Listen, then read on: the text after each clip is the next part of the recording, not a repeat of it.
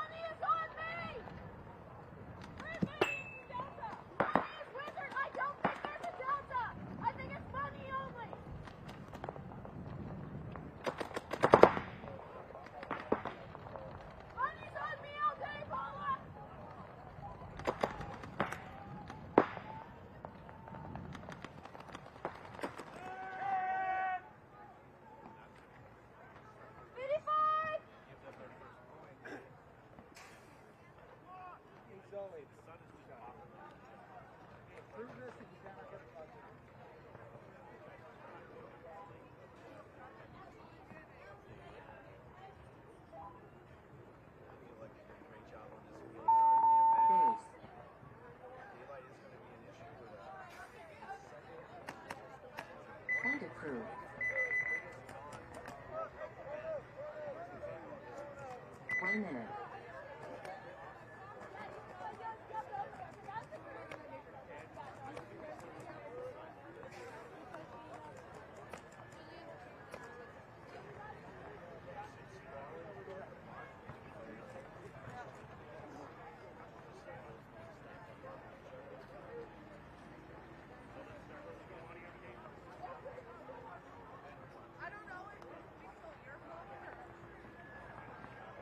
30 seconds.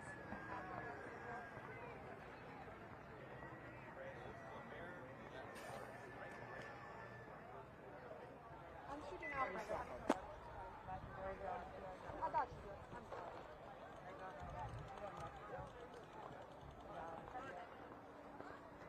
10 seconds.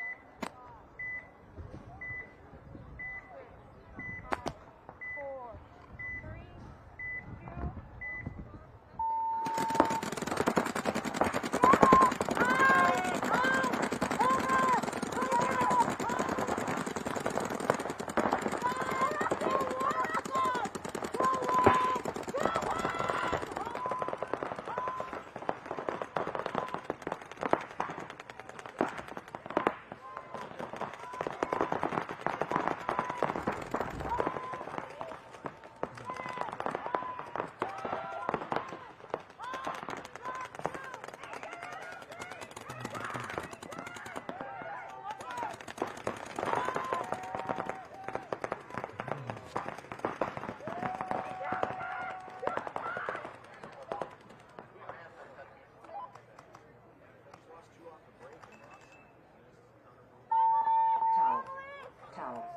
Towel.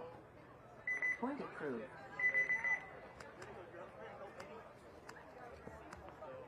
1 minute.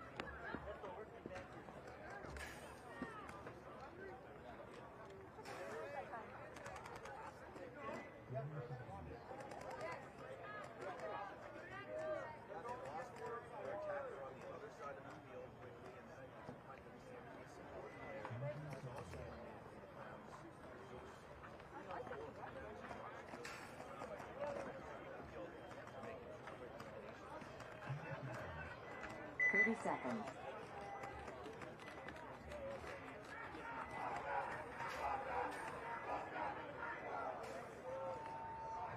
20 seconds.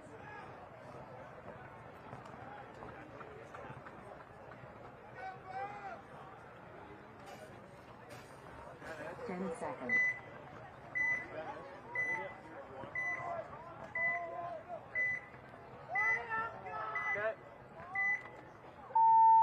20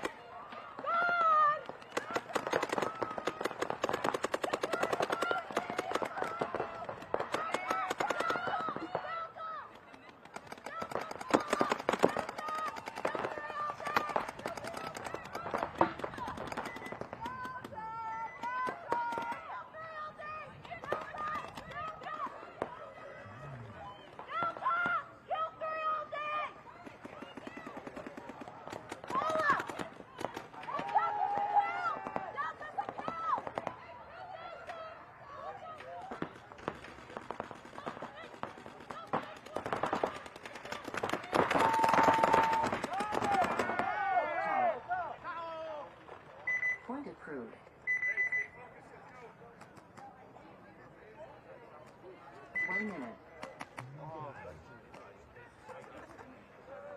Where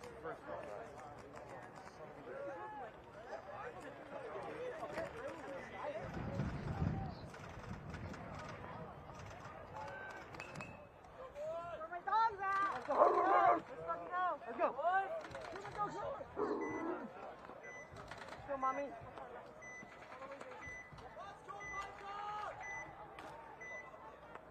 30 seconds.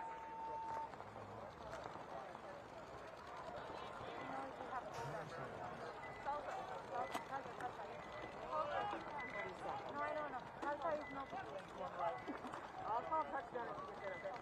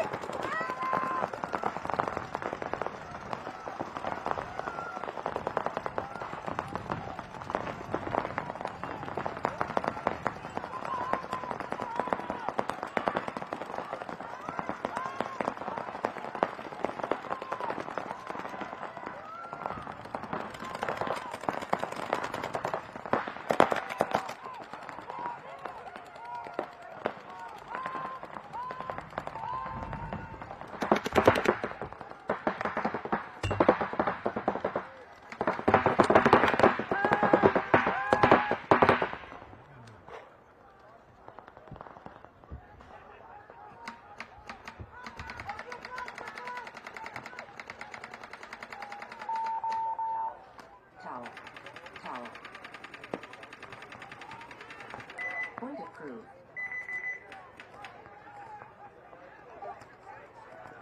1 minute.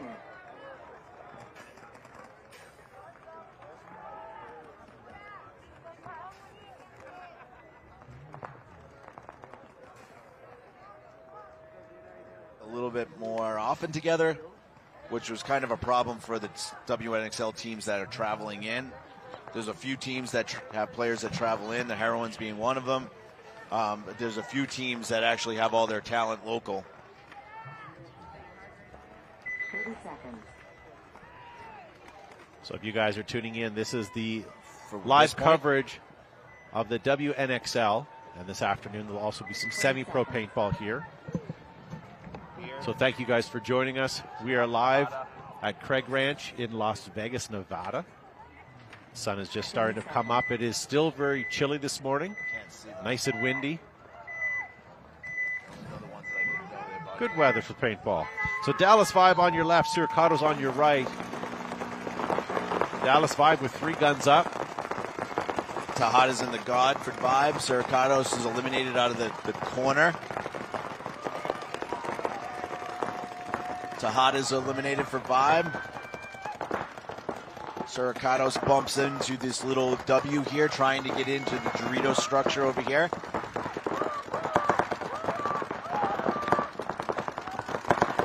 So 4 Vibe left, 3 across the home row and 1 up the center at the first brick. There's 4 Siricatos as well. They have both Aztecs on both sides of the field, as well as both little W's for Siricatos. Vibe is up 2-0 right now in this match. And lots of paint in the air. Everybody's shooting their guns. We have a little bit of a move up here. We have Vibe moving to the Doritos, but then losing their snake side player. So we're down to 3. 3 on 4 for Vibe. Siricatos still kind of in the pocket.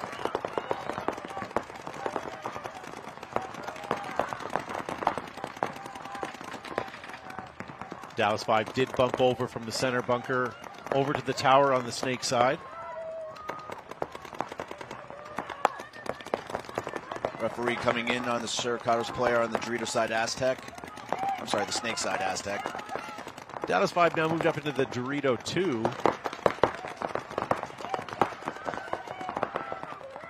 Dallas may be down on bodies, but they're not slowing down. Suricatos, have they made any bumps? No, they're still in those 4 bunkers. Yeah. There's a bump to be made right here on this side of the field. Suricatos player could come into this beam here and crawl up to the big. Suricatos lose the Doritos side support player. So now it is a 3-on-3. Yeah, they lost their opportunity there. They should have got in if they could have.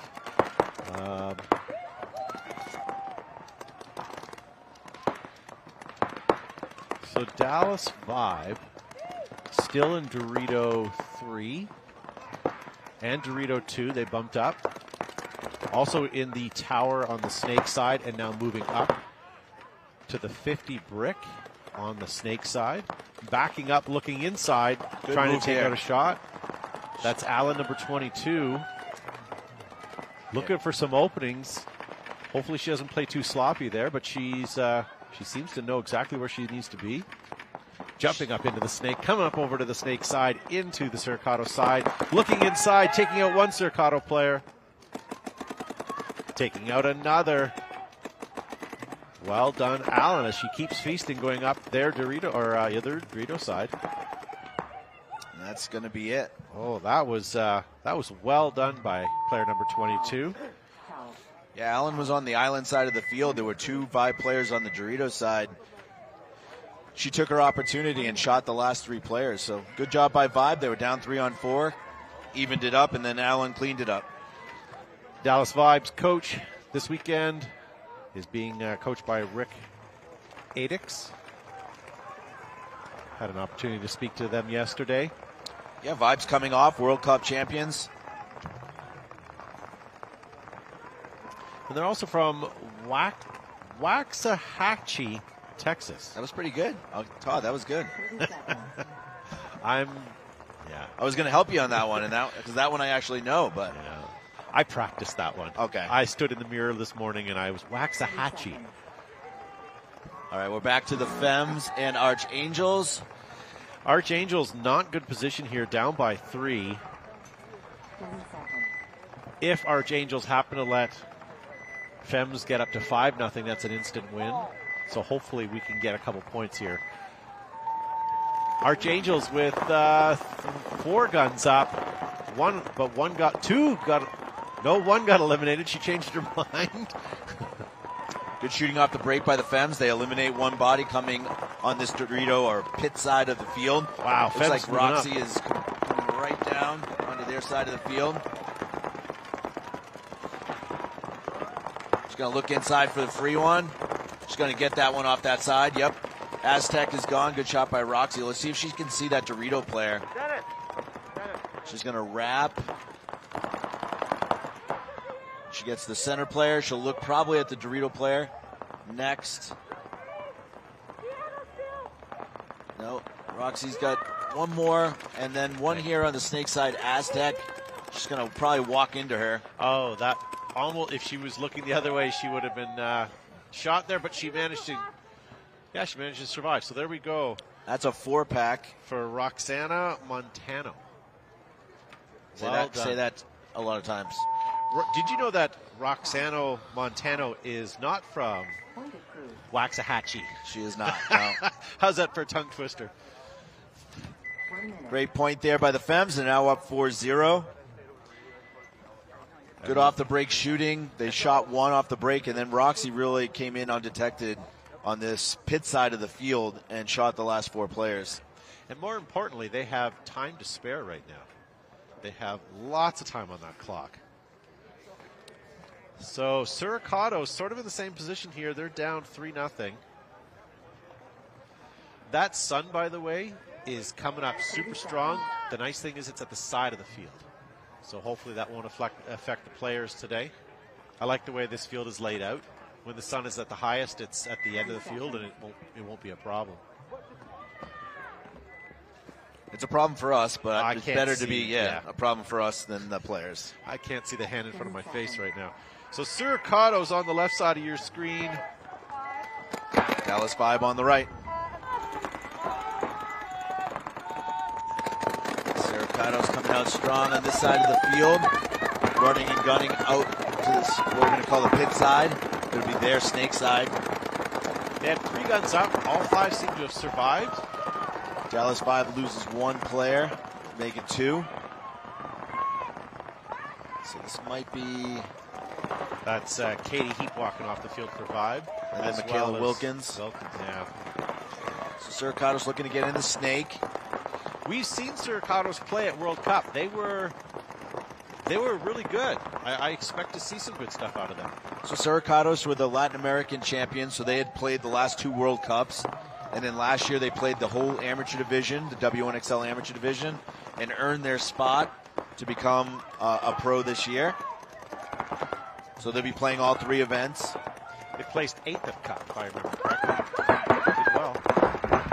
Okay, so here comes Siricatos. They're all the way up into the other side, the Dallas Vibe snake side. And she shoots one. Look at this. This is their point. Keep it going, Siricatos. 1 Dallas Vibe player left. Everybody's looking into the sun. That's JC coming out now. I'm sorry, that's Allen coming out now.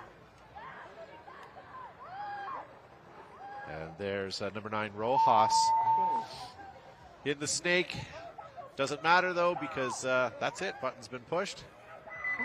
Point approved. Good. So 3-1 now for Dallas over Siricatos. Nice to see Siricatos getting a point on the board.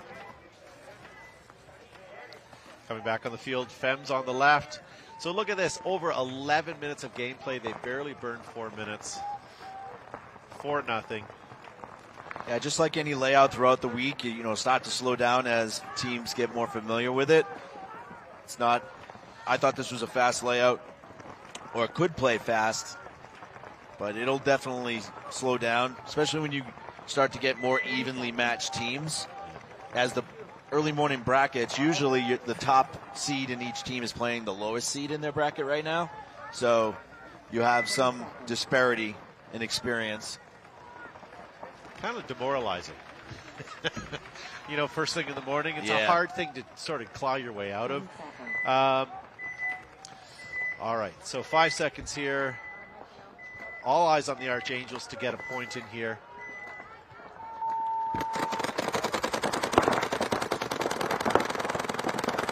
Andrea Martinez taking the 50 right off the break here. She's coming on their side of the field.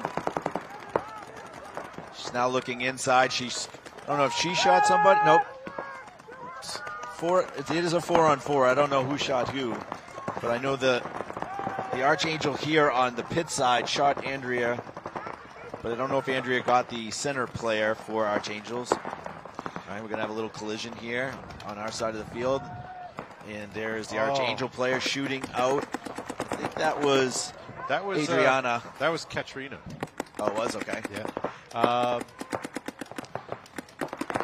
Unfortunately, she got where she needed to be, had a quick head check, and got sniped. Time! I don't know who conceded. Nobody did. I heard base. Oh. So maybe the Fems came on the other side and we couldn't even see it. I apologize at home. We literally can't see the Siricatos home right now. The sun is in our eyes, so we missed that. I apologize at home on Anthony's behalf. Yeah. For missing that. For sure. It's my side. I agree. It looks like Collar or Roxy might have hit the buzzer. So that's going to be the end of that game. That's a 5-0 Fems over Archangels.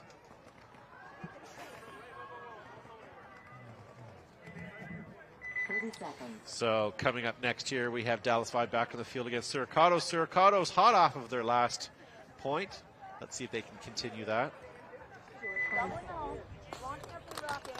So we're now in X-Ball with just Vibe and Siricatos.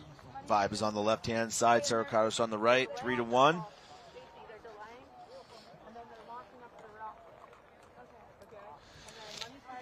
I want to thank our field sponsor here. You see the Lone Wolf Paintball. So they are the premier field sponsor. This will be their field all year long. And lots going on this weekend. Not only do we have the first event of the NXL Las Vegas here, but we have the Summit Awards on Sunday night. as well as the Summit Trade Show and Industry Conference that's happening Monday, Tuesday, and Wednesday. So if you're in the industry, part of the industry, or think you are, get yourself registered and come down and check that out. There's tech classes, courses for both field and store owners, as well as an opportunity to talk to all of your dealer reps. Yeah, another exciting thing for this season in the WNXL is the stats. Laurie Miller right now from the Heroines is out here helping out and making sure all the stats are being plugged in for these sets. And you can go to Major League Paintball and under stats, and you'll be able to see which players are playing the points, their win percentage, and a lot of other cool things. So head over to Major League Paintball, check out those stats. We may be able to play along at home with our stats as the day goes on. They're working on getting us some of that. That won't be till later today, but we're working on it. All right, so we're just having a bit of a clock stoppage right now. Which is fine. We're way ahead of time. Yeah. Well, the Femmes have certainly contributed. Yeah. Yeah.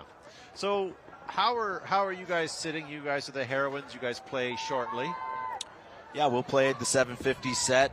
Our first match is against Suricado, so we just saw them out here right now playing Vibe. 10 teams in the WNXL this year, so we have expanded from 6 the first year to 8 the second year, 10 this year. Trying to bolster up our amateur division as well. So there's 4 to 6 amateur teams playing in the WNXL right now as well. So all you female players out there looking to play, there are amateur divisions as well at every one of the 5 events that the Major League Paintball will be hosting this year. Yeah, and it's nice that they're actually having some stats as well. This will be like, this whole thing is turning out to be quite something. Yeah, both the WNXL Pro as well as the Men's Pro will be having their first place winners be given their trophies and medals actually at the Summit Awards. So that'll be kind of cool too, right, Todd? Yeah, absolutely. Absolutely. Yeah, I'm curious to see how the Summit Awards go over. I see where it's being held. I walked past it this morning and it looks pretty fancy. Fancier than I deserve. You know what I mean? But I think it's going to be pretty cool. Yeah, we came in early and we stayed Monday and Tuesday at the Sahara. We checked it out as well. You get your cool little wristband yet? I did. All right. I did. So I was told that over 400 tickets have already been sold. Wow. And that's not counting all the free tickets for nominees and other players. So they're expecting just shy of 1,000 people with dealers and everything at this summit. That could be one of the biggest parties, definitely in a long time. I don't know back in the day when Huntington Beach and other events throw big parties, but yeah, it's going to be a good event. I remember the IAO used to have fairly large parties in the Sheridan area. Yep. Yeah. You went to those events? I did, yep. So this hotel was in like it was cylindrical and it was hollow on the inside, so all the rooms on the inside of the hotel could see down into the atrium. Mm-hmm. And in that atrium there was a bar. And everybody from players to industry guys were there having drinks and chatting. It was a great atmosphere. So we're looking forward to the summit. Vibes on the left, Archangel's on, Suricado's on the right. Tejada looks to take the snake right up the break, but Suricado's matched that. Vibe losing a body. Suricado's losing 2, Todd. Okay, now Vibe is already up to the 50 and past, but got eliminated. 3-on-3 right now. Suricados needs this point. Suricados also moving up the center right now. I don't know if this is Lady right here in front of me. They just keyed up another Vibe player. Suricados on the offense here. Not a lot of time in this match, only 4 minutes. So they do need to get a couple of points in under a few minutes here. So that's Bianca right here, actually right in front of me doing damage. She took Tejada out and one other Vibe player so far. Now she's getting down on her belly, trying to get onto Vibe's side of the field. Trying to see, I think Vibe has a Dorito 2 player. They have Dorito 2 for sure, and that's all I can see right now. I've got to be honest. The sun is in my eyes. I am looking across the field the best I can. But I want to say that's the last Vibe player. I think they think there's a home.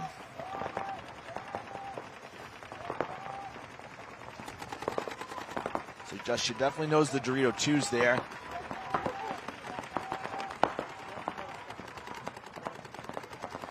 Yeah, and Dallas, even though they're down to their last body, they want to kill the clock here if that's the case. If they're going to lose Still a this. decent amount of time. Oh, Siricatos lose a player. Now the Vibe player is trying to turn the field on Bianca right now. She's on her knees or belly here, and oh, look! I found another Dallas Vibe player in the small tower there. Oh, Bianca's gun's down as well. Vibe's just going to come and leave her on the field and hit the button. And that's it.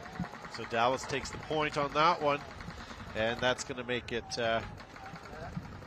4-1 for Vibe. With 3 minutes left on that clock. Yeah, if Siricatos could have pulled that off and made it a 1-point game, that would have been plenty of time. But now with a 3-point deficit, it really isn't enough time. Yeah. Good job by Vibe. Ben, don't break. We're on X-Ball time right now because the other game in the split deck is done. So Femmes did beat Archangels in the first part of this set. 5-0.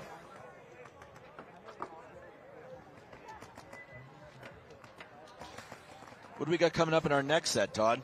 I knew you were going to ask that question. Well, let's have a quick look. So on this field, we're playing on the Lone Wolf field. It's the New Jersey High Rollers taking on the San Francisco Sirens, and Northern Lights versus Tiki's Ohana. And then after that, we have Cheetahs versus St. Louis Archangels, and Siricatos taking on a Schlub team. Super Slubs. The Heroines. So stay tuned for that. We have, as I say, we're going to have the Professional Women's League here all day today until 10:35, at which time we have Shut Up We're Trying in Midwest Saints, Casey Missouri All-Stars, and the Outlaw AP Factory. These are just a few of the semi-pro teams we're going to see through the field today. So you guys have chosen to join us for the right day today. Lots of great paintball. 30 seconds. Looks like Vibe's coming back out. We got Karina, Michaela. Oh, it looks like a timeout by Siricatos. I thought for sure Siricatos was going to have that point. The way it started off, they were pretty strong, and then Dallas just kind of picked them apart. You know, for sure. Bianca was in a good spot.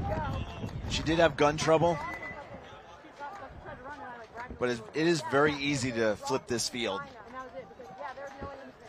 Siricatos on the left side. They're running down here now after taking a timeout. Vibes in the box already. Lots of paint on them. Holy cow. Okay.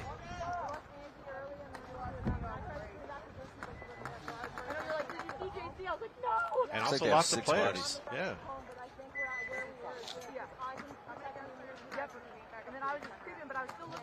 That timeout must have not done them well. All right, 20 seconds here, ladies and gentlemen. So Siricatos down by 3 points against Dallas Vibe, 3 minutes, which means they need to average at least 1 point a minute here.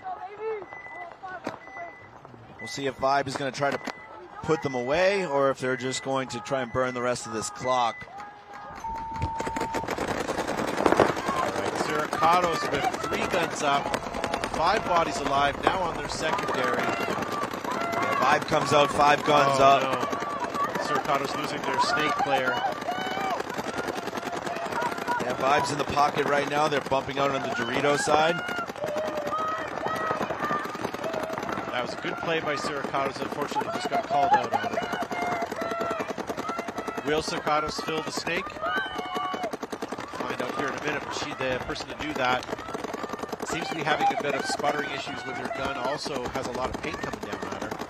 Siricatos does now go up the middle here to the 30-yard. So I still have 4 Siricatos alive. How are we doing over on the other side? Vibe has all 5 alive. Okay. Vibe not only has 5 alive, but they also have all the time in the world here. Suricato's being taken out. That was their middle player. So now they're down to 3 bodies, but they do fill into Dorito 3 on the other side of the field. Kayla Wilkins is right here, turning the field, trying to get down the field. Yeah. She shoots out another player. She's Well going to done. try to go in for point differential here. Let's see if she just lets them. Well, she's going to hit the button here, so we're going to get another point. So that's going to make it 5-1 for Dallas Vibe. Still being checked, but she's marked good. So there we are.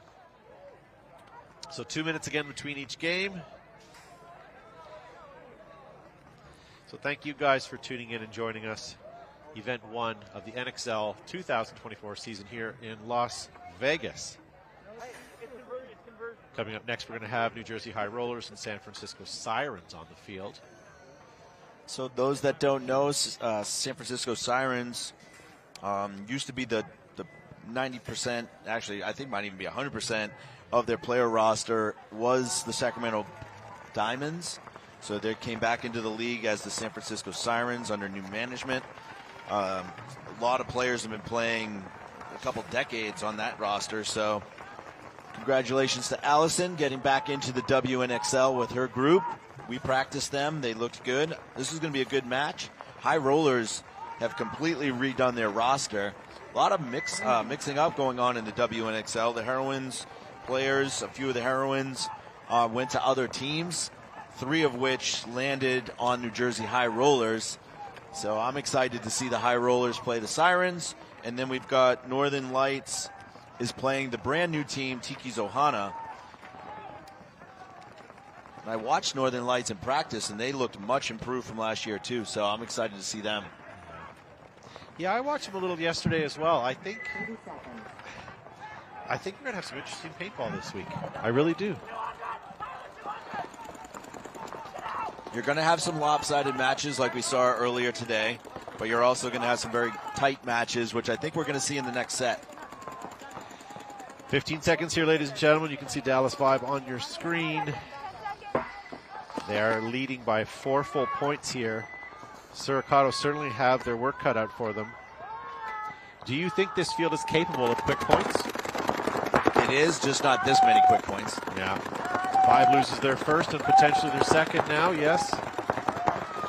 Suricato's laning skills seem to be on point today, but it's once the game gets going. There is some very hard bunkers to get to on this field, and we've noticed from both sets that teams can take players off the break. Suricatos is pushing down here. They need to really get down on Vibe's side of the field. Vibe is very good at holding when they need to. The clock is ticking here. We're down under the last minute now. Suricato's on their feet at both 50s here. Point differential does matter, Todd, so Suricatos would like to score one more point here. And we lose another Dallas Vibe player. That's going to take it down to the last 2. We've still got over 30 seconds, so Suricatos should be able to score a point here if they're just mindful of the clock. 1 Vibe player left on this side's snake corner. She's doing a great job. It might be JC. 22 seconds. Wow. Not only defending, but taking out players still. Oh, and getting eliminated. We'll see if they have enough whereabouts to actually push this button. What do you got? Close to 10 seconds? 7, 6. You gotta hit it. All right, she does hit it.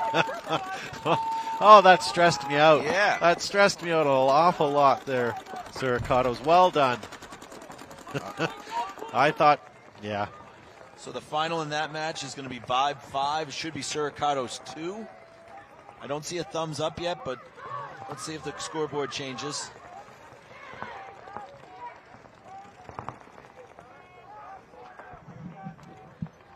Looks like the judges are talking about it. It was within They definitely had enough time to do it. It's just whether or not she was clean. Yeah. It doesn't look like it changed. And to be honest with you, it looked like she was probably off by a second. But we'll check in. We're going to be going to our next set here. Is the first point rollers and sirens? That's right. All right. Yeah. And high rollers will be on the left side. So New Jersey High Rollers, they finished 6th last year. They're from Shamogue, New Jersey. Coach Brendan Chester, if you guys are keeping track at home. And San Francisco Sirens is a new name this year, as we talked about. They're out of Extreme Sports Fairfield, California. Coach Brian Benini. Obviously, people should know his name. He is a well-known ex-Ironman as well as the founder of Push Paintball. I enjoy Push. I like their goggles, that's for sure. 4 minutes.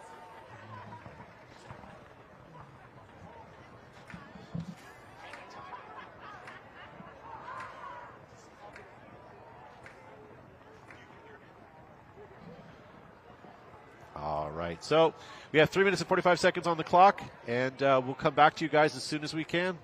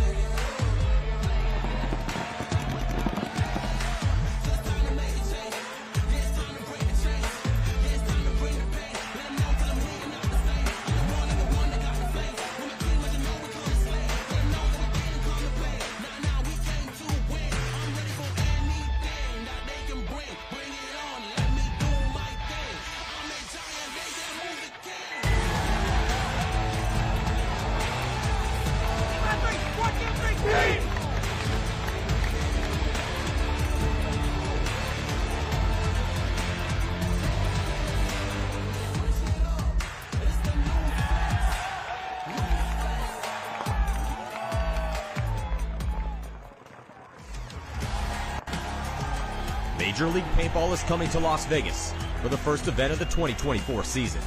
At its heart, the game of paintball is simple. Shoot your opponents before you get shot, and then march down the field to victory. In the Major League Paintball Pro format, each team employs 5 players at a time, and they have a buzzer on their side to protect. Hit the opponent's buzzer, win the point. En route to the buzzer, both teams will be locked in gunfights, utilizing diverse strategies while moving up a field full of bunkers, fighting to get into critical positions.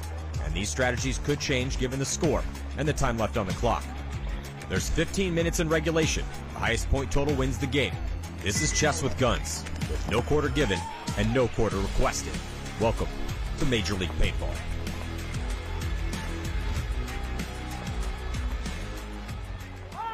The Tauntauns came out swinging in their match against the favored San Diego Dynasty at this year's NXL World Cup. And while the battle was back and forth the entire series, Dynasty ultimately came out on top in their decisive victory in overtime. With the series being so back and forth, I thought it would be a good idea to look at each point and see what lessons can be learned that we can apply to our own gameplay. Let's take a look.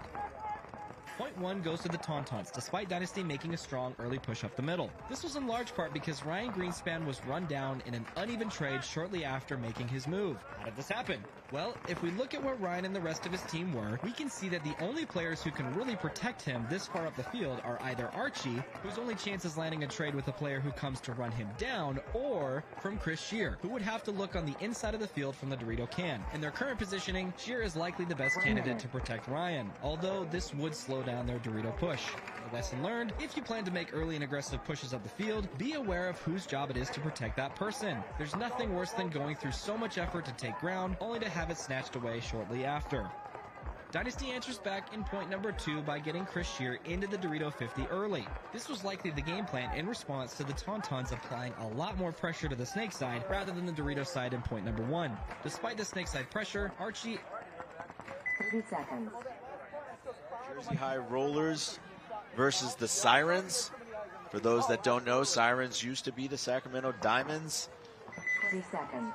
Sirens is actually their name before the Diamonds, so they're coming back to their original name. There's a lot of players out here that have been playing very long time. So very experienced Sirens team against New Jersey High Rollers. So old school.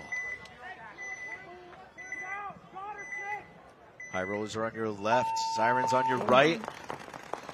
All right, 3 guns up for Sirens, for the High Rollers. Looks like Sobe Glass, I believe, is in the center for High Rollers. Ali Belmores is over on this side. Snake side in that little temple. We lose our first High Roller. A little bit of a conservative breakout here. Conservative really from both sides. Well, the sides we can see, let's put it that way. Yeah. On that far snake side for Sirens, I don't think they got in off the break. We did play the Sirens in practice, and they were pushing that side, but Sirens right now are coming up on this pit side of the field. So High Rollers here did make their secondary. They're into the Dorito before the snake. Looking like they're trying to get into the snake. Tell by her body language she's trying to clear her tape. Right now we still have home, and we lose another body. So now we're down to 3 for the High Rollers, and I hear you've lost a player as well. It's a 3-on-4 right now. High Rollers have, I believe that's Sobe Glass still alive in the center. 3-on-2 now. I lost my Dorito side. So now I just have home, which is getting called out. And I'm left with my last High Roller player. She is in the Dorito insert to the snake. That's player number 4. Yeah, it's Paige Vassar. Yep. You got Audrey here in the center. And then we have I don't know if this scout coming through the center right now. There we go. That's the last player eliminated. Good job there by the Sirens. Towel being called. Allison Cook was on this side of the field as well. Sirens take the first point in that match. I think this is going to be a very close match. These teams are very close, skill level and experience. Well, the High Rollers finished 6th last year, so they're not, they're not a scrub team. No, and like I said, they made some very good pickups during the offseason. Unfortunately, one of their real good pickups, Veda, who will be commentating with you next, came from Destiny, and she broke her hand on Sunday, the last day of practice. So she won't be able to play this event. Yeah. Why'd she do that? She was, I don't know, she was going out of her way to try and be good. All right, we got the Northern Lights on your side of the field, Todd, and then we've got Tiki's Ohana, the newest WNXL team. So timeout being called. So Northern Lights coach Cody Atfield, and they placed 7th overall last year. And Tiki Ohana's Ricky Smith. Ricky Smith, yep. Ricky Smith. Spelled with an IE though, so you have to put an emphasis on the IE, I'm told. Sorry. Yes, okay. He's very adamant that we pronounce it correctly. And they're out of Tiki's Paintball Park in Seffner. A lot of talent for the WNXL does come out of the state of Florida. It's in the water. Yeah. We do have some fellow Canadians down here in the league. We have at least 3 or 4, if not more, actually, because Northern Lights. Actually, the Northern Lights, everybody on the team but one seems to be American. Canadian, you mean? Sorry, yes, you're right. I'm trying to read as I'm doing this. And unfortunately, we're not playing Heather Brown today, number 69. She is harboring a new teammate. So she's off until World Cup. She's here in support, though. She is. All right, so here we go. Big bites by Northern Lights. All the way up into their Snake Knuckle 2, but a minor penalty being called on their home row. Kate looks inside right now. She's going to get a couple free ones. She does. Kate watched her in practice, and she's doing exactly what she did in practice here, being uber aggressive and onto their side of the field. She's got to be careful here. These shadows are also very long in the field, and it's quite easy to see when an attacker comes down that field. So Kate's already taken out 2. There's 3. Well done, Kate.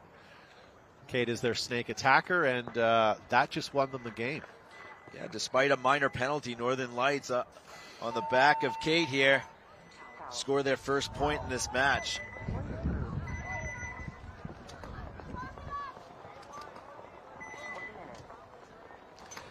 All right. So coming back on the field, we've got the Sirens and High Rollers. That was a great point. Let's not skip over that.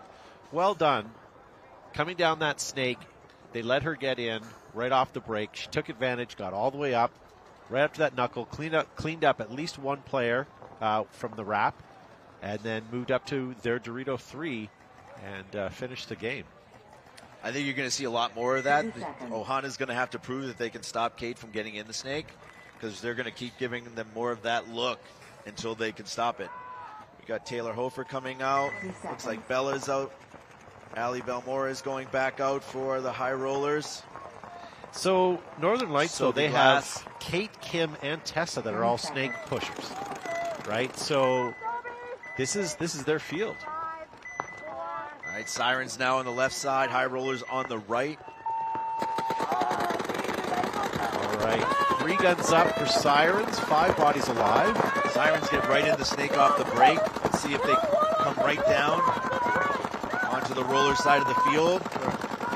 Sirens do lose one player off the Dorito side, though, so good shooting off the break by High Rollers. Sirens lose a body as well, but they're inside the snake too, looking inside across field.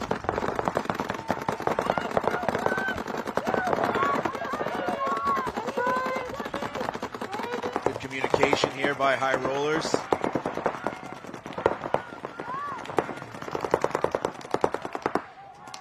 We lose another Sirens player, and that was from the Dorito side of the field. So we're left with 3 right now, but we have great field position on this side of the field. But if the High Rollers start pushing the Dorito side. Yeah, the High Rollers just got into their snake too, so that's going to be problematic. Yeah. And it's going to be really hard to live in this tall tower. I don't know if I like that position for the Sirens right now. She's gonna either have to bust out to that snakes or the tape side. This is Adriana right here, shooting cross. Sophie Glass moves up to the center. So we lose another Sirens player. We're down to 2, unfortunately. Yeah, she's gonna get bunkered in a second here. And she's the last. This is a towel call. There comes number 14 clearing up the field. And that was a well-fought point. I thought that was going to go the other way. Sirens had a survivability problem. If they didn't, it would have been a much closer point. They just needed to give Adriana a little extra time over here on this snake side to either turn guns or actually make some eliminations, but the Sirens had a hard time surviving on the other side of the field, the non-pit side, their Dorito side. So welcome all, if you guys are just tuning in. This is event 1 of the NXL. We are live at you from Las Vegas, Nevada. Beautiful day. Craig Ranch. And yeah, my name is Todd Ansich from Behind the Bunker Paintball Podcast. I also have Anthony Vitale from Boston Paintball. 30 seconds. So thank you guys for tuning in. We're going to be here all weekend with both not only Professional Women's League, but we'll also have the semi-pro. Got a lot of great action happening. For those that are in and around the park and you're going to be here for the duration, your flight is already booked and you're here until Monday, please check out the Summit Player Party on Sunday night. It's going to be a really good time. Come support it. It's only $15. $15 tickets. Major League Paintball. You can buy them at the venue or online. Anthony bought a new suit, so you got to come and see it. It is club attire. And I did have to buy a new suit. You know, I gained a little bit of weight, Todd. Not going to lie. Getting older. Oh, look at this. Tiki's Ohana all the way up past the 50 in their snake, but losing 2 bodies in their back row. Well done. Tiki's Ohana getting the jump on the Northern Lights player. Oh, penalty coming. The refs are asking for one. This is going to be the one if the refs are paying attention right here. There we go. And she got eliminated. They were really slow on that penalty pull. Yeah. But it didn't change the outcome of the game, fortunately. I hope they don't say she was shot and they never pulled it, and then Northern Lights will have to start down one. I think that's what we're talking about right now. I would make that an even.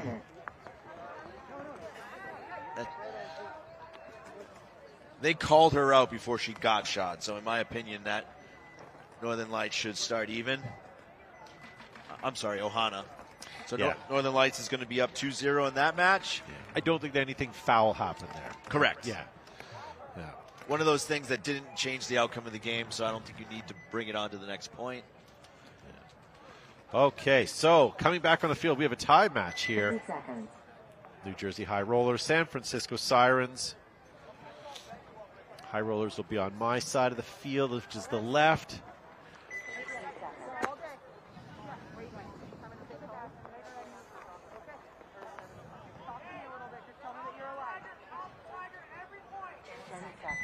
All right, 10 seconds here. You guys put them yesterday after practice. I don't know either. All right, 4 guns up for High Rollers, losing 1, which was their snake side. All made it to their prime. Yeah, so we're in our secondaries now for High Rollers. Nice move. Sirens losing a body. We're at least a 4-on-4 right now.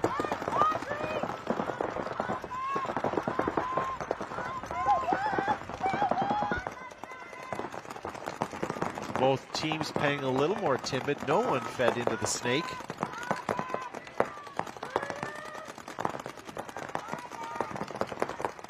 The sun is coming up strong. The shadows are long on the field. And it's really hard to see cross field. But I don't believe it's affecting the players, only us on the sidelines.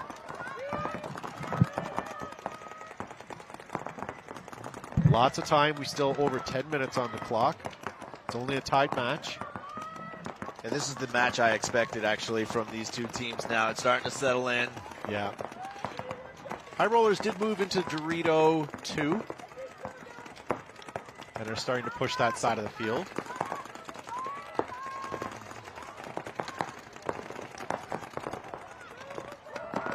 Lots of paint going downfield. Good communication, I would say, for the High Rollers. I can hear what's happening out there through their voices. And they did make their bump out from home and now getting into the snake. Sobe Glass here moving down the pit side here into what was the God. Getting very aggressive. Sobe's a really good gunfighter. And she was with the Heroines last year? Correct. All right, nice move here. Yep. So not only did she move, but Heroines, or the High Rollers player, moved up into Dorito 3. Sobe communicating. And as well as the Rollers moved out to give support to Sobe in the snake here. One of the Sirens is walking off. I don't know if a High Roller is as well in that corner. We're down to certainly down to 3 High Rollers, I'm sorry. Yeah, I think it's a 3-on-2 right now. I'm trying to see where if there's another Siren in the snake. So High Rollers are in at the 50 on the opposite side of the field, snake, on your side of the snake, as well as we're now up to the 50. High Rollers putting himself in great position here right now. So we're trying to win this gunfight with the Dorito side Aztec. I think that's Paige Vassar that's going up the center of the field for the High Rollers.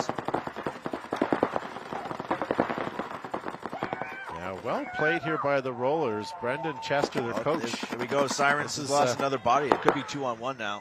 This is working for them. It's a 3-on-1. I can see maybe Taylor Hofer on the other side, 50. And that's going to be it. Looks like, towel being called. And High Rollers are going to take that 3 bodies to none with the towel call. 1 minute. Good point there by Sobe Glass and Taylor Hofer. 2 ex-Team USA women's players right there on the High Rollers. Well done. So coming back on the field, Northern Lights and Tiki's Ohana. We haven't seen a point from Tiki yet. Maybe this will be the point. And we still have lots of time. Like, we've only burned a minute and a half so far, so these have been some quick points. Yeah, Ohana was on the right direction there, matching Northern Lights over here on the Snake. Survivability's been a problem, so if they can get 5 alive off the box, then I think there's a good chance that Ohana can contend with Northern Lights, but let's see if they can keep Kate out of the Snake. That's going to be the issue for them. If Kate gets down in here quickly, it's going to be very, very difficult for Ohana. Yeah, Northern Lights have a lot of Snake attackers, and this that worked for them the first. Yeah, here we go, right into the Dorito, right into, hopefully going right into the Snake. 5 bodies alive for Northern Lights, and most of them have made their secondaries as well. I don't see anybody walking off the field for Ohana. Ohana's doing good. They survived the breakout, but now they got to deal with Kate here in Snake 2. Yeah, and she also has protection behind her they filled in. Great bumps by Northern Lights. Ohana does lose a body out of this pit side Aztec. See if they can fill outside wide here.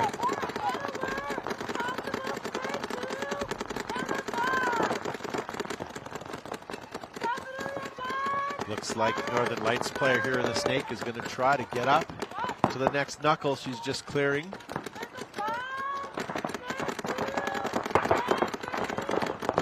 Northern Lights playing it a little slower than they did in their first 2 points, which is probably the best thing to do now that you're up 2-0.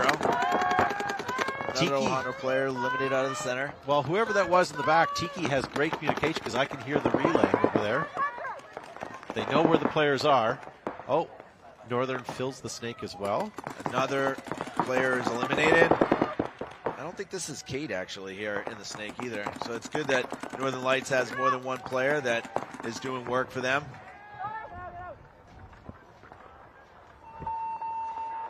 Yeah, that's Snake player Kazing. Point approved.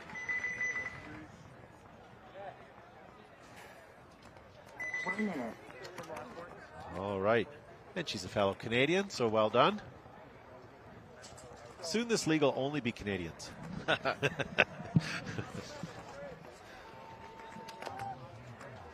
All right, so well done for Northern Lights on that one.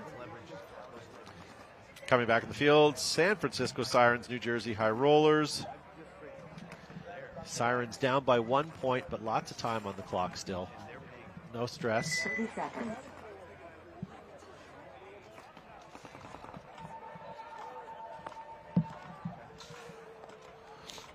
Let's see what Coach Brian Benini's going to do for the Sirens. See if they can get this next point pulled out.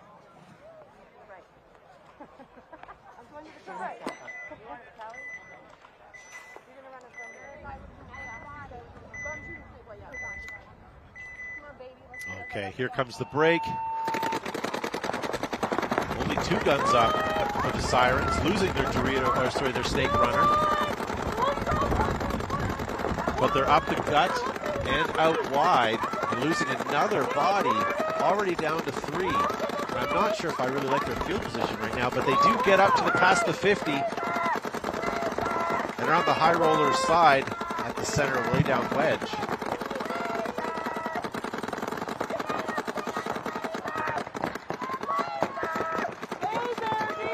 See any High Rollers walking off the field. It looks like there's still 5 bodies up, so we may have a 5-on-3 right now.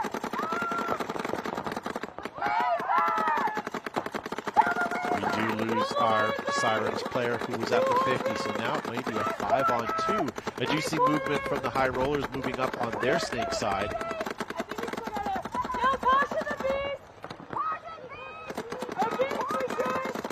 Sirens in the Snake corner right now. And the other Siren player just got eliminated out of Dorito 2. So we're now to a 4-on-1 or a 3-on-1 potentially. It's hard to see, Anthony. I don't know how many people are on your side of the field. It's I only saw one walk off for sure. Yeah, I think there was more than that. Towel being called by Brian. Well done. So High Rollers take a 2-point lead or a 3? 2 point. 2 point.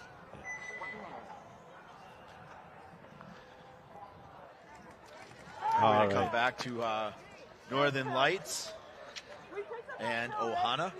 Yes, sir.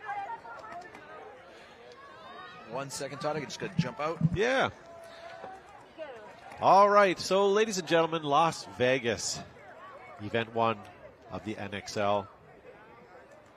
I'll tell you, it has been a week down here. 30 seconds. Due to the time change difference for a lot of players and the weather, there's a bit of an acclimation that's happening here. 20 seconds. As well as the ringing of the slot machines in my ear and all of the neon. I seem to be having a tan. But thank you guys for tuning in. We have lots of great play today. Right now we have Tiki's Ohana taking on Northern Lights. Okay, only 2 guns up here for Tiki's. 5 bodies alive. Northern Lights have at least 1 body walking off the field. That was from the home row.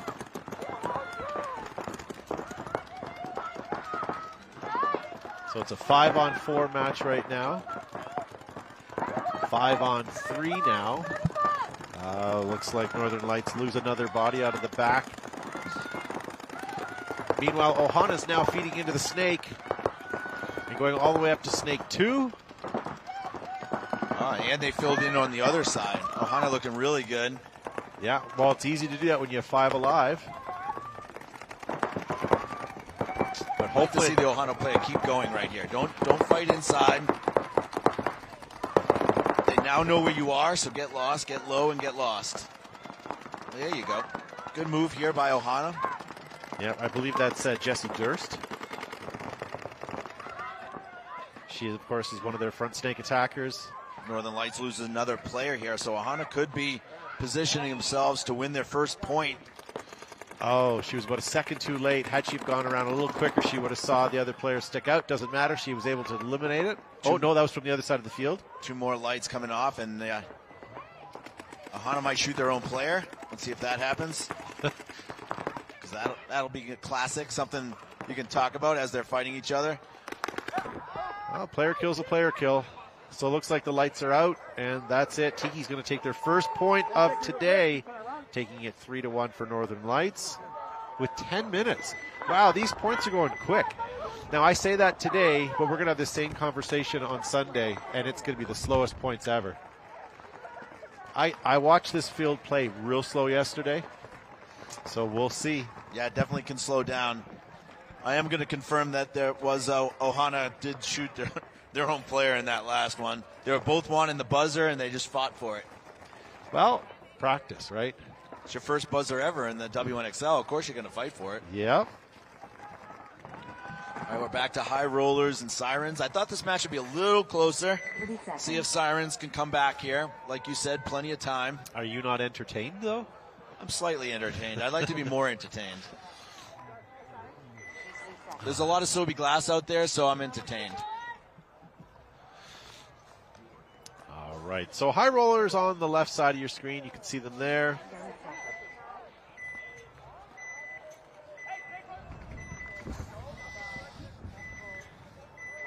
There's your Sirens.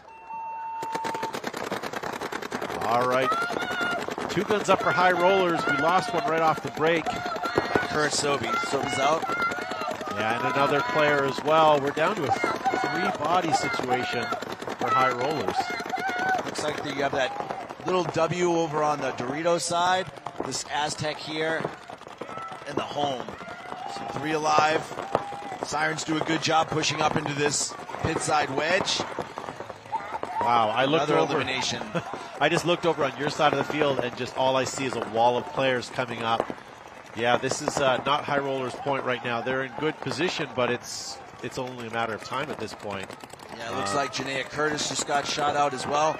Another ex-heroine for the High Rollers. So a 5-on-2 for Sirens right now. Trying to make this a 1-point match. High Rollers just crossed up at home, just doing the best they can to lock it down. But your Sirens are coming up the field. They're spreading out. Oh, they managed to take out the Sirens out of the snake. So it's a 4-on-2 now.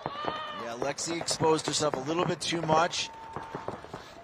Sirens hopefully not going to get too sloppy here. They have 2 players in the center. I believe that's Audrey. And I can't see if that's Allison or if it's... It's either Allison. Actually, it is Allison or Alex Delmar. No, All I can see is the 8. Alex Delmar is on rollers. See, they're coming in sloppy. Sirens coming in one at a time. They do make an elimination, though. Ali Balmores is the only one left. And she's going to take it. So good job there by the Sirens. I think that's Audrey coming in for the buzzer. Making this a 1-point game. She's clean. Which we get the thumbs up, so 3-2 right now. With just under 5 minutes on that clock. Still lots of time. All right, back in the field, Northern Lights taking on Tiki's Ohana. 10 minutes on their clock still. Wow, those were fast points. They got 4 in under 5 minutes. It can be done. Well, it would not hurt my feelings to be ahead of schedule all weekend. Makes life simpler when we're ahead of schedule. Yeah, I looked out the window last night, and right before 6 o'clock, it was dark out. So you definitely have to have your games done around 5 o'clock here, which is why they started so early. Daylight savings doesn't kick in until on Sunday. Sunday morning. Oh, boy. Is it Sunday morning? Sunday morning. Oh, boy. It's 2 a.m. Saturday night. Yeah. I was just complaining when you were off air that, you know, there's a lot of time difference here for a lot of people that are here playing. 3 hours for most. Okay, so Northern Lights on the left side of your screen there. Nice run up. They are in Dorito 3 already, but they lose their snake push on the snake side.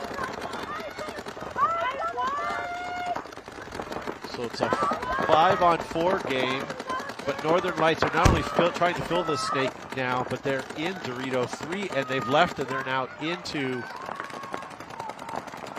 Ohana's snake side. Yeah, Ohana loses 2 players. So I think it's a 4-on-3 for Northern, but they lose their insert bunker. We lose our snake as well. So it's a 3-on-3. That was Tessa we just lost. Ohana has these snake side can. Snake side mini W, as well as the home, I believe, for Ohana. Yep, the home. Northern Lights have snake corner, but they also have Ohana snake side. Oh, they're in Dorito 3 still, sorry. I swore I saw her bump up, but maybe that was the ref moving for me. It's really difficult for us to see the opposite side of the field with the sun, so we apologize at home for you guys watching.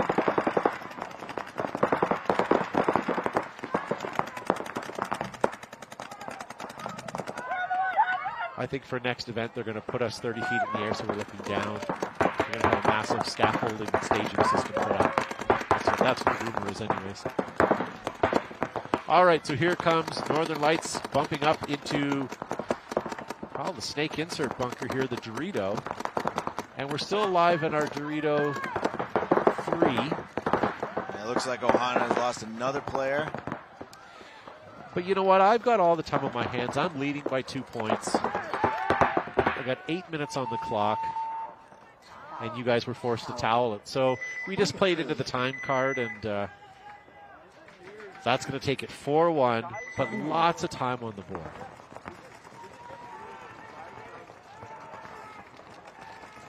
High Rollers will be on your right. Let's see what they put out. It looks like I see Bella coming out, Ali Balmores, Sobi, Taylor. Maybe Paige.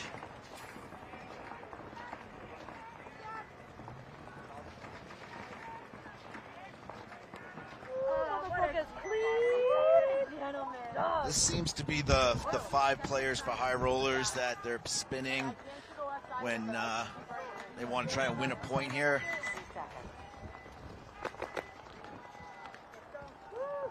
So, Sirens down by 1. Still lots of game. Yeah, this one's going to go to time. I knew this was going to be a tight match.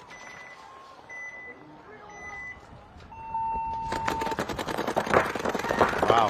4 guns up, and they made it to the Dorito 2, and now going straight up the gut. Well, it takes the walk for high rollers.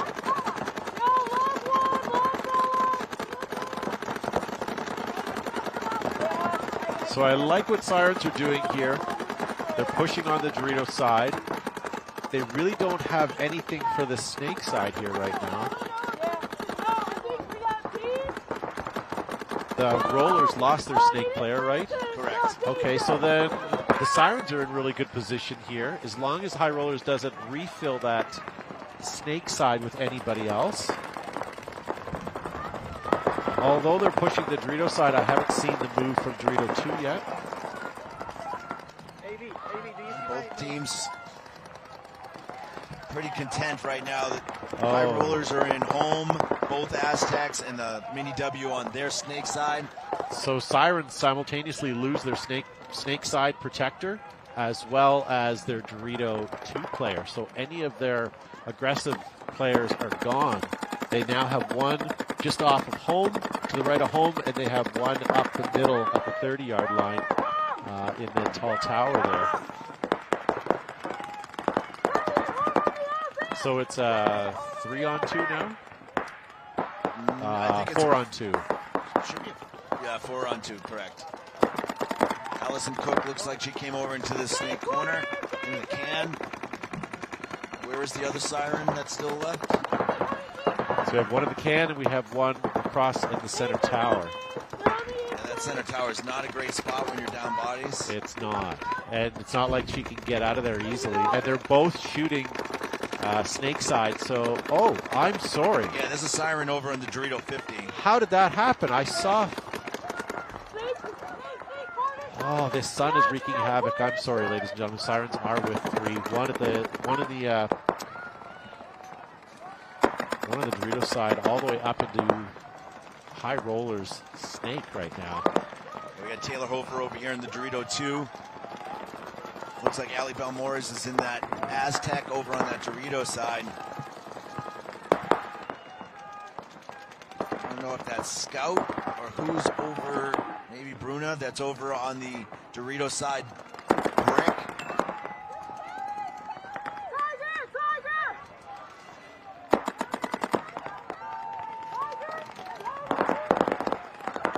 So, Sirens are down by 1. We're now under the 2-minute mark. They've got decent field position. There's not a huge urgency, but it'd be nice for them to get this point to at least tie it up. I'm sure that's what the Sirens are hoping to do and what the High Rollers are trying not to let happen. You've got 2 really good players, experienced. Again, Team USA players, and Ali Belmores over there, crossed up with Taylor Hofer. Trying to see where the third, was it Sobe Glass? Is she in home? Yep, Sobe's in the home. So you got 3 Team USA girls over here trying to hold off the Sirens. And they do eliminate Sirens player over on the 50. Yeah. Now it is a 3-on-2, and they're up in the match. So Sirens are going to have to make a decision here. Well, I almost suggest a towel because we're now at the minute mark. I wonder if Brian's going to call this as a, there we go, towel. So 4-2 lead now for High Rollers. That was the point they needed. 1 minute. Sobe, Taylor, and Ali holding it down. Wow. That was a bit of a nail biter there. That almost had like finals vibe. This match, or at least that set for sure, is holding up to the hype that I thought it would. All right, so Tiki's Ohana. They're trailing by 3 against the Northern Lights, 8 minutes on the clock. 30 seconds. So I got to wrap my head around the fact that we have lots of time still. No urgency. However, 3 points is going to be difficult. Yeah, I think for Ohana, you know, as a new team, this is their first match.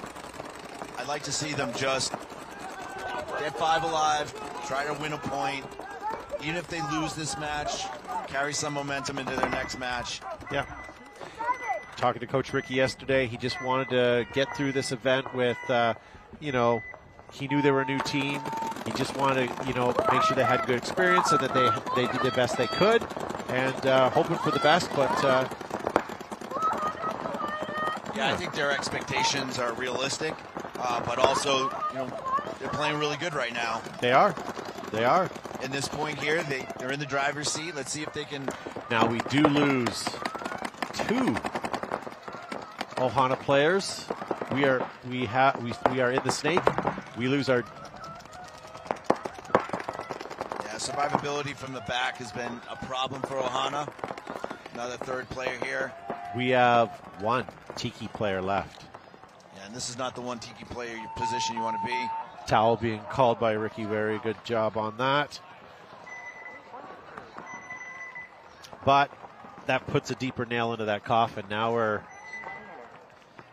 trying to protect his players. You know, their new team. 4-on-1 or 5-on-1 with your head down in the snake is no spot where you're going to actually come back and win the point. So he's just going to try and conserve time, conserve morale. Looks like we're having a little timeout here for some raking. This is just a formality here, really. Is it rake o'clock right now? It is. Okay. These refs, I said it before at World Cup, and I'll say it again. I really enjoy this ref crew, that ref here on the Premier Field, and I'm confident in them. Do you know what I mean? Like, not only are they making good calls, they're fair, they're keeping it clean, and yes, it's Thursday. That's the very first, you know, couple sets of split deck matches, and they're all spry. But wait till Sunday, you'll still see that they're exactly the same way. They weren't slumping, and World Cup is 4 days of ball, not 3. So the referees are just like any other team. If they can keep the same group together, they can get their communication down. They can get where their zones or where they need to pick up. So as the premier field and someone that helps try to coordinate this field, we do try to think about those things. Having a good crew and a crew that you can get back at every event allows that continuity to get some good reffing. Well, we're now down under 30 seconds here. All right, so looking at this game, San Francisco Sirens are down by 2 points and under a minute. So either a super, super quick point or maybe a quick point with a minor, or a major rather, would get them where they need to be. But again, it's all about the point spread right now for them. Yeah, I think they'll try to. If I was the Sirens, I'd be shooting back at the shooters, because you know high rollers are going to have 2 or 3 shooters. So he's in the center there. Looks like Janaea Curtis goes out to Dorito 2. Ali Balmores, I believe, is in that Aztec on this side. You guys are into the snake already, which is great. Sirens look like they lost one body up. Audrey's trying to take ground. Janaea Curtis, I think, makes the bump. Unless I know one roller she got eliminated. Yeah. Okay, we're under 30 seconds now. The Sirens are going to have to try and make some moves here if they're going to try and do anything. A 2-point spread and a loss is not terrible. Looks like Alex Delmar is bopping over here. If you're making any quick moves, make sure you do it clean, because if you get a major now, it's not good. Yeah. Alex came out and shoots one of the Sirens here.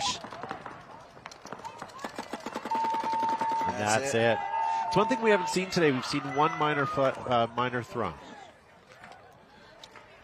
Will that change over the course of the weekend? Absolutely.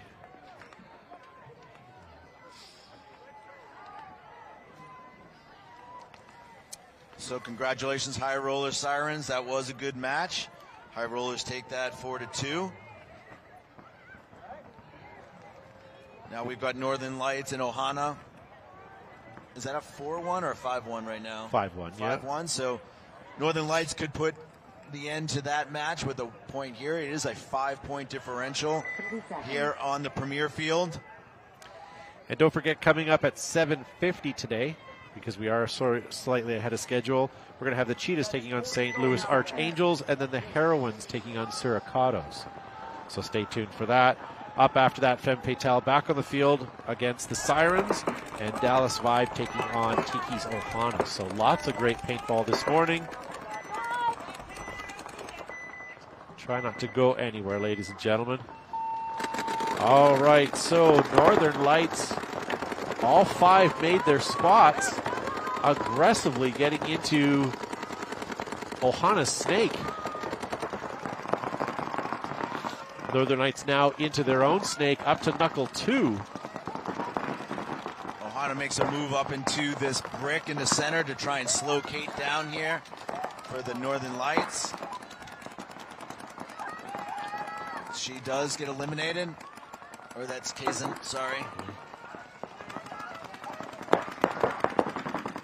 I asked her yesterday, and I believe she told me it was pronounced Kazing. Kazin? Zing. Zing. With a G sound on the end, yeah. Okay. So I hopefully that's correct. Okay, so we had a quick fill, though. Northern Lights lost their snake player, but was quickly filled. Yeah, and Ohana was not looking right here, didn't pick that up, so she's in there undetected right now. And that's Testa Osterhedge for Northern Lights in the snake. So I'm trying to watch this here. She is wrapping inside, looking at home. Good play right here by Tess. She kills the home. Goes on to their side of the field. Again, if Northern Lights wins this point, this match is over. They're up 5-1. Oh, another body dropping for Ohana. And that might be it. Yeah, it looks like Tess is going in to hang. Referee's going in right behind her. So that could be a mercy win for Northern Lights in their first match of 2024. Yeah, game finished, I'm hearing. Yes! Alrighty, Todd, I'm going to buzz out, get ready for my match, but you're going to be joined by Veda, who is with the High Rollers, formerly of Destiny. Very good. I'll watch for her. Alrighty. And thank you, Anthony. We'll see you back shortly. Yep. So, yeah, ladies and gentlemen, Northern Lights and Tiki's Ohana. One more game yet to go in this set of split deck matches. 6 minutes on the clock. Sorry, we just finished that match.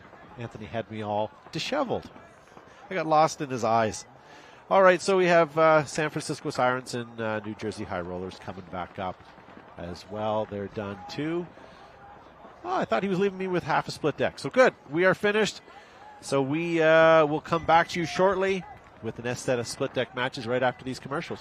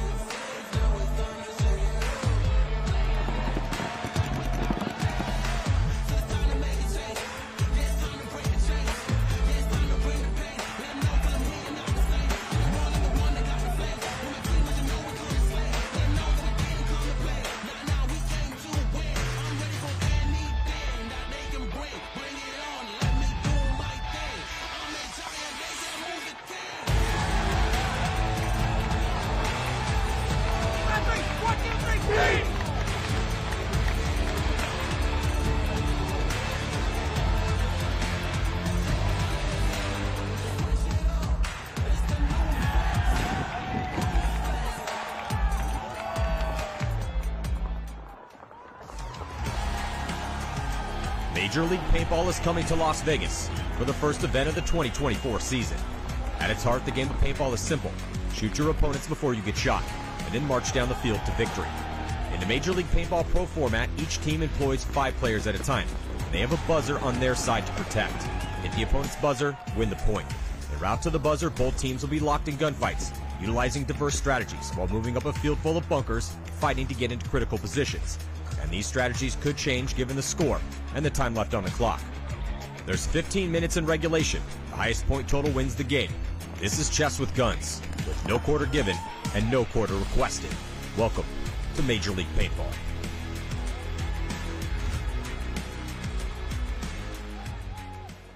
The Tauntauns came out swinging in their match against the favored San Diego Dynasty at this year's NXL World Cup. And while the battle was back and forth the entire series, Dynasty ultimately came out on top in their decisive victory in overtime. With the series being so back and forth, I thought it would be a good idea to look at each point and see what lessons can be learned that we can apply to our own gameplay. Let's take a look. Point 1 goes to the Tauntauns, despite Dynasty making a strong early push up the middle. This was in large part because Ryan Greenspan was run down in an uneven trade shortly after making his move. How did this happen? Well, if we look at where Ryan and the rest of his team were, we can see that the only players who can really protect him this far up the field are either Archie, whose only chance is landing a trade with a player who comes to run him down, or from Chris Shear, who would have to look on the inside of the field from the Dorito can. In their current positioning, Shear is likely the best candidate to protect Ryan, although this would slow down their Dorito push. The lesson learned: if you plan to make early and aggressive pushes up the field, be aware of whose job it is to protect that person. There's nothing worse than going through so much effort to take ground, only to have it snatched away shortly after.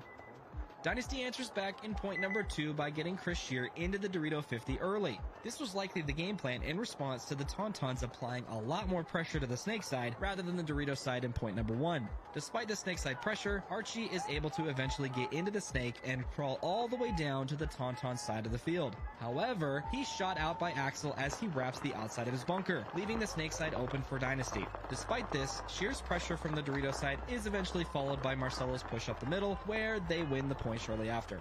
There's a few lessons learned from this point. The first, sometimes you gotta make something happen before it's too late. There was a fairly long window of time where Axel could have pushed into the snake to equalize the pressure they were getting from Dynasty's Dorito side. The only person stopping him was his heads-up opponent, Archie Montemayor. Granted, Ryan Greenspan was shooting cross-field towards Axel from time to time, but Archie eventually pushes down the snake side only to get shot by Axel, but it's too little too late at this point, as Marcelo and Shear mop up the rest of the Tauntauns. The second, don't take the obvious angle. I've talked about this at length in my gunfighting masterclass video, so check that out if you haven't already. It's linked down in the description below. Archie wrapping on the outside of his bunker here was a mistake, even if he didn't think Axel knew he was there. Granted, Archie was inches away from trading out with Axel, but he likely would have surprised and thereby eliminated Axel for free had he come up over the top of his bunker and on the inside of the field. And the third, great game plans are made by responding to how our opponents are playing the layout, not just in what is working for us. Although Ryan survived the push up the middle in point number 1, Dynasty recognized that the Tauntauns were putting a lot of resources into stopping their snakeside push. It could have been easy for them to come up with a clear plan to get Ryan up the middle, only to protect him this time around, but instead, they opted to push the opposite side of the field hard, which paid off for them big time. Moving on. Dynasty maintains their momentum by winning point number 3 with a strong breakout that puts 3 guns snake way. This pays off when they shoot Tauntaun Snake Runner off the break and get Archie in shortly after. Archie eventually gets shot out of the snake in his signature over-the-top look, but in an incredible read-and-react moment, Ryan fills into Archie's spot immediately after and eventually shoots out enough players for Dynasty to win the point. The lesson learned, we gotta be more careful repeating our tendencies and habits, especially when we're this deep into the tournament. Matty Marshall even says as much about Archie, that this over-the-top look has been working for him, meaning that he's noticed him doing it somewhat frequently, at least enough to comment on it. And although that might have been working for him earlier in the tournament, it's something he needs to be more aware of this late into the game. Axel now down the sidelines. Ooh, Archie gonna launch on or start. But Archie, yeah, Archie's been doing that and very successfully, staying up and over that top and not feeling much pressure, but... Point 4 goes to the Tauntauns in convincing fashion as they shoot out 2 of Dynasty's Dorito players virtually off the break. Tauntauns keep the pressure up and shoot out the rest of Dynasty quickly after and win the point outright. As they say, if you're going to lose fast. The lesson learned, just like in point 2 of the series, the Tauntauns did an excellent job of focusing their guns on what was working for Dynasty, the Dorito side. Doing so landed them 2 quick kills that sealed them the point. Creating game plans that stop what was working for our opponents while also exploiting our strength is how you win games. Dynasty sends Arturo Andrade to the snake off the break in point 5. The beauty of this play is that not only was it a surprising move to send someone to the snake off the break, but that this move was supported by shooting back at the only player threatening this play, the Tauntaun's back center player. You can see that just before the point starts, Marcelo Margot is looking for where the Tauntaun's guns are shooting. He identifies that it's a double stack at home and decides to shoot at Tauntaun's only gun that was shooting at the snake. This causes Fabrice Colombo to flinch, giving Arturo the time he needs to safely get into the snake. After the breakout, the Tauntauns draw a yellow flag, which pulls 2 of their players, making it a 5-on-3. Dynasty eventually gets into red zone positions and closes out the point. The lesson learned here, support your runners by shooting at the players that are shooting at them. This can only come by having the intel to know which direction your opponents are shooting, either by scouting their breakouts, identifying their tendencies, or by simply looking at them and seeing what they're telegraphing. The subplot here is, don't telegraph what you're going to do before the point starts. Point 6 starts with a strong 5-on-5 breakout, with both teams pushing opposite sides of the field. Axel is able to get to the 50 Snake before Dynasty gets to the 50 Dorito, but Dynasty is aware of this and plays tight accordingly. With the point coming to a standstill, the weakness for Dynasty's defense is the Snake can. If the Tauntauns are able to eliminate Archie out of the can, the point will surely go to them. Axel continues to apply pressure from the Snake, while Bryce Gauden eventually makes it to the Dorito 3, giving them the angle they need to shoot out Archie. Tauntauns follow this up by shooting out the rest of Dynasty as they try to fill the holes in their positioning. The lesson learned here, playing pocket or defensively isn't just about playing tight in your bunker. It's also about being in positions that keep your players alive. Had Sheer pushed down the Dorito side, or Dynasty had a gun cross-field that kept the Tauntauns out of the Dorito 3, they would have been able to survive indefinitely, as long as they didn't die in a gunfight. Identify the bunkers that poke holes in your defense, and do what you can to keep your opponents out of them. For some reason, they play an inconsequential .7 with 5 seconds left, which ends in full time, and we move on to overtime. Now, there's a lot that happens in overtime. For one, more bodies drop off the break than ever have before in this series. Dynasty not only risks the Snake runner, who gets shot, but they also manage to shoot both the Tauntaun Snake Tower and Dorito Can players off the break, making it a 4-on-3. It's still anyone's game, but Dynasty does have superior positioning after the breakout. The point eventually goes to a soft standstill, where neither team wants to take big risks, especially with plenty of time left. A big reason this point comes to a halt is because the Tauntauns don't know what to do about Ryan Greenspan, who's stopping Axel from getting into the Snake. Despite this, Axel not only manages to survive running through Ryan's gun as he gets into the Snake, but he also manages to push through a second gap Greenspan is holding. Ryan missing these shots is... All right, ladies and gentlemen, welcome back.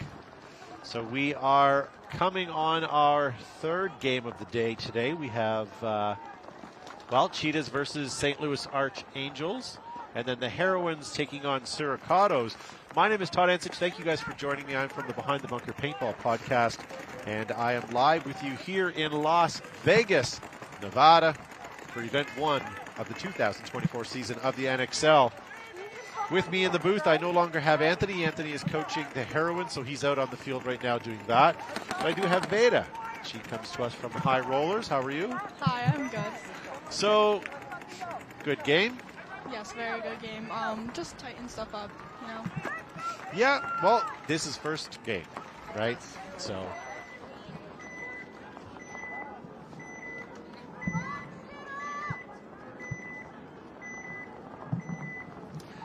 All right, so here we go. So we have Cheetahs on the left, St. Louis Archangels on your right.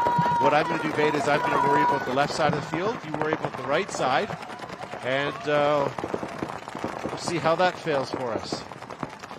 So Cheetahs doubling up home, now finally making their breakout, or their bust out from there. 5 bodies alive. Do you still have 5? Oh, nope. Looks like you lost. Oh, another one. 2 dropped.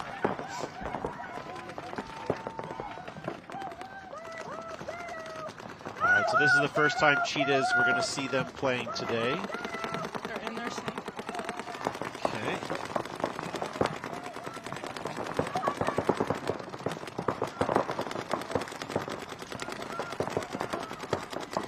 All right. And then the next match, we're going to see Heroines come onto the field, but that'll be for their first match of the day as well. Yeah. We'll talk about predictions for those shortly.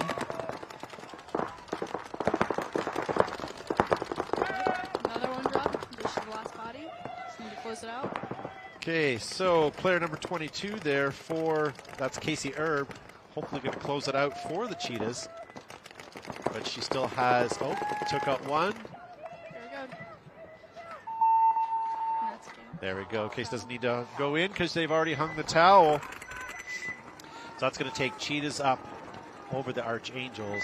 Now we have the Heroines on the left and the Suricatos on the right.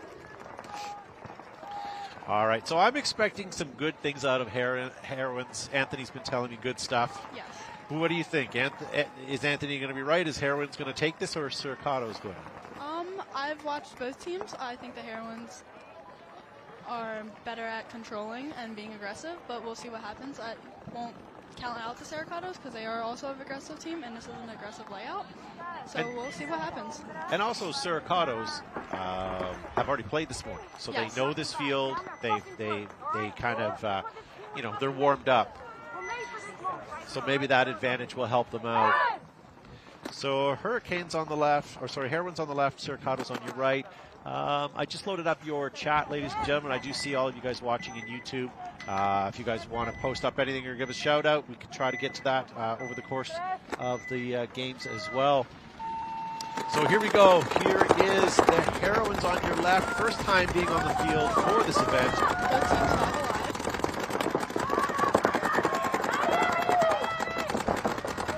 Heroines into the first Dorito, heading into the snake hopefully shortly.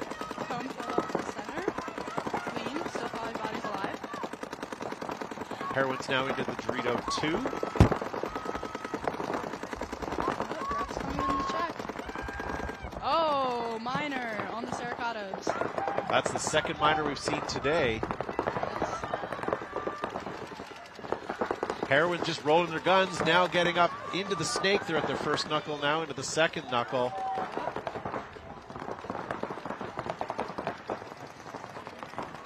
Let's see if the center player realizes she's in the snake. I don't think so. And there we go. Yeah, so Heroine player crossing Staying up. yellow. Yeah, shooting inside, taking out one of the Siricatos. Says the rep, find the body.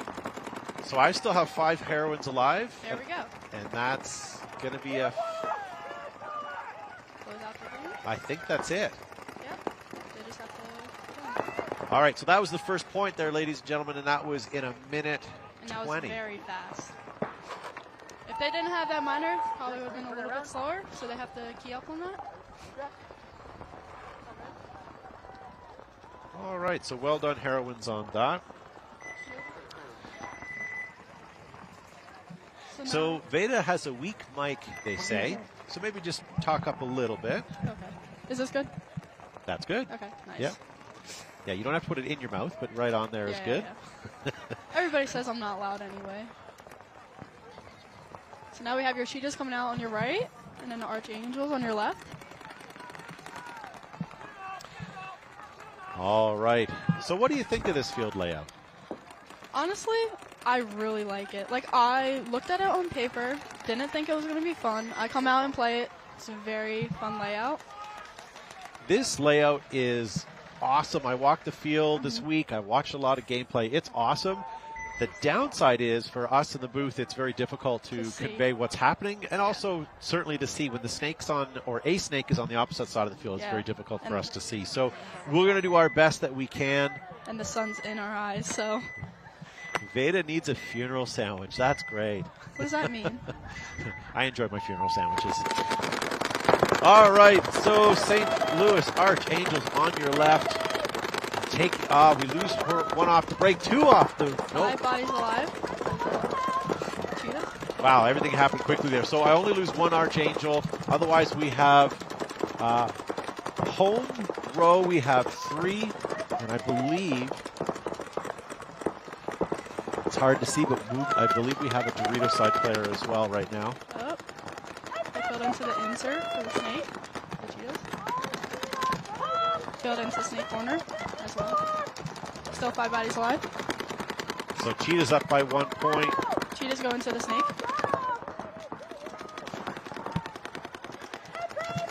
So Archangels still 4 bodies alive, still in their original positions right now, rolling their guns. Sort of on the defensive right now, the way they're playing.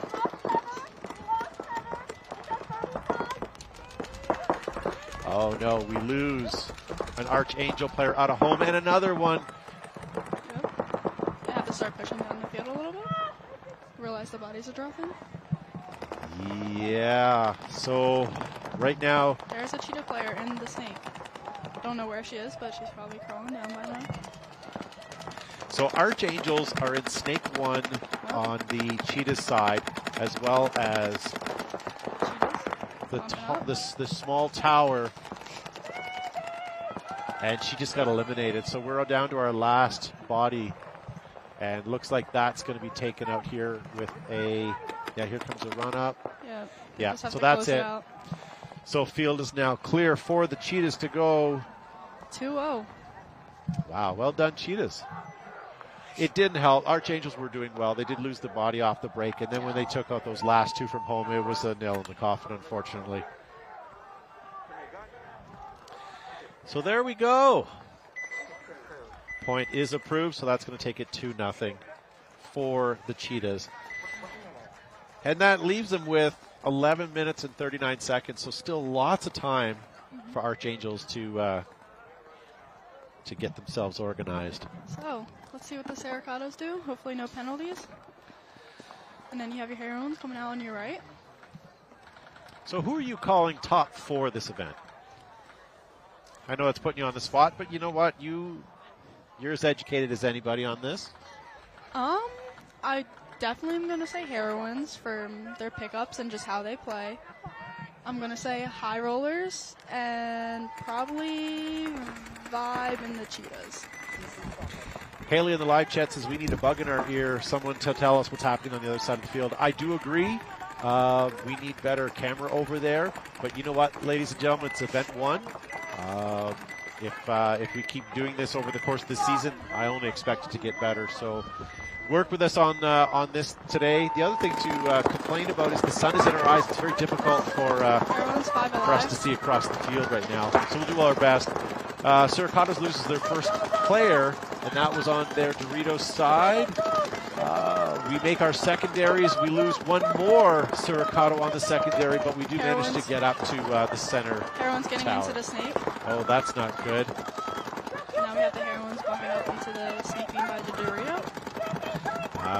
Siracato's busting out to defend that, moving up to the snake corner. That's Carrie. Very aggressive, very good player. I'm pretty sure we have Daniela over on the other side of the snake. It's the snake 2, I believe. Then she's here. Hurricanes making short work of the Siracato players right now.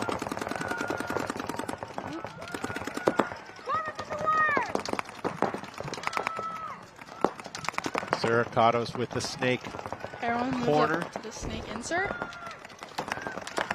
Now we got the Heroines going down their snake. Right now we have all eyes of Siracatos on the snake with playing with Blanco, number 33, but not realizing that the Heroines still have the whole other side of the field. And that caused them to lose their one player. So now that's it. That's the last Siracato player. Yeah. But what could the Siracatos do at that point? Yeah. You know, that was going to be a difficult one to win, if at all possible. So and the Heroines haven't dropped the body yet this game. Sounds like you're bragging. I'm not. I'm just kidding. That's no, a good but thing. absolutely. They're doing very well. And as you predicted, you know, they seem to be doing very well in this point for sure. And you think they're going to take it overall maybe today? For both of their games? I think so. Yes. Yeah, okay. Yeah. Okay. All right, so coming back on the field, we have Cheetahs versus St. Louis Archangels. Still lots of time. Leading by 2. We have the Cheetahs coming up on the field. Cheetahs from Chesapeake, Virginia. And they did win first overall last year, as you know.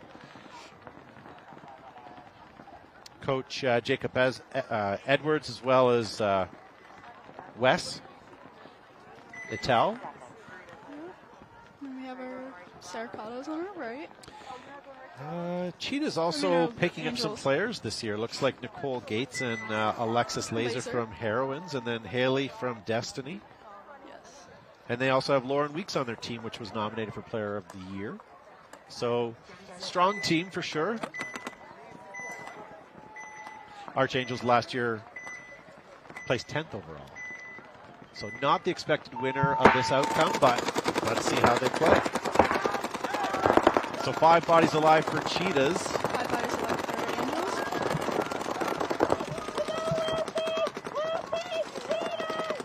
How's your paint shooting today? Jeff, oh, you didn't play, that's right. Yep. Did your team have any issues? I don't think so. No, it was a little cool this morning, but not terrible. I think a body drops for the Angels. Okay. Ref going in to check. So Casey Erb here for Cheetahs, moving all the way up the second knuckle. Another body drops. I think we only have 3 bodies left. Cheetahs filling up the snake corner while Casey moves up. Casey's now at the snake on the Archangel's side, looking inside and now coming down the wire.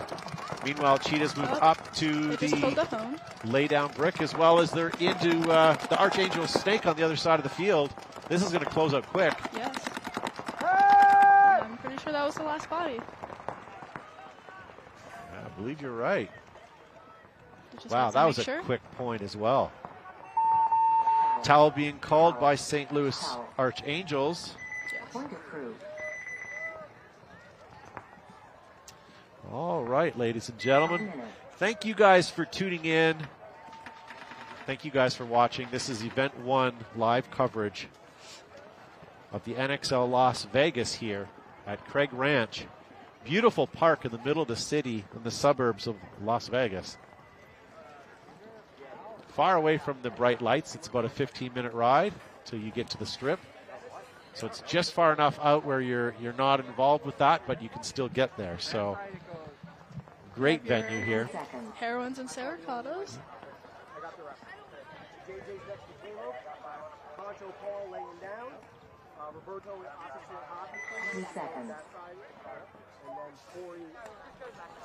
All right.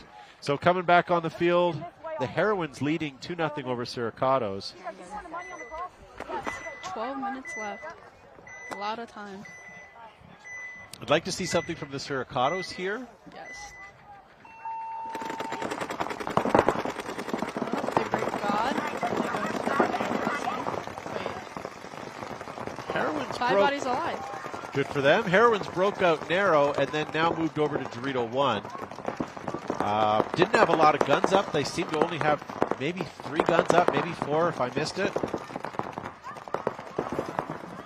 Now looks like Heroines busting up into Dorito 2 and now filling out towards the snake as well. Sericados bump up into the center. Wow, Sericados, I like where they are right now. They're very far up the field. They just have to... Not sure why Heroines broke so narrow.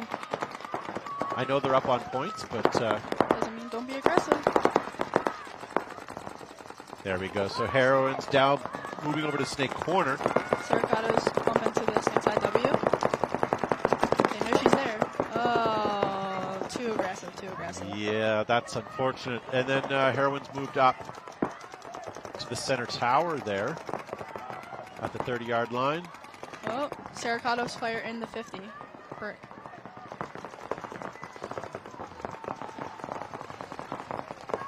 I like the way Heroines are playing right now. They're very poised. They're controlled. I'm not sure if they noticed that she's in this 50 brick, though. Looks like actually Snake Corner is looking down at her. And then Heroines did move over to the Dorito side. Now into the snake. Yeah. Moving up to knuckle 1. Oh. Heroines bump up into the center as well. Very good. So looks like the snake player for Heroines, if she can get in, wrap, and look inside, she could potentially take out the Sericado player who's just given her back. Yeah, as soon as she pops up. This is not good news for Sericados at the center. She's looking through the little thing. Yeah, that was perfect timing by player number 3 here from Heroine. Yeah, she does. Well done. She's coming down the field into their Doritos. Did Sericado get a... Yeah, Sericado left her bunker to sort of force the gunfight and unfortunately left herself exposed there. And that's going to be it. Body. And I believe Heroines are going to win this again with 5 bodies alive. There we go. What do you guys think in the live chat? Are you guys, who are you rooting for? Right now, Heroines are looking pretty strong. Same with Cheetahs. Both have a lot of time.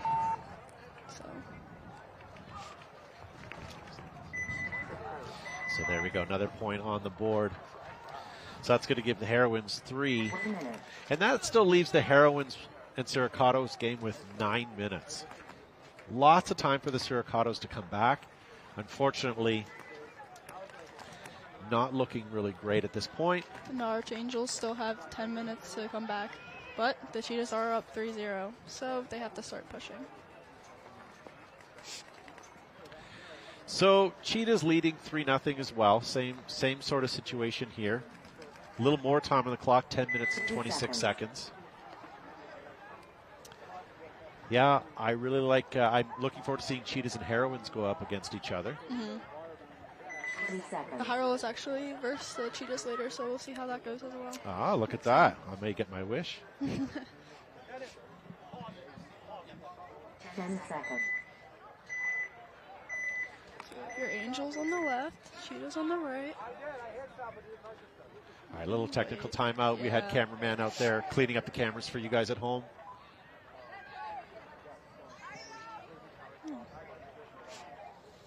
The Pump Chump is asking, is any other streams happening for NXL? Go Sports is operating right now, certainly on the pro field. I don't know if they're giving any free airtime today or tomorrow, but you can certainly check out their Facebook feed. Maybe they're not today. She just go into the snake and into the Doritos side. Archangels doubling up home. I'm not really a fan of that, but it's working for them. They do lose one of their players off the break. 5 alive, and the Cheetahs are in the sneak too. Yeah, and Archangels lose their one player that was doubled up at home. It gets really tight in there, especially when the Cheetahs are coming down the field and getting up there. Cheetahs go into the S corner and the Dorito too. We lose another Archangel because of the snake player from the Cheetahs. She's going to look inside. And that's Courtney back. Precious body. There we go. Yeah, that's Courtney there for Archangels. Or sorry, for the Cheetahs rather, shooting across field. Getting a 2-pack for sure. Yes. And I'm pretty sure it was the last body. I believe you are absolutely right. And if I were the Angels, I would maybe be asking for a towel right now. Yeah. But this is going to take it to 4-0. It leaves them one more point that's to right. Mercy. So. That's right.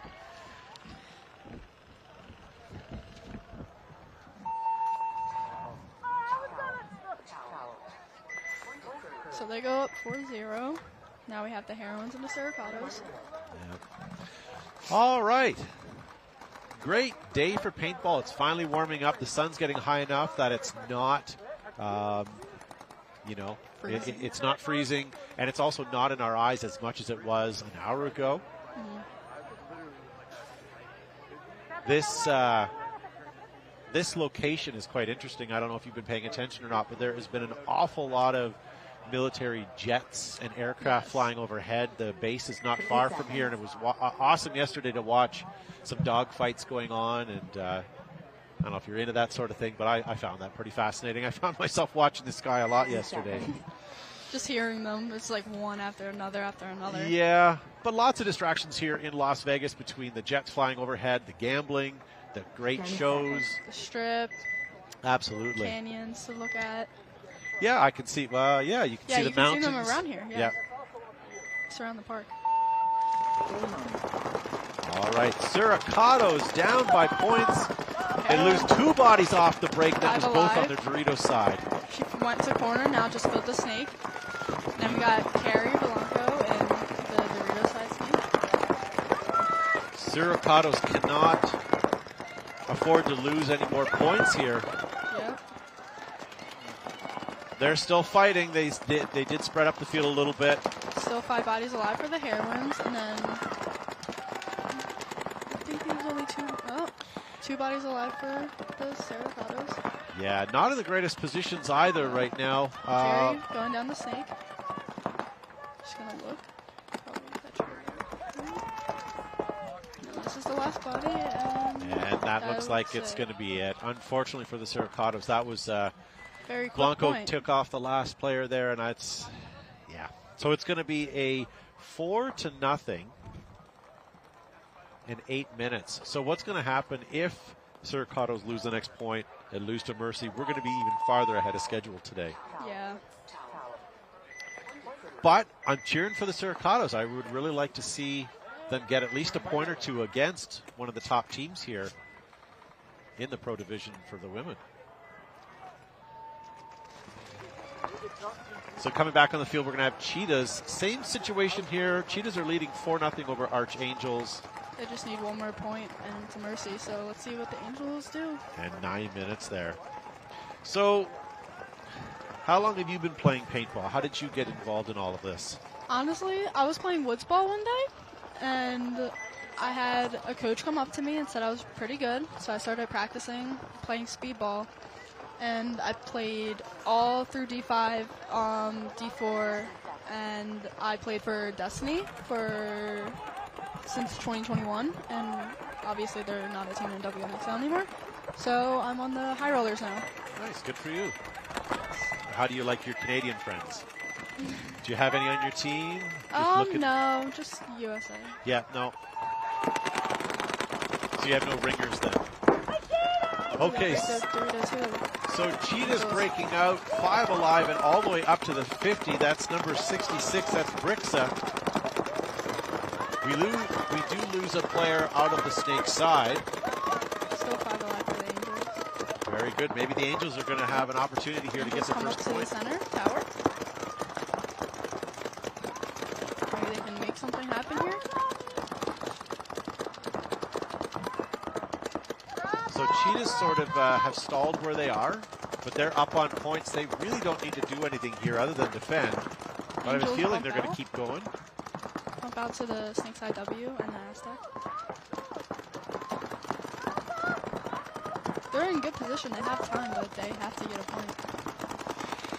Yeah, the body language from your team over there, the Archangels, they're kind of hunkered in their bunkers. I'd like to see them more on their feet. Like, I know time is not a problem, but I'd like to see them a little more aggressive. Yeah, well, they just filled the Snake side insert. There we go. And they are up only by one body right now. And Cheetahs does have a great position at the 50 there. To the center, and she's clean. So still 5 bodies alive for the Angels. We got one in the Snake insert, one up in the center.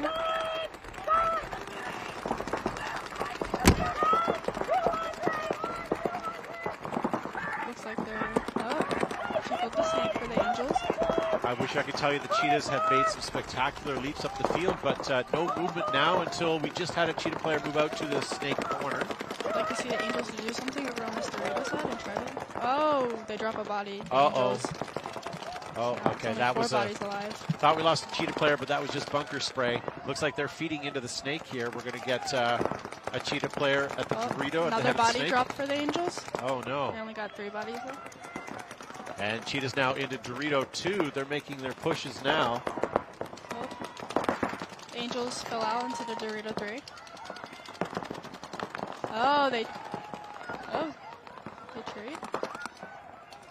Yeah, looks like we do lose. I think they have the same bodies. Right? That was Brixa we lost for Cheetahs out of the center. Cheetah's now crawling up to Dorito 3. Yeah, she comes out. See if the Snake corner catches on to her. Oh, she stays blocked out from her. Good. So now we have the Angels up into the Snake side. Yeah, Cheetah's just filled into the Snake by the Dorito the Angels there. Drop another body though. Oh no.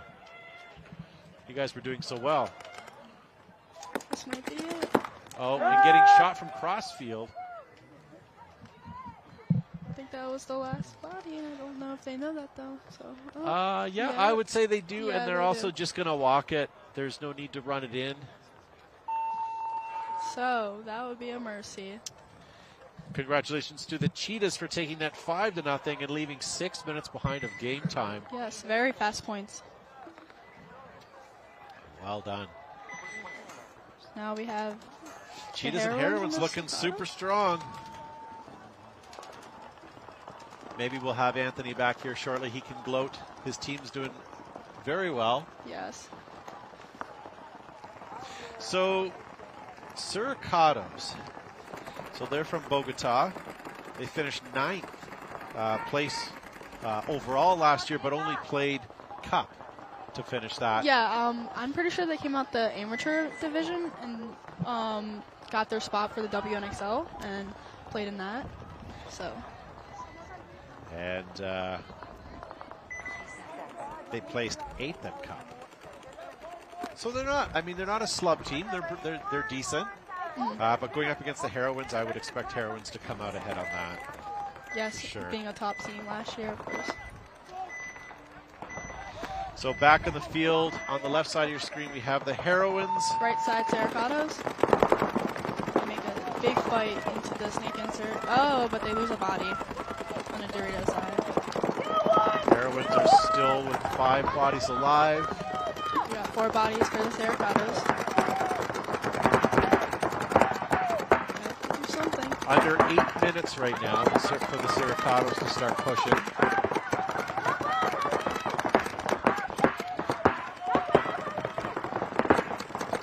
So the Heroines are still, they have the Dorito in front of the snake. They have home that just moved out towards the snake side. Over here we have the snake side W, the home. Oh, well, the home flowed into the Aztec on the Dorito side. I'm pretty sure they still have snake insert.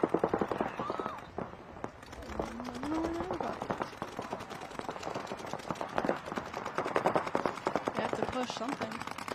But we got the Heroines coming up into the snake 2.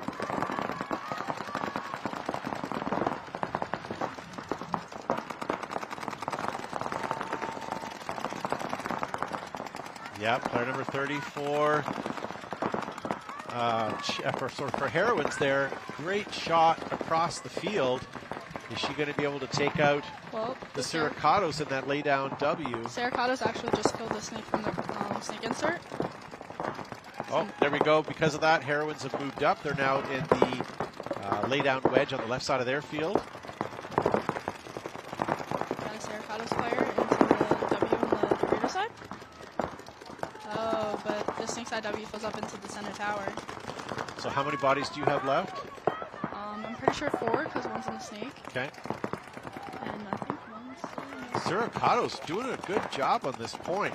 Unfortunately, Heroines player now crossing into their snake. So we got one in the Aztec on the snake side as well, but we have Daniela right here. And she catches the center tower on the Saracatos. All right, so Rojas for Heroines. Looking inside. Yeah, not much of a shot right there. She's going to try to come out the tape side, it looks like. Oh, great wrap shot right now if she can get there. And the Saracatos player has no idea. No. Oh. There'll be a quick awakening if she does. Snake, I think, into this too. She realizes she's there. Oh, good. So now good advantage here for Rojas if she gets around. No, she's being rather timid here. I think she thinks she's in that Aztec. Yeah, she did get her. And another. Rojas is feasting here. And Just moving going up. down the field into the Dorito. I think that's it. Yeah. I think there's one body in the snake. I'm sure. At this point, Well, there's 5 minutes still left to kill. Still in the snake. And she's dead. All right. Well, I hate to say it, but we're going to have another mercy here, ladies and gentlemen. Good job by the Cheetahs and the Heroines. Very fast points. 5 bodies alive mostly.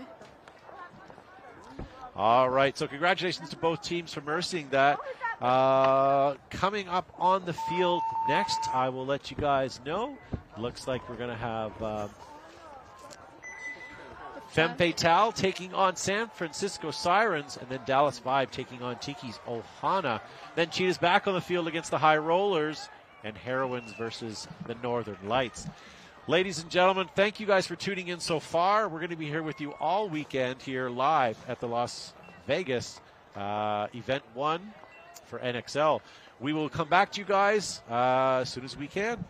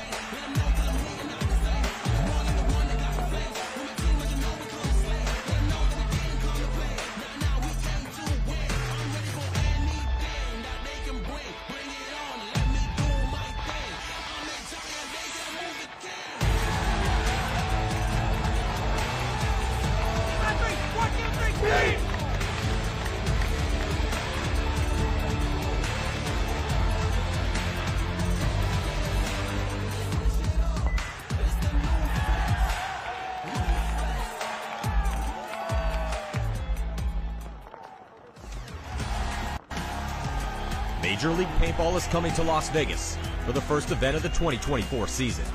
At its heart, the game of paintball is simple. Shoot your opponents before you get shot, and then march down the field to victory. In the Major League Paintball Pro format, each team employs 5 players at a time, and they have a buzzer on their side to protect. Hit the opponent's buzzer, win the point. En route to the buzzer, both teams will be locked in gunfights, utilizing diverse strategies while moving up a field full of bunkers, fighting to get into critical positions. And these strategies could change given the score and the time left on the clock. There's 15 minutes in regulation. The highest point total wins the game.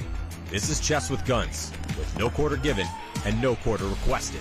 Welcome to Major League Paintball.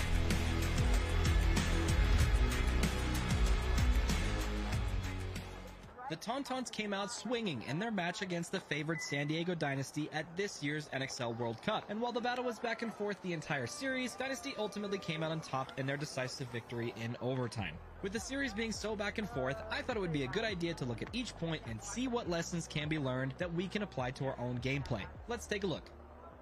Point 1 goes to the Tauntauns, despite Dynasty making a strong early push up the middle. This was in large part because Ryan Greenspan was run down in an uneven trade shortly after making his move. How did this happen? Well, if we look at where Ryan and the rest of his team were, we can see that the only players who can really protect him this far up the field are either Archie, whose only chance is landing a trade with a player who comes to run him down, or from Chris Shear, who would have to look on the inside of the field from the Dorito can. In their current positioning, Shear is likely the best candidate to protect Ryan, although this would slow down their Dorito push. The lesson learned, if you plan to make early and aggressive pushes up the field, be aware of whose job it is to protect that person. There's nothing worse than going through so much effort to take ground, only to have it snatched away shortly after. Dynasty answers back in point number 2 by getting Chris Shear into the Dorito 50 early. This was likely the game plan in response to the Tauntauns applying a lot more pressure to the snake side rather than the Dorito side in point number 1. Despite the snake side pressure, Archie is able to eventually get into the snake and crawl all the way down to the Tauntaun side of the field. However, he's shot out by Axel as he wraps the outside of his bunker, leaving the snake side open for Dynasty. Despite this, Shear's pressure from the Dorito side is eventually followed by Marcelo's push up the middle, where they win the point shortly after. There's a few lessons learned from this point. The first, sometimes you gotta make something happen before it's too late. There was a fairly long window of time where Axel could have pushed into the snake to equalize the pressure they were getting from Dynasty's Dorito side. The only person stopping him was his heads-up opponent, Archie Montemayor. Granted, Ryan Greenspan was shooting cross-field towards Axel from time to time, but Archie eventually pushes down the snake side only to get shot by Axel, but it's too little too late at this point, as Marcelo and Shear mop up the rest of the Tauntauns. The second, don't take the obvious angle. I've talked about this at length in my gunfighting masterclass video, so check that out if you haven't already. It's linked down in the description below. Archie wrapping on the outside of his bunker here was a mistake, even if he didn't think Axel knew he was there. Granted, Archie was inches away from trading out with Axel, but he likely would have surprised and thereby eliminated Axel for free had he come up over the top of his bunker and on the inside of the field. And the third, great game plans are made by responding to how our opponents are playing the layout, not just in what is working for us. Although Ryan survived the push up the middle in point number 1, Dynasty recognized that the Tauntauns were putting a lot of resources into stopping their snakeside push. It could have been easy for them to come up with a clear plan to get Ryan up the middle, only to protect him this time around, but instead, they opted to push the opposite side of the field hard, which paid off for them big time. Moving on. Dynasty maintains their momentum by winning point number 3 with a strong breakout that puts 3 guns snake way. This pays off when they shoot Tauntaun Snake Runner off the break and get Archie in shortly after. Archie eventually gets shot out of the snake in his signature over-the-top look, but in an incredible read-and-react moment, Ryan fills into Archie's spot immediately after and eventually shoots out enough players for Dynasty to win the point. A lesson learned, we gotta be more careful repeating our tendencies and habits, especially when we're this deep into the tournament. Matty Marshall even says as much about Archie, that this over-the-top look has been working for him, meaning that he's noticed him doing it somewhat frequently, at least enough to comment on it. And although that might have been working for him earlier in the tournament, it's something he needs to be more aware of this late into the game.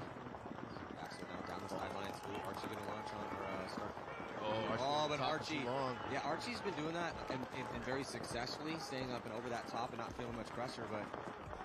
Point 4 goes to the Tauntauns in convincing fashion as they shoot out 2 of Dynasty's Dorito players virtually off the break. Tauntauns keep the pressure up and shoot out the rest of Dynasty quickly after and win the point outright. As they say, if you're going to lose, lose fast. The lesson learned, just like in point 2 of this series, the Tauntauns did an excellent job of focusing their guns on what was working for Dynasty, the Dorito side. Doing so landed them 2 quick kills that sealed them the point. Creating game plans that stop what was working for our opponents while also exploiting our strength is how you win games. Dynasty sends Arturo Andrade to the snake off the break in point 5. The beauty of this play is that not only was it a surprising move to send someone to the snake off the break, but that this move was supported by shooting back at the only player threatening this play, the Tauntaun's back center player. You can see that just before the point starts, Marcelo Margot is looking for where the Tauntaun's guns are shooting. He identifies that it's a double stack at home and decides to shoot at Tauntaun's only gun that was shooting at the snake. This causes Fabrice Colombo to flinch, giving Arturo the time he needs to safely get into the snake. After the breakout, the Tauntauns draw a yellow flag, which pulls 2 of their players, making it a 5-on-3. Dynasty eventually gets into red zone positions and closes out the point. The lesson learned here, support your runners by shooting at the players that are shooting at them. This can only come by having the intel to know which direction your opponents are shooting, either by scouting their breakouts, identifying their tendencies, or by simply looking at them and seeing what they're telegraphing. The subplot here is, don't telegraph what you're going to do before the point starts. Point 6 starts with a strong 5-on-5 breakout, with both teams pushing opposite sides of the field. Axel is able to get to the 50 Snake before Dynasty gets to the 50 Dorito, but Dynasty is aware of this and plays tight accordingly. With the point coming to a standstill, the weakness for Dynasty's defense is the Snake can. If the Tauntauns are able to eliminate Archie out of the can, the point will surely go to them. Axel continues to apply pressure from the Snake, while Bryce Gauden eventually makes it to the Dorito 3, giving them the angle they need to shoot out Archie. Tauntauns follow this up by shooting out the rest of Dynasty as they try to fill the holes in their positioning. The lesson learned here, playing pocket or defensively isn't just about playing tight in your bunker. It's also about being in positions that keep your players alive. Had Sheer pushed down the Dorito side, or Dynasty had a gun cross-field that kept the Tauntauns out of the Dorito 3, they would have been able to survive indefinitely, as long as they didn't die in a gunfight. Identify the bunkers that poke holes in your defense, and do what you can to keep your opponents out of them. For some reason, they play an inconsequential .7 with 5 seconds left, which ends in full time, and we move on to overtime. Now, there's a lot that happens in overtime. For one, more bodies drop off the break than ever have before in this series. Dynasty not only risks a Snake runner, who gets shot, but they also manage to shoot both the Tauntaun Snake Tower and Dorito Can players off the break, making it a 4-on-3. It's still anyone's game, but Dynasty does have superior positioning after the breakout. The point eventually goes to a soft standstill, where neither team wants to take big risks, especially with plenty of time left. A big reason this point comes to a halt is because the Tauntauns don't know what to do about Ryan Greenspan, who's stopping Axel from getting into the Snake. Despite this, Axel not only manages to survive running through Ryan's gun as he gets into the Snake, but he also manages to push through a second gap Greenspan is holding. Ryan missing these shots is very uncharacteristic of him, and pretty fortunate for the Tauntauns. After the series of these moves, the point once again comes to a standstill. Archie continues to stand over the top of his bunker, despite its relative riskiness at this point, trying to look for a pick to open things up. But the play to win the game at this point is to push the Snake and trade out with Axel. Marcelo puts this together and pushes into the Snake past Archie. In a moment of controlled chaos, Axel shoots Archie, but Marcelo surprises and shoots Axel in the loader, and immediately turns his gun towards the Snake can, eliminating Colombo and securing them the win. All right. Welcome back, ladies and gentlemen. Event 1 here in Las Vegas, Nevada. Sin City. Yes, Sin City. We got Femme Fatales on the left, and they are playing the Sirens on the right. This should be another good match. Haven't seen much of the Sirens this weekend. I've seen them once. They played High Rollers earlier and lost 4-2. But I haven't had a chance to scout them, unfortunately. So here we go. They lost one off the break. The Sirens do off the Dorito side. Femmes quickly are in both side snakes. But losing their first body. Unfortunately for them, that was just out of the center. So right now they're still controlling the tapes. Andrea Martinez bumps up out of the center. Sirens make a good counter. Ooh, we're going to get a little bit of feistiness right here. Yeah. Not the first time we've seen this today. The advantage for the Femmes on this one because of the way the bunkers go in. But it looks like right now the Sirens may end up this is Mercedes and maybe Lexi. Don't shoot your gun, Siren. Don't shoot your gun. Oh, you did. You did. This is going to be a cross. Yeah. Sirens did have the advantage on that, unfortunately have lost it. And Mercedes makes a good move coming up top instead of coming on the side. Andrea Martinez also coming up the center. This is a nonstop push right now Femmes are on their side of the field and just taking up the last, making sure that's it, the last player. And wow, that's an incredibly fast point. 1 minute, 15 seconds, Anthony. Yeah, that's kind of the MO for the Femmes. They definitely they lose points or win points fast. They want to play more points. They have especially on the outsides with Roxy and Mercedes, they have a lot of athletic bodies to be able to take ground. Yeah. They've got some veteran leadership with Monty and Andrea coming up the center. And thank you guys for tuning in today.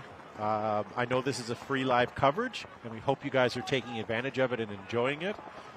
This is something that we're working on for this year, and just had a conversation with our good friend Tom Cole, and hopefully we'll be able to make this even better as each event goes on. So yeah, thank you for supporting us. And you know what? The best way for you guys to help us make this better is to support us by hitting that subscribe button so that the league knows that you're watching at home and that you're participating. And heck, even comment in the live chat so we know that you're watching. Let us know who you're rooting for. Where you're watching from. Today you have myself. My name is Todd Ansich. I'm from Behind the Bunker. And I have Anthony Vitale from Boston Paintball. He's far more handsome than I am, but I'd like to hopefully get some comments in there as well. We don't have any cameras today, so we're in good shape. So we got Vibe on the left-hand side, and they are playing Ohana. Again, this is Ohana's first event.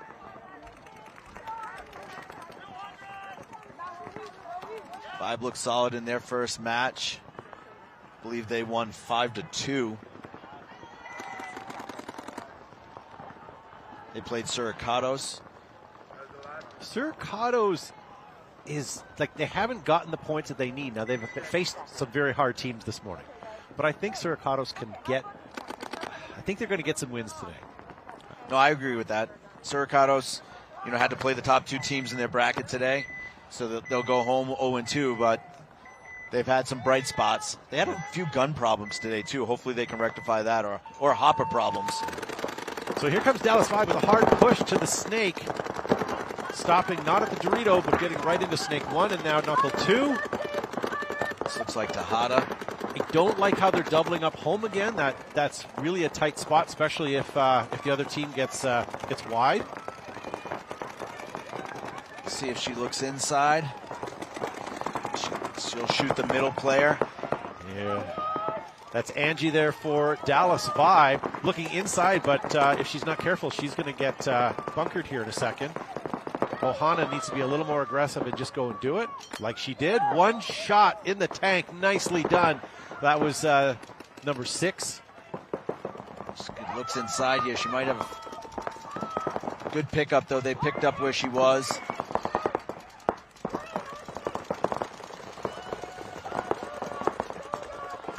Dallas Vibe here now into this Dorito of the Snake. They're going to protect herself, yeah. Unfortunately, Ohana lost it from the center Vibe player. And Vibe, of course, is now going to go fill the Snake and move up. This is why Vibe finished first last year, ladies and gentlemen. They are a solid team. And there's JC right now passing the 50 of the Snake and looking cross-field. Potentially going to be taking out the last Ohana player there in the Dorito side corner.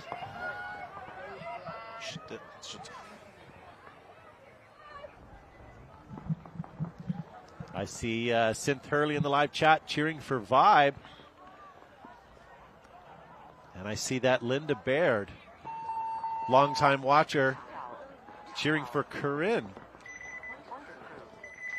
And well done by Vibe. Yeah, Vibe starting 5 is still very formidable. They did lose a couple key players this year in Leslie Cluis and Raylene Burns. Haley in the live chat says, I vote for history segments between points. I don't know what that means. But well, Anthony, how long have you been involved with paintball? About 35 years. Yeah, so between you and I, we have almost 60 years of paintball experience. We could probably give you some history. Durham DE says, hair on point, Todd? Yes, it is. Yeah. So, Anthony, I don't know if you know, like, I don't know necessarily your playing history. What have you played? Did you have any monumental things or teams you played on? I played 10-man pro with New England Express back in the day. Yeah. So I played with Rainey Boucher from Paintball News and a lot of the old school guys. Good for you. All right. So what about Huey Lewis in the News? He was a good player. All right. Sirens and Fems. Fems on the right.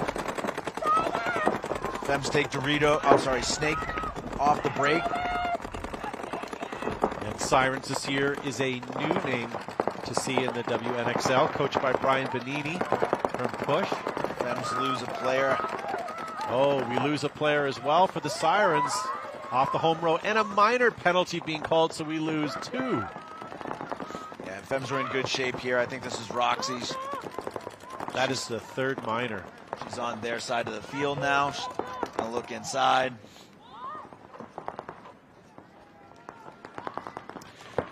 All right. Sirens are not even looking snake side right now. I don't even see. Oh, the only player looking across field is their Dorito player, and that just bit them in the backside because they lost their center player. So Sirens left with the Dorito side player in Dorito 2, who's having to play super tight because she's getting it from the tape side as well as cross field. It looks like Heather's backing up Roxy right here, and they're just coming down the snake side. I'm sorry, the Dorito side together. Yeah, and that took out the last Sirens player. There's 2 over there that are coming off. Oh, you're right, yes.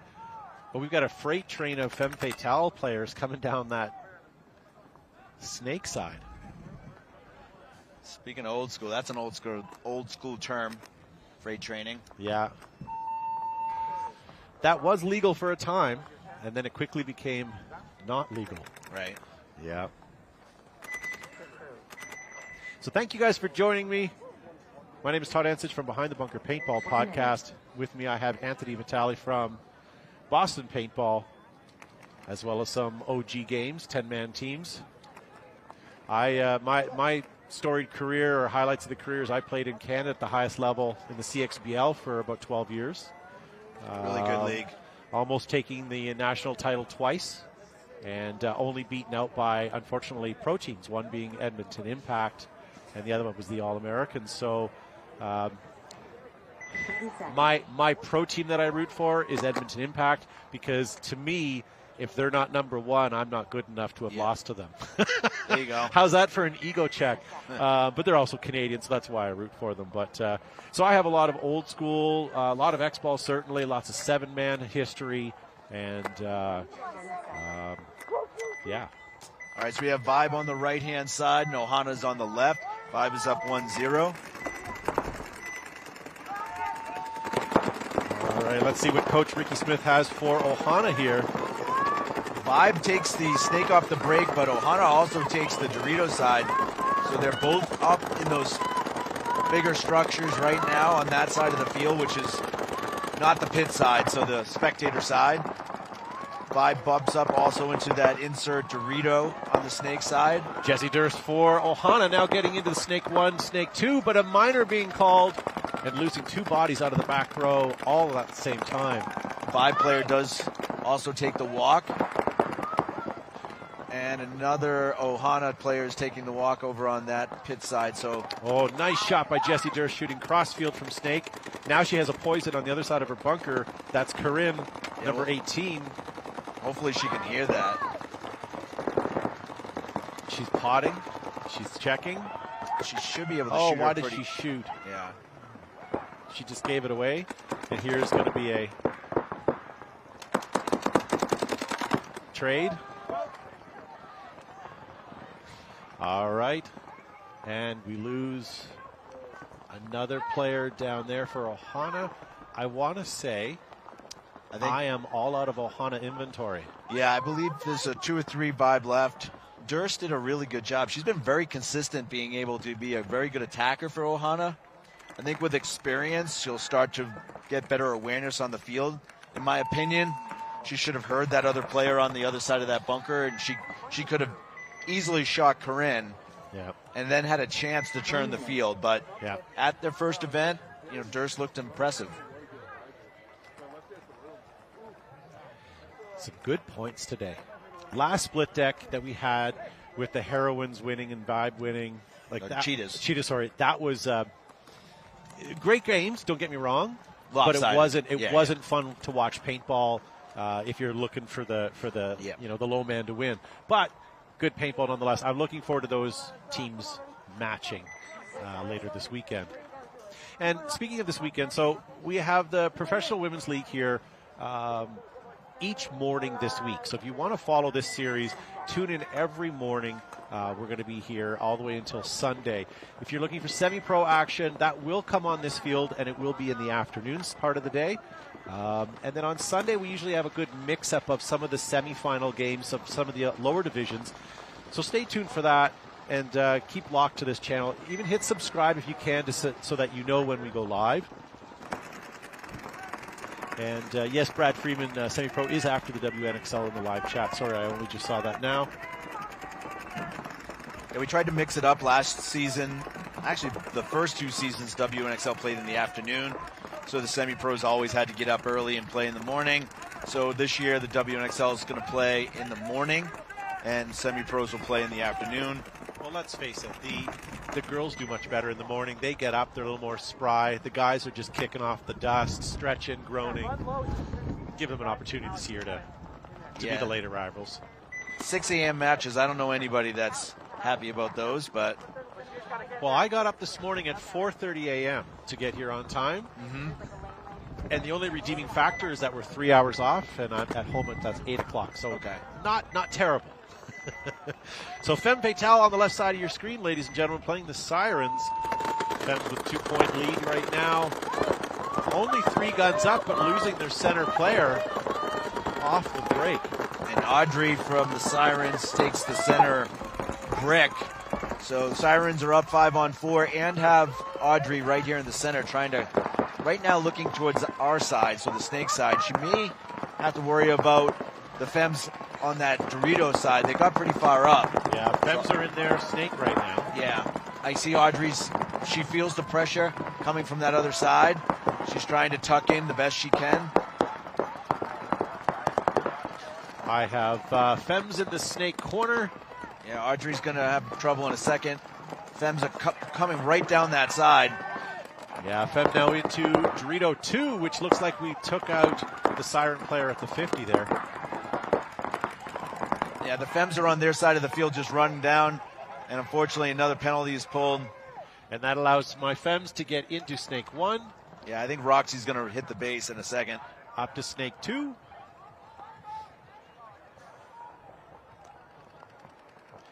Yeah, and that's it for players. You also are out of inventory for Siren players.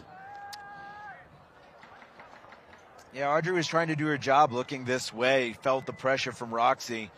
I think she might have wanted to communicate that Roxy was there because Roxy came around that big brick, shot the player behind Audrey first, then shot Audrey, then shot one more.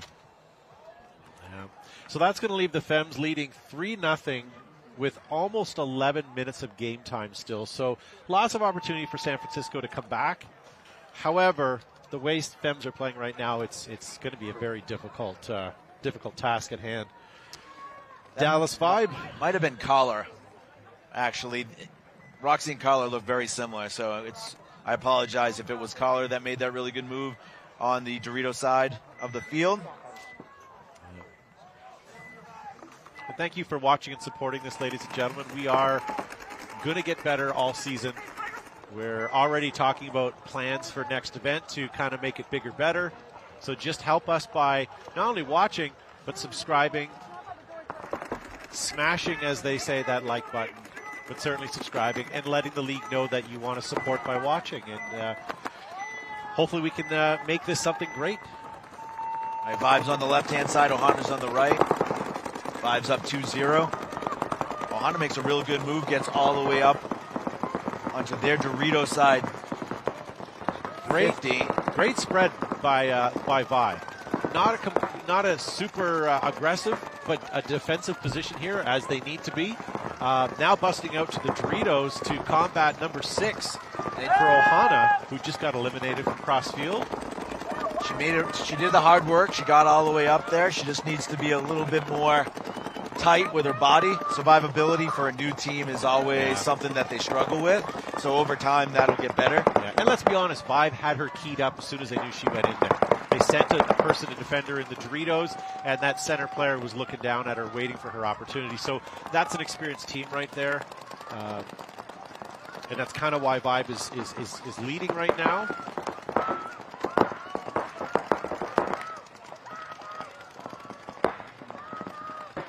All right, Coach Rick Adix from Vibe working hard today, keeping his ladies doing their thing against Ricky Smith over here.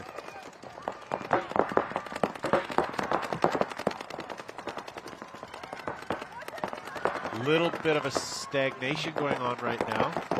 Yeah, I think just Vibe slowing it down, try to figure it out. They got another elimination off the Dorito side. Again, Vibe being up 2-0. Don't need to push anything. It's like a 4-on-2, I think, right now. Vibe over Ohana.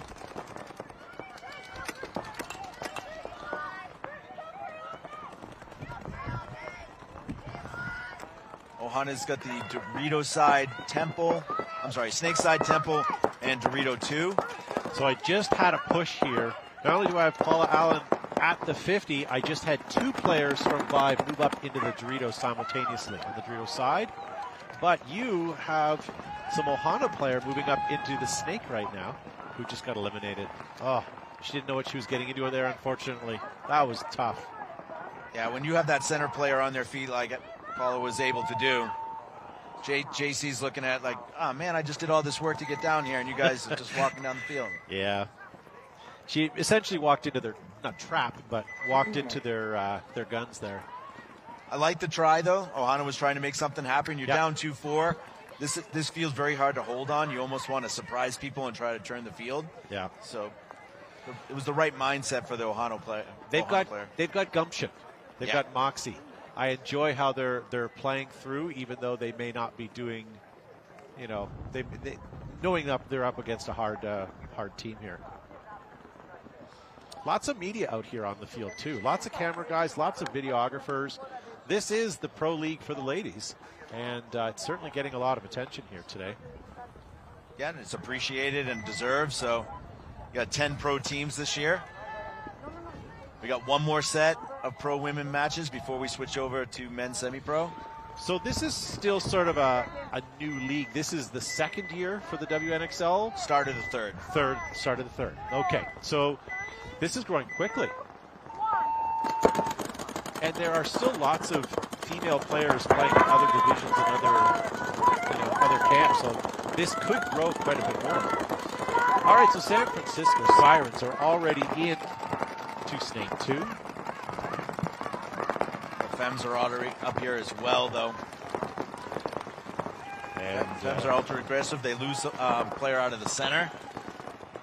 Unfortunately, here is a poison here. We have Benini and number 69. Oh, I think that's Lynn Trong. Oh, good for her for getting in tight and staying tight. She didn't allow the player much chance to get out, but she's going to have nothing to hide behind in a second. And unfortunately, she just got hit. Yeah. Good fill by Audrey out to the corner there. You know what? If the corner player didn't move over, she had a good spot, but that was death. Oh, actually, that's Collar. And so Sirens moving into... Bonnie's on the walk. So it might be a 3-on-3. Sirens are in good shape on that far side. I have 4.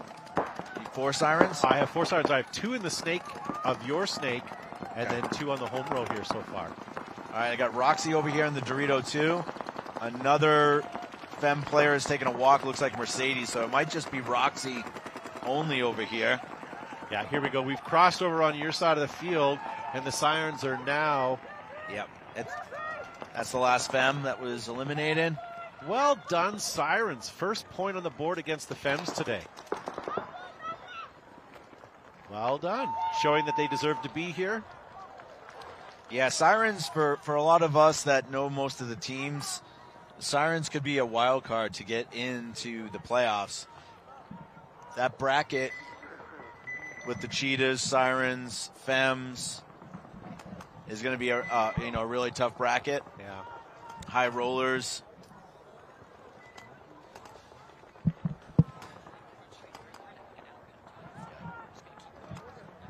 All right, so back on the field we have Ohana taking on Vibe. Yep.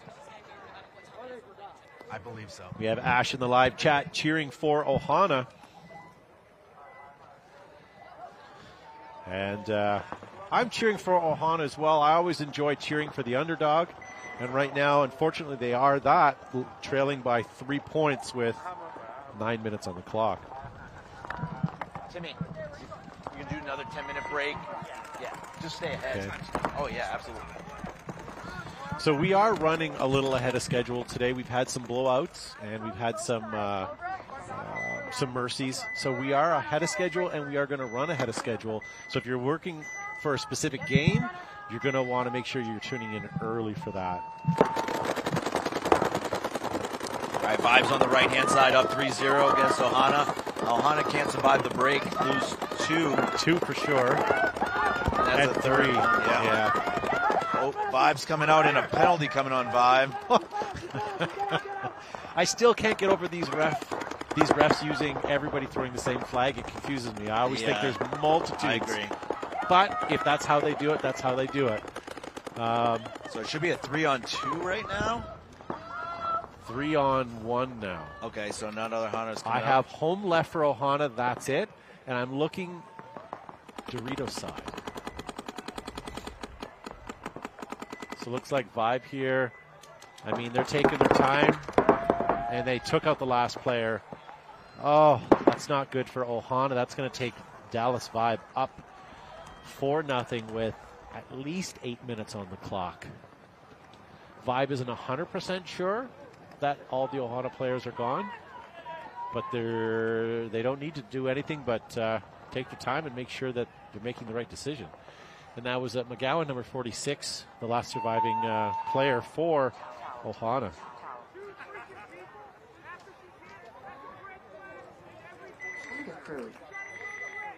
Holly in the live chat says Vibe has a solid squad and coming in strong for the first event. Absolutely. Yeah, Coach Ricky Smith over here is adamant that flag should have been a red instead of a yellow. That may change the outcome of this match, so we'll find out shortly. No, I don't think anything's going to change. He just wants it to be known.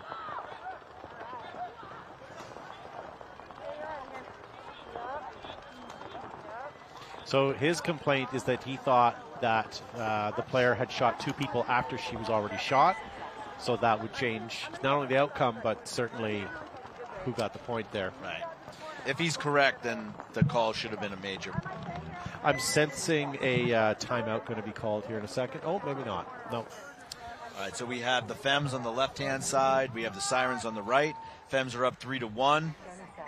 Femmes are also won their first match. Sirens lost their first match.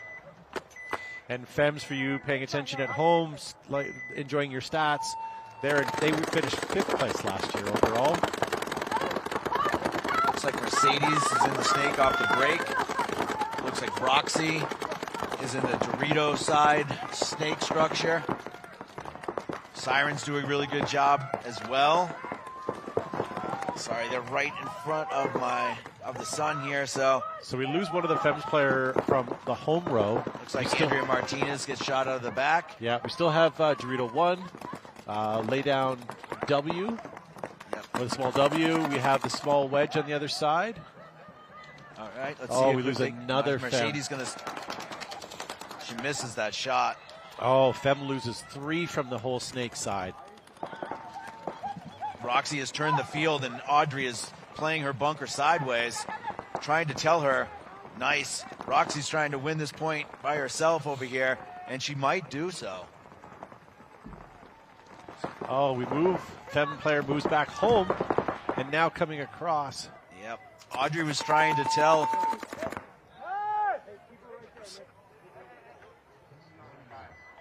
So they're just seeing if Roxy is. All right. Well done. So that's going to take it 4-1 for the Femmes with 8 minutes still left on their clock. Hold on, this could be Collar again. Let me see. Yep.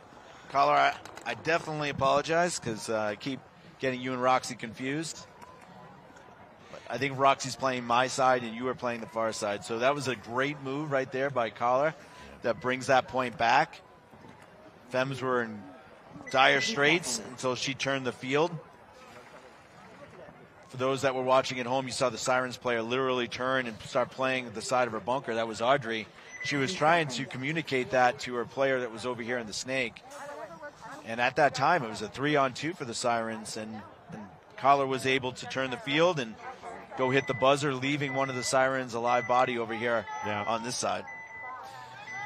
All right, coming up next, we're going to have Cheetahs, New Jersey High Rollers, the Heroines, and Northern Lights coming up at 9:40. But watch it earlier than that because we're ahead of schedule today. So Dallas 5. Looks like we got 5 alive still. We're also leading 4-0, but we just got a penalty, not a penalty, but we lost 2 players.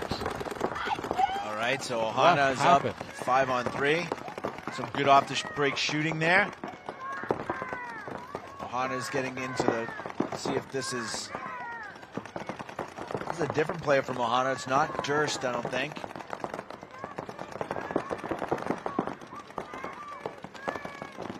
Get a little lower. Oh, got shot. Yeah, just too high. That was Camilla. She's a snake attacker. We've seen her in the snake several times already. All right, Vibe's going to fill out to the snake side, getting into that Dorito.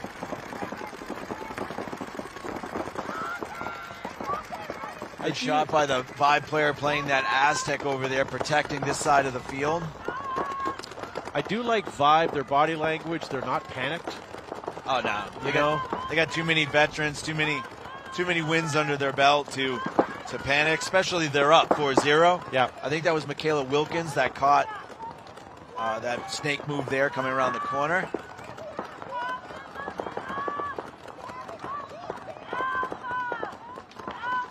So hard to see across the field, but I believe I'm still with 3 Vibe players. Ohana now has at least 3 as well. Now, nope, they have a 4th. Ohana is in the snake. Okay. So they're in their snake, which is the spectator side of the field. You still see 3 Vibe? I see 2. I can't make out the 3rd one, but I'm pretty sure she's still over on that side of the field. Right, it's hard, ladies and gentlemen. These bunkers are huge in front of us, and it's far away and into the sun. So we're doing our very best. If Ohana's playing the same players, then it probably is Durst that's on the snake side. And she's in the snake over there for Ohana. For Vibe right now, I know we got Michaela Wilkins over on the Dorito side, Temple on that little Aztec. I don't think you guys can hear it, but we're getting a flyover with 4 probably F-16s. Yeah, there they go. Very distracting. All right, no change. We're still, oh, here we go. We got a bit of a move from Ohana now moving up. Good bump by the Ohana player that came to this Dorito too, putting pressure on the God bunker or the snake insert for Vibe, allowing her players to move up. Hopefully Ohana, while they have the advantage right now, can start taking some ground, which it looks like they're doing. We don't see that bunker Ohana's playing very often. It's now starting to be a little more used, but we haven't seen a lot of that. It's a good bunker to use when you're up bodies and you're just trying to take smaller bites. So the problem is now, Anthony, Ohana's trailing by 4, and we're now at 4.5 minutes. Yeah, I think for now, though, Ohana's just trying to play a clean point, trying to put one on the board. They do manage to take out 2 Vibe players, which is going to leave their last one in the Dorito to defend. And she's in a great position right now if she can just maintain her composure to at least take out 1. Yeah.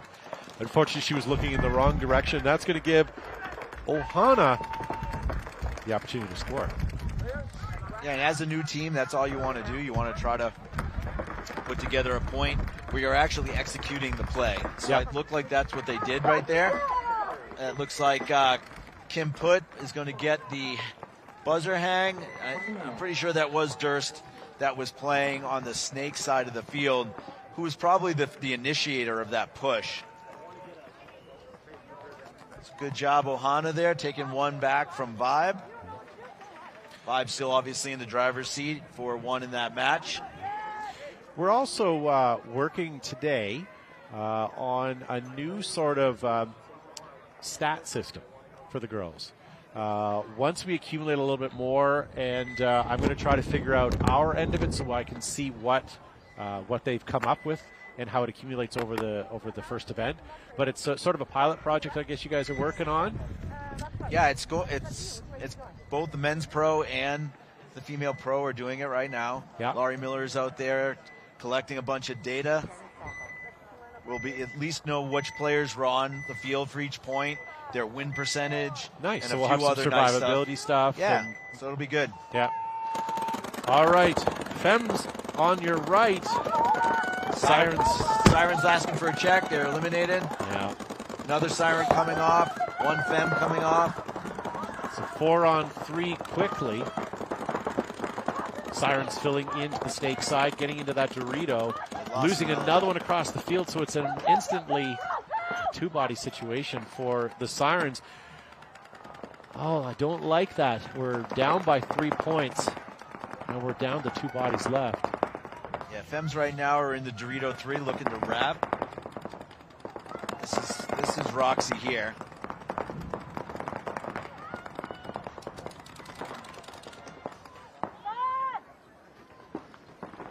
There's another femme player on their side of the field over there. Roxy shoots cross and eliminates. Yeah. I think that's Allison. And unfortunately, Sirens player, she did look over at the right time, and she did manage to get him. Well done, player.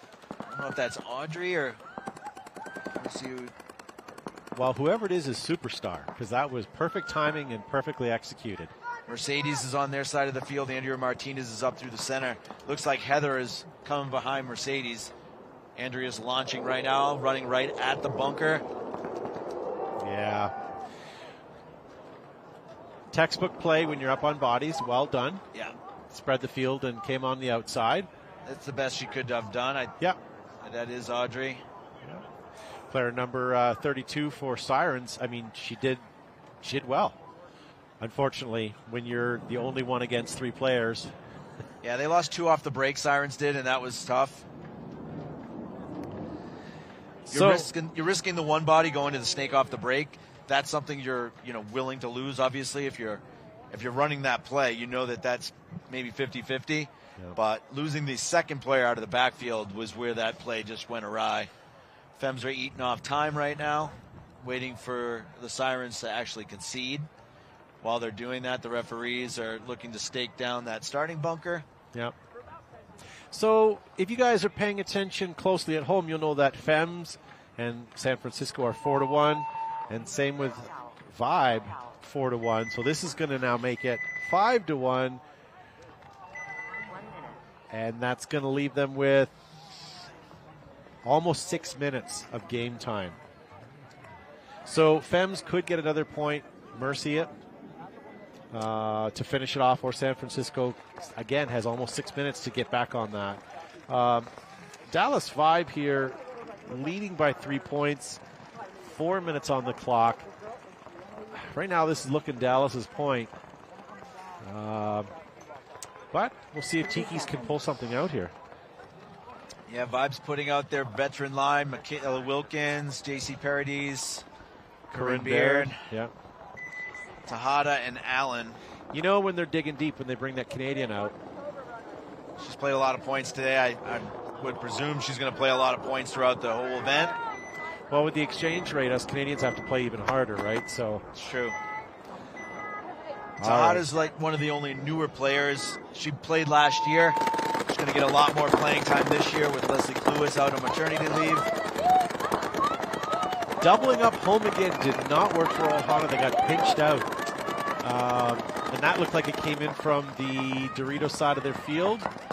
Ohana does take Shahada out going to the snake side can. So it's a 4-on-4. Michaela Wilkins pumps up to the Dorito 2. Ohana now into snake 1. This has got to be Durst again. Yep. Jessie's been playing well up here. She just needs her team to survive a little bit, let her actually get some work done. The fortunate thing is where she is, she really has nothing cross field. She's going to have to look inside, down the gut. She would have to back up, but instead she's looks like she's going to go ahead and wrap. She missed that first shot. Now they know that she's there.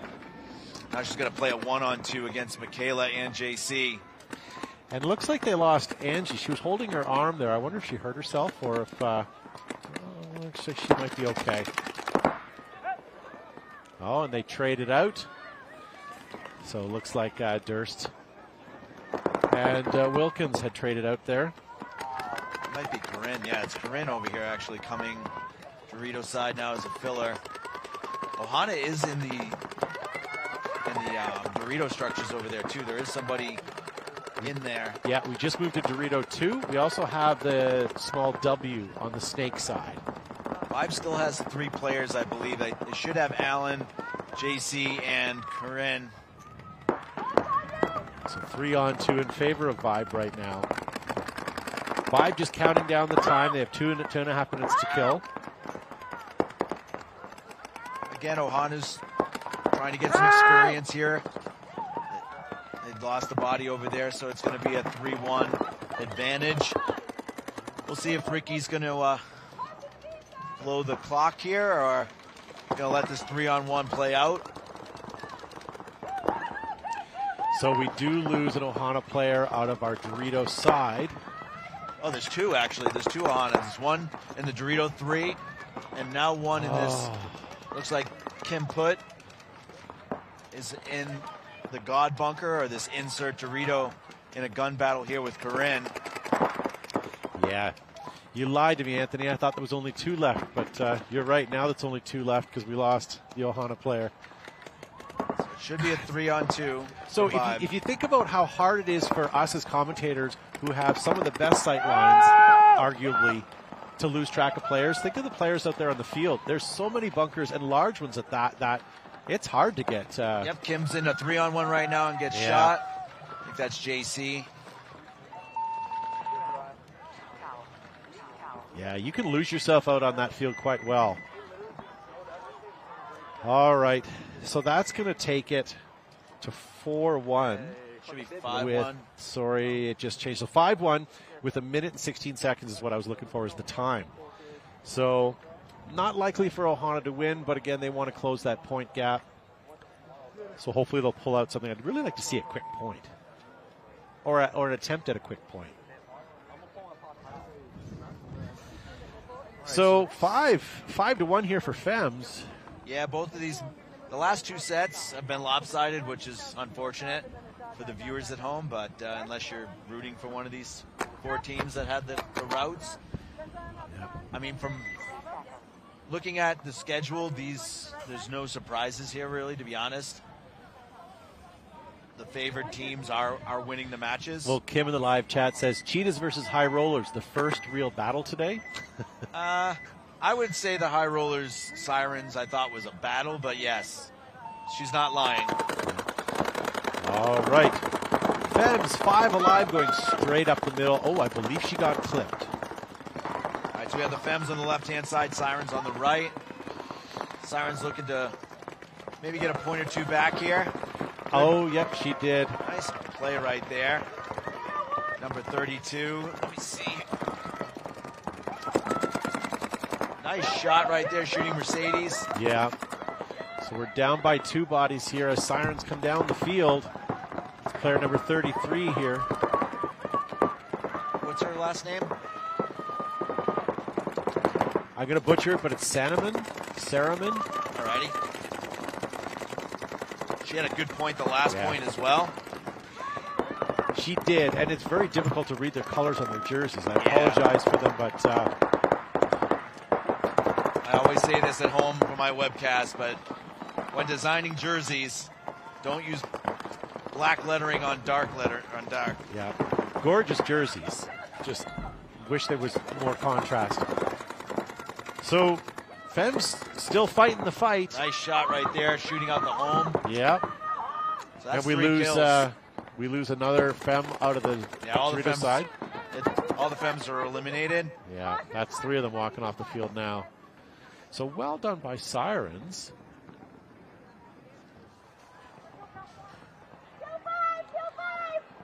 Coach, as I said, Brian Benini. This is a new name this year, new team. And they play out of Extreme Sports in Fairfield.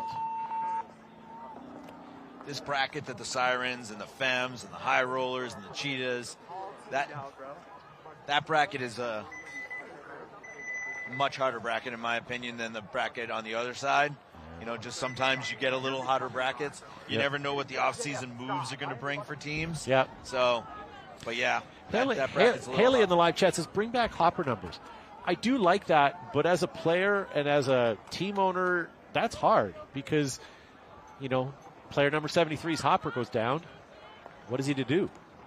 Right? I mean, I can make the argument that a professional player should have 2 of everything. So, but yes, I like hopper numbers. I agree. Yeah. I don't have Anthony Vitale money, so I argue against that. But I do. I'd like to see even goggles have in the corners their numbers, because usually on a goggle you can read it quite well. Mm-hmm. But I'll take the raised platform before all. We're also not far away from all player tags having RFID chips on them. Yeah. And then us knowing who's where. Then you and I will be fired. And AI commentating. Yes. All right. Dallas 5 still 5 bodies alive, but I see Ohana taking the 50 off the break. I don't see any. Oh, Vibe loses their temple on the Dorito side, the little Aztecs. 60 seconds left.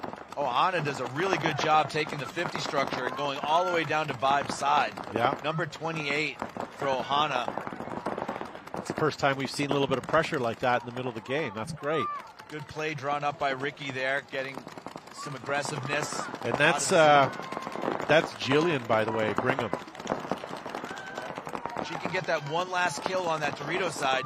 She can start wrapping the field, but unfortunately for Ohana, they still have too many bodies win the way back to be able to close this game out and try and get one more point on the board.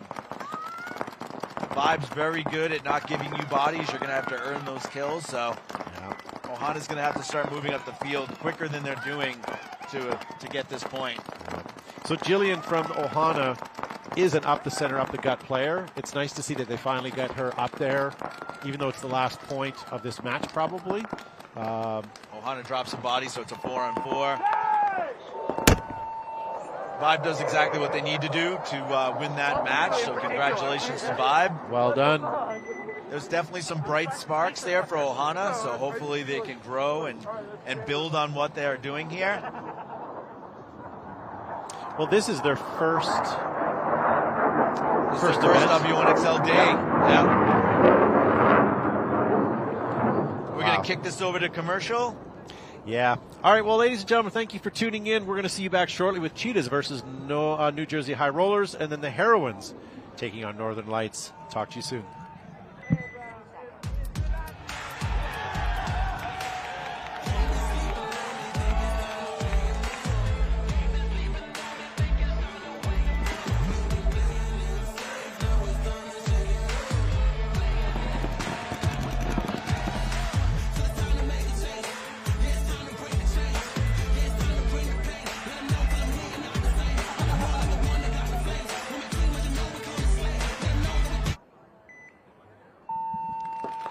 All right. Sorry, ladies and gentlemen, the production crew forgot that this game needed to finish. So here we go. We have San Francisco Sirens on the left versus Femmes. 3 minutes on the clock. How did we forget this game? Anthony has unfortunately stepped away. So here we go. We have Femmes on the right side of your screen. And they are already into the... Sorry, they're already into the Sirens side of the field. Sirens filling their snake as well, so we're going to have a bit of a snake battle here. Player number 18 looking across field, that's Roxana. Oh, getting shot out of the snake, unfortunately, but a quick fill behind her with the Femmes taking out a player across the field. Oh, a little bit of a poison here. Both two players are gone. So Femmes still surviving. I don't see any Sirens players left. And that is unfortunate because Femmes are leading 5-2 right now with 3 minutes on the clock.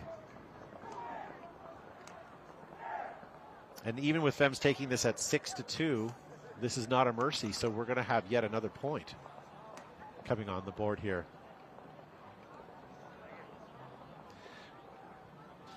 Femmes taking their time here right now, knowing that their game is pretty much clinched.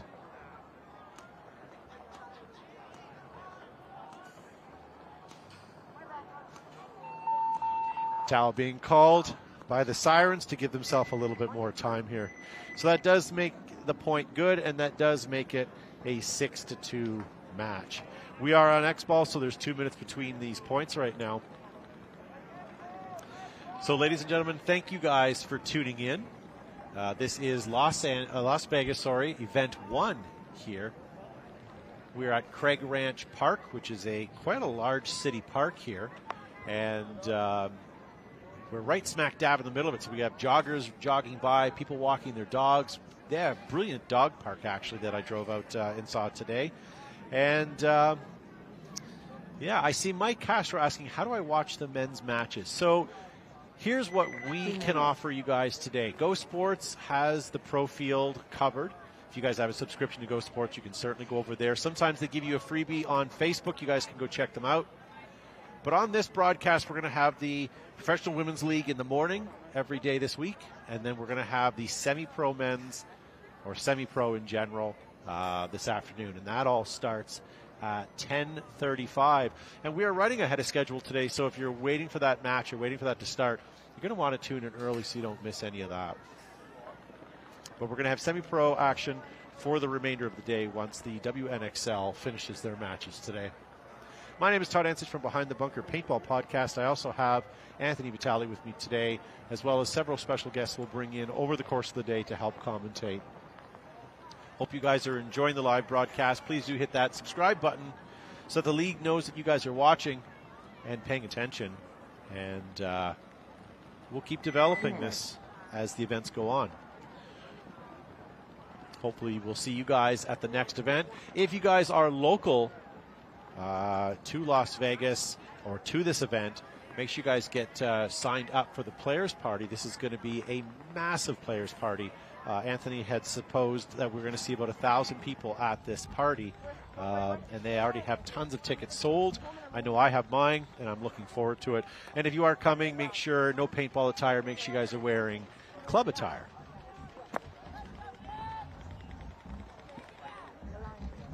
So coming back on the field, we have the Femmes and the Sirens. Femmes are going to be on your left side of the screen. And remember, they have a 6-2 lead with 2 minutes on the clock, so it would be nice to see the Sirens get another point on the board to close that point gap. So I'm not sure who you're rooting for, but I'd like to see the Sirens get another point here. I always enjoy cheering for the underdog. Right now I'm seeing 5 alive on both sides of the field. Oh no, as I say that, Femme loses their snake side corner. So it's a 5-on-4 match. Femmes getting keyed up on their secondary move and losing a body, and a minor being called. So the Femmes down to 2 bodies, and all of those exist on the Dorito side of their field. As I say that, Sirens player number 23 is coming up on their side of the field here. And shooting cross field, taking out another Femmes. I believe there's only one Femme player left. And that looks like it. So that's going to leave Sirens with a couple of bodies alive to still hang the flag. Holy cow, we've got a match here, ladies and gentlemen. So that will take the schedule, or the score rather, 6-3 with a minute and a half. Femmes let that one slip out from underneath them. Sirens, well done. That penalty didn't help either.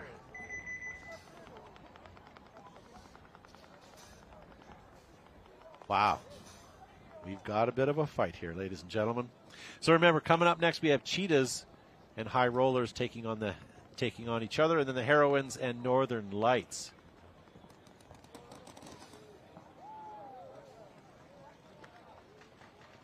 We do have 2 minutes between each point now because it is X-Ball time.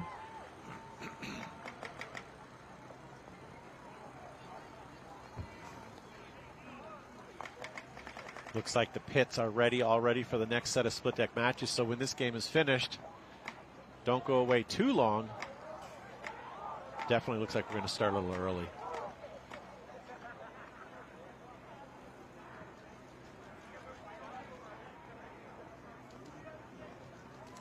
So hopefully the Femmes aren't going to let this slip away. They do have, or did have, a sizable lead. They are still leading by 3, I suppose, and it's a minute and a half left. So it'd be a hard game to lose. However, that last game, the Sirens pulled it out pretty quick. I am arguing myself right now.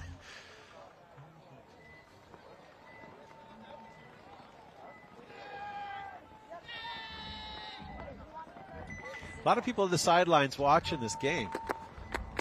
Nice to see that. Nice to see you guys watching at home. We appreciate you guys tuning in from wherever you're watching us from.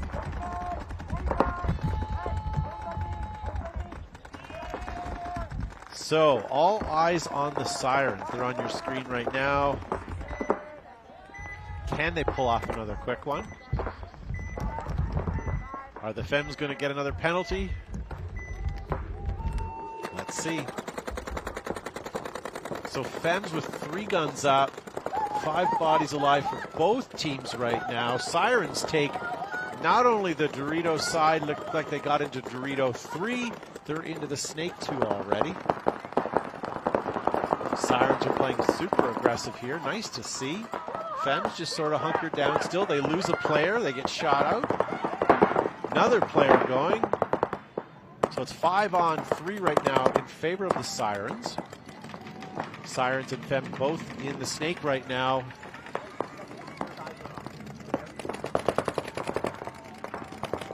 If you're watching the time at home, we're now down to 43 seconds here. Although the Sirens have good field position, they need to get up and get going. Femmes were eliminated out of the Snake. That's going to give them an opportunity to start pushing up that field. 30 seconds left here. Can Sirens get another point on the board here? That looks like all of the Femme players were eliminated. Sirens are going to run this in. Another point with 15 seconds left on the clock, ladies and gentlemen. Femmes letting it slip away. 6 now to 4. And we're back to 2 minutes time off.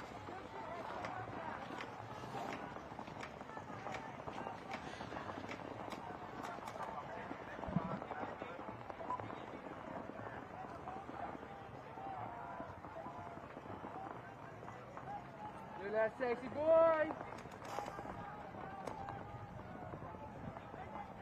Damn. All right. Bit of a nail biter here, ladies and gentlemen. So a minute and a half to go here. 15 minutes of game time. We have not seen a 15-second point today. Is it possible on this field? I don't know. I don't know.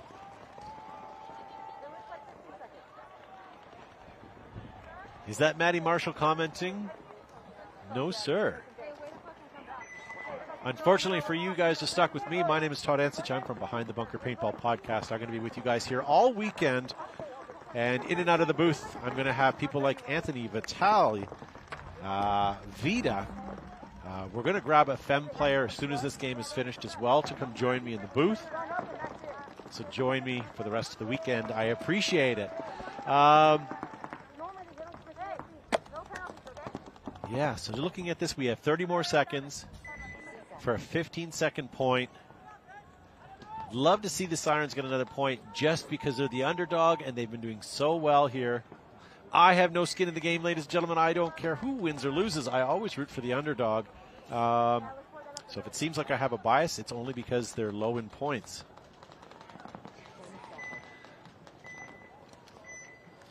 All right, so Femmes are going to be on the left side of your screen there when they start playing here. So 4 guns up for the Femmes.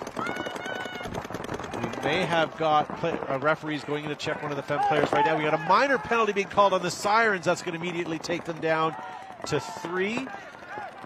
And I see a major penalty being called. And I believe that was on the Sirens, as well as right now it says no points, game time finished, but I want to see what happens here. That may get a point for the Femmes, which, yes, they've already won, but it sort of helps with the point gap right now. So I'm just waiting to hear from the ref what's going to happen with that. Was that minor or major? Coach. Yeah. So the head ref is just talking to the coach of the Sirens right now. We're just waiting to hear what's going to happen. No change on the scoreboard yet.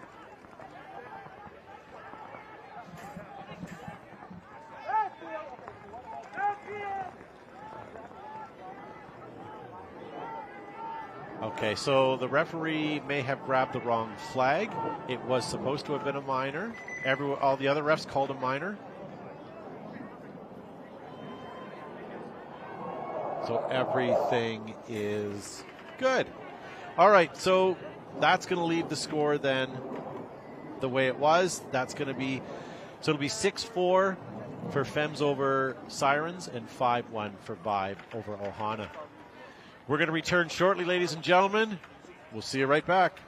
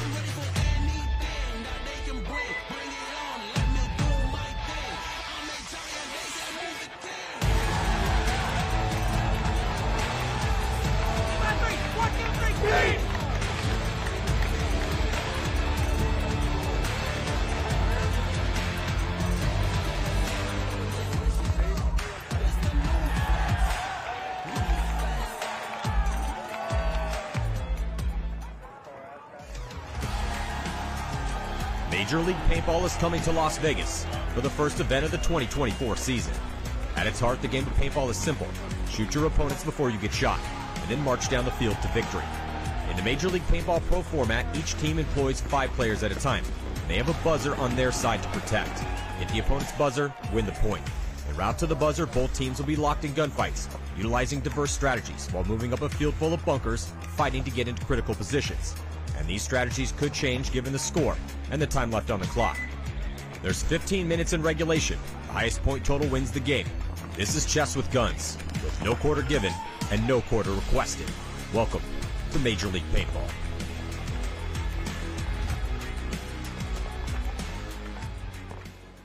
The Tauntauns came out swinging in their match against the favored San Diego Dynasty at this year's NXL World Cup. And while the battle was back and forth the entire series, Dynasty ultimately came out on top in their decisive victory in overtime. With the series being so back and forth, I thought it would be a good idea to look at each point and see what lessons can be learned that we can apply to our own gameplay. Let's take a look. Point 1 goes to the Tauntauns, despite Dynasty making a strong early push up the middle. This was in large part because Ryan Greenspan was run down in an uneven trade shortly after making his move. How did this happen? Well, if we look at where Ryan and the rest of his team were, we can see that the only players who can really protect him this far up the field are either Archie, whose only chance is landing a trade with a player who comes to run him down, or from Chris Shear, who would have to look on the inside of the field from the Dorito can. In their current positioning, Shear is likely the best candidate to protect Ryan, although this would slow down their Dorito push.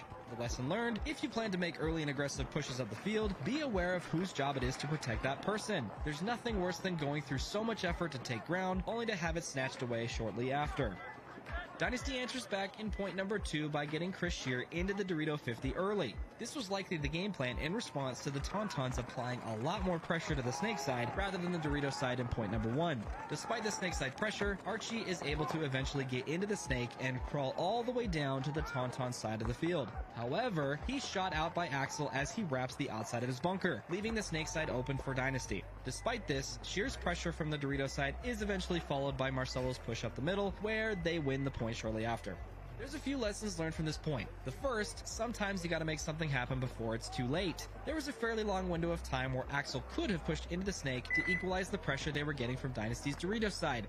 The only person stopping him was his heads-up opponent, Archie Montemayor. Granted, Ryan Greenspan was shooting cross-field towards Axel from time to time, but Archie eventually pushes down the snake side only to get shot by Axel, but it's too little too late at this point, as Marcelo and Shear mop up the rest of the Tauntauns. The second, don't take the obvious angle. I've talked about this at length in my Gunfighting Masterclass video, so check that out if you haven't already. It's linked down in the description below. Archie wrapping on the outside of his bunker here was a mistake, even if he didn't think Axel knew he was there. Granted, Archie was inches away from trading out with Axel, but he likely would have surprised and thereby eliminated Axel for free had he come up over the top of his bunker and on the inside of the field.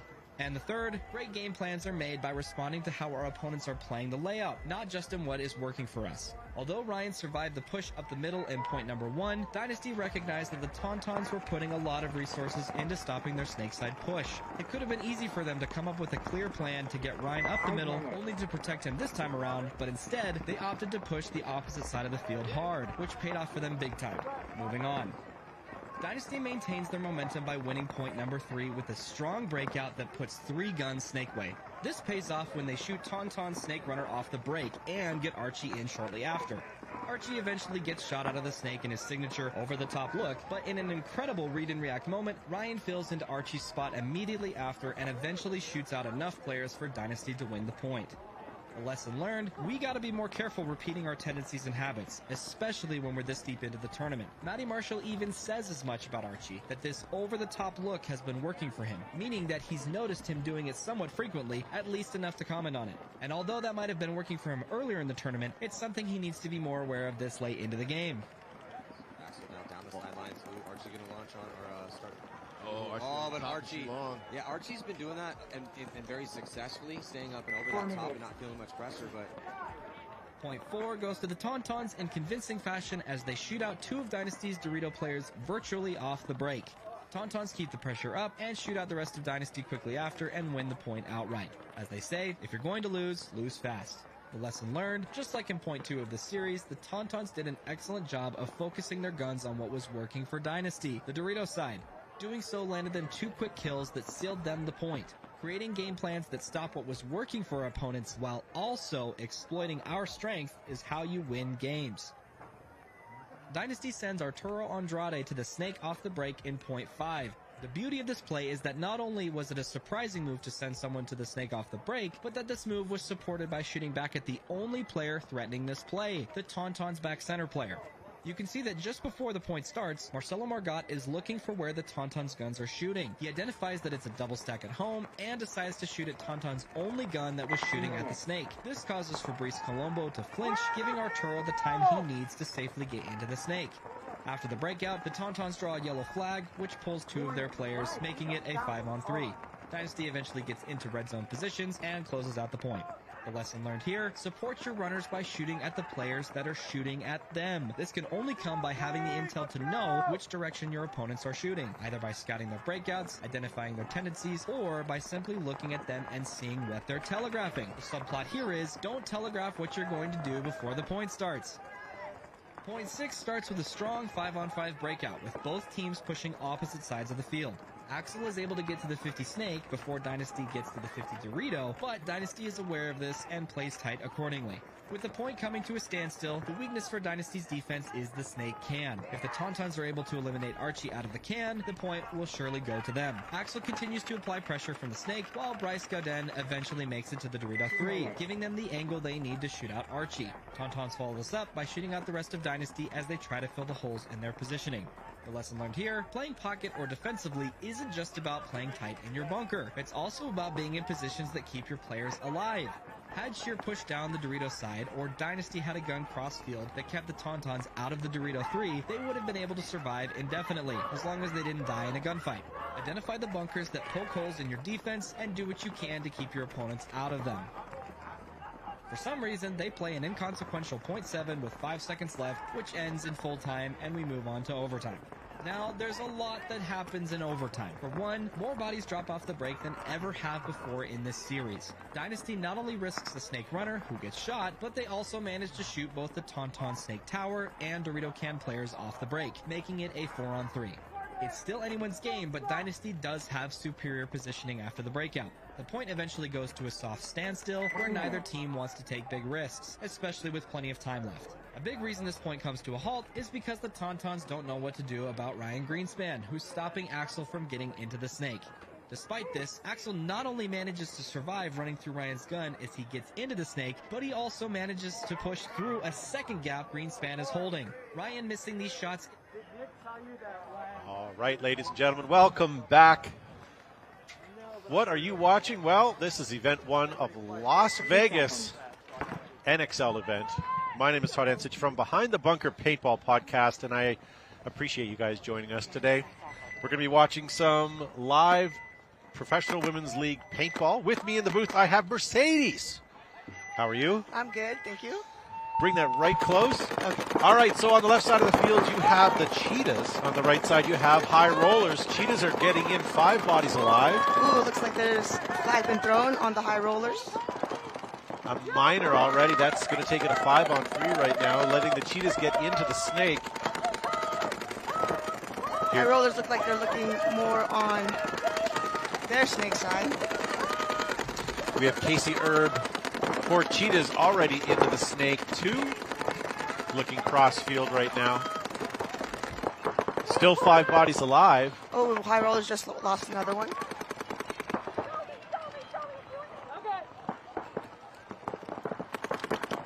Cheetah's in good form right now. Trying to get past Snake 2. Here she goes. Casey now going up crossing the 50 onto the High Roller side of the snake, looking inside, but getting clipped as soon as she picked up. Good shot by High Rollers. Nothing that she did was wrong other than her timing. Yes. That was a fluke, but good for High Rollers for keying up on that. They are holding their own right now. So it's a 4-on-3 in favor of Cheetahs right now. I believe it's a 4-on-2 right now. Okay. Oh, you had a penalty, didn't you? Yes. Had that minor in the beginning. I'll keep your players a little cleaner if you don't mind. So for those of you who don't know, Mercedes is joining me, and she just got off the field playing for the Femmes. Yes. You guys had it, and then you didn't have it, then you had it. Yes. A little chaotic, but we pulled it together at the end. Yeah. Did Sirens get their stuff together, or did you guys let it slip? A little bit of both. I think they figured out our game plan, and we were a little slow to change. But we figured it out at the end. You sure did. Here comes Haley for Cheetahs looking inside.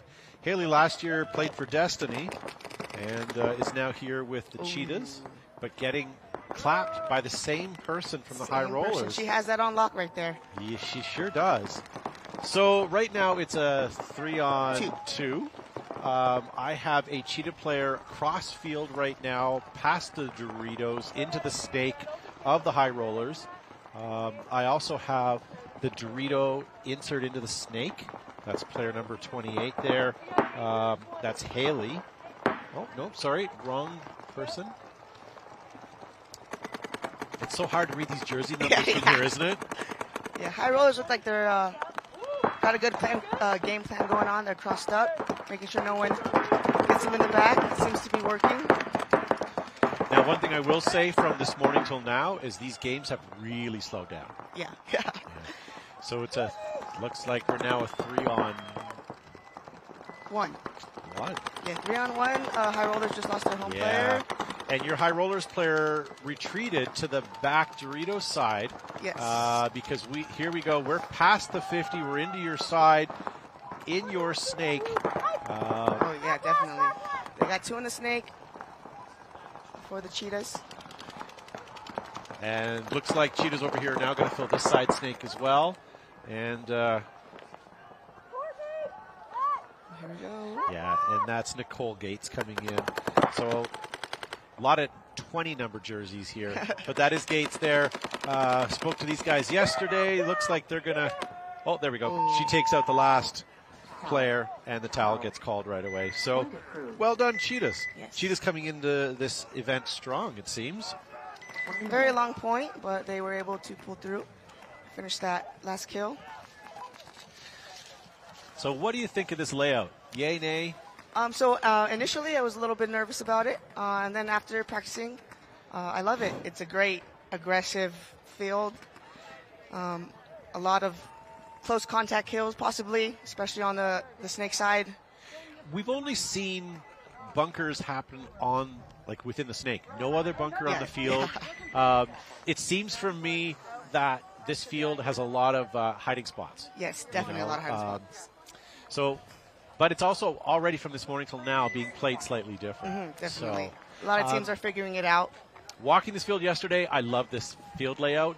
Commentating, I really don't like it because it's very difficult for me to tell you where people are. Yeah. But you know what? I will definitely take that as a negative because this field is a positive. Yes. For sure. Very fun to play. Yeah. All right. So Heroines coming out strong. I don't think they lost a body on their last set of games. They are going against the Northern Lights right now. Yeah. Northern Lights did make it into the Dorito side. So Heroines with 5 bodies alive right now. Northern Lights just lost 1.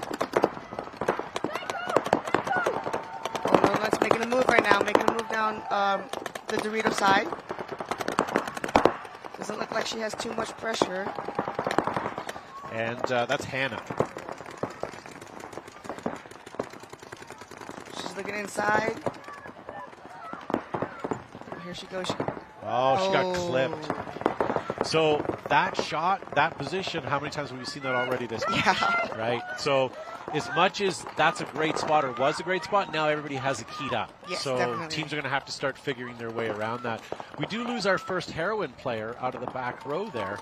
As I say that, we have a heroine player move up to the laydown brick, or the laydown wedge rather.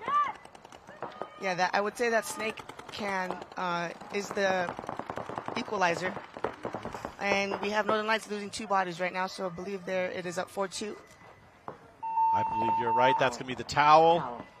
Towel. Point approved. Well done. All right, so Heroines are going to take that first point very convincingly. Very solid group. Yeah. They came out, I thought, passively, but they pulled it out. Yes. They pulled it out. Wasn't an aggressive breakout, that's for sure. So thank you guys for tuning in. My name is Todd Ensich from Behind the Bunker Paintball Podcast. I have Mercedes here from the Femmes who just played. Yes. And we were just talking previously about this field layout and how we both sort of really enjoy it. My prediction is that games are going to get much slower shortly. And my prediction is that you're going to see a little more play up the middle. Yeah, that's what I initially thought, seeing the field, that the middle was going to be the primary place to be, but it looked like the outsides, kind of stopped that. So I do expect to see that as well. As the middle will come into play more often as the days go on. So High Rollers and Cheetahs back on the field right now. So Cheetahs finished first overall last year, where the High Rollers finished 6th. So Cheetahs got all 5 to their bunkers. High Rollers, we lose 2. And 3 now. Oh no, High Rollers. Let's see if they can pull this one out. High Rollers also have used home as a double position. Yes. I don't know if I agree with that. All they're doing is getting pinched out there. Have you guys tried it? So usually we do a little delay, but we don't stay there for too long. For sure. A delay, yes, absolutely. But if you get caught in there, you're done. Yes. So it's go and get out kind of thing. So we got a Cheetahs player coming up the Dorito side. She's looking inside right now. At that big wedge.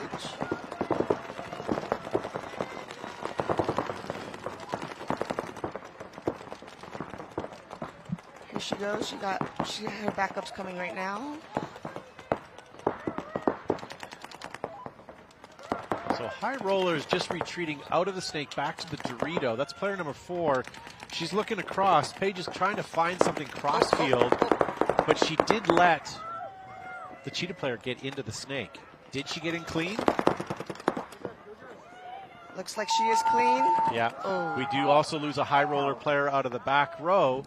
So good choice on hanging that flag. It looks like Cheetahs didn't lose a player on that point. Also, we just to let you know, Brendan Chester is the coach of the High Rollers player as well. And he's up against Cheetah coach Jacob Edwards and Wes Ital. So hopefully I'm pronouncing all of those correct. Edwards sounds right? Yes, Edwards. Yeah. Very good. So Northern Lights and Heroines back on the field. I'd like to see the Northern Lights get a couple points here. Yes. Again, I like my underdog team, and Heroines are definitely favored to win this. Yes. And watching them today, they're very solid. Not as good as the Femmes, I understand. We're competitive. We're competitive. Gotta choose my choice of words.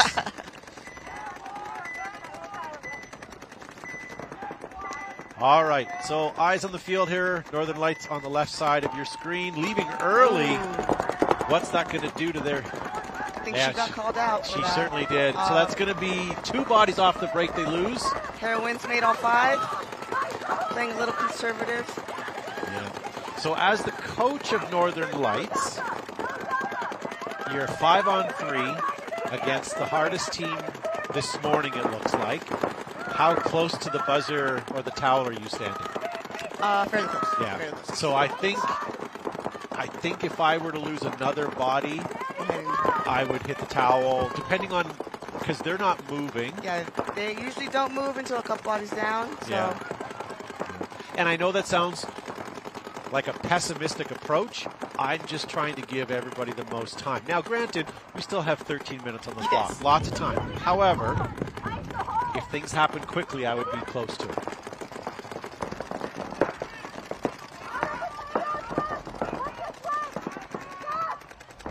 So coaching for the Heroines, we have Nikki McEvers. Spoke to her briefly yesterday. And she also coaches for the TJ Bastards semi-pro team, so we'll see a lot of her today. Looks like we're going to get some action here in the snake Dorito side.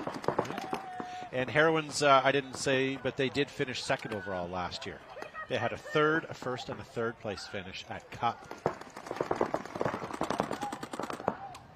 Uh-oh. So we lose a Northern Lights player potentially. She asked for a paint check from the referee. That came in cross-field. The redeeming factor about that is they also had they lose both of their Northern Lights players. Yes. So this is a towel for me. There it goes. You don't want to be playing the Heroines with not a lot of time on your hands. Yes. So, again, not trying to be pessimistic, but...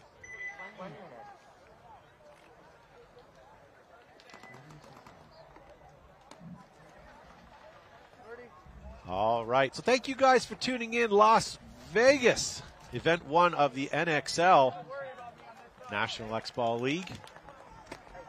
My name is Todd Ansich. I am from Behind the Bunker Paintball Podcast. And I do have my new friend, Mercedes. Hi. And she is from the Femmes. Just got off the field. How many games have you played today? 2. That's what I thought? Yeah. Okay. Had enough? Ready to go home? No, I love paintball. Good. Love to be here. Just kidding. Love to watch. Yeah. How many games do you guys get today? 2 today, 2 tomorrow. 2 today, 2 tomorrow. Yeah. Okay. So we're going to have a complete shift here. We're going to lose all of you ladies, unfortunately, shortly, and then we're going to have the semi-pros coming in. So it'll be interesting to see how that dynamic changes on the field and how they play, if at all, differently from you guys. Okay, so Cheetah's on the left side of your screen. Rollers on the right. When lost 1 body off the break.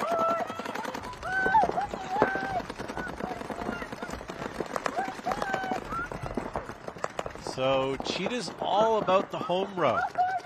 4 across the back line.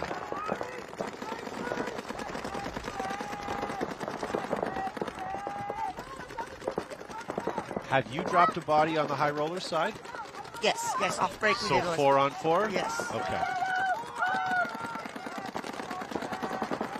All right, Cheetah player now moving up into the Dorito. Oh, high rollers went ahead and filled out on that Dorito side. This is going to make you decide who's going to win this point, but Cheetahs are from Chesapeake, Virginia. just for what it's worth. What does that mean? It means nothing. Oh. But they are a 3-hour time difference like myself, okay, so okay. I wonder how they've acclimated as well. Yes. Mind you, the high rollers are from Shamokin, New Jersey, so they're in the same position. This 3-hour time difference is ridiculous. Yeah, used to this time zone, live in California, so I was up at rough. 4:30 this morning. It's pretty rough for us. Yeah. And it wasn't bad for me. It was like getting up at 7:30. It was fine. So 4 on 4 still here, ladies and gentlemen. Not much changed. A little bit slower pace, like we had mentioned.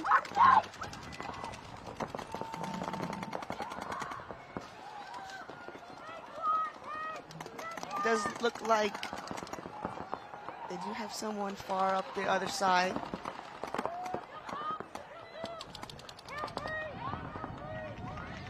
So here we have Herb here back in the snake. Going to cross into the 50 hopefully in a moment. She's had some great plays today. She is clean. Oops. High rollers making their moves. So here comes Casey now. Crawling up into their side of the field, but at the same time they lost. Oh, a Dorito side player. Nice play by the high rollers. I didn't even have to watch that. I heard that while I was looking cross field. So now we're down to one high roller left. And I may have missed it. They may have just eliminated that one as well. So that is going to be the end of this match. Cheetah's going to walk it in with at least 3 bodies alive.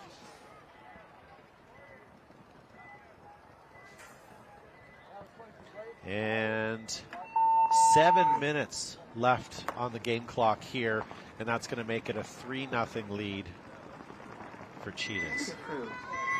No, that was the high rollers. Sorry, yeah, 2 to 1. Yeah, that's right. My bad. No. So that's why we have the scoreboard widget, because they know I'm going to make at least a mistake today. I do feel like a lot of teams went with the black and red this year, so it is a little tough. Yeah. So good for high rollers for getting their first point against the Cheetahs here. As I said, Cheetahs did come in as the series champs last year. And high rollers had finished 6th, so nice to see that they're getting points. If you're a stats person, I know this is Vegas and everyone's looking for the odds, and there they are. So Heroines coming back on the board against the Northern Lights.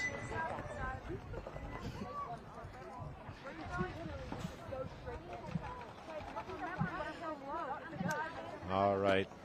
So Heroines leading this match here 2-0, 12 minutes on the clock.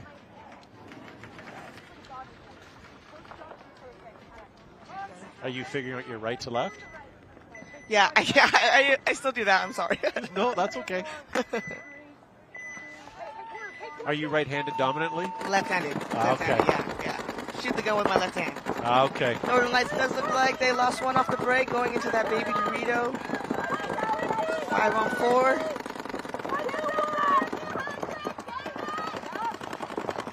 So 5 on 5. 4. They lost. They lost lost one. Okay, yeah. So your team lost one. Yeah. Okay.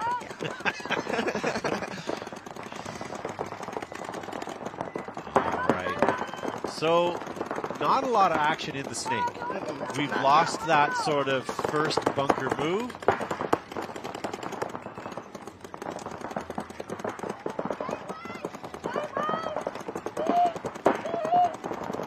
Heroines, I will say, have a good coaching structure over there. They have a big infrastructure. Northern Lights not doing too bad here. They're holding their own as far as this point goes. Looks like they're holding that snake from making that move. They have a player over there. So Heroines moved up into Dorito 2, okay. And now into their snake. Ooh, Northern Lights lost another up the middle. Yeah. Oh, we have a poison here on the other side of the field, and that takes out the Heroines player, leaving Northern Lights into their snake. So Northern Lights on the Heroines side of their snake. Heroines bumping out to cover, give coverage to that side. See if Northern Lights can pull this one through. And looks like Heroine player Blanca looking across field from the Dorito in their own snake. If I was this Northern Lights player playing their D side, I would try to make a move maybe a little bit closer. Oh, no. Oh, Northern Lights loses their key player because of that. And you're right. That Northern Lights player would have been beneficial to come up and give some heat on this side of the field. On that home player. It does look like she's holding a lane, but... And unfortunately, as commentators, we see it because we can see the whole field. Yes. So as a player, like, you can't give them... Yeah, you know, definitely. Mercedes should know better on the field. But these people... So there we go. So Heroines have the field cleared and are slowly walking in to... Towel being called anyway, so it doesn't matter. All right, so Heroines are going to take that point.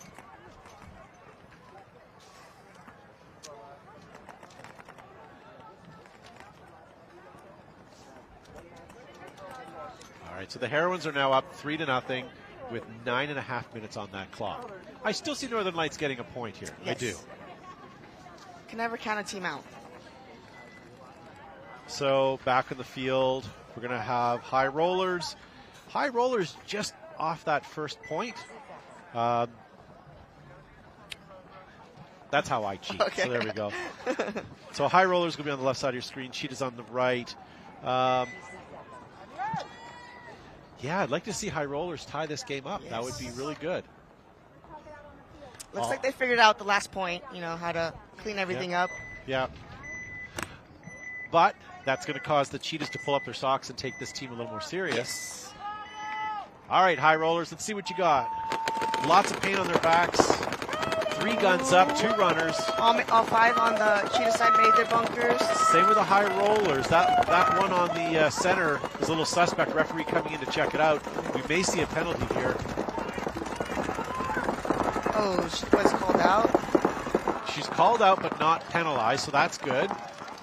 She did ask for a check. So we have 4 High Rollers alive. And 4 Cheetahs alive. 3 High Rollers alive. We just got clipped out of the Dorito, out of the snake side. Snake Dorito. Yeah, it's hard to say snake Dorito. Yeah. It's counterintuitive. But that was Paige Vassar. That's a bad loss for them, unfortunately.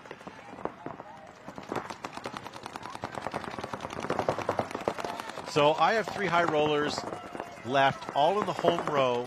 A hard position to be in when you still have, you're down a point and you're playing a game or a team like the Cheetahs. How many Cheetah players do you have left? We have 4. You have 4. Okay, you almost said that gloatingly. So it's a 4-on-3 game.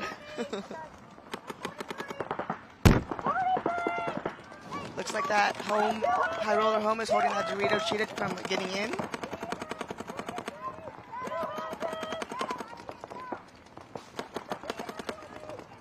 So not much movement, nor can they really for the High Rollers. This is a kind of wait and see who gets shot first. Who's going to make that first risk? Yeah. Cheetahs right now on your side of the field are up on bodies and up on a point. So really, they can't make a mistake. They just kind of have to call, let the High Rollers do something. Running a lot of clock on this point.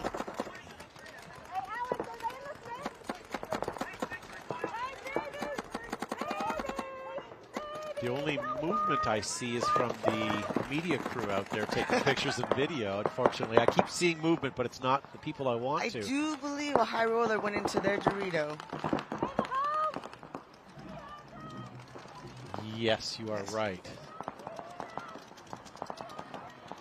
She's able to move up. She can shoot these Cheetahs in the back. They're both looking at the opposing snake side. High Rollers just moved into the snake side of the Dorito, or the Dorito of the snake, rather. And she's looking cross field, looking for those shots.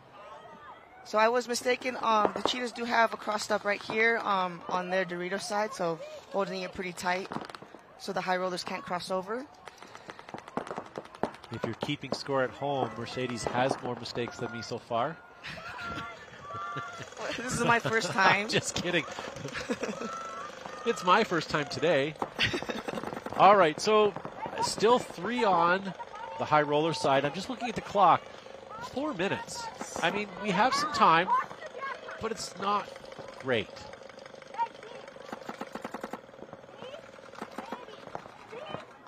I'd like to see the high rollers take a little bit more risk, you know, to maybe potentially tie up this match. Since time is not on their side.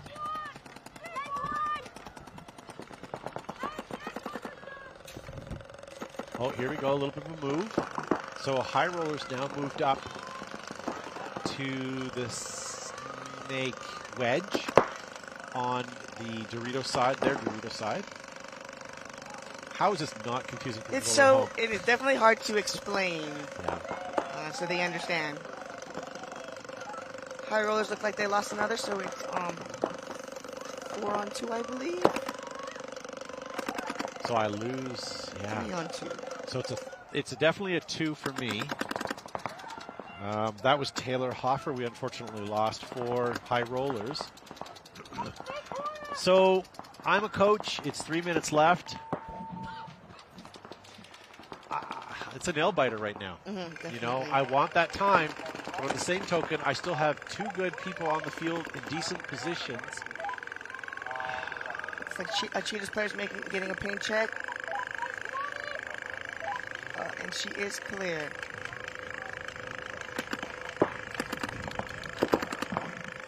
High rollers are making a move up their snake.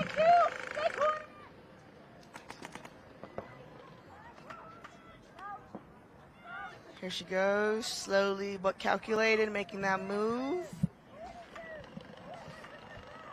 She should connect with her other player on the other side of the field. Let's see if that happens. All right, I hate to say it. It's 2 minutes.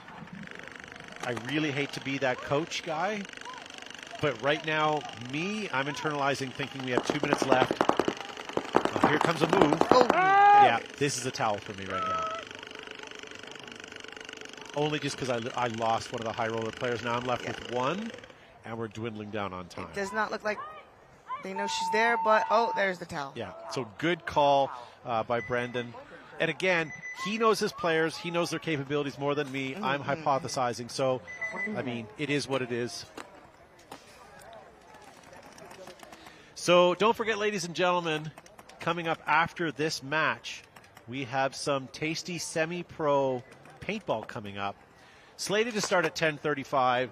That may run early, so if you guys are interested in watching that, you're going to want to stay tuned and not go too far away. Shut Up We're Trying is taking on Midwest Saints, and KC Missouri All-Stars, or Missouri, is playing Outlaw AP Factory. After that, we're going to have Royal City Sea Dogs, Canadian team, Go Canada, taking on New Jersey Jesters, and Preferred Mob taking on Texas Demolition. So some really good paintball coming up, although I have to say we saw some really good paintball this morning. The Women's League has come so far. I'm very happy with what I watched. Growing, definitely growing. The Heroines on the right-hand side, Northern Lights on the left.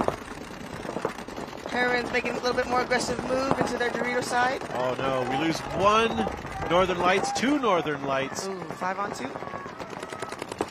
5 for the Heroines. 5 on 3. Excuse me, 3.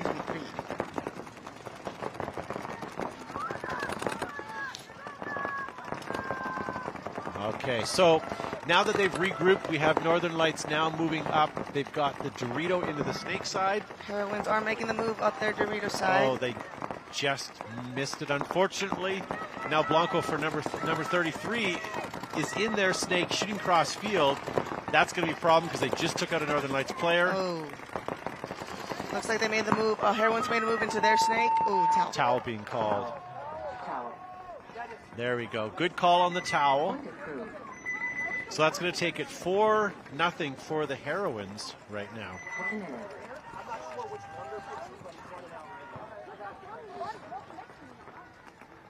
Fans?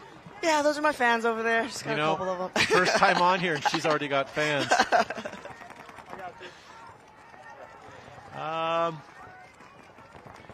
Brad in the live chat says Todd should get a raise for his commentary.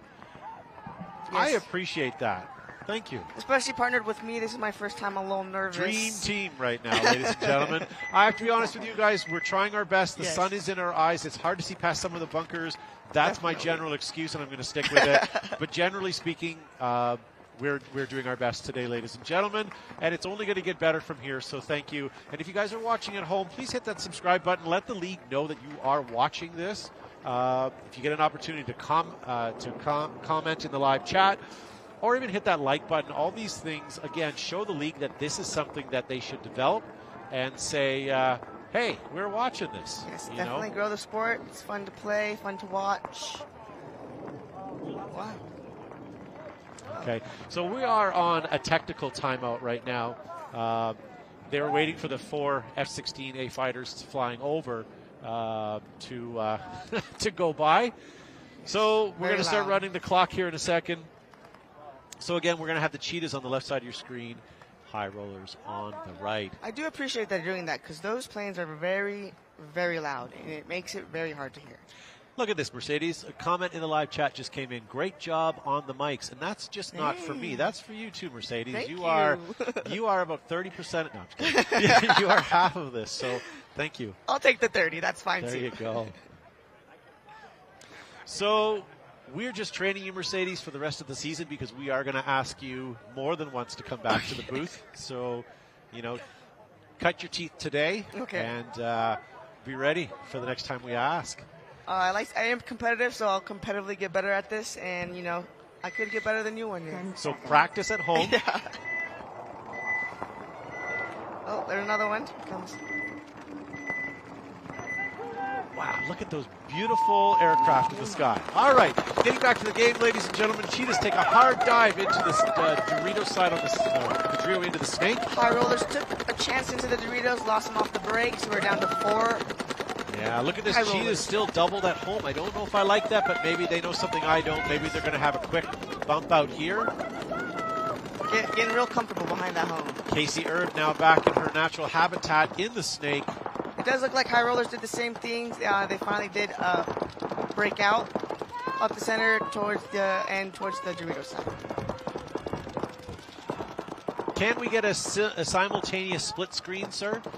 We're working on it. Unfortunately, our production crew is second best, so they are working on it. Well, hopefully we'll see some more split screens as the weekend goes on. High rollers is another in the middle.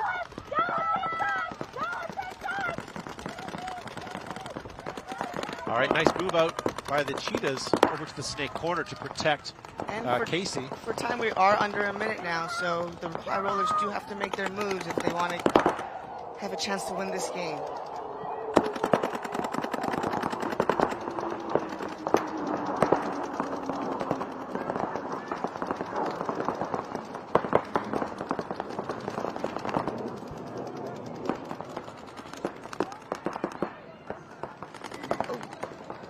It does look like high rollers cross. Oh, high rollers got hit. Is hurting pretty bad there. Oh, no. Or sorry, Cheetah's player is hurting really bad there. 15 seconds left. Oh, high roller trying to make a move. Didn't get shot out. They are running down on time. 10 seconds. Who is there to? Nobody. Oh, so close. It's okay, Cheetahs. We still have a. Didn't even see this one right here. Yeah. That's okay. You're new. Yeah. And to be honest, there was a ref blocking your view, yeah. so I'll say that. All right, so that is going to give Cheetahs 3-1 lead. I believe they ran out of time. They did. It is finished. Yeah. And then the Heroines are back on the field now with a 4-0 lead with 8 minutes left in the clock. My gosh, it's like an eternity.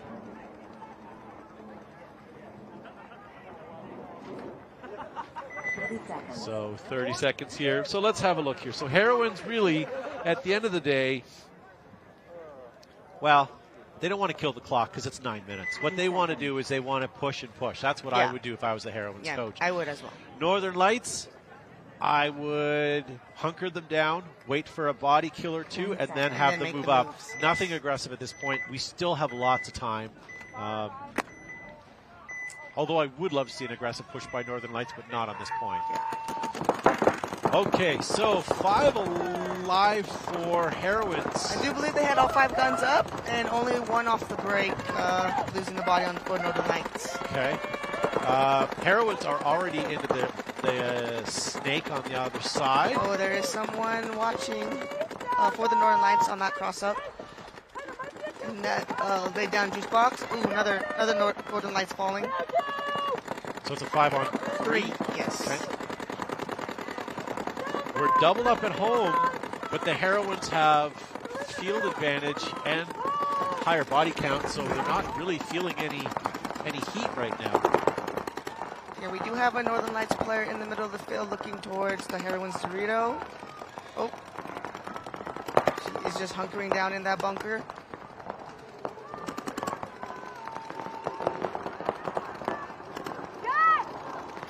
All right.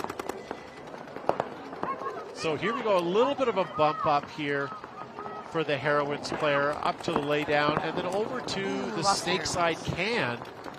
But you're dropping bodies. And you dropped one right now, but the Heroines are in that middle. Let's not point fingers here. I'm sorry. So it's a 4-on.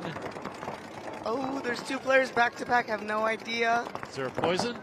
No, back to back. Oh, there it is. Northern Lights caught her. Yeah, well done, Northern Lights, for keeping your head on a swivel. So I believe it's 3 on 2. 3 on 2, possibly. I have 3 for sure. Yeah, I believe I have 2. Yes, 2. 3 on 2. I can only see 2, but I'm pretty sure. Oh, there is the third one. I just found her. So simultaneous moves up. One into the Dorito 2 and the other one into the Dorito heading into the snake. And still one at home for the Heroines.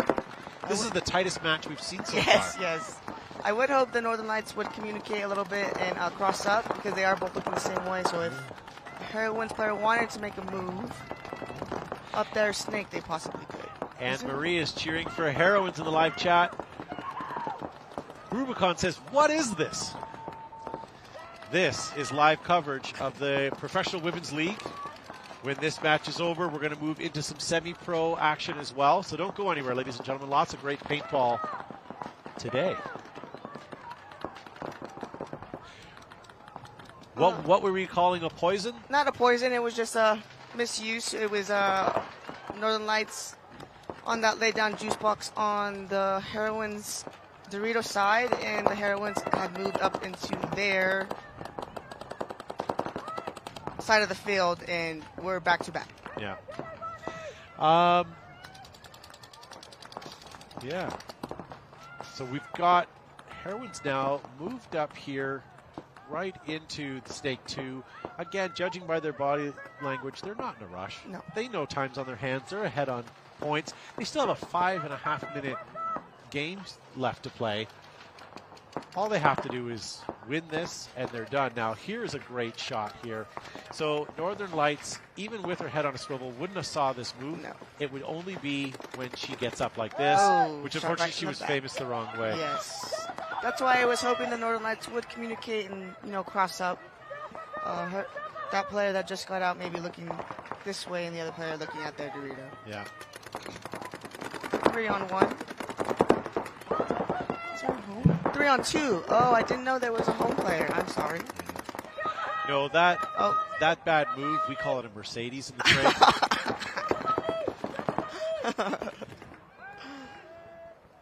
All right, that was the last player. So, not to speak ahead of time, but it looks like Heroines going to take this 5-0, which is a mercy. And the other fifth game between Cheetahs and New Jersey is done. Cheetahs won that one 3-1. So this potentially will take Heroines 5-0. So thank you guys so far while we're finishing up this point for tuning in. Coming up next, we're going to have semi-pro paintball, and that will be the remainder of the day. Will be semi-pro all the way up until 5 o'clock today. So stay tuned. That's 5 o'clock Vegas time. So stay tuned and make sure you stay with us. Grab some popcorn. Depending on where you are, fry up some bacon and eggs, and stay tuned. So thank you, Mercedes, for being with us. That was great, and we'll see and hear from more of you tomorrow, I would assume. Thank you for bearing with me for my first time, and I really appreciate the opportunity to do this. I appreciate you. Thank you guys for watching at home. We're going to go to commercials, and we'll see you back as soon as the semi-pros are ready to go.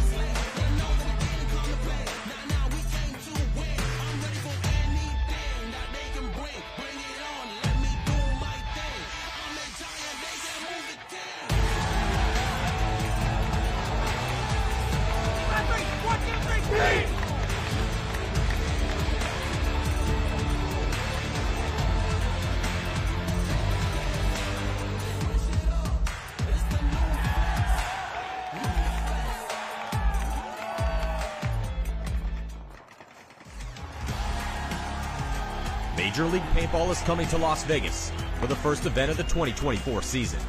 At its heart, the game of paintball is simple. Shoot your opponents before you get shot, and then march down the field to victory. In the Major League Paintball Pro format, each team employs 5 players at a time, and they have a buzzer on their side to protect.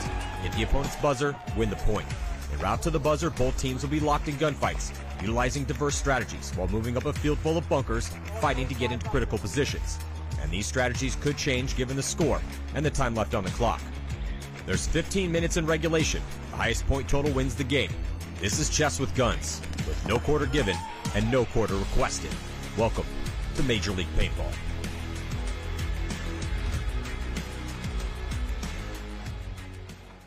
The Tauntauns came out swinging in their match against the favored San Diego Dynasty at this year's NXL World Cup. And while the battle was back and forth the entire series, Dynasty ultimately came out on top in their decisive victory in overtime. With the series being so back and forth, I thought it would be a good idea to look at each point and see what lessons can be learned that we can apply to our own gameplay.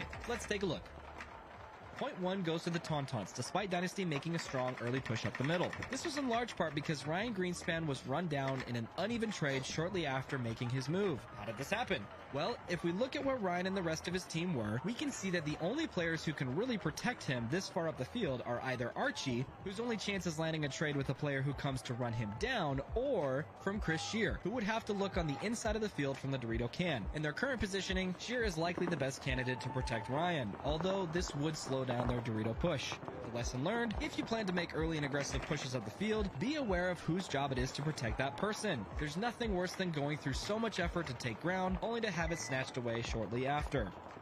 Dynasty answers back in point number 2 by getting Chris Shear into the Dorito 50 early. This was likely the game plan in response to the Tauntauns applying a lot more pressure to the snake side rather than the Dorito side in point number 1. Despite the snake side pressure, Archie is able to eventually get into the snake and crawl all the way down to the Tauntaun side of the field. However, he's shot out by Axel as he wraps the outside of his bunker, leaving the snake side open for Dynasty. Despite this, Shear's pressure from the Dorito side is eventually followed by Marcelo's push up the middle, where they win the point shortly after.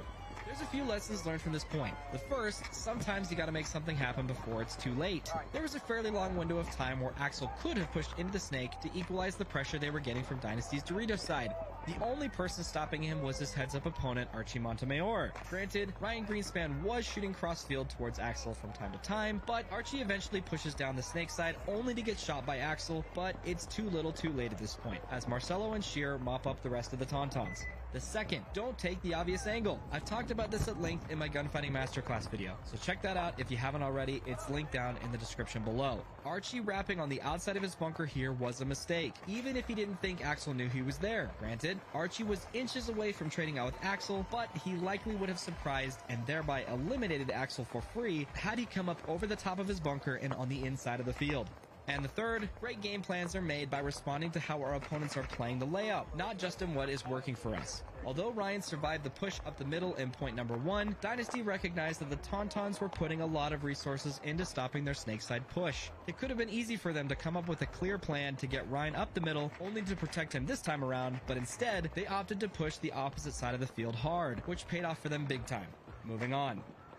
Dynasty maintains their momentum by winning point number 3 with a strong breakout that puts 3 guns snake way. This pays off when they shoot Tauntaun Snake Runner off the break and get Archie in shortly after. Archie eventually gets shot out of the snake in his signature over-the-top look, but in an incredible read-and-react moment, Ryan fills into Archie's spot immediately after and eventually shoots out enough players for Dynasty to win the point. A lesson learned, we gotta be more careful repeating our tendencies and habits, especially when we're this deep into the tournament. Matty Marshall even says as much about Archie, that this over-the-top look has been working for him, meaning that he's noticed him doing it somewhat frequently, at least enough to comment on it. And although that might have been working for him earlier in the tournament, it's something he needs to be more aware of this late into the game. Oh, but Archie, yeah, Archie's been doing that and very successfully, staying up and over that top and not feeling much pressure, but... Point 4 goes to the Tauntauns in convincing fashion as they shoot out 2 of Dynasty's Dorito players virtually off the break. Tauntauns keep the pressure up and shoot out the rest of Dynasty quickly after and win the point outright. As they say, if you're going to lose, lose fast. A lesson learned, just like in point 2 of the series, the Tauntauns did an excellent job of focusing their guns on what was working for Dynasty, the Dorito side. Doing so landed them 2 quick kills that sealed them the point. Creating game plans that stop what was working for our opponents while also exploiting our strength is how you win games. Dynasty sends Arturo Andrade to the snake off the break in point 5. The beauty of this play is that not only was it a surprising move to send someone to the snake off the break, but that this move was supported by shooting back at the only player threatening this play, the Tauntaun's back center player. You can see that just before the point starts, Marcelo Margot is looking for where the Tauntaun's guns are shooting. He identifies that it's a double stack at home and decides to shoot at Tauntaun's only gun that was shooting at the snake. This causes Fabrice Colombo to flinch, giving Arturo the time he needs to safely get into the snake. After the breakout, the Tauntauns draw a yellow flag, which pulls 2 of their players, making it a 5-on-3. Dynasty eventually gets into red zone positions and closes out the point. The lesson learned here, support your runners by shooting at the players that are shooting at them. This can only come by having the intel to know which direction your opponents are shooting, either by scouting their breakouts, identifying their tendencies, or by simply looking at them and seeing what they're telegraphing. The subplot here is, don't telegraph what you're going to do before the point starts. Point 6 starts with a strong 5-on-5 breakout, with both teams pushing opposite sides of the field. Axel is able to get to the 50 Snake before Dynasty gets to the 50 Dorito, but Dynasty is aware of this and plays tight accordingly. With the point coming to a standstill, the weakness for Dynasty's defense is the Snake can. If the Tauntauns are able to eliminate Archie out of the can, the point will surely go to them. Axel continues to apply pressure from the Snake, while Bryce Gauden eventually makes it to the Dorito 3, giving them the angle they need to shoot out Archie. Tauntauns follow this up by shooting out the rest of Dynasty as they try to fill the holes in their positioning. The lesson learned here, playing pocket or defensively isn't just about playing tight in your bunker. It's also about being in positions that keep your players alive. Had Sheer pushed down the Dorito side, or Dynasty had a gun cross-field that kept the Tauntauns out of the Dorito 3, they would have been able to survive indefinitely, as long as they didn't die in a gunfight. Identify the bunkers that poke holes in your defense, and do what you can to keep your opponents out of them. For some reason, they play an inconsequential .7 with 5 seconds left, which ends in full time, and we move on to overtime. Now, there's a lot that happens in overtime. For one, more bodies drop off the break than ever have before in this series. Dynasty not only risks the Snake Runner, who gets shot, but they also manage to shoot both the Tauntaun Snake Tower and Dorito Can players off the break, making it a 4-on-3. It's still anyone's game, but Dynasty does have superior positioning after the breakout. The point eventually goes to a soft standstill, where neither team wants to take big risks, especially with plenty of time left. A big reason this point comes to a halt is because the Tauntauns don't know what to do about Ryan Greenspan, who's stopping Axel from getting into the snake. Despite this, Axel not only manages to survive running through Ryan's gun as he gets into the snake, but he also manages to push through a second gap Greenspan is holding. Ryan missing these shots is very uncharacteristic of him, and pretty fortunate for the Tauntauns. After the series of these moves, the point once again comes to a standstill. Archie continues to stand over the top of his bunker, despite its relative riskiness at this point, trying to look for a pick to open things up. But the play to win the game at this point is to push the snake and trade out with Axel. Marcelo puts this together and pushes into the snake past Archie. In a moment of controlled chaos, Axel shoots Archie, but Marcelo surprises and shoots Axel in the loader, and immediately turns his gun towards the snake can, eliminating Colombo and securing them the win. The lesson learned here, don't be afraid to make plays that would surprise your opponents, especially when you have the information you need to solve the puzzle in front of you. Archie was too hesitant to make a push, and instead was trying to wait for a pick. Marcelo knew that him going into the snake and past Archie would be surprising, and that no one would likely see him make that move. Excellent play for Marcelo to win that point and the game for Dynasty. There were a lot of lessons learned from the series, but let us know which one will help you the most this season. As always, if you like this type of content, please be sure to hit the like button and subscribe to the channel. See you next time.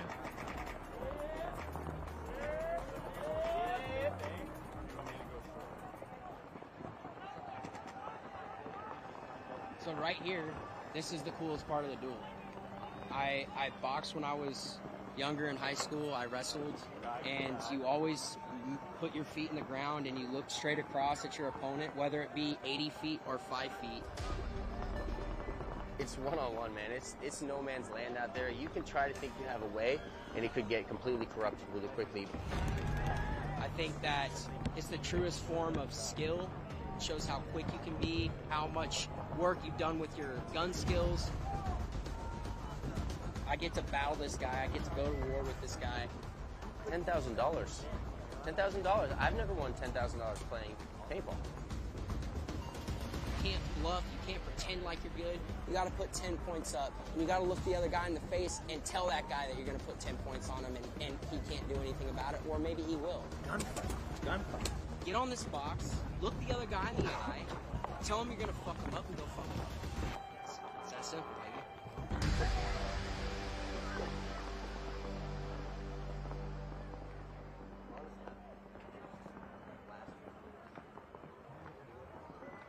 Alright, so we are here at the beautiful ASG Paintball Park. As you can see, the parking lot is packed. There's also a big rusty dinosaur behind me.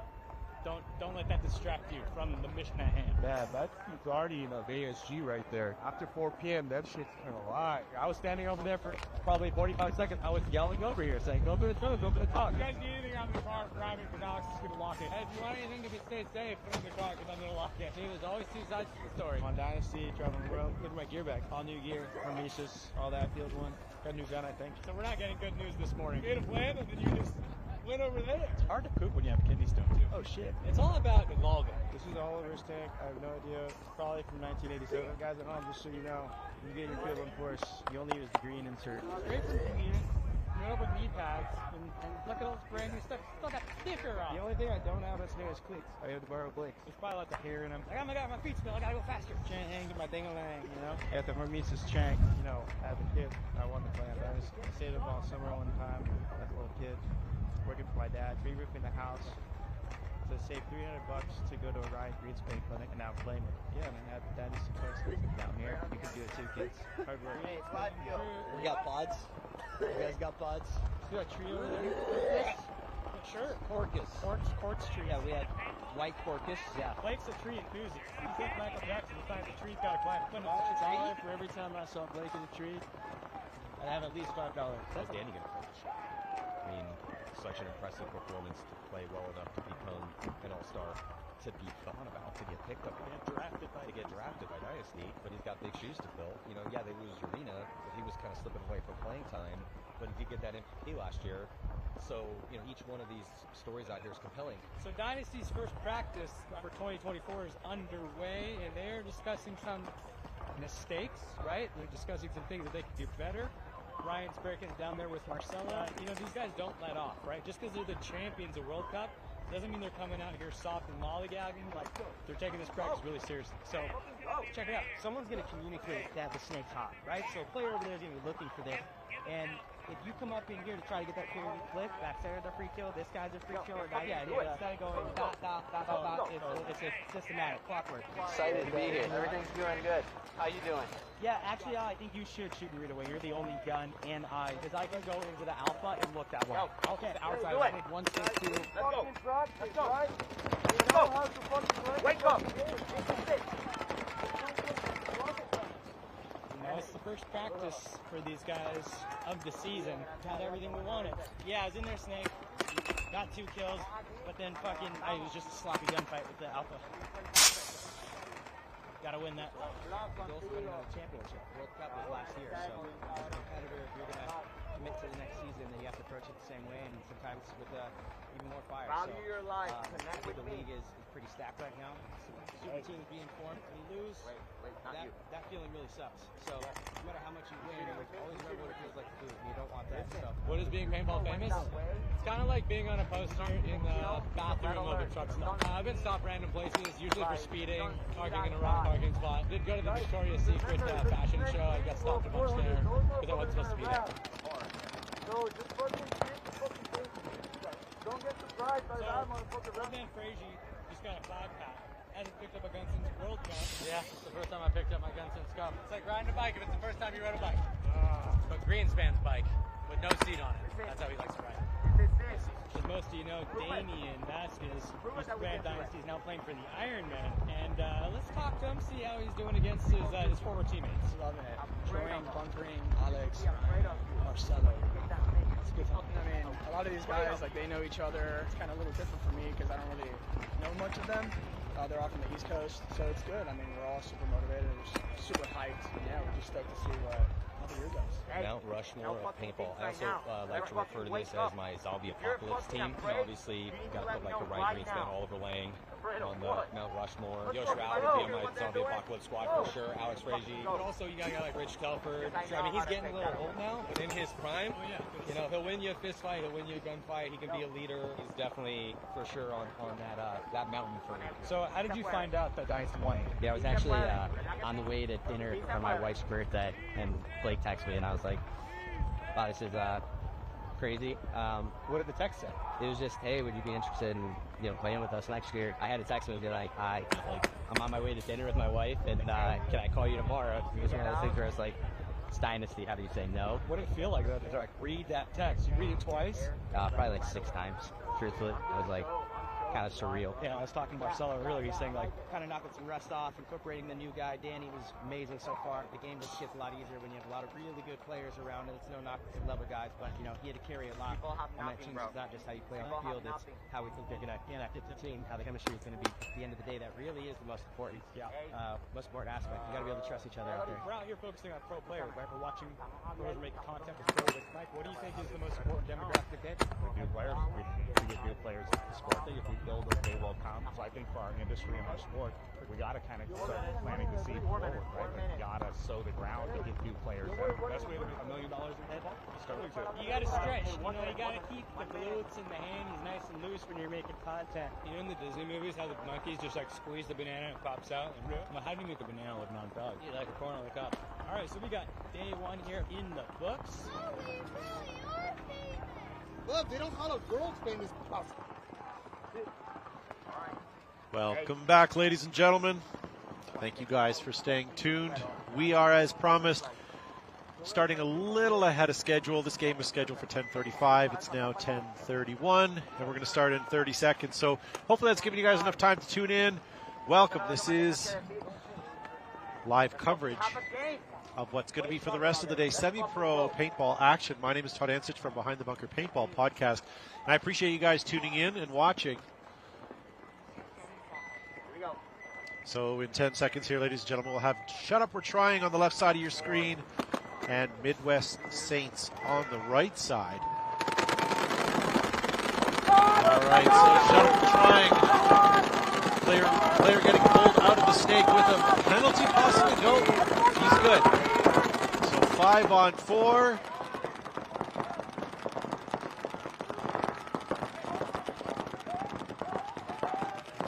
So we have 5 on 4. Oh, we just lose another Shut Up We're Trying. All right. So with me in the booth, I have Mr. Williams. Yep. Steve Williams, Mr. Transfuse. Mr. Williams. So thank you for tuning in. Stephen and I will be here with you for certainly this match, maybe beyond. We'll see how it goes. And we just put away all of the pro women play, so they're done for the day. They'll be back tomorrow morning. So getting to this game, I'll take care of Shut Up, We're Trying. You'll take care of Midwest Saints over there. And right now, I hate to say it, but we missed some of that game, so towel is being called, and Midwest Saints are going to be taking that point. Now, Midwest Saints was formerly known as the Latin Saints. They are now in semi-pro, and I just saw player number 34, Monty Hills from Canada. Monty Hills, do you know where he plays out of? He is from Seaforth, so he's in Canada, but I'm not sure what field he's associated with, but certainly nice to see Canadian on another team. Absolutely. We're slowly infecting the U.S. market here. So, again, we're just kind of rolling into this real quick. So we're going to have Casey, Missouri All-Stars on your screen, as well as Outlaw Factory. Outlaw Factory will be on the right. Outlaw Factory finished 18th at World Cup for semi-pro. Oh, sorry, for this is the first time that semi-pro finished 18th. One down. Okay, so player getting checked out for All-Stars. He has been marked clean. So All-Stars now into their snake 2, and we have a bit of a battle here. Shooting for the knees, up. You got a kneecap right there. That's 2 down on Outlaw. So we're dealing with a 5-on-3. Yep. Okay, in favor of the All-Stars right now. Same thing now is happening, which happened with the women's in the morning. The first couple games were very quick. Then it slowed right down. So I'm not surprised to see these games go quick again. All-Stars losing their first player out of the home row while moving up as well. So now they have 4 players, one in the snake, crossing over the snake into the other team's 50, but getting eliminated. That, I believe, was from the tape side. Correct, from Dorito. That was player number 6 for All-Stars walking off the field. Paddling over top of the wall. Right, left. Another All-Star player leaving. Another factory player leaving. How many players do you have left? Towels are done. Doesn't matter. Towels being called, and that's going to give the All-Stars the first point. Wow, that happened fast. It was. Absolutely. Great field layout. Fun, super awesome as a player. For us, very difficult. So for you watching at home... What do you...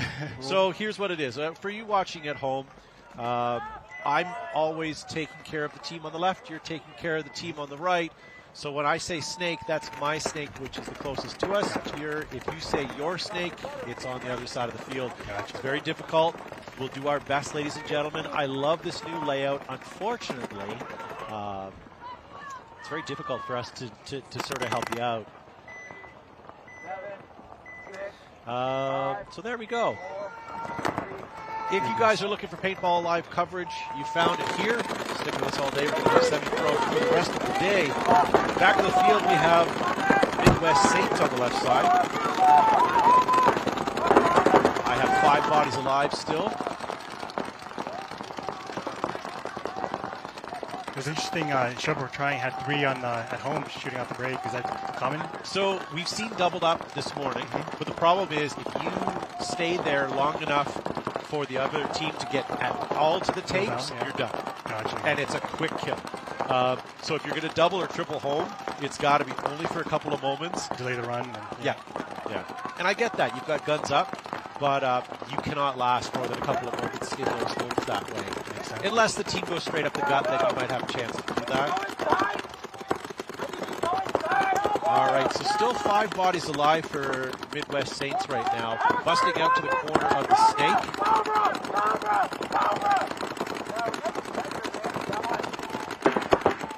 Shut Up is still playing pocket ball right now.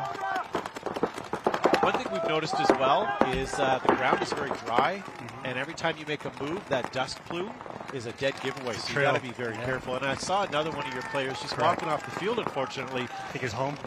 Yeah, Midwest now taking the snake. We have player number 84 all the way in. That's Chaz, it looks like. Now making it past the 50. Oh, he's going to pop up. He's going to get it. Nice shot by Chaz, taking out the Shut Up, We're Playing. Shut Up, We're Trying player there. We have 1 Shut Up filling in snake. Snake side on their side. Down two. There we go. Both Chaz and Turton for Midwest Saints running past the 50 on their snake side. Luckily for them, the towel is being called. That's going to give them their second point of the day today. So that's going to take Midwest 2-0 against Shut Up We're Trying. And Shut Up We're Trying, that game still has 12 minutes and 14 seconds left on it. Coming back on the field, we're going to have Outlaw Factory taking on the All-Stars. Now, have you seen any moves that that's been completely different from the standard, from what everybody else is doing? Has there any highlights that you've seen? Or well, so far we're back to going quick again. I would say the first third of the matches this morning were fairly quick, and then it slowed right down. And I only assume that's going to happen with the semi-pro this afternoon. Gotcha. Outlaw Factory looking like they're going to play the pocket. And they do go right up the gut, but they managed to take the Dorito side snake, or your snake side. And it looks like he got in uncontested there. Not sure how many guns you had up, but All-Stars had 3. Yeah. We have a Dorito fill from the All-Stars. if you guys are looking for pro paintball action, you guys can head over to Go Sports and watch them. If you have a pay subscription, you can definitely watch them. I'm not sure if they're giving any of that away today, but certainly we are free all weekend. And we're going to be having women's play in the morning and semi-pro in the afternoon every day this week. Looks like Outlaw Factory loses 2 because of a minor. One thing you have to get used to on this field is every ref pulls the same flag. So it's not multiple flags, it's the same ref pulling the same flag. Wow, okay. Yeah, so something I'm not used to. So if you see multiple flags in the air, don't panic. It still just means one pull. I got excited for a second. I was like, oh. Okay, so looks like your All-Stars are almost at the 50 in the snake side here. Across the field, I have Outlaw in your snake, as well as I have 2 back still on the home row. Now moving up, we have Outlaw moving into Dorito 2. And we're into their 40 now. All-Stars. Looks like player number 100 for your team looking cross field, going to combat Dorito 2. Does he have a shot there? A little, yeah. A little bit of a blind shot? He's tucking in tight. Yeah. Oh, he's head checking right now. Oh, yeah, you got it. Oh. As soon as he head checked, he got it. Yeah. Both both Outlaw players are eliminated there in the last couple of moments. And that's, they're going to hang the flag there and concede the point and give it to All-Stars. So we have a tie match here? No, we do not. We have 2-2.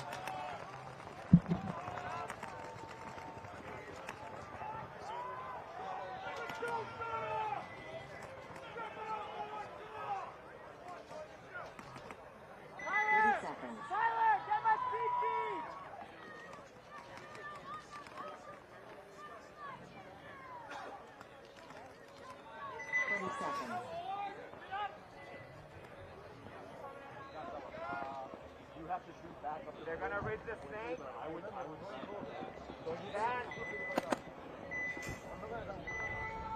Go. Step away. 5, 4, 3, go.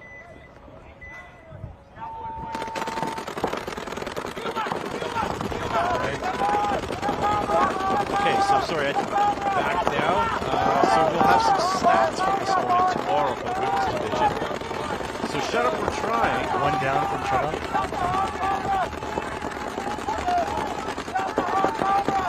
It's a 5-on-4. Yeah. Okay. Well, it'll be nice to see Shut Up getting at least a point on the board here. Again, I always do like cheering for the underdog team, and right now they're losing by 2. But still, there's almost 12 minutes on the clock, so lots of time here. But Shut Up does lose another one of their bodies. 53 for Midwest. Yeah. Shut Up We're Trying are also kind of at home in the pocket there. They're going to have to bust out a little bit.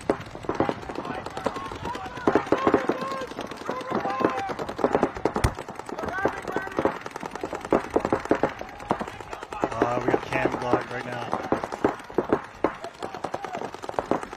So looks like the shuttle for trying has now busted out to the snake side. They're in the Dorito insert. Just really hard to say Dorito insert to the snake. But you know what? This is something we're going to have to adapt to. I think a lot of people are excited about this layout. You know what? I was a little nervous to see what all of the additions to the snakes were going to do to this field. But it's still, even with all those bunkers, it's still so busy with these big bunkers in the middle. It's hard to see. It's real easy to get lost out there, ladies and gentlemen.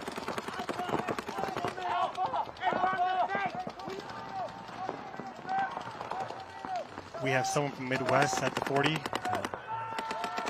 So, comment in the live chat about finally having a split screen today. Our producers are working on getting us some better stuff here, so apologize for that, but we are happy to have it now. And as I say, if you guys can help support this live stream, there'll be more infrastructure put into it. So subscribe to the channel, let the Major League Paintball know that you're watching, hit that like, and even comment just so the algorithm sees it and they see that people are watching and enjoying it. Spread the love. Spread the love, and we'll get some more. Yeah, absolutely.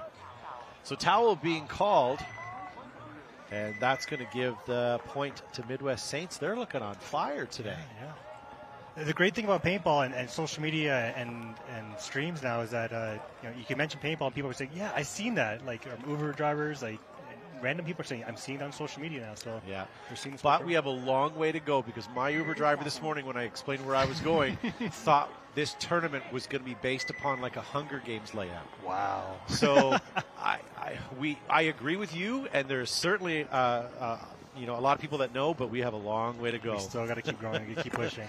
Yeah. So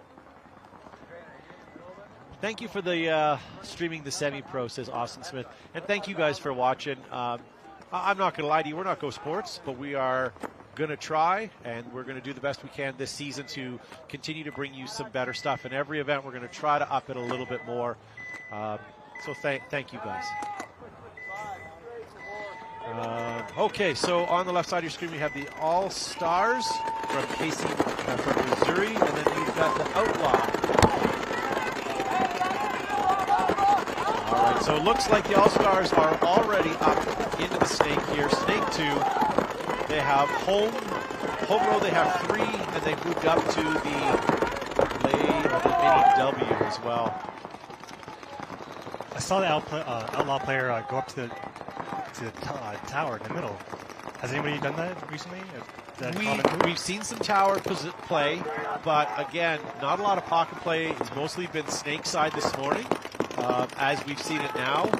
But again, I'm predicting by the end of the day we're going to see less of the snake and more up the gut. Only because of what we've seen this morning. Gotcha.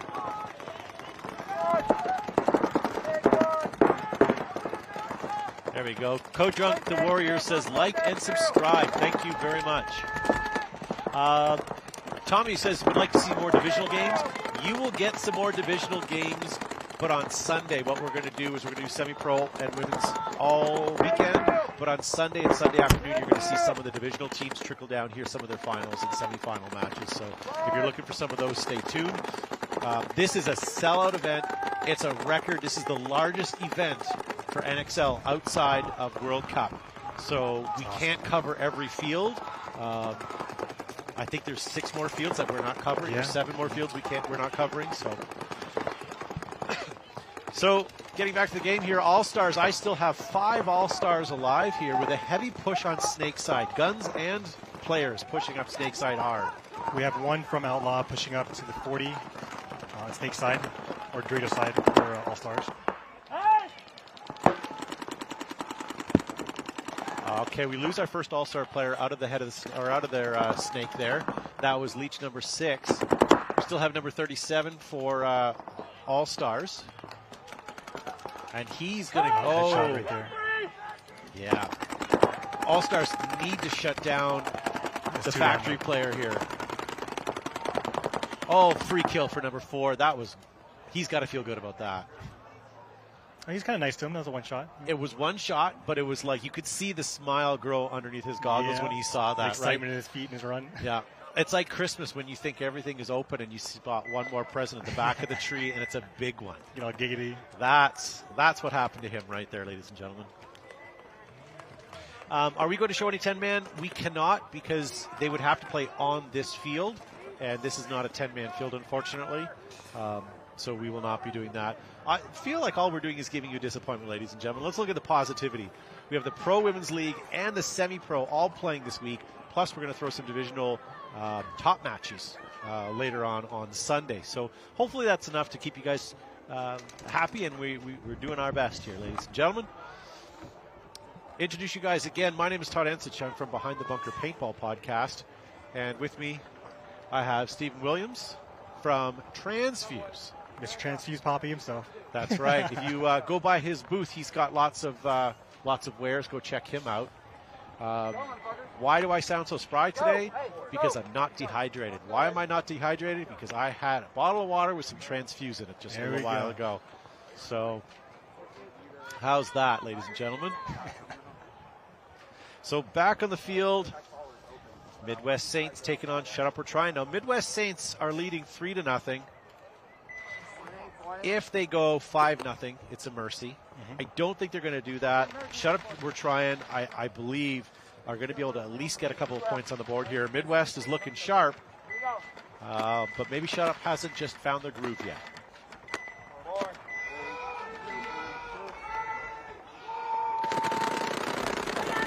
Okay, so Midwest Saints going shallow, getting one kill one off the break. So we're down to 4 players. 54. It's 44 now. Should have lost 1 man. Okay.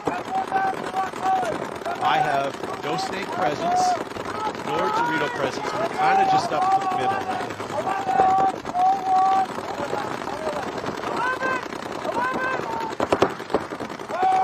All 4 guns are rolling.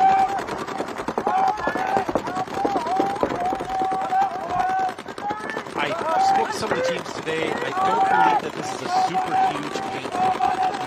The first couple games were quick, short points, and then there were some long ones, but not a ton of paint. I thought it would be the opposite, and maybe that'll change as the weekend goes on. Definitely. So it looks like Midwest Saints moved out to the snake corner.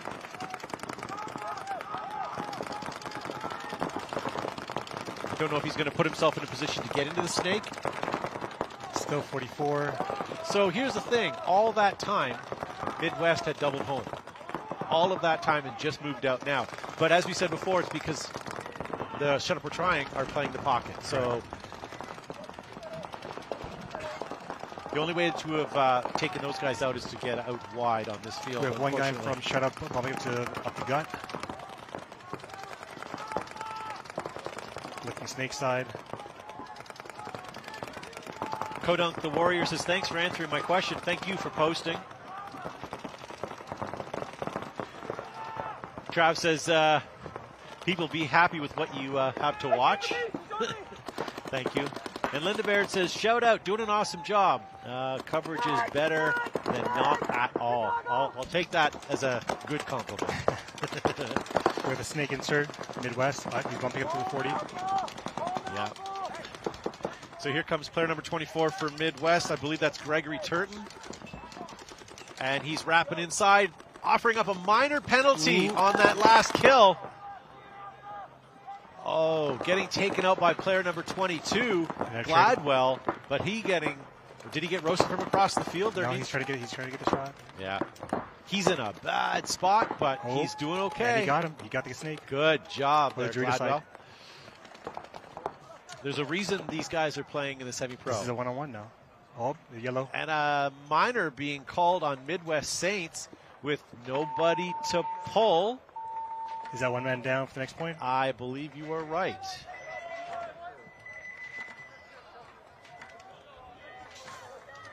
That was a spicy point right there.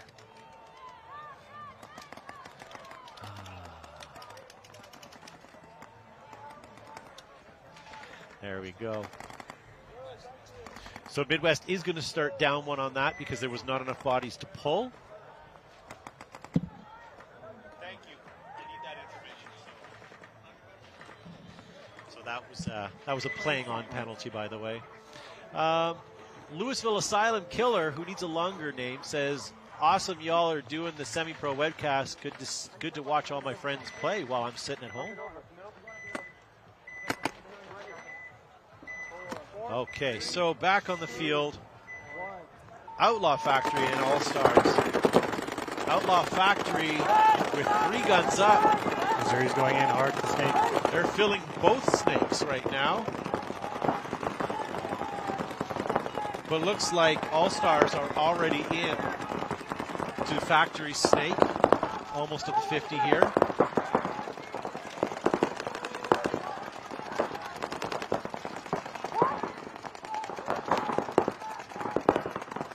All Stars 5 live still. So Factory is all pretty much shooting their Dorito side of the field. You lost a body, or is that one of my guys? No, that was when he ran all the way around. He ran all the way around. Yeah. Okay. So Outlaw Factory with 4 bodies alive right now. Missouri with a little bump at the D side, or snake side D, Dorito. Okay, so All Stars right now are in, Factory's in All Stars snake side. They're at home. They're at the Dorito insert to the snake and in the home Aztec, the small home Aztec.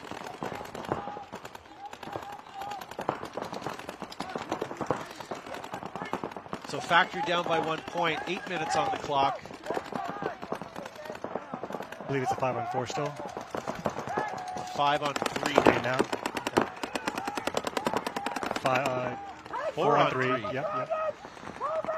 So 4-on-3 in favor of All Stars right now. That's player 10 Long walking off for All Stars.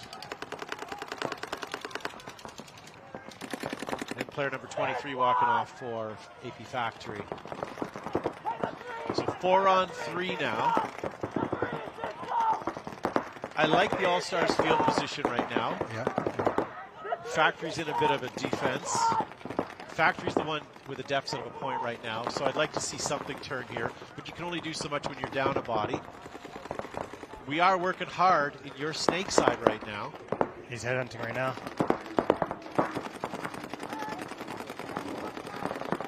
Oh, we walked into our own It's a headshot right there.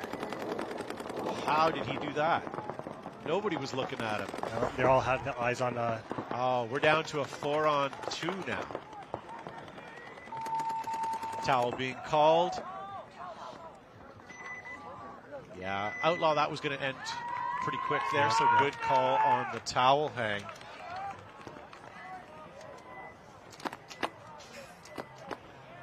So every day this week, ladies and gentlemen, we're going to have the Pro Women's Division in the morning, starting at 6 a.m., because that's what we like to punish ourselves with.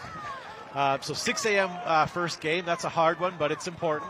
So we're going to do the Women's Division in the morning, and then in the afternoon, or late morning, early afternoon, we're going to do the semi-pro. That's going to happen today and tomorrow. And then on Sunday, there's going to be a mix of all of that plus some divisional play. So Sunday will be an interesting day. That's where we'll be saying farewell to a lot of teams. Yeah. So shut up, we're trying. We're getting clipped off the break. 2 of them clipped off the break. Oh, that's not good. Shut up, we're trying plays well. They just need to keep their bodies alive.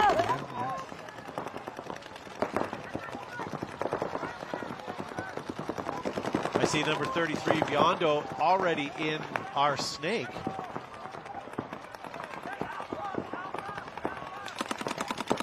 Midwest Saints now wrapping on the outside to try to close the gap towards home.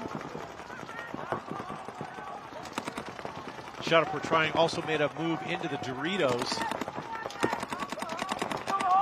And I lose our home player for Shut Up, We're Trying.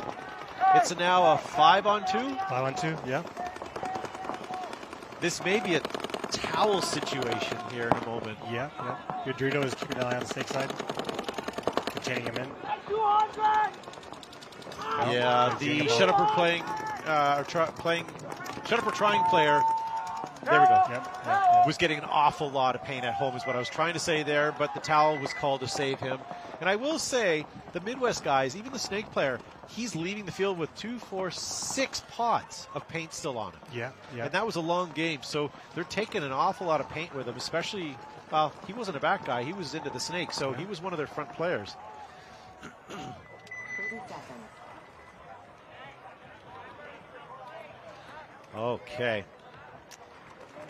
So, Zane in the live chat says, I'm surprised you guys can see over those bunkers.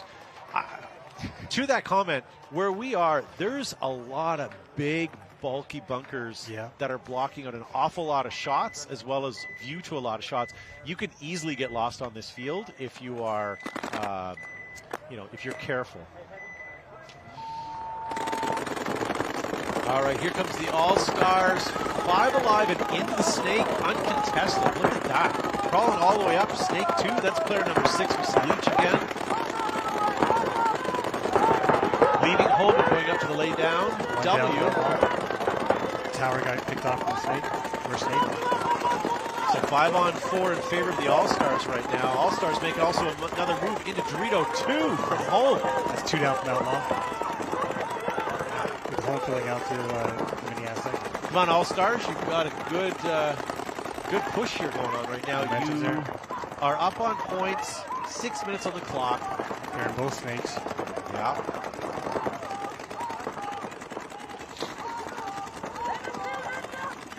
All-Star player getting checked, asked for a check. He's getting a lot of bounce shots. Look at this coming at him. Yeah, You see that coming? I don't know. That looks like it's coming from cross field. And he's From trying Dorito? to, yeah.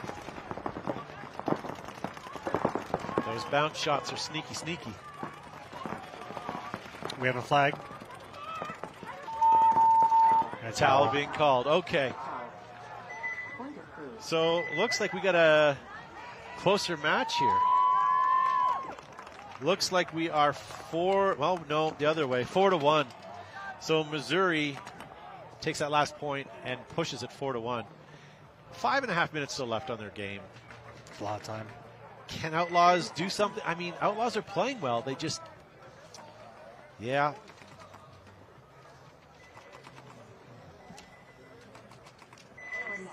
All right, 20 seconds. Wow, these games are non-stop. It's relentless. It's great. So Midwest on your left, they are leading 4-1 over Shut Up We're Trying.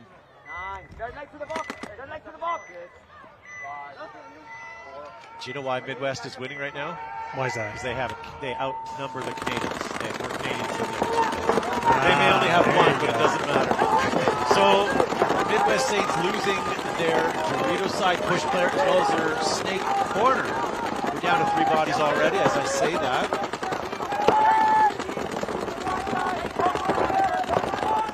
What do you think of the yellow paint fill this year? I think it's a lot more visible. You can see the streams better, especially with the contrast of the bunkers. What's your thoughts on that?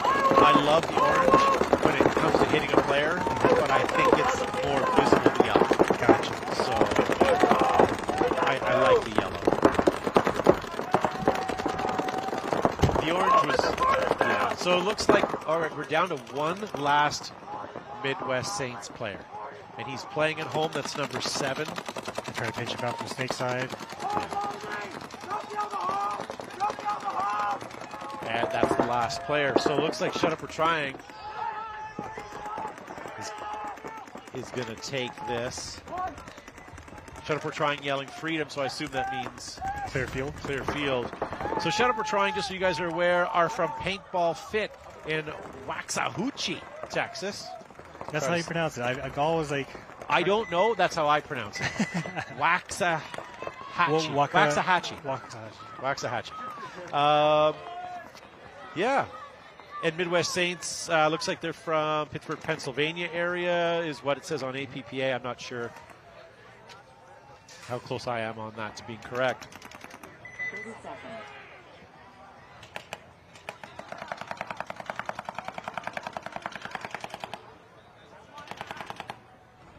Okay, so 20 seconds, ladies and gentlemen. We have Outlaw Factory back on the field against Missouri All-Stars. I will say one thing. When I got here this morning, I wore 3 sweaters, 2 T-shirts, and a jacket. I'm not even exaggerating. The wind was cold and nasty. Yeah. Now I'm down to pants and 2 T-shirts. It's gonna better. It's going to get cold at dawn or in the afternoon. Yeah, absolutely. Oh, look at this. So we lose one of the Outlaw Factory running up center, running up the gut. But I get into the snake, and I lose another from the other side of the field. We have a flag, 3 out for Missouri. So it's a 4-on-2? 4-on-2, I believe, yes. Wow, that happened super fast. Yeah.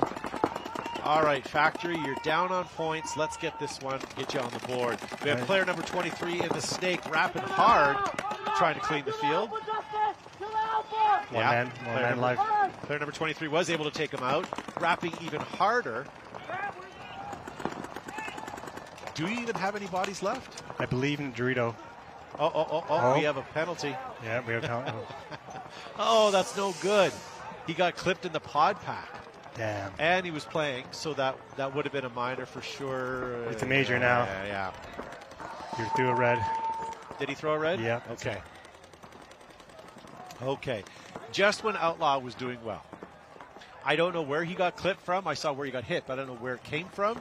I am assuming cross field. From Dorito. Maybe when he bumped up, he got it from the backside. I don't know. I've been seeing that cross shot from Dorito's side, D1 from my side.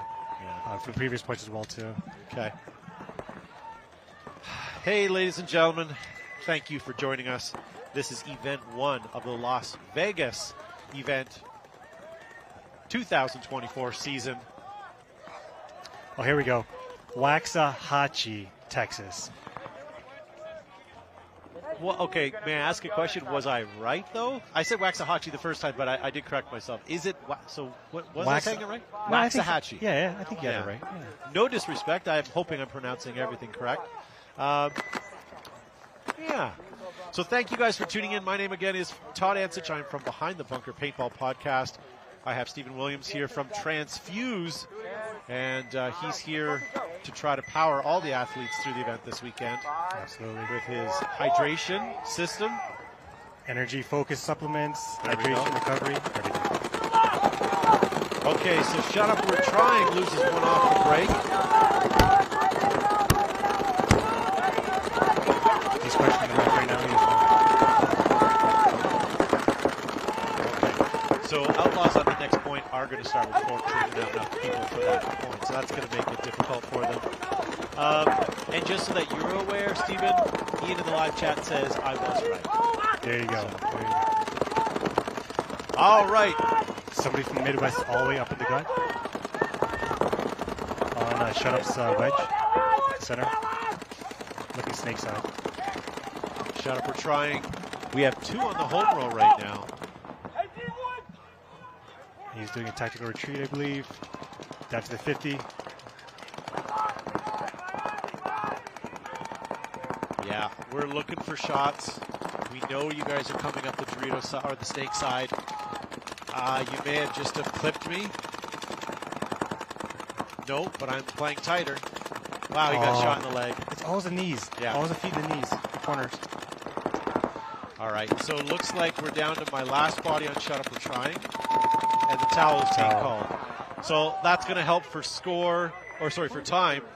But unfortunately, it's going to mean Missouri goes up 5-1. Sheesh. Yeah, sheesh indeed. Wow, we've got ourselves some matches here, ladies and gentlemen. Who would have thought the first set of split deck matches for the semi-pro were going to be this interesting? It's going to be an interesting day. Have you seen the Flying V in a while? No, not at all, and not on this layout. I think it'll be the opposite of the Flying V. It'll be, what would be the opposite? Flying triangle? Yeah, something. Arrowhead? Going up that middle, you get stopped right away. Yeah. I don't know. Really, your best bet is to push the tapes if you're trying to get quick points, I feel. All right, so again, we're starting shy for the Outlaw Factory team because of the penalty. Here comes the All-Stars on your left. They had 4 guns up. Doubling up home now. 1 down from Outlaw. So 5 on 4. All Stars moving across the field. What a move was that? Minor penalty being called at home. Snakefield got eliminated from Missouri. Okay, so we're down to 2 players all of a sudden. You started with a body short, but what are you at now? There's only 3 players now. So it's a 3-on-1 now.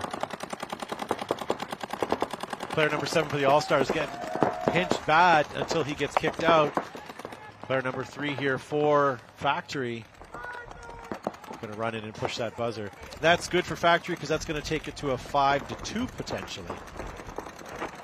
Only 3 minutes and 45 seconds left on this game, though.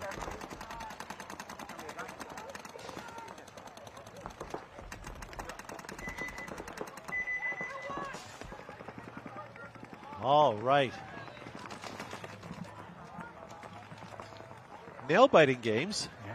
And then literally, I look down to look at the chat for a moment. I look back up, and we're already 30 seconds to the next point. Flags flying everywhere, every point. Yeah, lots of excitement. You guys have tuned in on a great day for this.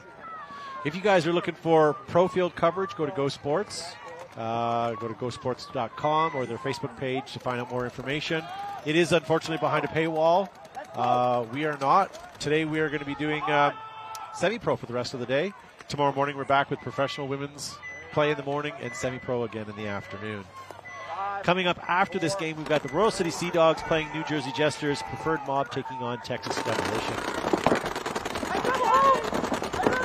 So Midwest Saints going right up the gut to the 50. Minor penalty being called, though, on home. That's not good for them. Are you still 5 bodies? Or did One you man start? running up the gut, running down from shut up. Yeah. Trade. That was a good sacrifice. So I'm left with 2 Midwest Saints left. Another one filling up the gut. So we have 1 player from shut up on our snake side, 1 up the gut, and 1 back at Temple. 3. Player's going to get a penalty. And we have Shub yelling flag, flag, flag, flag. Yeah. So he did have enough to pull if that was a minor. I probably would have called that a major because he was shooting while the ref was yelling at him. Correct. But again, this all happens so quickly, and I saw it from a different angle than the ref does, so it is what it is. But that would have been a problem for them. Yeah. So that's going to make that game 5-3 then. All right, it's getting exciting now. 5-3 with 2 minutes 40 seconds left. So Shut Up can come back and get this if they keep this up. That point was around 45 seconds, roughly. Yeah, it was quick. 2 more of those and you get a tie game. So we've got a team starting shy here, right? Potentially, or did we? Sorry, that was the last point. Sorry, these games are going so fast. Yeah. All right, AP Factory on your left. Only 3 guns up, but they do manage to get to the 50 center, and they get into the Dorito side snake. And we lose a body. And that was our snake insert player for AP Factory.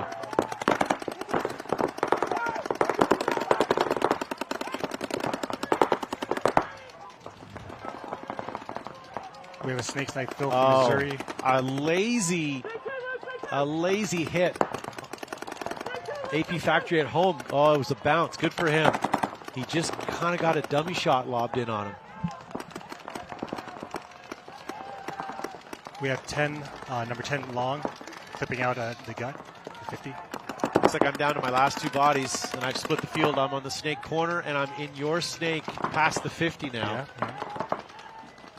That 50, the only hope for the Factory guys is that snake player basically gets a 3-pack. Looks like he got a minor penalty called, so he got a 2-pack for sure. Said 1-2. Nope, he's eliminated. Oh, is that snake player for Factory killing it? He did. Not only did he kill that, he also got the buzzer. Well done, Outlaw Factory, and that's going to make it 5-3 potentially then. All right, turn up. It's turning up now. 2.5 minutes left. Well.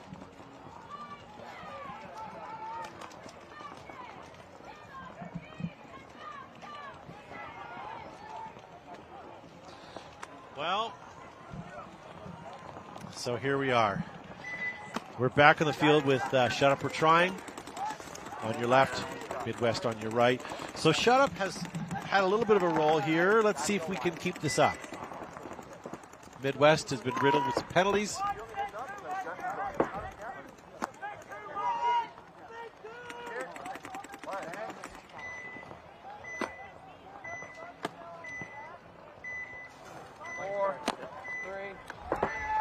So Shut Up We're Trying finished third at Cup for Division 2. This is the first time we're seeing it in the semifinal.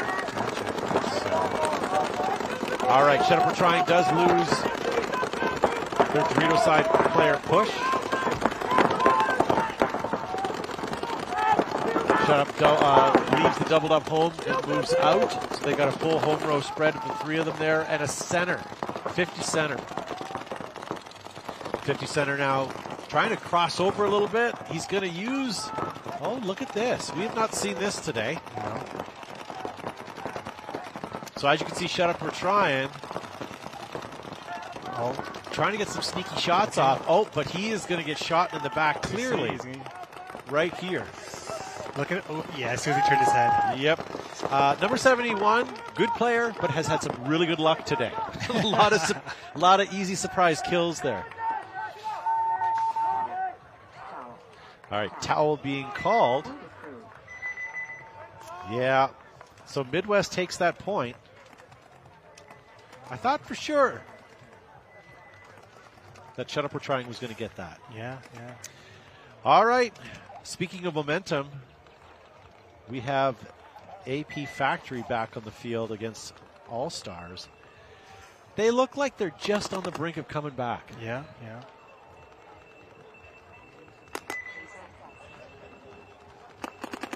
Just gotta stop the momentum, whatever it takes. What do you think of all the fighter jets flying overhead? It's the first few times was interesting, but yeah, it's kind of getting a little annoying. I think it's great. So All-Stars on the left.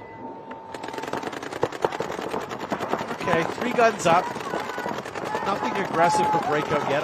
They stopped short of the Dorito side snake, but he's getting shot out. So I lose my first All-Star. Here we go, All-Star player now feeding up into the snake. And his backup is moving over to help him.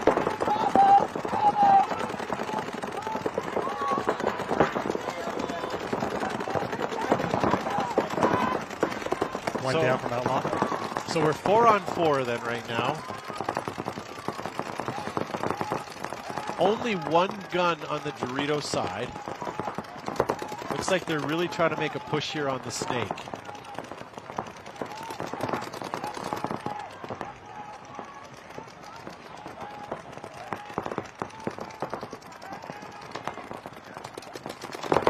Oh, nice snapshot by player number 24 from the All-Stars. Taking out the AP Factory player in the mini 50 has a D on him. Oof. That was pretty close. Attack for retreat. Here comes Ollie Lang. No, unfortunately, he loses that. They both 1 for 1. That was nice of the player to give a salute on the way out. Top boy there, trader there. Oh, we have a snake fill from Outlaw. So here comes player 15 from the All-Stars, Twickler. Shooting crossfield. Did he manage to get him? No. I saw it sprayed it. It was definitely off the W. What he needs to do, if he could, is do what he's doing right there. Moving up to the next bunker and trying to pitch him out. Twickler does have backup here by number 37 here. Twickler has lost him. He's trying to find him. And he's out. So it looks like with 2 bodies alive, All-Stars are going to go in there and push the button. And dying your sword like that, it just sucks. You know, everything else is against you, and you're just trying to stay alive, trying to take as many bodies with you. Yep. Okay, so that's going to take it 6-3 with 23 seconds. You can be the best optimistic person in the world, but that's going to be a tough one to, tough nut to crack.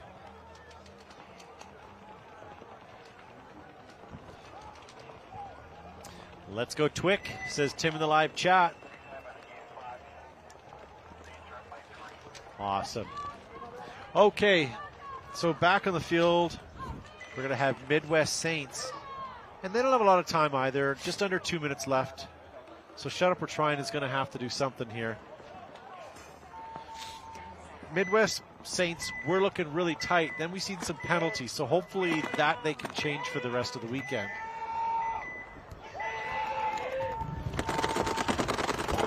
Only 2 guns up for Midwest.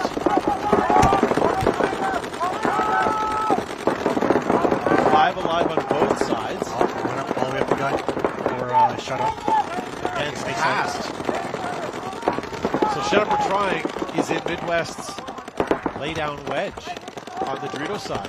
I lose my first Midwest player. That's moving over to the wall. Traded. Oh, wow. On your side, your W on your side. They just ran right into each other. I only have one left player. One player left. He's at home. And he's been eliminated. But they still have enough players on Shut Up, We're Trying to hang that flag. And that's going to make it 6-4 if he's clean. 6-4 with a minute left. That's a better nut to crack than what we're about to get into again. Yeah.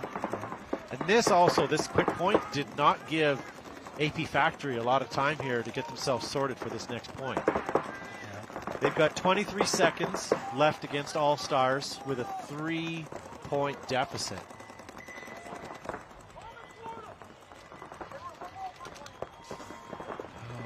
Boy, oh boy. So thank you guys for tuning in and watching. My name is Todd Ansich from Behind the Bunker Paintball Podcast. With me I have Steve Williams from Transfuse. We're going to be with you guys all day today. Well, I will be. I'm not sure how long Steve will want to put up with us. But thank you guys for tuning in. Hit that subscribe if you're not, so that you can be aware of whatever time that we go live. Okay, so AP Factory, 5 bodies still alive. We had 3 guns up, and we are again going right up the gun. Now we are running heads up into the snake, and we're up to the 50. Look at this. Turning it up.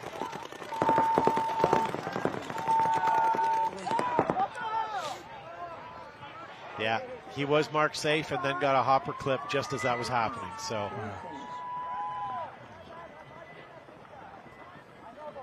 A little bit of arguing on the field. Unfortunately, you guys can't hear it sometimes, and that's sometimes a good thing, but it's always amusing for us, that's for sure. So, getting back to more of a realistic time, we have 1 minute for Shut Up, We're Trying to get a 2 points in. Not great, but at least it'll close the point gap if they can get a little closer. Absolutely.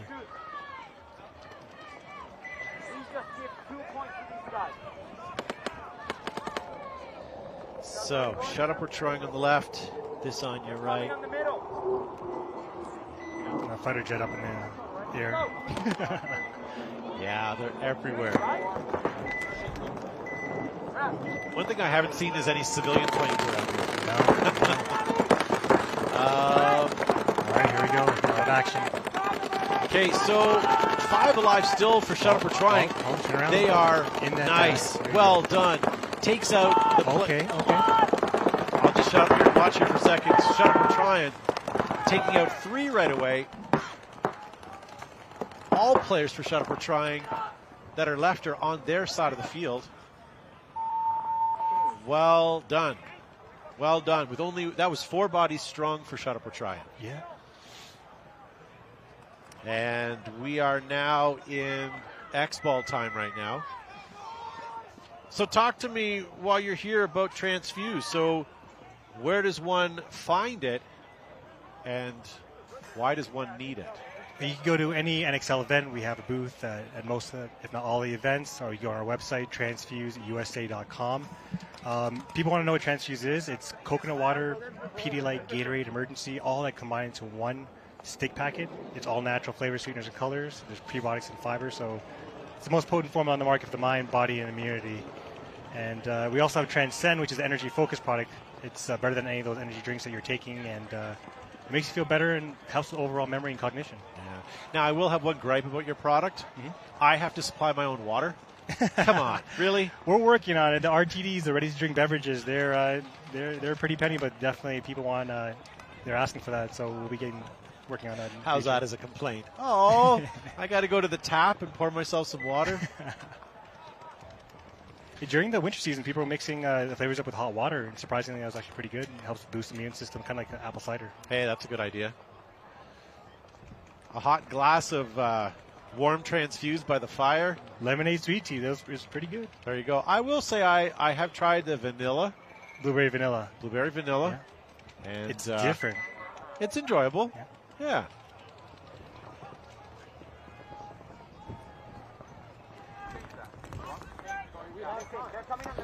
All right. So we're on X-Ball time, unfortunately, but we're now 30 seconds until the game starts. There's lots of different fields here that, I mean, I've been walking around the event for the last couple of days, and there's so many fields, such a big event. I will say the infamous bunker set beside us is brilliant until they play on it, then it kind of saturates it. But it's a very cool set of bunkers. It's shiny silver, if you will. There's no glare on that, though, It's almost metallic. No glare. Well, I don't know. Maybe not as much now, but certainly yesterday it was. But very, very eye-catching. Definitely. And you probably can see the screen a lot better, too. Yeah. Yeah. So Shut Up or Trying, coming on the field kind of slow. Maybe they just took some time to sort of figure their stuff out. Probably exhausted from running. They do have timeouts, both of them, because neither of them called one yet, if they needed it. So 34 seconds. It was a 3-point deficit initially, right? Yeah. Okay. And now they could tie it up.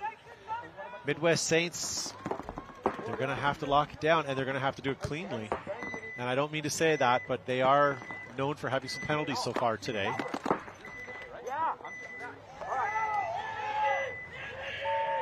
All right. Midwest move out of the home row. Coming Same up. play up the gut. Oh. Entry. Nice. So 4-on-4. Oh. Gentleman from Shut Up or Trying had a serious core sample he just shot out. And that was a... Yeah, so he's out. So I have a 4-on... Looks like 2. 4-on-2 right now. Phil. Sorry, yeah, 4-on-2. Game time finished. So there we go. So that game is going to finish there, ladies and gentlemen. Midwest Saints are going to take 6-5 against Shut Up or Trying. And as you know, KC All-Stars took out Outlaw Factory 6-3. So that's going to finish that set of split deck matches. Up next, we're going to have Royal City Sea Dogs taking on New Jersey Jesters and Preferred Mob taking on Texas Demolition. That game is scheduled for 12:15, but as we are running ahead of schedule, don't go anywhere because we're going to come back to that as soon as it goes, and it could be within the next 5 to 10 minutes. Yeah, thanks, Steve, for being here. Hopefully we'll have you for another game. I'm not sure how long you can stay, but certainly to everybody watching at home, we will see you back shortly. Awesome. Thank you.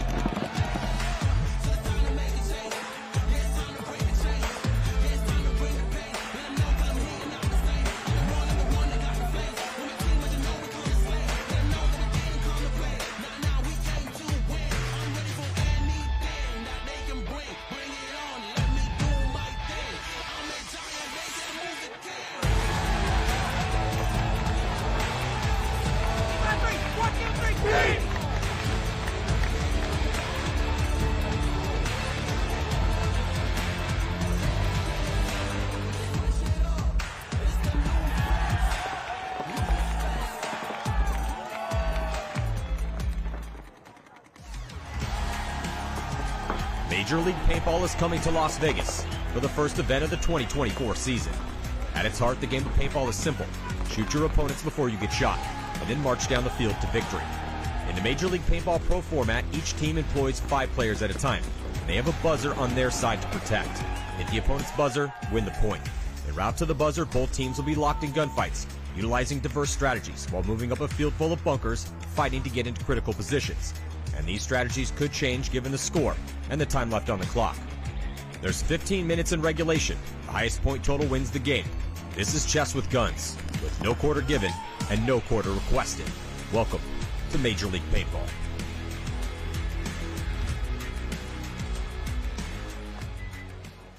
The Tauntauns came out swinging in their match against the favored San Diego Dynasty at this year's NXL World Cup. And while the battle was back and forth the entire series, Dynasty ultimately came out on top in their decisive victory in overtime. With the series being so back and forth, I thought it would be a good idea to look at each point and see what lessons can be learned that we can apply to our own gameplay. Let's take a look. Point 1 goes to the Tauntauns, despite Dynasty making a strong early push up the middle. This was in large part because Ryan Greenspan was run down in an uneven trade shortly after making his move. How did this happen?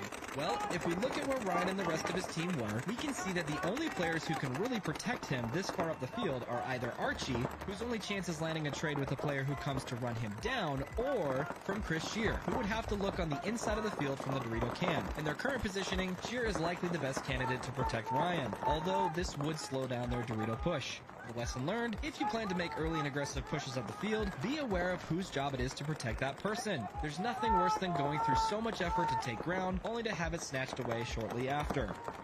Dynasty answers back in point number 2 by getting Chris Shear into the Dorito 50 early. This was likely the game plan in response to the Tauntauns applying a lot more pressure to the snake side rather than the Dorito side in point number 1. Despite the snake side pressure, Archie is able to eventually get into the snake and crawl all the way down to the Tauntaun side of the field. However, he's shot out by Axel as he wraps the outside of his bunker, leaving the snake side open for Dynasty. Despite this, Shear's pressure from the Dorito side is eventually followed by Marcelo's push up the middle, where they win the point shortly after. There's a few lessons learned from this point. The first, sometimes you gotta make something happen before it's too late. There was a fairly long window of time where Axel could have pushed into the snake to equalize the pressure they were getting from Dynasty's Dorito side. The only person stopping him was his heads-up opponent, Archie Montemayor. Granted, Ryan Greenspan was shooting cross-field towards Axel from time to time, but Archie eventually pushes down the snake side only to get shot by Axel, but it's too little too late at this point, as Marcelo and Shear mop up the rest of the Tauntauns. The second, don't take the obvious angle. I've talked about this at length in my Gunfighting Masterclass video, so check that out if you haven't already. It's linked down in the description below. Archie wrapping on the outside of his bunker here was a mistake, even if he didn't think Axel knew he was there. Granted, Archie was inches away from trading out with Axel, but he likely would have surprised and thereby eliminated Axel for free had he come up over the top of his bunker and on the inside of the field. And the third, great game plans are made by responding to how our opponents are playing the layout, not just in what is working for us. Although Ryan survived the push up the middle in point number 1, Dynasty recognized that the Tauntauns were putting a lot of resources into stopping their snakeside push. It could have been easy for them to come up with a clear plan to get Ryan up the middle, only to protect him this time around, but instead, they opted to push the opposite side of the field hard, which paid off for them big time. Moving on. Dynasty maintains their momentum by winning point number 3 with a strong breakout that puts 3 guns snake way. This pays off when they shoot Tauntaun Snake Runner off the break and get Archie in shortly after. Archie eventually gets shot out of the snake in his signature over-the-top look, but in an incredible read-and-react moment, Ryan fills into Archie's spot immediately after and eventually shoots out enough players for Dynasty to win the point. The lesson learned, we gotta be more careful repeating our tendencies and habits, especially when we're this deep into the tournament. Matty Marshall even says as much about Archie, that this over-the-top look has been working for him, meaning that he's noticed him doing it somewhat frequently, at least enough to comment on it. And although that might have been working for him earlier in the tournament, it's something he needs to be more aware of this late into the game. Axel now down the sidelines. Ooh, Archie gonna launch on or start. But Archie. Yeah, Archie's been doing that and very successfully, staying up and over that top and not feeling much pressure, but Point 4 goes to the Tauntauns in convincing fashion as they shoot out 2 of Dynasty's Dorito players virtually off the break. Tauntauns keep the pressure up and shoot out the rest of Dynasty quickly after and win the point outright. As they say, if you're going to lose, lose fast. The lesson learned, just like in point 2 of the series, the Tauntauns did an excellent job of focusing their guns on what was working for Dynasty, the Dorito side. Doing so landed them 2 quick kills that sealed them the point. Creating game plans that stop what was working for our opponents while also exploiting our strength is how you win games. Dynasty sends Arturo Andrade to the snake off the break in point 5. The beauty of this play is that not only was it a surprising move to send someone to the snake off the break, but that this move was supported by shooting back at the only player threatening this play, the Tauntaun's back center player.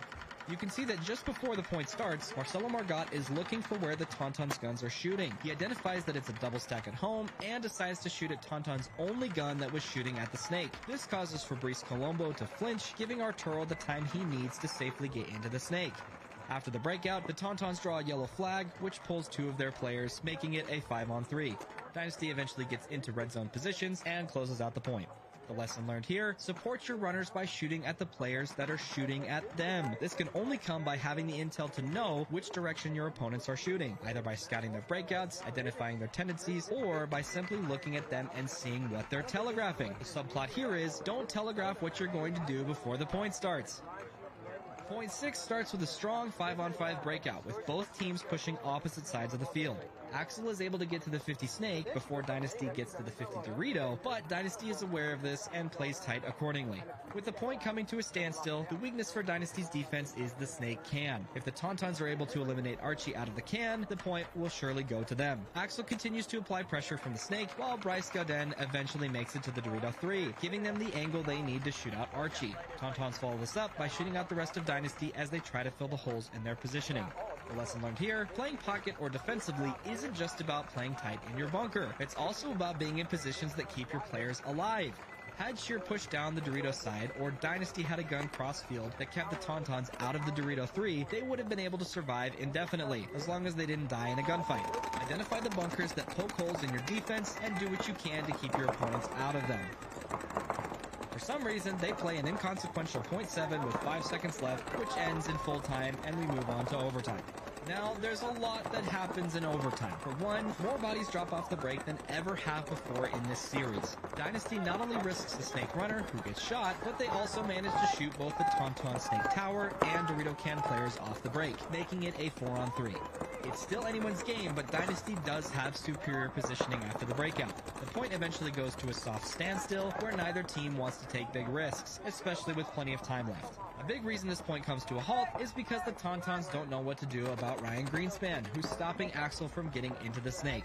Despite this, Axel not only manages to survive running through Ryan's gun as he gets into the snake, but he also manages to push through a second gap Greenspan is holding. Ryan missing these shots is very uncharacteristic of him, and pretty fortunate for the Tauntauns.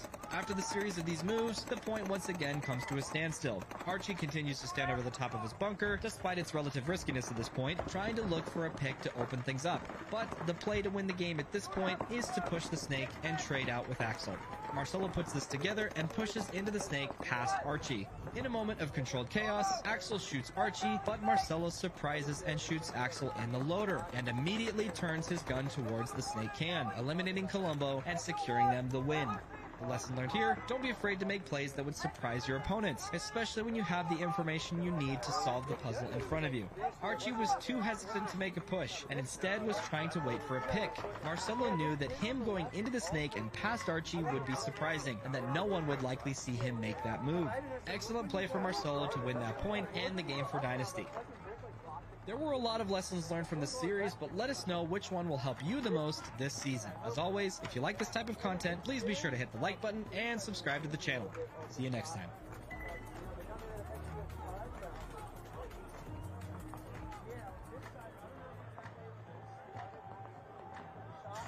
So right here, this is the coolest part of the duel. I boxed when I was younger in high school. I wrestled. And you always put your feet in the ground and you look straight across at your opponent, whether it be 80 feet or 5 feet. It's one-on-one, man. It's no man's land out there. You can try to think you have a way, and it could get completely corrupted really quickly. I think that it's the truest form of skill.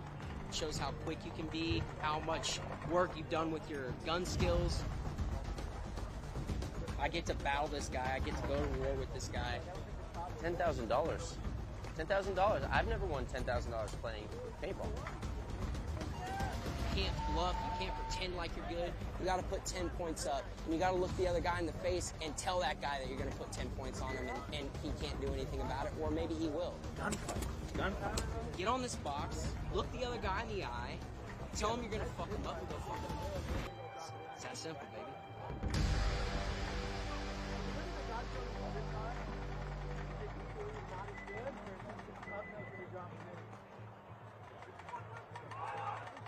All right, so we are here at the beautiful ASG Paintball Park. As you can see, the parking lot is packed. There's also a big rusty dinosaur behind me.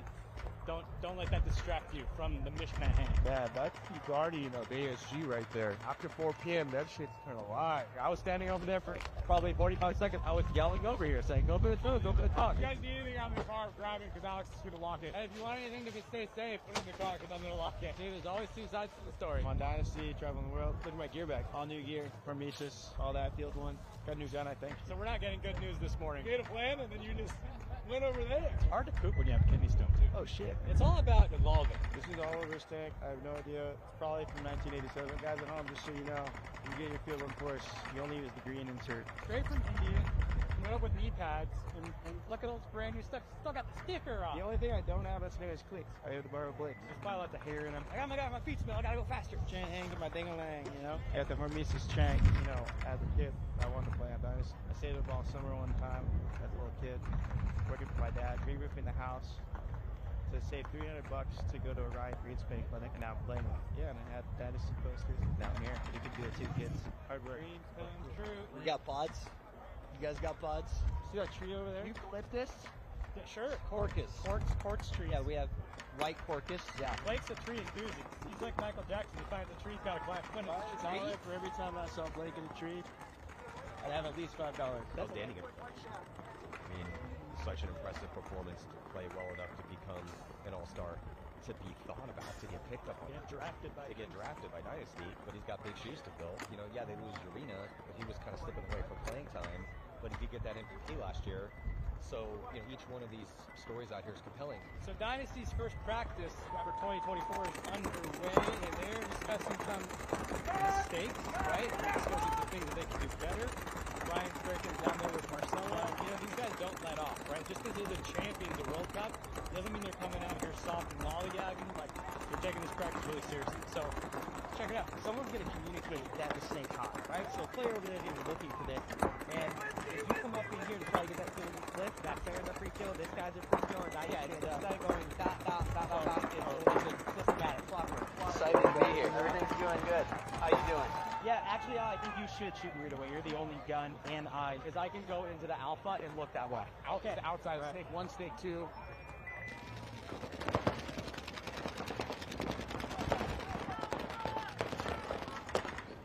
know, it's the first practice for these guys of the season. Had everything we wanted. Yeah, I was in there, snake.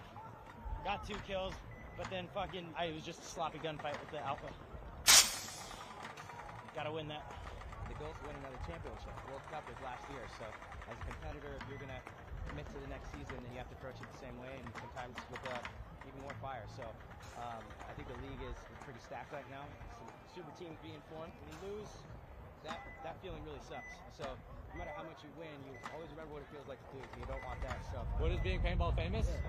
It's kind of like being on a poster in the bathroom of a truck stop. I've been stopped random places, usually for speeding, parking in the wrong parking spot. Did go to the Victoria's Secret fashion show. I got stopped a bunch there because I wasn't supposed to be there. So, old man Frazier just got a 5-pack. Hasn't picked up a gun since the World Cup. Yeah, it's the first time I picked up my gun since Cup. It's like riding a bike if it's the first time you ride a bike. A Greenspan's bike with no seat on it. That's how he likes to ride it. As most of you know, Damian Vasquez used to play on Dynasty. He's now playing for the Ironman. And let's talk to him, see how he's doing against his former teammates. Loving it. Enjoying bunkering Alex, Ryan, Marcelo. It's a good time. I mean, a lot of these guys, like, they know each other. It's kind of a little different for me because I don't really know much of them. They're off on the East Coast, so it's good. I mean, we're all super motivated. We're super hyped. And yeah, we're just stoked to see what other year goes. Mount Rushmore of paintball. I also like to refer to this as my zombie apocalypse team. You know, obviously, you've got to put like a Ryan Greenspan, Oliver Lang, on the Mount Rushmore. Yosh Rao would be on my zombie apocalypse squad for sure. Alex Frazier. But also, you got a guy like Rich Telford. Sure, I mean, he's getting a little old now, but in his prime, you know, he'll win you a fist fight, he'll win you a gunfight, he can be a leader. He's definitely for sure on that mountain for me. So how did you find out that Dynasty won? Yeah, I was actually on the way to dinner for my wife's birthday, and Blake texted me, and I was like, wow, this is crazy. What did the text say?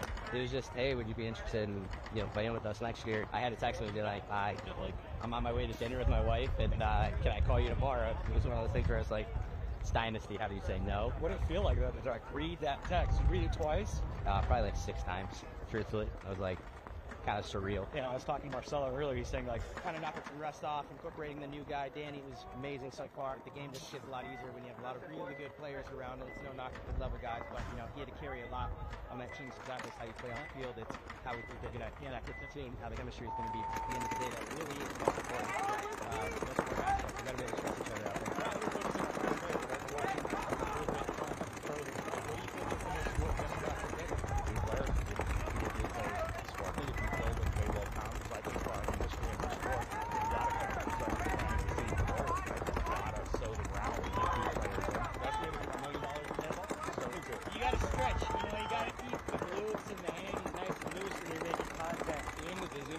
Monkeys just like squeeze the banana and pops out. How do you move the banana with my dog? So like corner like that. Alright, so we got game 1 here in the books. Look, they don't call a girl famous tacos for nothing. There it is, boys. How you do it? Shoot at each other, then have tacos. Am I wrong? Can't be. How difficult is it to get a taco out here? Damien ate 12 last time, and a quesadilla. Get in front of Damien, eat your tacos. Pops's Tacos, a legendary SoCal taco spot. Shout out to Carlos, keeping the legacy strong. Hot sauce is just impeccable too. Sometimes we'll just drink out of it. Put it in your fridge. Put it on your eggs. Lives up to the hype. And Isaac Chuck Norrises himself into a hamstring pull. He's going to be on the DL for the rest of the weekend. Big shout out to his wife. She's going to have to do everything at the house this next 2-week stretch. You know, the replay here, his jumping ability has seen better days. He's getting up there in the H and the LBs. We still love him though. Big shout out to Isaac and Pops's Tacos. Where's Tampa on there listening to after it just got done crying? Adele, obviously. What do people do when they listen to Adele besides cry? Text their ex. Well, I'm gonna have a good cry. Listen to Adele. Maybe John Mayer Continuum album. That's about a breakup.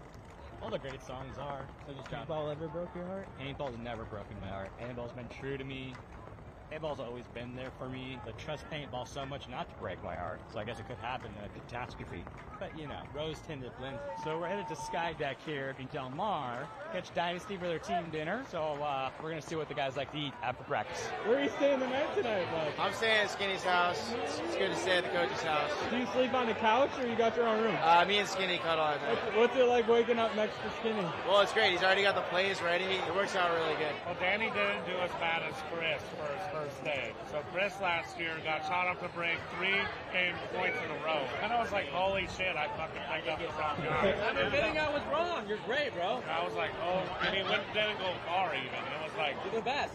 What can I say? Dude, I tipped my hat. I was wrong. Me and Copa. But it ended up okay. Yeah, he worked out. What are you doing, bro? I'm going to get a beer. Do you play any video games? No. I used to play. But that was the shit. Mario Kart? Yeah, I'd smash you at Mario Kart. Hey, who's the best three-point shooter in paintball? Marcelo. Listen, we need somebody from the crowd. Steph Curry's hurt and we don't have anybody to play. You, with the long hair and the nose ring. He's good, dude. Harris is safe. Yeah, that could be true. Raindrops. Raindrops. We need to get ice cream. Stop getting these timed out. Steph Curry fell on his face? No, the other Lakers defender. Oh. He was ready to defend him, but this fellow flopped on his face like that impact kick. The pressure, dude. The pressure got to him. All right, let's get some ice cream. Blueberry cobbler sounds very good. Is it good? That's what I was thinking. I might do those two. I don't know what Greenspan got, but I'm going to guess either butter pecan or praline pecan. I got Blake out. He's going to get he's not going to get the smallest one. He's going to get like 2 scoops because he wants to make sure he has enough. Even though the scoops are fucking massive. 2 scoops, baby. I was wrong. What did you get, dude? I would have paid $5 just for this one little scoop on the top. Fine, I'm going to give you your Span? No, I just scammed Ryan out of his ice cream. Totally got it. I scammed Ryan. It goes to the stars. It's still a little surreal. It's a little bit different. I know. Where's Yosh? What's it? You got some? Get out of here. Dude, Strawberry cheesecake. I'll try that one. Yeah. Thanks, man. Yo, just got a small ice cream. From everybody else. He went from your side to the other side. I was like, no. He's from the good part over there. Vanilla? Dude, there's a huge. No, it's still blueberry cheesecake. I was thinking not to take that. Thank you all for the ice cream. Yeah, goodbye. It's about having good friends. Honey, who are those guys over there? What's your best ice cream? Redneck from South Carolina.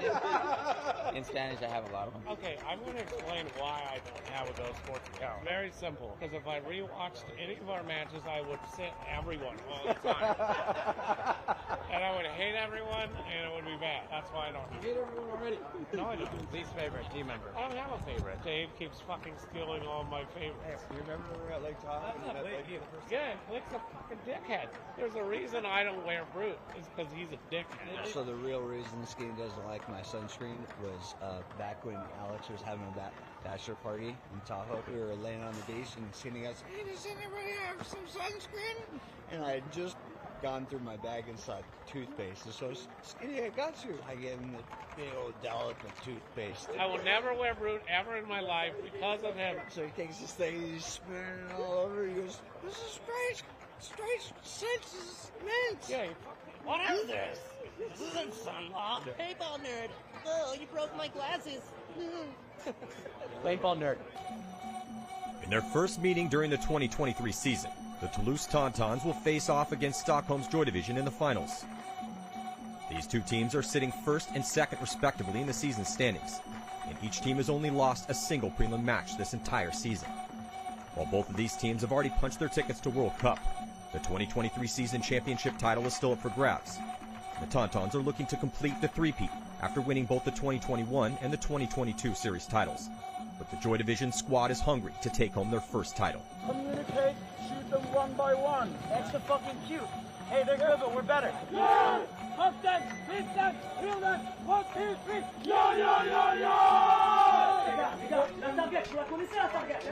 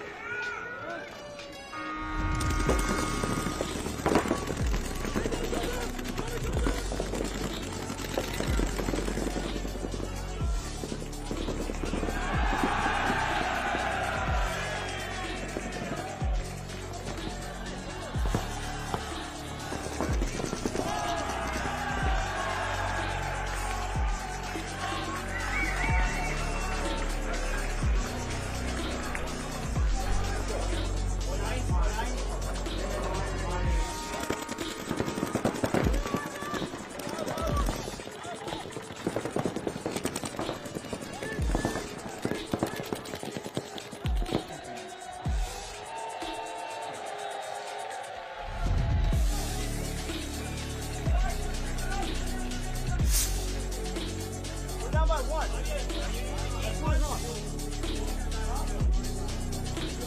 Seconds. Keep calm.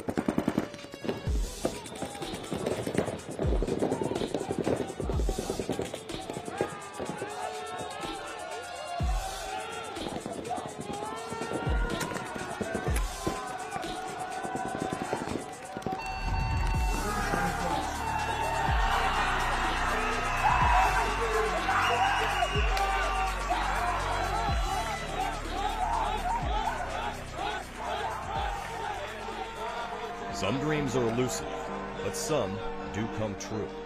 For the Tauntauns, their dream of European mastery has been achieved, taking the European Championship 3 years in a row.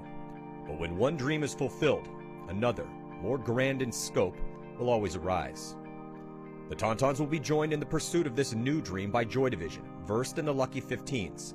With the final event of the European season in the books, these 4 squads will travel to the United States in November to compete on the grandest of all paintball stages, the NXL World Cup in Kissimmee, Florida. There they will face the toughest of all paintball tests as they battle against the most dominant teams in history to see if they can earn the right to call themselves world champions.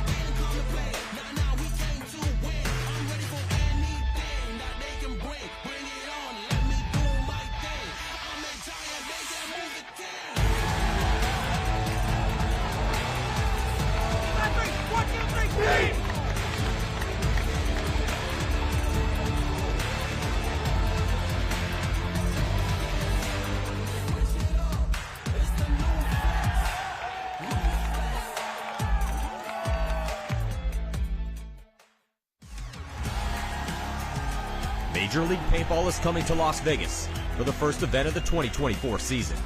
At its heart, the game of paintball is simple. Shoot your opponents before you get shot, and then march down the field to victory.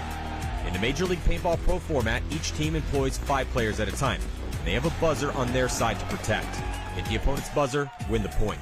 En route to the buzzer, both teams will be locked in gunfights, utilizing diverse strategies while moving up a field full of bunkers, fighting to get into critical positions. And these strategies could change given the score and the time left on the clock. There's 15 minutes in regulation. The highest point total wins the game. This is chess with guns, with no quarter given and no quarter requested. Welcome to Major League Paintball.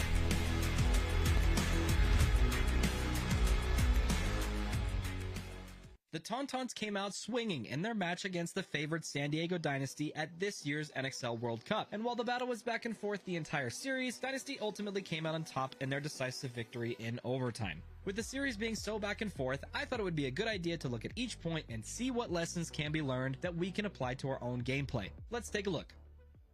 Point 1 goes to the Tauntauns, despite Dynasty making a strong early push up the middle. This was in large part because Ryan Greenspan was run down in an uneven trade shortly after making his move. How did this happen? Well, if we look at where Ryan and the rest of his team were, we can see that the only players who can really protect him this far up the field are either Archie, whose only chance is landing a trade with a player who comes to run him down, or from Chris Shear, who would have to look on the inside of the field from the Dorito can. In their current positioning, Shear is likely the best candidate to protect Ryan, although this would slow down their Dorito push. The lesson learned: if you plan to make early and aggressive pushes up the field, be aware of whose job it is to protect that person. There's nothing worse than going through so much effort to take ground, only to have it snatched away shortly after.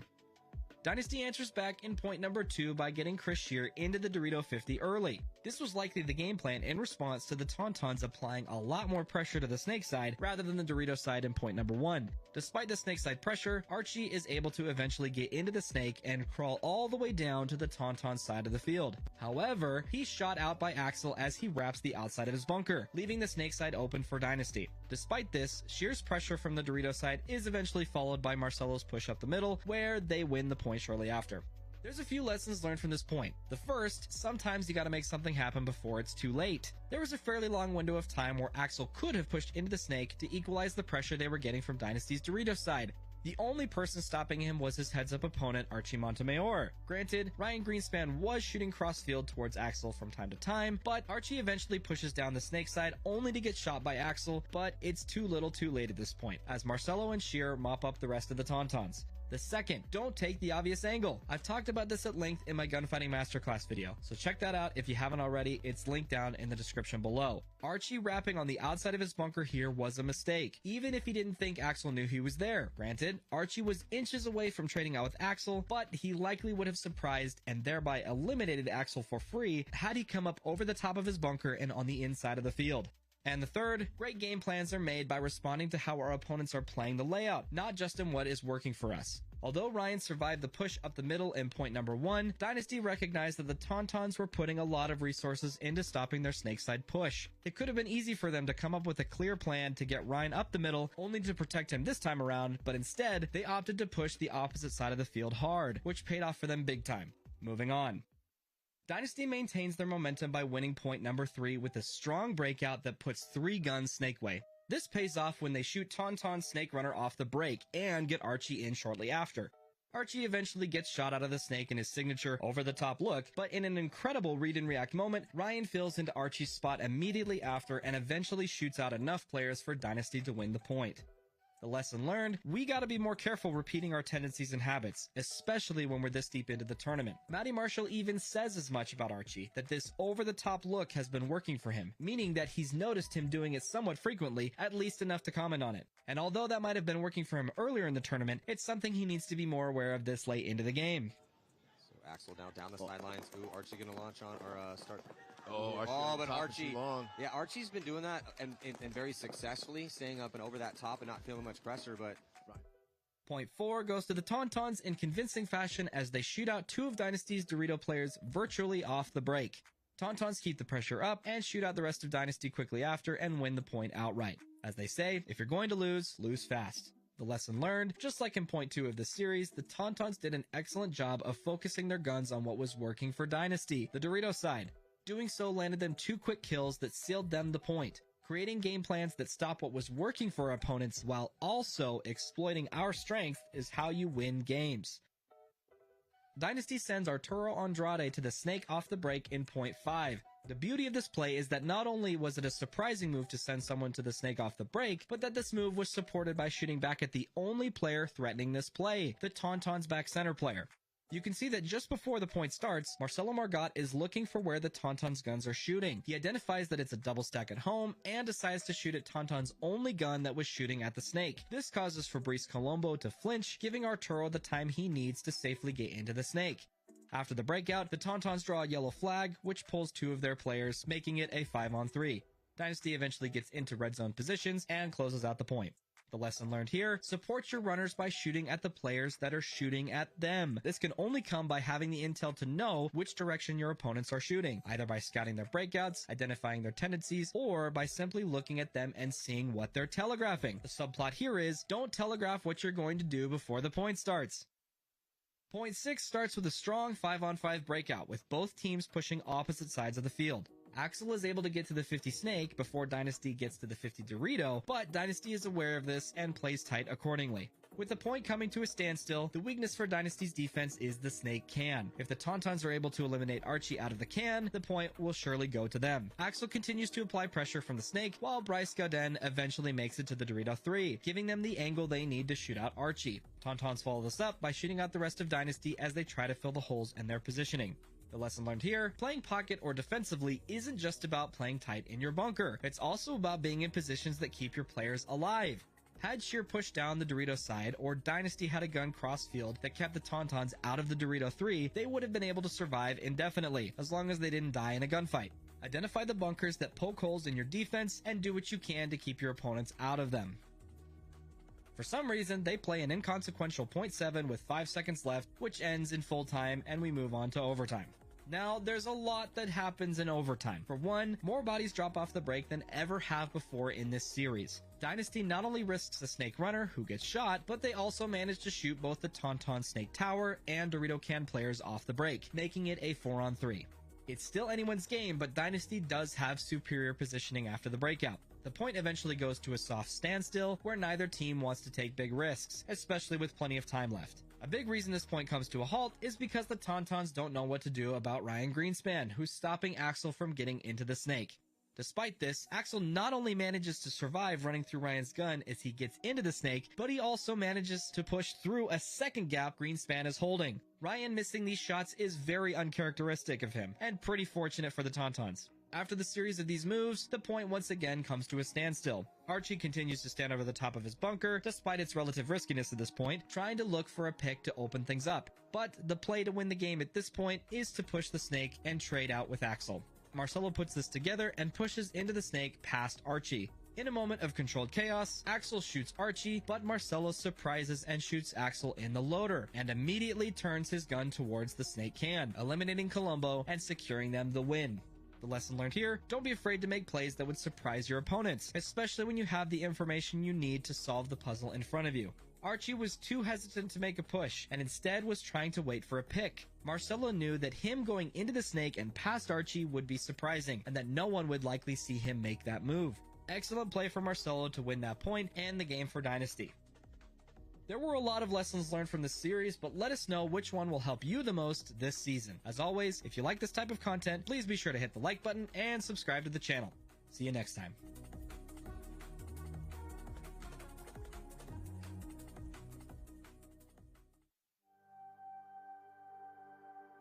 So right here, this is the coolest part of the duel.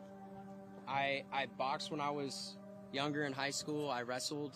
And you always put your feet in the ground and you look straight across at your opponent, whether it be 80 feet or 5 feet. It's one-on-one, man. It's no man's land out there. You can try to think you have a way, and it could get completely corrupted really quickly. I think that it's the truest form of skill. It shows how quick you can be, how much work you've done with your gun skills. I get to battle this guy. I get to go to war with this guy. $10,000. $10,000. I've never won $10,000 playing paintball.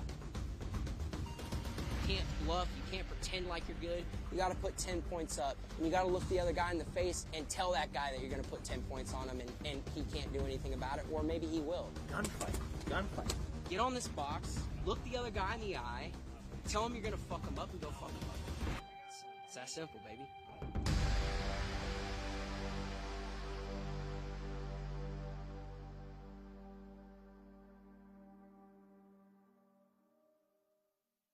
Alright, so we are here at the beautiful ASG Paintball Park. As you can see, the parking lot is packed. There's also a big rusty dinosaur behind me. Don't let that distract you from the mission at hand. Man, that's the guardian of ASG right there. After 4 p.m., that shit's turned alive. I was standing over there for probably 45 seconds. I was yelling over here saying, go to the truck, go to the talk. If you guys need anything out of the car, grab it, because Alex is going to lock it. Hey, if you want anything to stay safe, put it in the car, because I'm going to lock it. See, there's always two sides to the story. I'm on Dynasty, traveling the world. Look at my gear bag. All new gear, Hormesis, all that, field one. Got a new gun, I think. So we're not getting good news this morning. You made a plan, and then you just went over there. It's hard to poop when you have a kidney stone, too. Oh, shit. It's all about evolving. This is Oliver's tank. I have no idea. It's probably from 1987. Guys at home, just so you know, when you get your Field 1 Force, you only use the green insert. Straight from India, showed up with knee pads, and look at all this brand new stuff. Still got the sticker on. The only thing I don't have that's new is cleats. I had to borrow Blake's. There's probably lots of hair in them. I got my feet smell. I gotta go faster. Can't hang to my ding-a-lang, you know? At the Hormesis Chank, you know, as a kid, I wanted to play on Dynasty. I saved up all summer one time as a little kid, working for my dad, re-roofing the house to save $300 to go to a Ryan Greenspan clinic, and now I'm playing with them. Yeah, and I have Dynasty posters. Now here, you can do it too, kids. Hard work. Dreams come true. We got pods. You guys got pods? See that tree over there? Eucalyptus?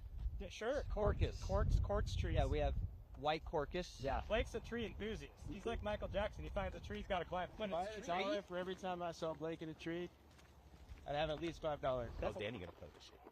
I mean, such an impressive performance to play well enough to become an all-star, to be thought about, to get picked up on, get drafted by Dynasty, but he's got big shoes to fill. You know, yeah, they lose Urena, but he was kind of slipping away from playing time, but he did get that MVP last year. So, you know, each one of these stories out here is compelling. So Dynasty's first practice for 2024 is underway, and they're discussing some mistakes, right? They're discussing some things that they could do better. Ryan's breaking it down there with Marcelo. You know, these guys don't let off, right? Just because they're the champions of World Cup doesn't mean they're coming out here soft and lollygagging. Like, they're taking this practice really seriously. So, check it out. Someone's going to communicate that the snake's hot, right? So a player over there is going to be looking for this. And if you come up in here to try to get that kill and get clipped, back center's a free kill, this guy's a free kill, or yeah, instead of going dot, dot, dot, dot, dot, it's a systematic clockwork. Excited to be here. Everything's going good. How you doing?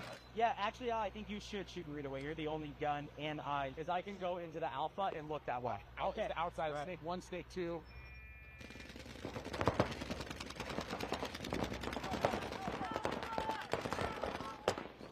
You know, it's the first practice for these guys of the season. Had everything we wanted. Yeah, I was in there, snake. Got 2 kills, but then it was just a sloppy gunfight with the alpha. Gotta win that. The goal is to win another championship. World Cup was last year, so as a competitor, if you're going to commit to the next season, then you have to approach it the same way, and sometimes with even more fire. So I think the league is pretty stacked right now. Some super teams being formed. When you lose, that feeling really sucks. So no matter how much you win, you always remember what it feels like to lose, and you don't want that. So what is being paintball fan? All right, ladies and gentlemen, sorry for the delay. We thought we were able to start a little early ahead of schedule, but turns out we decided to fit the ref lunch in there as well. So we're going to start back on time at 12:15-ish. So this game starts in 30 seconds. So we got Royal City Sea Dogs taking on New Jersey Jesters, and then we're going to have Preferred Bob taking on Texas Demolition just on the other side of this. My name is Todd Ansich. I'm from Behind the Bunker Paintball Podcast, and I appreciate you guys joining me. With me in the booth, I have Nick, and he is from West Coast or East Coast Ballers? East Coast. East Formerly Coast. Columbus level, now with Midwest Saints. So Midwest Saints. There we go. So here we go, ladies and gentlemen. We have Sea Dogs on the left. And we have New Jersey Jesters on the right. We see Steel City Bombers in the live chat cheering for the Sea Dogs, as am I, because they are a Canadian team.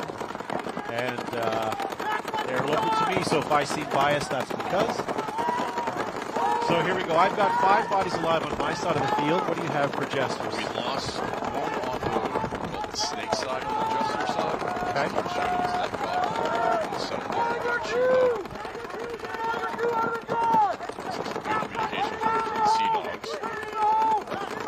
Yes, you can definitely hear them out on the field there. I still see 5 bodies alive. They're now filling into the snake. That's player number 9. That's Clayton Rizzardo. Looks like Jesters is having a little bit of gun issues here. Not a good place to be on your first match of the day. So number 9, here we go, Clayton Rizzardo coming up, popping out, seeing if he can get something here from the Doritos. Looking inside, taking a 1-pack, putting 2 other players in, taking a 2-pack, taking possibly a 3-pack here. And the towel being called by the Jesters. That's going to give Sea Dogs. Definitely good on him for getting there and capitalizing on that guy's gun kind of being down and taking some of the pressure off him. Well, talking to Clayton before the match started, he said he's going to get in the snake and get up the snake. That's his job. That's a great job to have, and he executed on it. So, coming on the field here now, Preferred Mob and Texas Demolition here.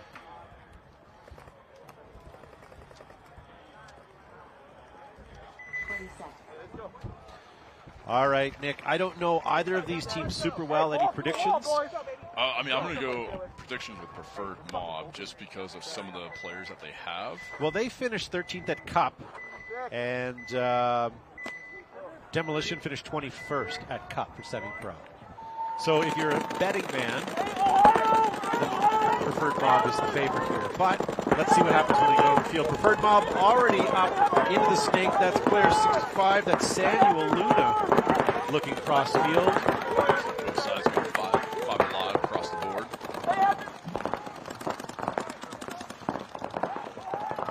Now, the difference between this morning and this afternoon with the ladies is we saw a lot more snake action happening than up the middle like the semi-pro guys are choosing. But we're back to a snake play here for these guys. We do lose a Preferred Mob player from across the field as well as Luna from the snake. So I'm down to 3 bodies for Preferred Mob already. Oh, and running ref running towards the Texas Demolition side. Saw yellow flag. So they're going to throw a minor on them, and I think one of the players is going to get shot.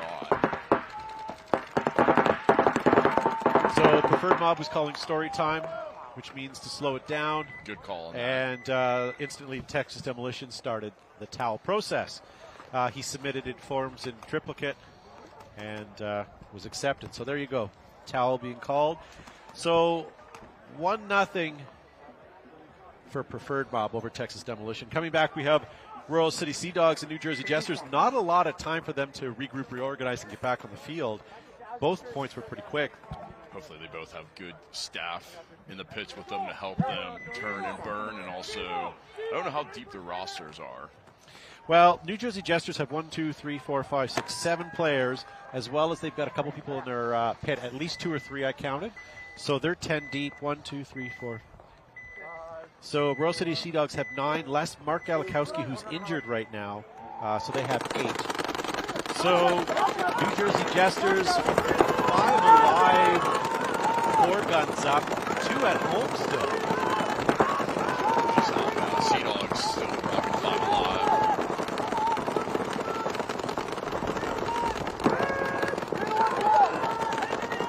Okay, so Jesters still sort of hunkered down in their primaries, except for home. They did bust out. So we have 3 in the home row, 1 in the Dorito insert to the snake. And I have misplaced the other Jesters. Okay, Dorito 2? Yeah, so okay. D2 over there. Okay, have you lost any bodies, or we have 5 on 5? No, we're 5 on 5 right now. Okay. No gun issues for Jesters this time and no penalties, so now we have 5 on 5. Hopefully this God player for the Jesters though needs to try to put somebody over the ball and get on his belly and get in the snake. He doesn't want to get his jersey dirty. This is the first match. I didn't even wash my jersey from yesterday.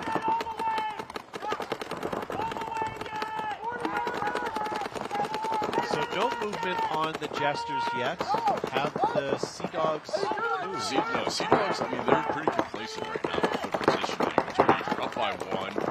You know, you're really not looking to push, but I feel like on this layout, aggression is definitely going to win some of these points. I agree. Simultaneous move here. Jesters not only moved into the snake, but they moved out to the snake corner. Which is great for this guy. So this guy, he needs to go one more time.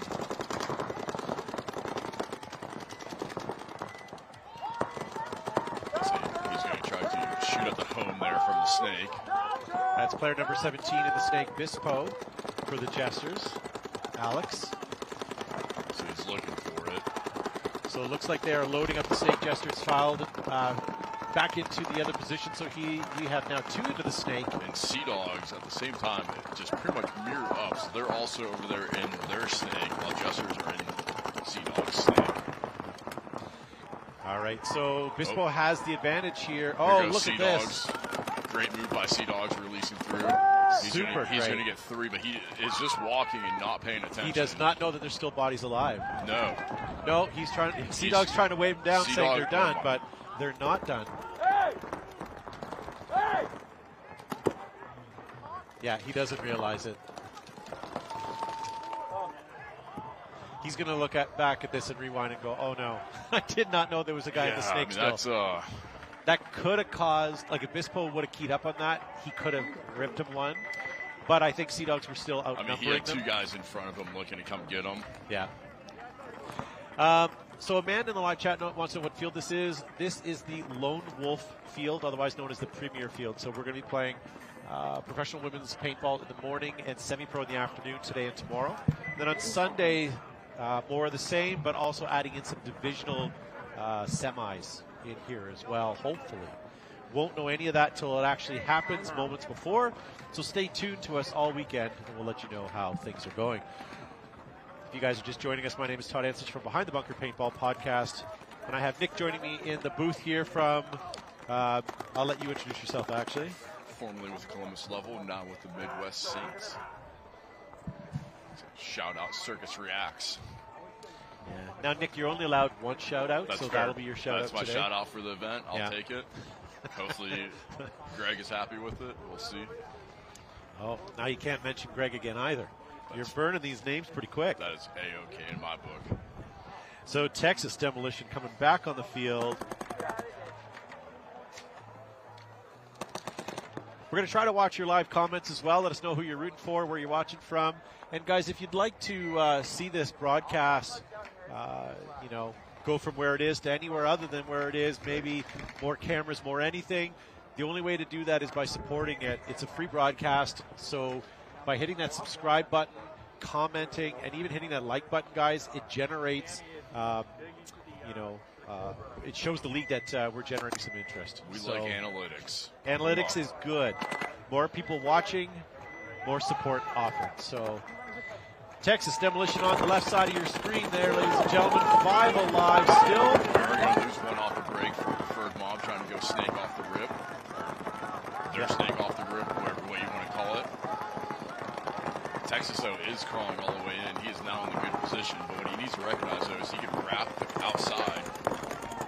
Yeah, that's Brandon, number 20 for Texas, looking across field.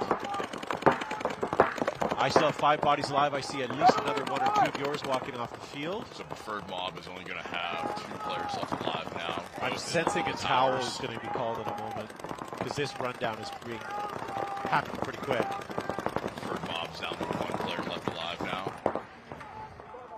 He is going to get a nice back massage. And that's going to be it. Preferred Mob in no rush to hang that flag. That was, it does say, Preferred Mob's definitely not Sorry, rushing. Texas. Texas is doesn't seem to be in much of a hurry here. This point of the game, I like to run it in as fast as I can. See more paintball plays. See more paintball, but also, like, what if you euchre yourself later on, right? You've only won the second point. I don't know. I like to play the clock as much as I like to play the players. Yeah, I think the big thing that happened was Preferred Mob losing that snake presence and allowing Texas to get down their snake to get that quick 2-pack and then go from there for more. All right, we have HC Prince in the live chat cheering for Texas Demo, representing the 956. Where is that? Texas is big. But it's just one state, isn't it? Seems that way. I realize Texas is massive. All right, so Sea Dogs will be on the left side of your screen there. They are leading 2-0 right now over the Jesters. Still 11 minutes on this game, so lots of time. You can see Welts, Chandler, Rosario, Baldwin. All right, only 2 guns up for Sea Dogs, otherwise busting out. Referee going in to check the player and eliminated out of the stake, so Sea Dogs already down to 4 bodies. Good job on Jesters for keying up that player. Looks like Jesters lose a body as well. That was from their Dorito side. Ref just ran in on Sea Dogs. Sea Dogs are going to lose 2 more players. I thought I saw a penalty flag, but I could be wrong on that. So Sea Dogs are down to 2 bodies already. I think it's a solo body. You probably are right, but I see movement in the W. Is there a body there? Oh, there's not. We don't have anyone on that side. Okay, so Sea Dogs down to their last body. Solo dolo. Okay, Okay, that looks like Ryan Chandler left for Sea Dogs. How many players are you looking at? I saw at least one walk off the field, maybe two. One for sure. I see we still have a center. Three for Jesters here. So potentially a 3-on-1 here in favor of the Jesters. Oh, there he goes. Now they're going to get that last kill. So yeah, if I'm Jesters, I'm going to be moving quick. Got the cage out there, closing out the point. Oh, there was. What was he doing in there? He was looking Dorito side. Maybe he was having gun issues. Yeah. Yeah, that was Clayton Rizzardo. I don't know if he had gun issues or if he wasn't aware of what was happening, but he was completely with his back to the snake, and that was his demise. But again, you and I didn't even know he was existing. But maybe he didn't know his last player was eliminated. Yeah, I mean, good job on K-Kev coming down and clearing the field. I say he was not touching that bunker. He was just hiding in there. Yeah. So that's going to be a 2-1 match now with Royal City Sea Dogs 2-1 over New Jersey. New Jersey's turning it around, so let's see how things go.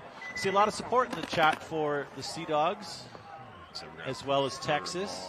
Preferred mob over here on your left, Texas on your right.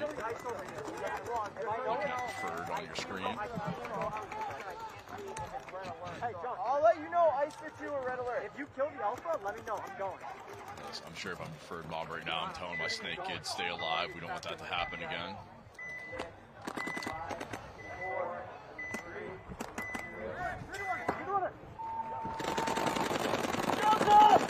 Okay, so here we go, ladies and gentlemen. Preferred mob 5 alive off the break, but I only saw a handful of guns up.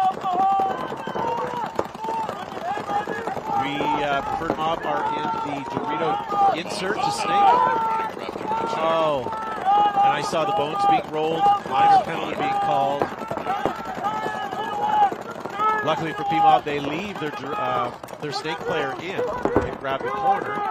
Texas still doubled up with this home bunker back on the screen. Which, I mean, if you double with the home bunker, you have the wide shots to keep kind of zone, so that's hard. We picked up that one gentleman going to the center. Texas is going to get wide down here, start coming down. Preferred mob snake side. He is going to get the hit on the snake player. Sees the guy crawling, he's going to get the kill on him. There you go. So I say Texas is going to take this one. Oh, they're finding the last player. We have a towel thrown by preferred mob.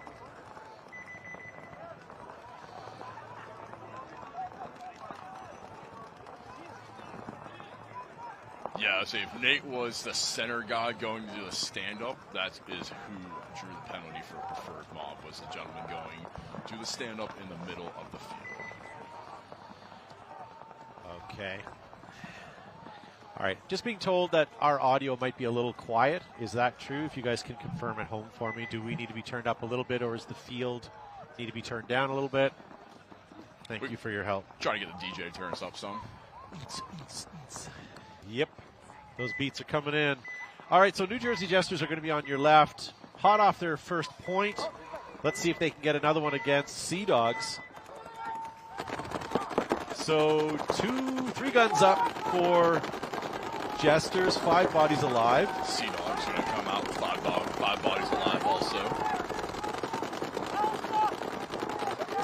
We'll grab a running ref over to Jesters here. Really getting in there and checking real good. I'm going to ask him if he has bunker insurance. He does. He is safe.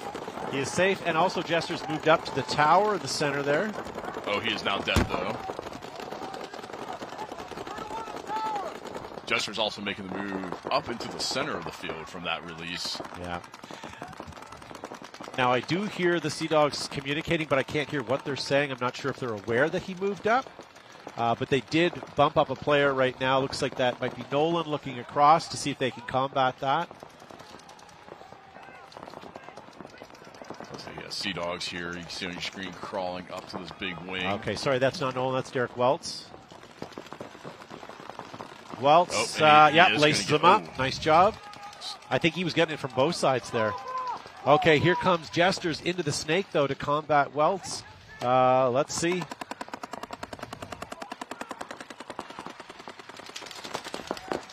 Nice. Looks like Nolan did the job. He came in from behind Derek, but I believe he ran out of bounds as well.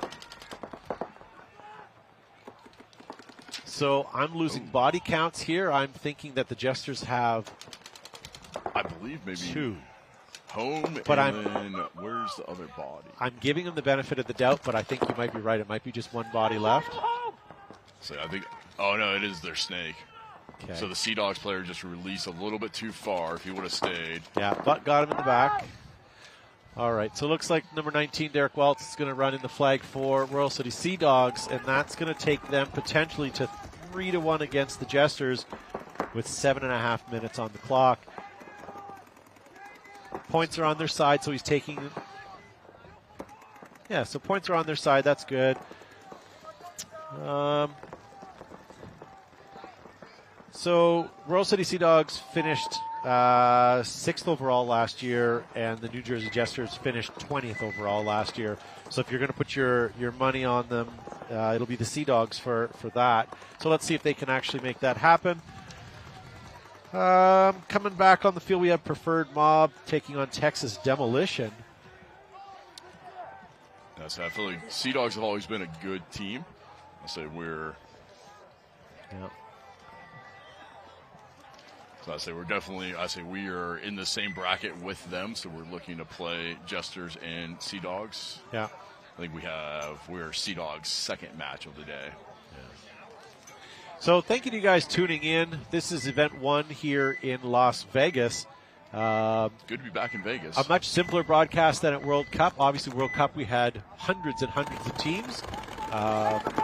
Almost 700, I heard. So. Okay, so I lose Texas Demolition at home. And we lost 1 off Preferred Mob. I lose another Texas Demolition, so I'm down to 3. So Preferred Mob only is down 1 player right now. So Texas has done a good job recuperating there in both corners now, as well as the Mini W, and moving up into the Dorito 3. So not taking, the hits. Well, they're still going. There's no defense here. So I'm sorry, it's a 3 on how many? I'm going to say 4, because I've only seen 1 of Preferred Mob come off. Yeah. The difference of 1 body still isn't make or break. So keep pushing. Especially with this layout and this field, you definitely can get to a position where you can take 1 to 2 bodies and swing. You can open the game fairly easy. I mean, especially with the amount of time that is still left in this match. Oh, and Preferred Mob is going to be getting a minor penalty. Well done, Texas, for making that occur. So, and they're going to shoot another. It's number 20 here. He's been doing a very good job in the snake. Brandon Lindaldi. He's got the size of a snake player. Are you saying he looks like a snake player? Oh yeah. There's a type. There's definitely some types. All right, so towel being called, and that's going to give the point. All right, so Texas now 3-1 with 10 minutes for P-Mob to get some points back here. Coming back to the Sea Dog Jester game.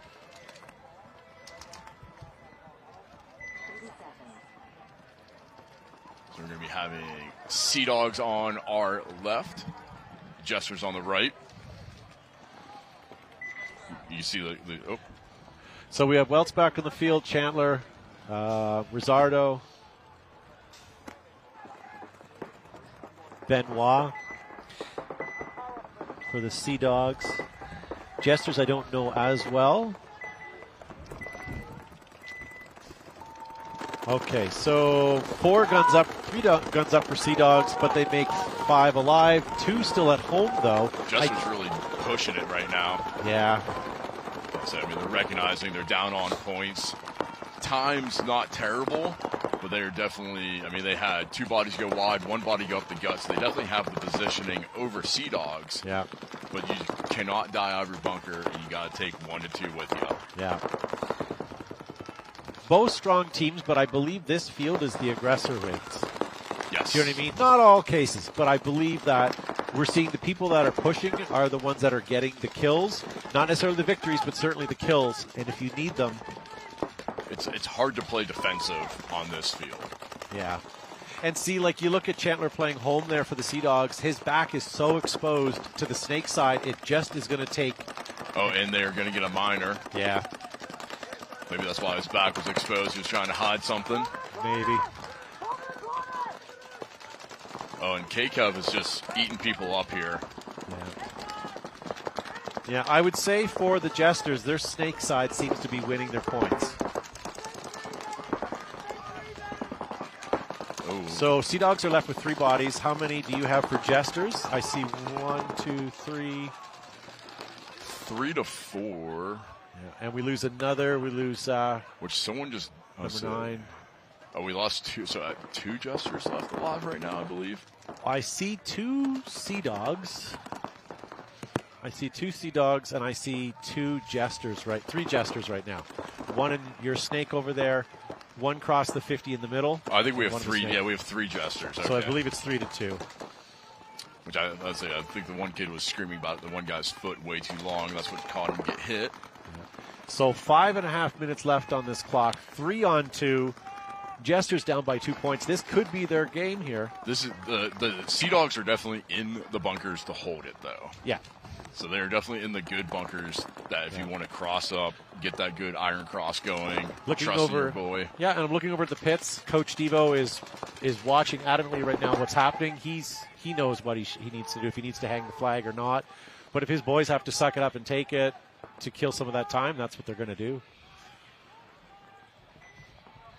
So there's going to be a little bit under 5 minutes left in this match once they finally get in there and hit the buzzer. Yeah. So they're arguing about who's going to hit it. I was going to say, no disrespect to the Jesters, but I would have liked to have seen a little quicker to the buzzer.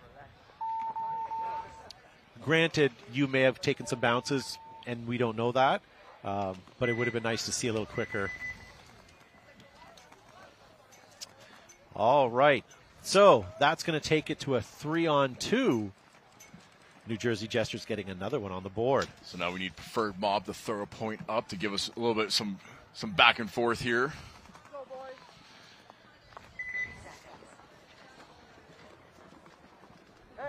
So you got Texas on your screen right now.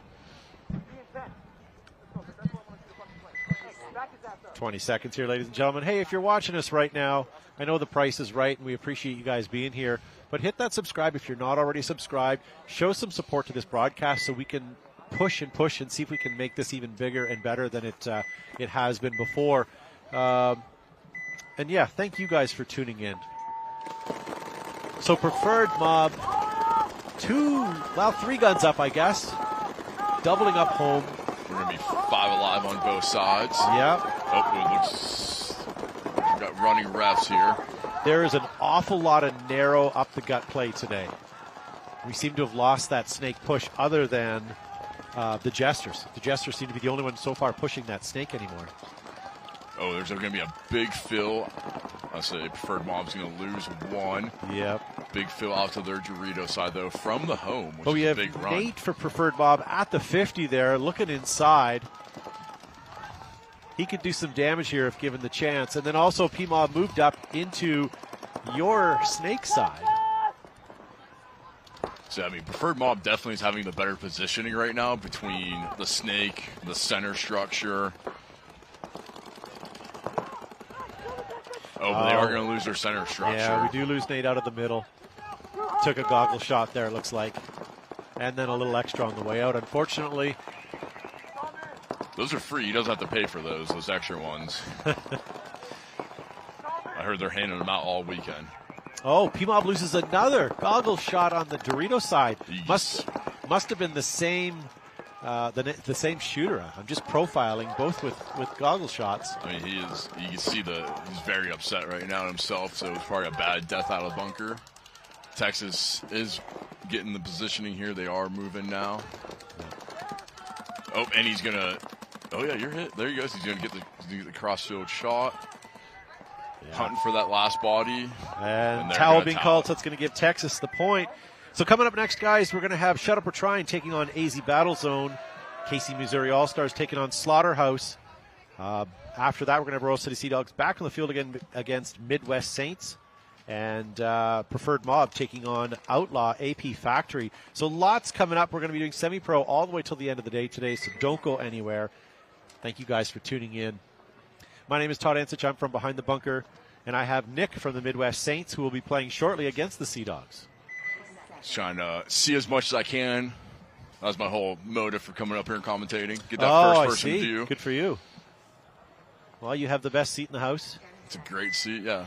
Like we were talking about earlier, make sure to hit that like button, that sub button, maybe a share. It's all free. Don't like them, smash them. Isn't that the lingo right now? Smash the like button. Okay, so Jesters finally getting knocked out of the snake. That was their winning spot. Oh, Jesters just grenade falling apart. What happened? As soon as they took Bispo out of the snake, all threats were gone here, but they got 2 kills midfield. The Sea Dogs haven't lost a body yet. They had a good breakout, too. So 5-on-2 then. So Jesters at home and Snake corner. 4 minutes left. Lots of time still.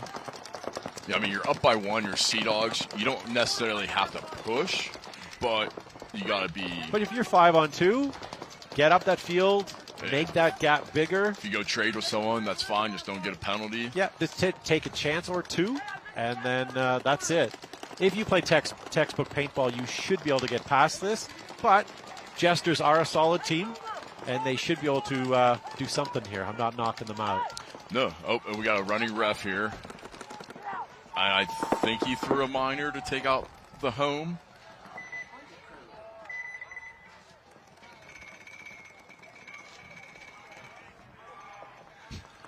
All right. So that's going to take the score now to 4-2 in favor of Royal City Sea Dogs. 3.5 minutes left. New Jersey can still get some points on the board here, but it's getting more difficult here. Also, Sea Dogs aren't really a team that you want to go up against when you don't have a lot of time. Sea Dogs we've seen them lock it down as well, as with any of these teams, really. So Preferred Mob coming back on the field. I'd really like to see them get another point here. I do like to root for the underdog, and I feel that the way they've been playing, they should be taking this match. Texas has just been executing. So here comes Texas. 4 bodies alive. 1 doesn't survive.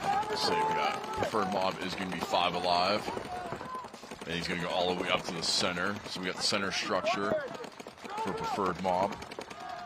And he is going to chew up that guy releasing from home. So that was kill. Taylor Munez. Which, I mean, releasing from that side, it's hard to see. Oh, and he's going to get another. Takes out Patrick, number 27. Oh, and another. My gosh. And we got a running ref coming in to check the last player. Past lunch, but people are still feeding right now. Oh, and he's going to go through and get him. His player just eyeballed him up, almost shot him. So I say, there we go. Preferred Mob staying in the game. So, I mean, we're going to have 7 minutes left. Plenty of time for Preferred Mob to make a comeback here. Texas hopefully can hold on to it. Lots of you in the live chat rooting for the Sea Dogs. Yeah, penalties. Penalties has been a big story on this field. I feel like, I mean, in our match, we had a bunch of penalties. Some of it's excused, but mainly, if you get a penalty, it's your own fault.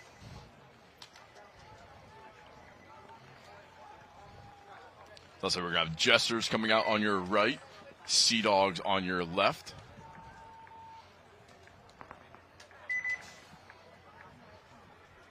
So Sea Dogs up by 2 with 3:30 left on the game.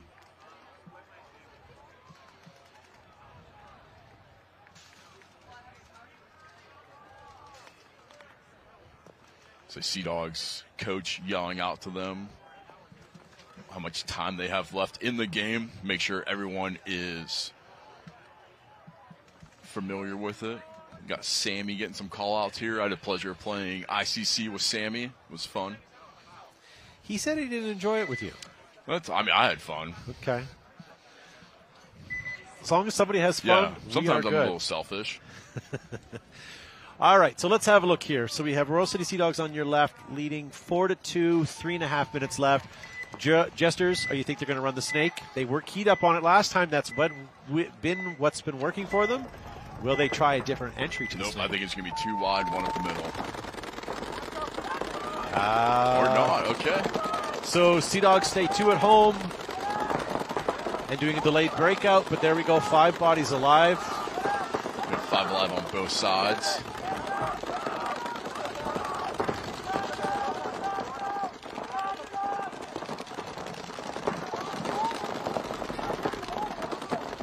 All right, so Sea Dogs still kind of in their initial 5 bunkers thus far. I said Preferred Mob still has 2 in the home there.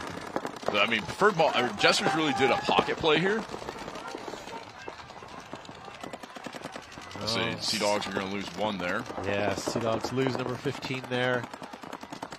And another from across the field. So we're now a 4-on-3? 5. 5-on-3. 5. Oh. So there you that's go. not good. Jesters starting to put it together a little bit. Jesters are in their snake in that big wedge, which that's what the home for Sea Dogs is trying to contain / shoot at to keep him at bay. Honestly, but now Jesters are going to release down and try to mirror them up. Yeah, this is hard. They're going to have both snakes pinching out home, which they just took out. Jesters are going to launch. And that's last player left for and they're going to minor get a penalty. minor. So that's it. That cleans all of the Sea Dogs up. Which they should, at this point, start with 4 then, if that was a minor thrown on Oh, them. no, they did capture the last guy. They did? Okay. Yeah. So it should be a 5-on-5, but that's going to take this game 4-3 with under 2 minutes left. I mean, that's still a lot of time. You know, Sea Dogs are going to have to try to really either jump in and do you dig in or do you jump in and play a little bit of aggression? I would love to see the Sea Dogs play aggressive right now, because when they do, they win. But it all depends on their coach and what they sort of have in the gas tank right now. So I say we got Jester's coach also trying to get that body. But Jesters now, they're really pushing those snakes hard, and they're playing both sides now. So, I don't know. It's hard to combat that unless you send someone up to fight them. So Preferred Mob here on your left, Texas on your right. It's hard when you have 2 snakes. Yeah, yeah. It really is. All right, so Preferred Mob, let's have a look here. 4 guns up, 1 runner to the snake, and he gets in. So Texas is going to lose 1 off the break. Okay, and that's Nicola Nick in 6-13 there in the snake. So he is doing the good move here, crawling into the stuff. Oh, but he needs to sit where he's at now. He can't come back because Texas does have that S2 looking cross field, waiting for him to back up to shoot him in the side of the head. So you can kind of see it here on the screen. So as long as he stays on this outside, he is safe. But it looks like Texas snake player is going to put his head down and maybe try to match him. P-Bob's got 3 bodies alive on home row alone, and they're into the snake here. I like their field position right now, but they're not really in a position to score. I'd like to see some of that home row move up. Oh, here we go. This is a good move here. Yeah. But what he needs to worry about, though, is... Oh, they can't lose him. Oh, there you go. Nice. So, okay, so it was a trade there? Trade there, but I believe... Well, we have Lana, number 65, getting that kill there, and now trying to shoot cross field. He does not realize, though, that they have that same side over there. They're in a mirror situation here, both in each other's field. He's backing up to try to play. I'll say it's a 1-on-2, I believe, right now. Yep, now it's definitely a 1-on-2. So Lana needs to survive, but watch that flag. Ooh.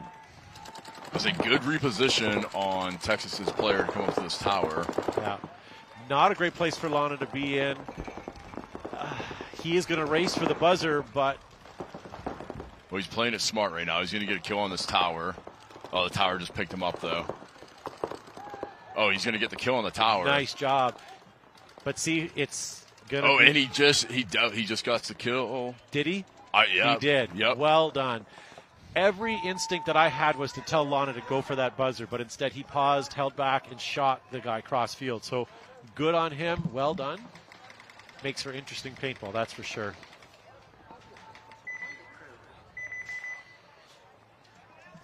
So we'll take the compliment in the chat. We have a compliment? That's exciting. Morgan Freeman's a good guy. I like being compared to him.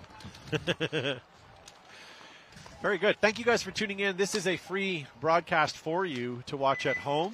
We're going to be doing semi-pro for the rest of the day. Tomorrow we're going to do pro ladies in the morning and then semi-pro in the afternoon. A little bit more of that on Sunday, but adding in some divisional semis probably. So stay tuned for all of that as it unfolds, certainly on Sunday. We're live here 6 a.m. tomorrow morning, Las Vegas time. I'll say Sammy out there eating. So I'll say we got Jesters on your left, Sea Dogs on your right. Right. Only 2 guns up for Jesters, losing their snake again. Sea Dogs still 5 alive. So they lose both snake and Dorito side. So 5 on 3 now in favor of Sea Dogs. And they're still doubled up at home, and referees are running to check the Jesters. No, he's good. Jesters trapped in this pocket here. They sure are. Would love to see the Jesters get out, but I see the amount of paint that's coming downfield right now. Yeah, I mean, if I'm Sea Dogs, I mean, we got almost down close to a minute, and I'm going to just roll my guns, keep them trapped, stay composed. Yeah. Oh, they are going to lose one of their home players. Yeah, he just got pinched out from the Dorito side.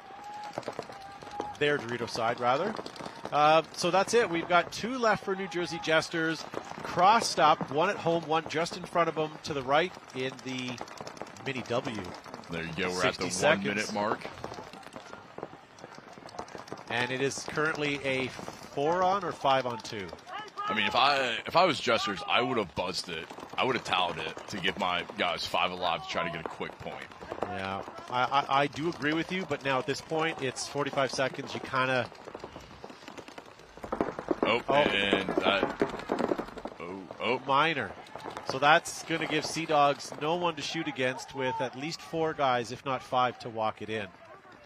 But at this point, if I was a Sea Dog, I would not buzzer that. Nope. I mean, they could just let the towel run down, but honestly, with the way semi-pros plays out, I'm going to make sure to hit that buzzer because I want the spread. Yeah, and I think he's going to push the button, but just under 10 seconds. There you go. There we go. So, well done, Royal City Sea Dogs. That's going to take it 5, potentially to 3. And that's good. So 5 to 3. And now I'll say we're now in X-Ball. So for those of you who don't know, so now is it 2 minutes or 3 minutes in between It's points? 2 minutes, but it's after this next game plays. They still have a 1 minute. Yes. Yeah. Yeah. Sorry. Sorry. You looked adamant that you were correct, but I didn't want to. Yeah. As long as I look confident in it. All right. So sort of similar situation here, ladies and gentlemen. 4 to 3, but 5 minutes on the clock still to go. And technically it won't be X-Ball time because they have 5 seconds left. So that's going to really suck for this point because what's going to happen is they're going to finish this point, get off the field, wait 5 seconds, and then have a minute countdown again, which is too bad for these 2 teams. So Texas on your left, 5 up. And Preferred Mob is going to make it 5 up also. So Texas doubling up home still. Maybe there's an advantage to having those lanes off of home that I'm missing on. I mean, I definitely think, and they're on the slightly better side to double up the home from. So, I mean, it's definitely worthwhile to do that because now, look, he was able to release up into the center. Texas is going to send in their snake player. So he's going to chill at S1 here in think about what he wants to do. Sean, you're going to get singled out in the live chat. Sean says, great commentary. Thank you. We are doing our very best and trying. I appreciate that. Okay, so Texas losing their first body, and I see you guys lose your first body as well. Yeah, Preferred Mob lost their snake player, who was just feasting these last couple points. And while you said that, Texas just moved up to the 50 center brick and is now sort of sliding to their laydown wedge. That's it, and they're going to lose another their home. And Preferred Mob is going to throw the towel. Good call on that. It wasn't going to get much better than that.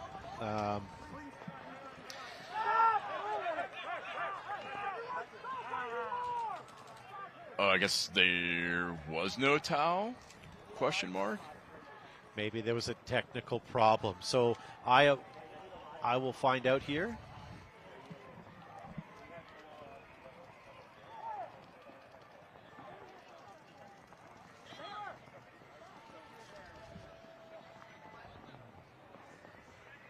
So if I'm Preferred Mob, I'm definitely trying to say, no, I was in this bunker. if we can capitalize on things, yeah, push the envelope a little bit, make these refs work a little bit, make Tim work a little bit.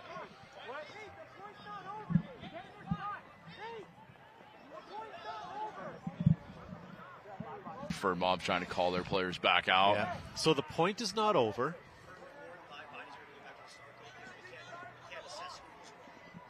Oh. Okay. So because of that issue, what's going to happen is they can't assess where the players were officially. The live players that are on the field will go back and start at home. So because of that technical issue, everybody that's alive still gets to play, but they start again from home. That's really the only fair way to do it, because how do you really know where everybody was, what side they were facing? And at this point, we've already given away all of their positions anyways, regardless. So I do understand that. That's a good call.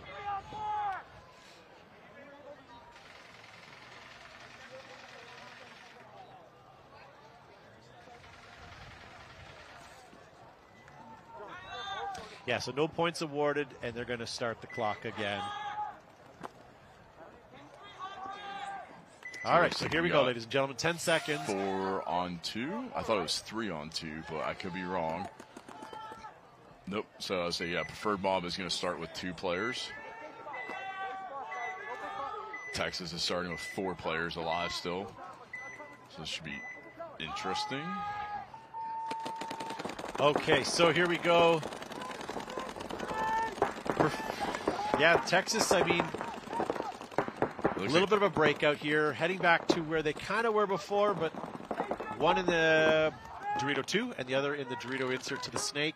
One still at home, one in the lay down. And they are going to lose one of the Preferred Mob. Tao is definitely... Yeah. Their player is not happy because he did shoot 1, so he took it down to 3-on-1. He really wanted to play that 3-on-1. I kind of question if in hindsight, Preferred Mob would have just said, we can see the point towel. Then it would have been a 5-on-5. They wouldn't have lost that time. However, they still have lots of time. It's still 20. Correct. But just under 4 minutes left. Yeah. You're only down by 2. I mean, you can win a point on this layout within 30 seconds. Yeah. So we are on X-Ball time because they did force that. So you were right. Yeah.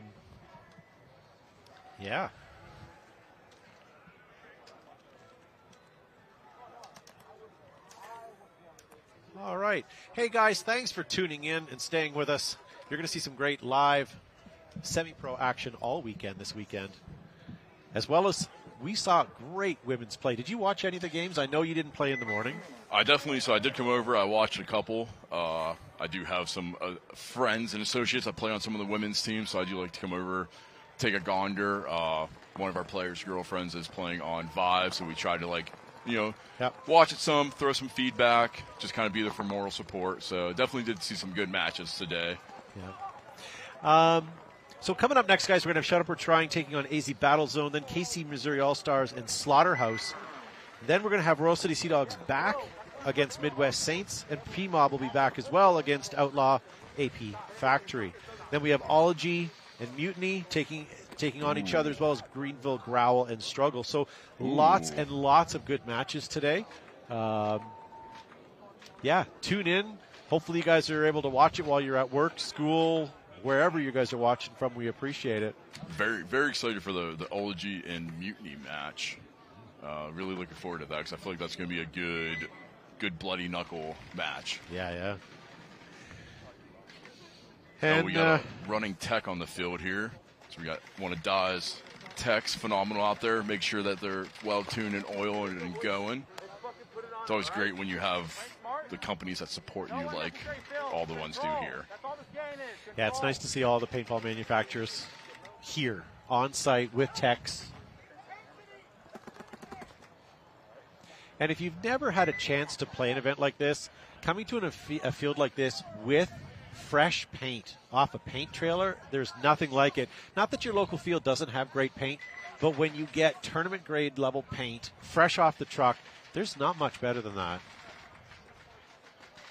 It's like walking into Krispy Kreme with a hot sign on, right? Like, there's a difference. You know the shot when it's that fresh, crisp paint. Yeah.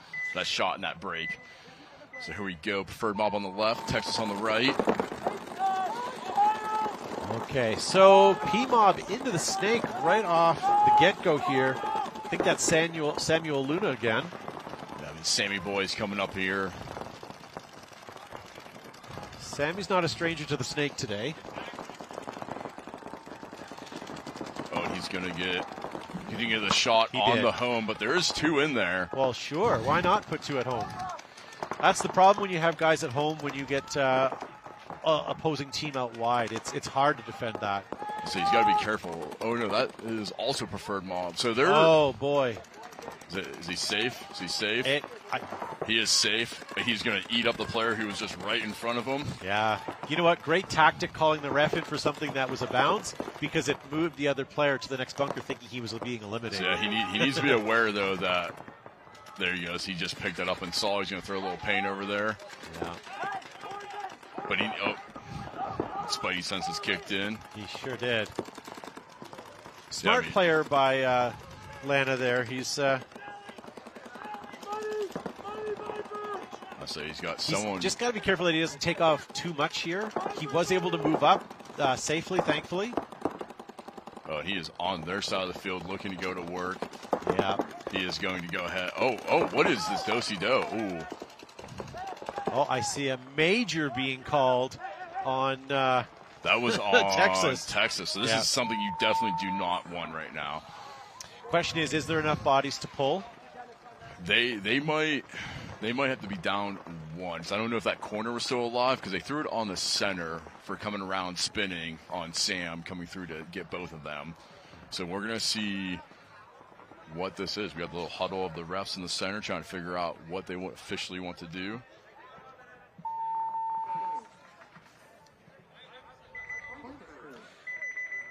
So the point was given. So that's going to give Demolition 5-4 with 2 minutes left. So P-Mob is going to start with 4. So is it on preferred mob then? I don't. You know what? I'm going to wait and see on that. It was definitely. I saw the penalty being pulled on. The red flag was for P-Mob. Okay. It was on P-Mob's side, so I assume that's what it was. And the head ref is over there talking to P-Mob right now. So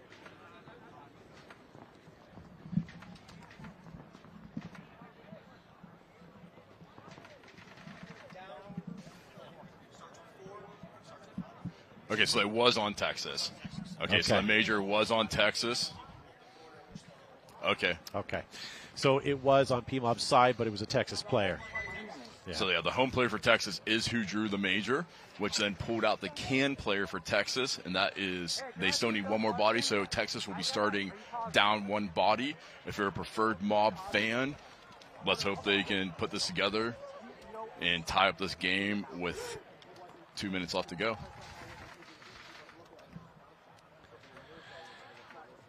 All right, ladies and gentlemen, thanks for sticking with us. We are on X-Ball time because the Sea Dog jersey game is finished. So let's look at the time here. So 2 minutes on the clock, 5-4, and Texas going to start down 1, and they're ahead on points. So this is going to be interesting. P-Mob has an opportunity, a good opportunity to tie it up. Could we be going into overtime? Do we go to overtime in regulation play? I think you have to. I don't think so in semi-pro. I'm not for sure, though. I know rules have been changed. Well, guess what? We're going to find out possibly here. Oh, so Texas loses 1, Preferred Mob loses 1. So it's a 4-on-3. No, it's a 3-on-4 for P-Mob. All right, so come on, P-Mob. Let's get you guys down the field here. Oh, so Preferred Mob loses 2. Yeah. So now we're on a 3-on-3. Oh, no. 3-on-3 with a minute 30 left. Preferred Mob they do have a good position over on their snake side. So, I mean, that kid has the ball to continue onto their side. He's only really being held. I mean, he's got one player straight in front of him in the D2, and then he's got the God in the home. So he's really trying to, it looks like he's trying to, oh, there he goes. He's going to release. He's going to get 1. And he got 2. Okay, so it is now a 2-on-1 in favor of Preferred Mob.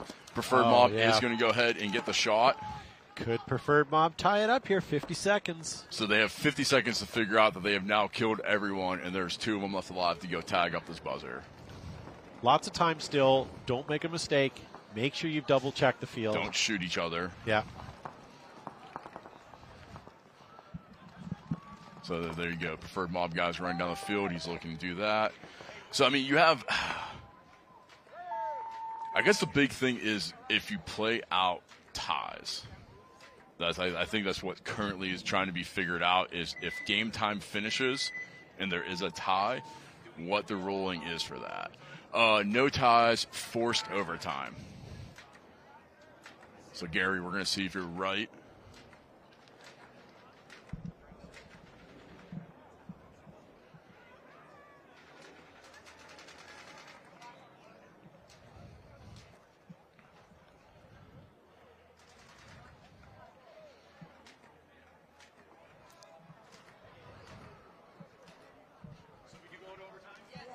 Okay, so it's been confirmed there is overtime. Okay. So if we run out of time. We still have 26 seconds, so, yeah. Referees love overtime. So, hopefully, fingers crossed. I guess if you lose bodies off the break, you want to hold out, because then you're going to go up and be able to start 5 alive and get a second chance there.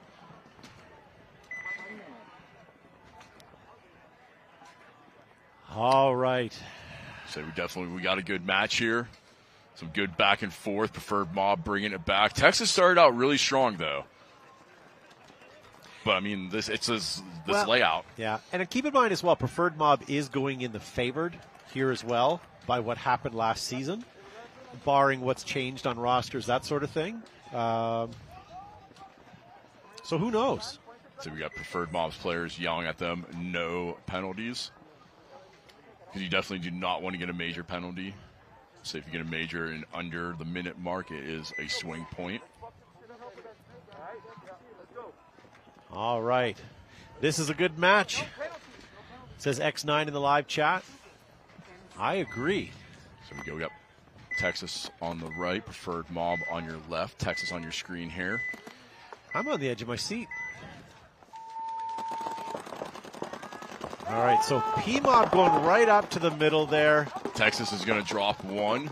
Preferred Mob is also going to drop 1.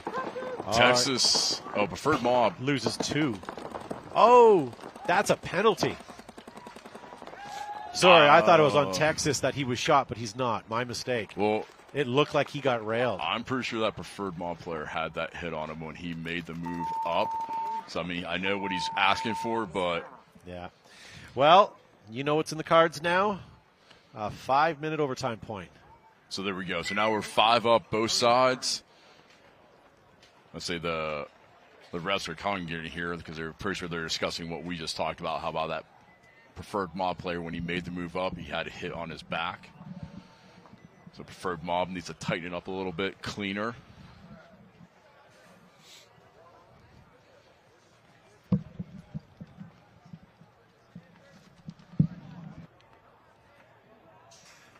Yeah, well, Josh in the live chat says they only went strong due to penalties. Well, we'll find out. 5 alive, game's reset, next point takes it. PMOB definitely has smartened up a little bit from the beginning. Texas was a low roster, right? If I remember correctly. Yeah, they only have 1, 2, 3, 4, 5, 6 players. So Ian had to cancel his flight due to weather, so he's not here. So they're only sitting with 1, 2, 3, 4, 5, 6 players. I mean, 6 players. It's been a long match. They can come out strong, but by the end of the match, especially going into overtime, it's going to be tiring. Now, granted, this is their first match of the day, so one could only assume that athletes should have the stamina to get past 1 point, but it is exhausting. Let's be honest. We can't blame the heat, too. They're Texas guys. They're used to this heat. Us Northerners don't like it. But I wouldn't even say I'm not arguing, but I would say right now it's not actually hot outside. I'm almost cool right now. It's hot in the sun. I suppose. I mean, you got preferred mob wearing all black, too. They're probably cooking a little bit. Well, let's have a look. So preferred mob is going to be on the left side of your screen. So we got Texas on the right there coming out. Some high fives in there, getting hyped. Yeah. Dante Lopez is cheering for Demo. Who are you guys rooting for? And we have Nate back on the field. Let's see if they send him up the gut.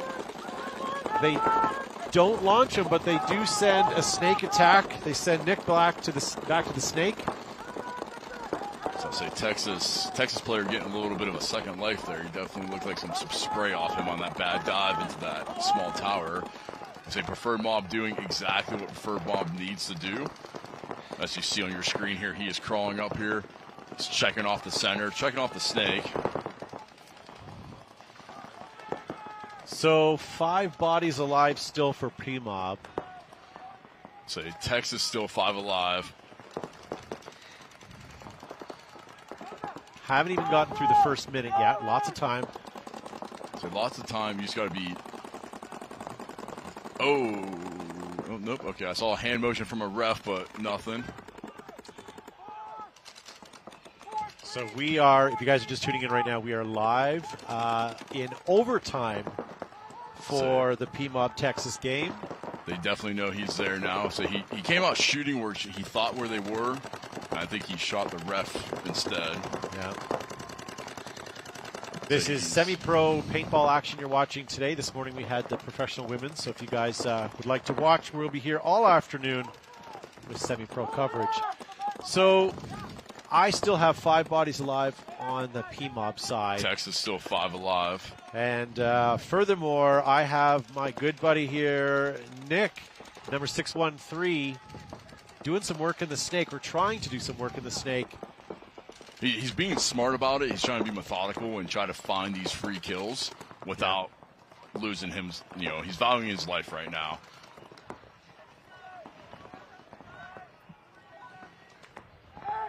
Oh, and a running ref is going back to check a Texas player, but he is not as bad.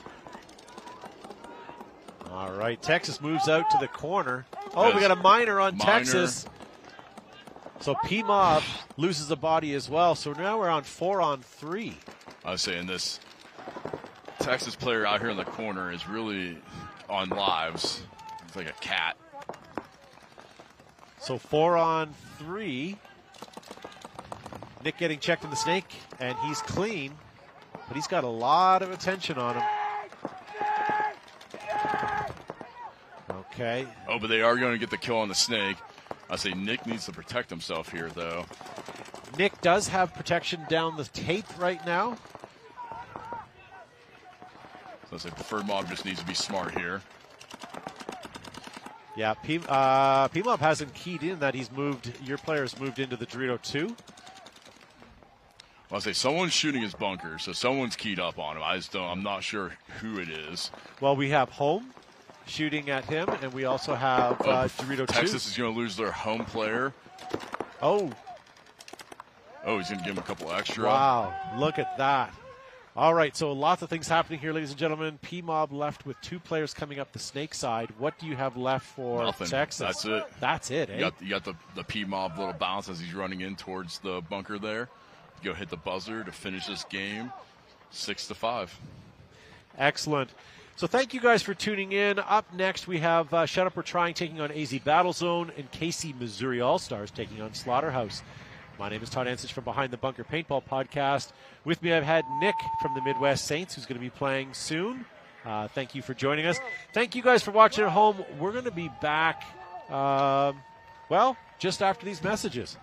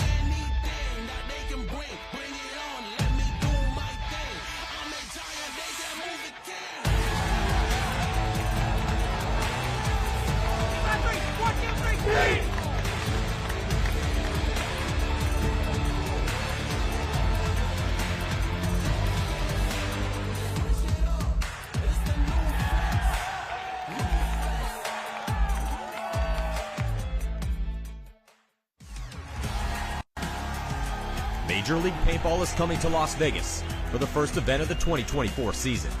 At its heart, the game of paintball is simple. Shoot your opponents before you get shot, and then march down the field to victory. In the Major League Paintball Pro format, each team employs 5 players at a time, and they have a buzzer on their side to protect. Hit the opponent's buzzer, win the point. En route to the buzzer, both teams will be locked in gunfights, utilizing diverse strategies while moving up a field full of bunkers, fighting to get into critical positions. And these strategies could change given the score and the time left on the clock.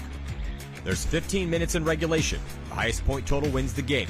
This is chess with guns, with no quarter given and no quarter requested. Welcome to Major League Paintball.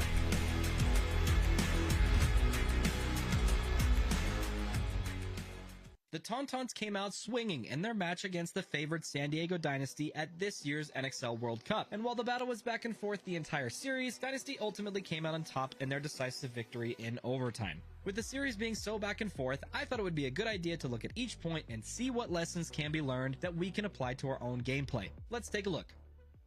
Point 1 goes to the Tauntauns, despite Dynasty making a strong early push up the middle. This was in large part because Ryan Greenspan was run down in an uneven trade shortly after making his move. How did this happen? Well, if we look at where Ryan and the rest of his team were, we can see that the only players who can really protect him this far up the field are either Archie, whose only chance is landing a trade with a player who comes to run him down, or from Chris Shear, who would have to look on the inside of the field from the Dorito can. In their current positioning, Shear is likely the best candidate to protect Ryan, although this would slow down their Dorito push. The lesson learned, if you plan to make early and aggressive pushes up the field, be aware of whose job it is to protect that person. There's nothing worse than going through so much effort to take ground, only to have it snatched away shortly after.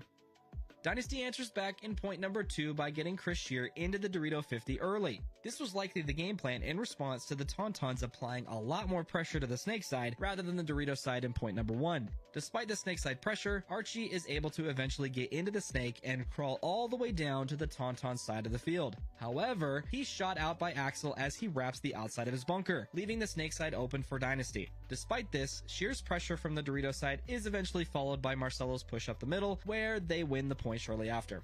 There's a few lessons learned from this point. The first, sometimes you gotta make something happen before it's too late. There was a fairly long window of time where Axel could have pushed into the snake to equalize the pressure they were getting from Dynasty's Dorito side. The only person stopping him was his heads-up opponent, Archie Montemayor. Granted, Ryan Greenspan was shooting cross-field towards Axel from time to time, but Archie eventually pushes down the snake side only to get shot by Axel, but it's too little too late at this point, as Marcelo and Sheer mop up the rest of the Tauntauns. The second, don't take the obvious angle. I've talked about this at length in my gunfighting masterclass video, so check that out if you haven't already. It's linked down in the description below. Archie rapping on the outside of his bunker here was a mistake, even if he didn't think Axel knew he was there. Granted, Archie was inches away from trading out with Axel, but he likely would have surprised and thereby eliminated Axel for free had he come up over the top of his bunker and on the inside of the field.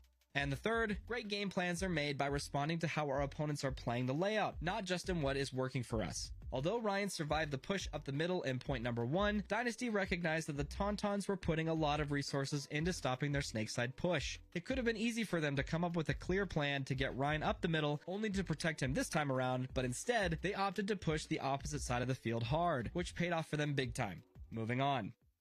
Dynasty maintains their momentum by winning point number 3 with a strong breakout that puts 3 guns snake way. This pays off when they shoot Tauntaun Snake Runner off the break and get Archie in shortly after.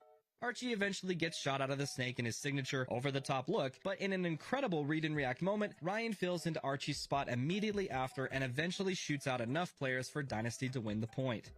The lesson learned, we gotta be more careful repeating our tendencies and habits, especially when we're this deep into the tournament. Matty Marshall even says as much about Archie, that this over-the-top look has been working for him, meaning that he's noticed him doing it somewhat frequently, at least enough to comment on it. And although that might have been working for him earlier in the tournament, it's something he needs to be more aware of this late into the game. So Axel now down the sidelines. Ooh, Archie gonna launch on, or start. Oh, Archie but Archie. Long. Yeah, Archie's been doing that and very successfully, staying up and over that top and not feeling much pressure, but. Point 4 goes to the Tauntauns in convincing fashion as they shoot out 2 of Dynasty's Dorito players virtually off the break. Tauntauns keep the pressure up and shoot out the rest of Dynasty quickly after and win the point outright. As they say, if you're going to lose, lose fast. The lesson learned, just like in point 2 of the series, the Tauntauns did an excellent job of focusing their guns on what was working for Dynasty, the Dorito side. Doing so landed them 2 quick kills that sealed them the point. Creating game plans that stop what was working for our opponents while also exploiting our strength is how you win games. Dynasty sends Arturo Andrade to the snake off the break in point 5. The beauty of this play is that not only was it a surprising move to send someone to the snake off the break, but that this move was supported by shooting back at the only player threatening this play, the Tauntaun's back center player. You can see that just before the point starts, Marcelo Margot is looking for where the Tauntaun's guns are shooting. He identifies that it's a double stack at home and decides to shoot at Tauntaun's only gun that was shooting at the snake. This causes Fabrice Colombo to flinch, giving Arturo the time he needs to safely get into the snake. After the breakout, the Tauntauns draw a yellow flag, which pulls 2 of their players, making it a 5-on-3. Dynasty eventually gets into red zone positions and closes out the point. The lesson learned here, support your runners by shooting at the players that are shooting at them. This can only come by having the intel to know which direction your opponents are shooting, either by scouting their breakouts, identifying their tendencies, or by simply looking at them and seeing what they're telegraphing. The subplot here is, don't telegraph what you're going to do before the point starts. Point 6 starts with a strong 5-on-5 breakout, with both teams pushing opposite sides of the field. Axel is able to get to the 50 Snake before Dynasty gets to the 50 Dorito, but Dynasty is aware of this and plays tight accordingly. With the point coming to a standstill, the weakness for Dynasty's defense is the Snake can. If the Tauntauns are able to eliminate Archie out of the can, the point will surely go to them. Axel continues to apply pressure from the Snake, while Bryce Gauden eventually makes it to the Dorito 3, giving them the angle they need to shoot out Archie. Tauntauns follow this up by shooting out the rest of Dynasty as they try to fill the holes in their positioning. The lesson learned here, playing pocket or defensively isn't just about playing tight in your bunker. It's also about being in positions that keep your players alive. Had Sheer pushed down the Dorito side, or Dynasty had a gun cross field that kept the Tauntauns out of the Dorito 3, they would have been able to survive indefinitely, as long as they didn't die in a gunfight. Identify the bunkers that poke holes in your defense, and do what you can to keep your opponents out of them. For some reason, they play an inconsequential .7 with 5 seconds left, which ends in full time, and we move on to overtime. Now, there's a lot that happens in overtime. For one, more bodies drop off the break than ever have before in this series. And welcome back, ladies and gentlemen. So here's where we stand. We just finished Royal City Sea Dogs, Royal City Sea Dogs and New Jersey Jesters, Preferred Mob, and Texas Demolition. Now we're moving on to Shut Up We're Trying, taking on AZ Battle Zone. And yes, that is their name, Shut Up We're Trying. KC Missouri All-Stars are going to take on Slaughterhouse. At 2:05, we're going to have Royal City Sea Dogs back on the field taking on Midwest Saints. That should be a good game. And then Preferred Mob taking on Outlaw Factory. That also should be a good game, a tight game. My name is Todd Ansich from Behind the Bunker Paintball Podcast. I also have Mark Galikowski from the Royal City Sea Dogs, who was just playing. Hello. So, Mark, I will take the left side of the field. Yep. Which is Shut Up We're Trying, taking on Battle Zone. All right, little mishap with the buzzer, but... Yeah, they're going to stop it because that was a false start. We had a technical issue. You could hear it through your thing. Somehow someone stepped on a cable. Yeah. Yeah. That's okay. The refs know whose fault it is, and they're not going to point out her name, but... So they're going to, in fairness to both teams, they're going to start it again. The only thing lost is a couple paintballs shot. Really nothing else. Maybe a little bit of air, but yeah, that's it. But again, what do you do when a technical glitch happens? And, well, there's your answer, ladies and gentlemen. So thank you guys for tuning in and staying with us. We're going to be live all the way.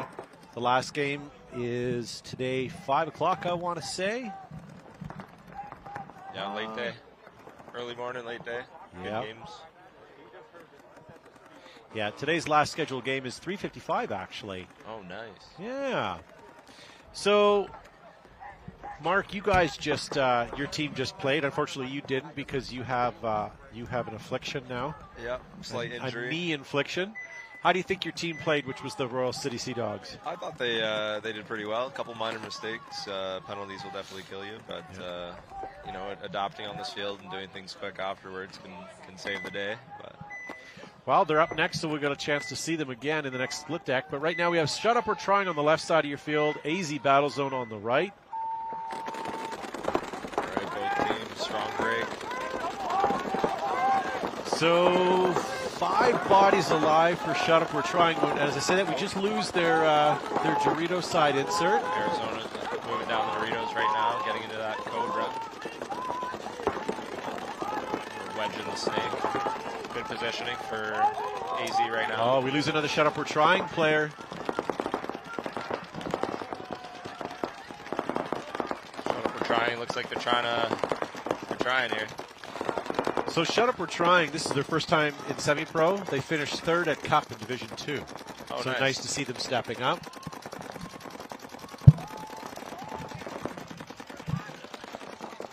So looks like you've got Battle Zone standing up on his feet at the snake there at the 40-yard line. Yeah, Battle Zone definitely has control right now. Shut Up We're Trying is trying to hold them off, holding those zones. Let's see if... lose another Shut Up player from home, but they towel it. Yeah, good towel. Yeah, good call on the towel. Shut Up We're Trying is from, they play out of Paintball Fit. Oh, nice. In Waxahachie, Texas. That's good. They must get some good practice playing against a bunch of guys there. Yeah. Now, here, Battle Zone is also new to semi-pro this year. They're from Phoenix, Arizona. So nice to see 2 new teams stepping up to semi-pro. Yeah, that's awesome. Two of the big dogs, they went up, so it's good more teams are wanting to make the next step and prove themselves in a new division. So All-Stars hot off of their last match, and Slaughterhouse on the right side of your screen here. Slaughterhouse also first time in semi-pro. Wow. Look at that. Wow, this is great. Good time for you first-timers to listen up and rewatch the cast. Okay, so Slaughterhouse. Ooh. 1 body losing off the break. Otherwise, All-Stars 5 bodies alive. Yeah, 54. Good shooting. KC makes a big move into their snake. So far, All-Stars rolling their guns, not really letting up on Slaughterhouse. I do like where All-Stars are. They're in great position to sort of bump up into the snake or into the Dorito side if they really wanted to. Yeah, Slaughterhouse is playing a little on their heels right now, though. They got a lot of pressure. Here comes All Stars into their snake. They're in their knuckle 2 right now. That's player number 1, Alex Cross, otherwise known as Bubba. Bubba.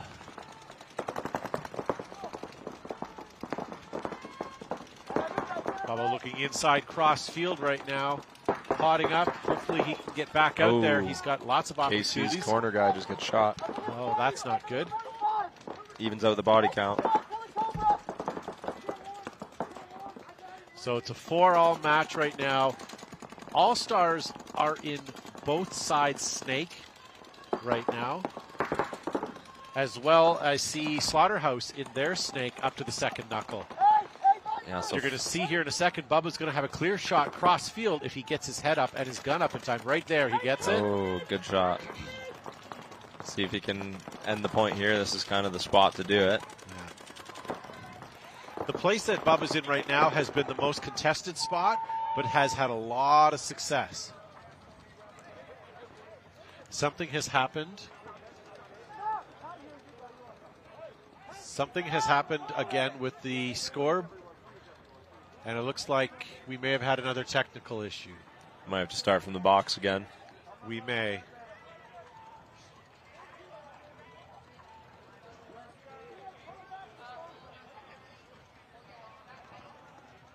Okay, so they had an issue, a glitch on the base.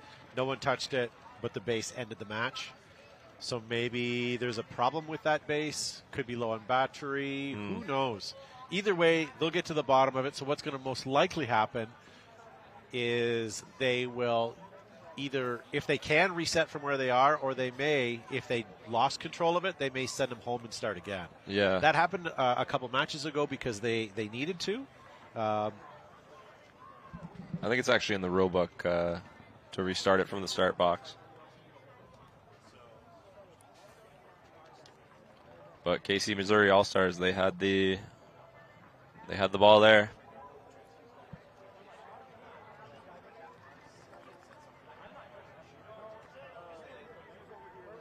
But I do think it is even bodies right now.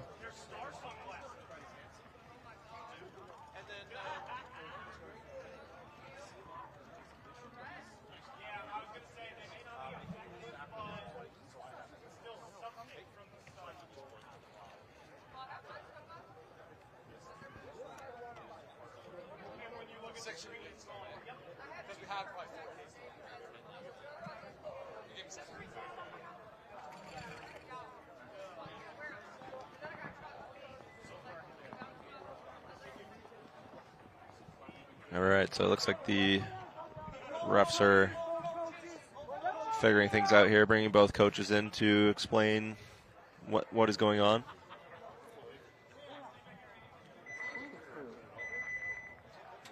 All right, one of the coaches is available. Now Slaughterhouse's coach is coming over, get some information.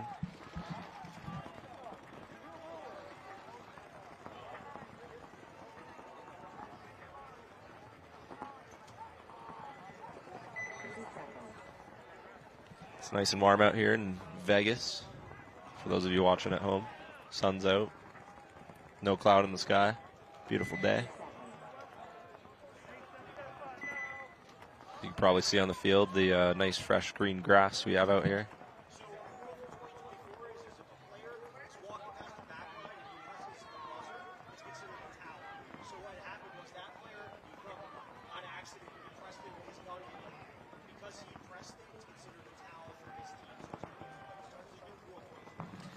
All right, ladies and gentlemen. So here's what happened with the technical. It wasn't actually a technical. What happened was, gentleman was walking behind the buzzer, and his gun accidentally hit the buzzer, or hit the button, the home button. So for 2024, if that happens, it basically concedes the towel, like they've given up. Yeah. So the point will go to Texas. KC, I believe. KC All-Stars, sorry. So, Yeah. so that is what happened there. So it wasn't a default of the technical equipment; it was player interference, if you will. He just wanted to save his team some time. Didn't want to go back to the pits. And Well, towel. even though you're killed doesn't mean you can't push the button. Yeah, that's true. He's got one button pressed for the day. They get the button press. All right, so AZ Battle Zone here, ladies and gentlemen. Up against Shaitan Sarper trying. Battle Zone getting clipped off the break, losing a body. Potentially 2 bodies here, it looks like. Yes, sir. And still 5 bodies up for Shut Up We're Trying. Good guns off the break this point for them. Be nice to see Shut Up getting a point here to tie it up. Yeah, looks like he just made a fill out from the home. No pressure on him.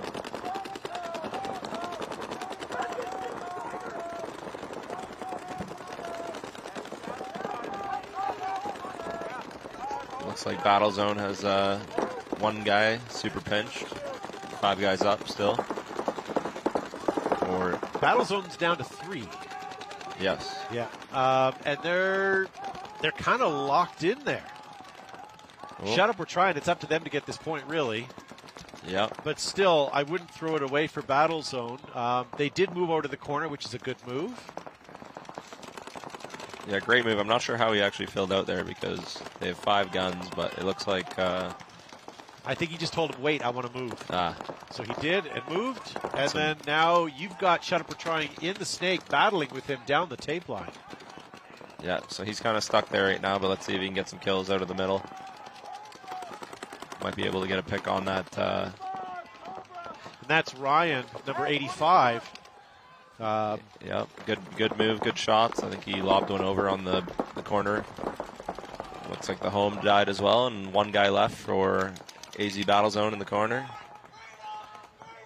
And Ryan, if I've got your name wrong, it says it on your jersey, and I may be hopefully not confusing you with anybody else, but player number 85, the person who's wearing that jersey, is the one who is moving up right now. Yeah, he called freedom a couple times, so I guess that's all 5 bodies are dead.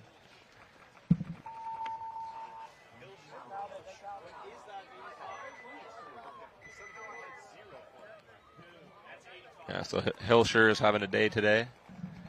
Okay. Good job for him filling out the Dorito side, so to speak. Making the moves when he has no pressure. All right, back on the field, we got Casey and Slaughterhouse. Casey taking the far walk. Time's moving a little quickly, so only about 20 seconds.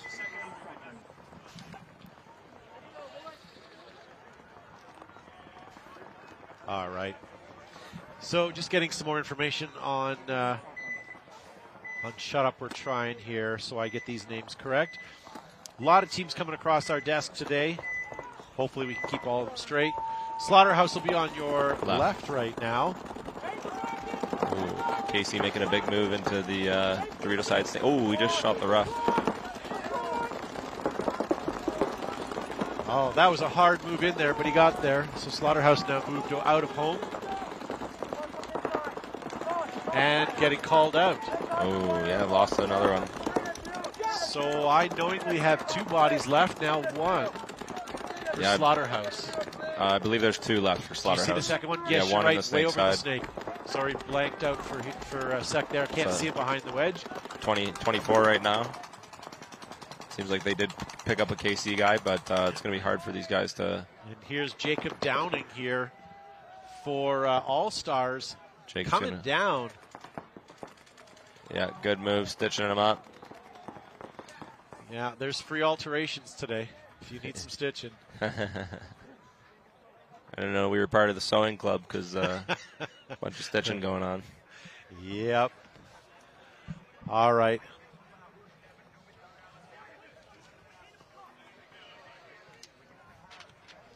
All right, point still going. Casey is not getting the buzzer. They are walking it in slowly. But why do they at this point, really? Well, I nice love out. to talk about time management. Do you know what I mean? Like, they don't need the time, so they might as well walk it in. Yep. I'm not sure why Slaughterhouse is not pushing the towel right now. Yeah, Maybe they're just unaware. Every second counts. If you're down any points, I mean, they might be talking about something together as a team, but you know what? Let's be honest. Not all teams that are down here. This is an away event. It's in Las Vegas. Not everybody has a pit crew. or a coach or even extra rostered players. So Yeah. something like that could easily slip by a team that has a short roster. We just talked about a team who lost a player due to weather and had a canceled flight. Oh, wow. And they only have a roster right now, active roster of 6. Okay. So is that on Slaughterhouse there? Or? no, I want to say it's Jesters, but I know I'm going to be wrong on that. It was one of those teams that played not too long ago. Ah, okay. It was Texas Demolition, actually. That's what it was. Oh, wow. And Yeah. they almost won that last game. Yeah. So think if they would have had their player named Ian, Yeah. maybe he would have been a benefit or not. I'm not sure. Well, sorry about that, Ian. Sometimes things happen. So Hopefully in you other make it. words, Ian, who even needs you? Thanks for nothing. So shut up. We're trying back on the field. On your left here. 4 guns up. Oh, 3 guns. Triple stacking the home for Shut Up or Trying. Did that come? Oh, and yes, it looks like they got a kill off the break. Did they? Okay. But they lost one of their home players. You can't stay alive in that home for long, unfortunately. Especially when there's 3 there. Yeah. That bunker has no basement, no upstairs, like you're on your own. Yeah. It's all main level apartment there.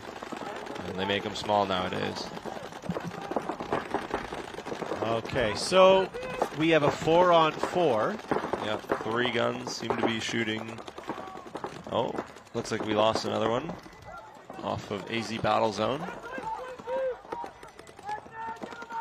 So these guys are consistent with their guns. So looks like potentially Justin Gladwell playing near home, yelling across the field to get the player out. I don't see anybody coming off the field. Maybe we'll see something in a moment here. All right, so Shut Up, we're trying now, moving up into the snake. Yeah, but Arizona is trying to counter that right away because I think he saw him move. So yeah, he's going to get him right now. Looks like that's Brandon Allison, number 17. Oh, he's so close to stepping out of bounds. Oh man, good 1-ball moves. I think he missed that home though. I believe that's John there, number 44. All right, good job, John. And he just gets all of them. Good job, counter move. The guy was he was a little too slow with attacking, and he attacked back. So yeah. So there we go.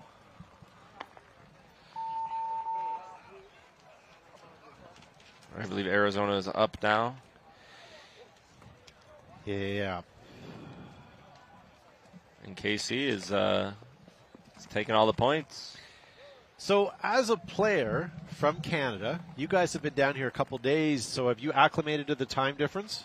I feel like we've acclimated in some sort of ways. Yeah. I'm still going to sleep normal 3 hours ahead of time. So. Same.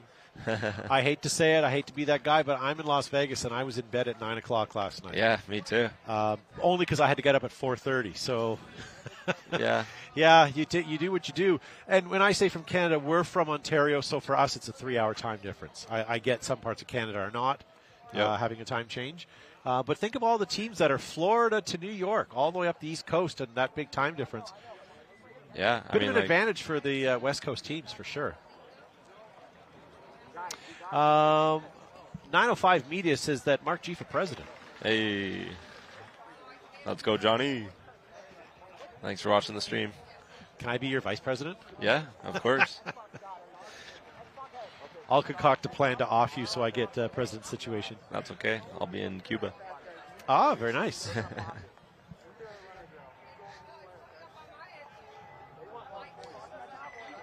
Oh, so it looks like might have another technical here.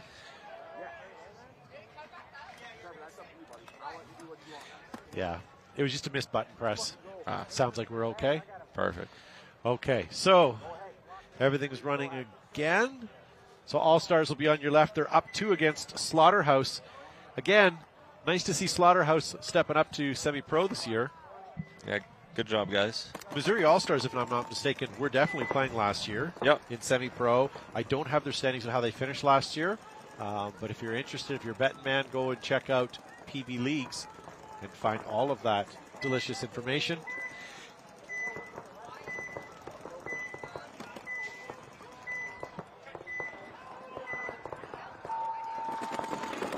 All right, 4 guns up for All-Stars, 4 bodies alive. Yeah, double home, and both homes filter out the same way. So All-Stars playing just a pocketed game here. Yeah, good fill into the Cobra there. Let's see if you can get that pick across. Out of the corner of my eye, I see player number 27 from Slaughterhouse into the snake quite aggressively. Yeah, let's see if his team recognizes that he's trying to get another player matched up from KC. But hey, now the All-Stars in snake. Get their game on here.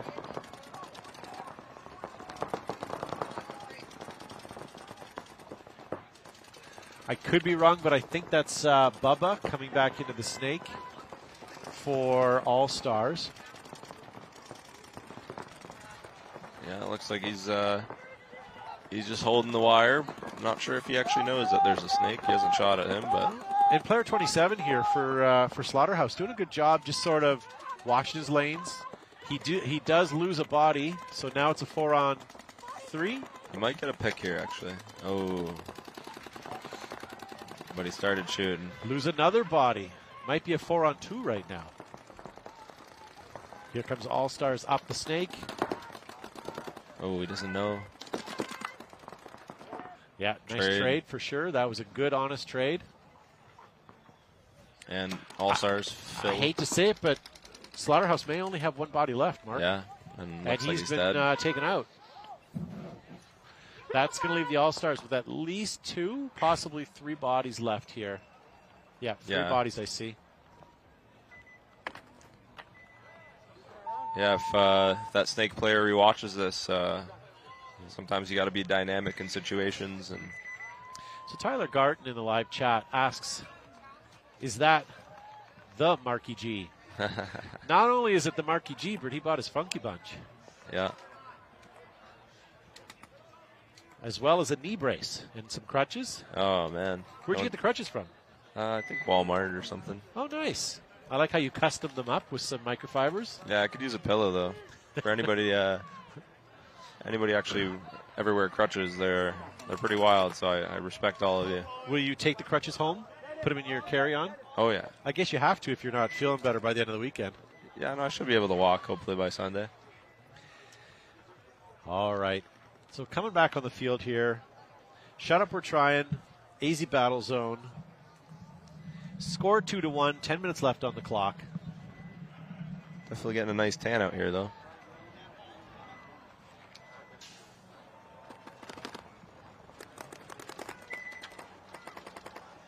All right, clock is running here. 10 seconds.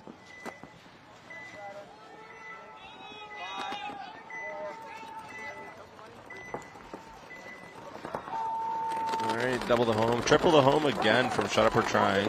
Yeah, we double up for AZ Battle Zone. This is becoming a regular occurrence now. Yeah, that did not produce any kills. That's not good. Nice. I've got 5 bodies alive on Battle Zone right now. Yeah, spread 5. Across the back row for the most part. I'm doubled up at home still, but I do break out to the snake, the Dorito and the snake.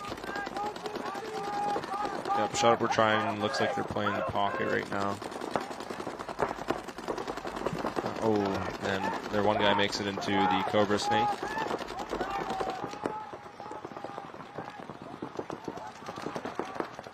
Oh, it looks like he might have got shot underneath the. He's asking for a paycheck, but he's clean. Number 77, Mark Clean.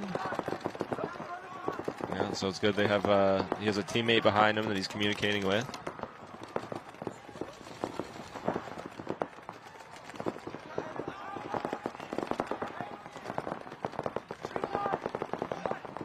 All right, so here comes a move from Battle Zone, kind of going up the middle of the gut. Yeah, the snake guy's trying to figure everything out, but if he just crawls down the snake here. So, Mark, I'm still 5 bodies alive for Battle Zone. Yeah. What are you for Shut Up? Still 5. Still I believe, 5? Yeah. Okay. I hadn't seen anybody walk off. I'm just trying to confirm. I think this guy might hear me if he moves down the snake, but. So we're under 8.5 minutes now. Shut Up now moving up that field. Looks like Cullen Chapman, number 77, is playing for you for Shut Up there, right? He's going to cross over in a minute. But he's got a lot of paint coming at him. Plus he has he has sort of a mirror coming at him. Yeah, he's got the 50 snake there. He's got to keep his gun up, or Here else he's comes going the to get shot. gunfight in the snake. Oh, bad timing. They both. Man, the timing on that was crazy. Yeah. Yeah, he got lucky there, Mr. Cullen. Okay, so here comes Battle Zone. He's out on the tape. Oh, Cullen did a paint check, or a head check rather. Luckily didn't get shot because of it. Oh, got shot in the leg. Oh, those knees have been killers today. Yeah. So Shut Up, we're trying. Oh, but he fills. Walking a man off the field. Shooting across to try to kill the snake. Good lob shots. Battle Zone losing a body. Oh.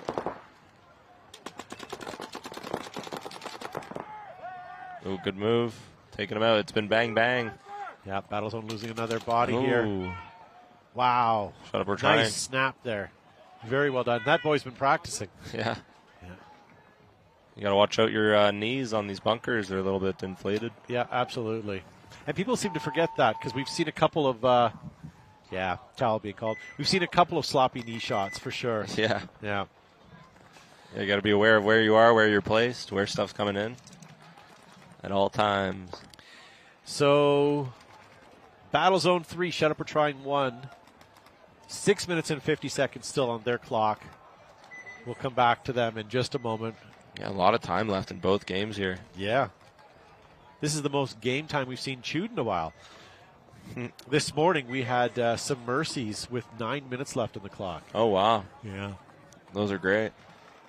So Slaughterhouse trailing by 3 with 9.5 minutes left. Still possible, guys.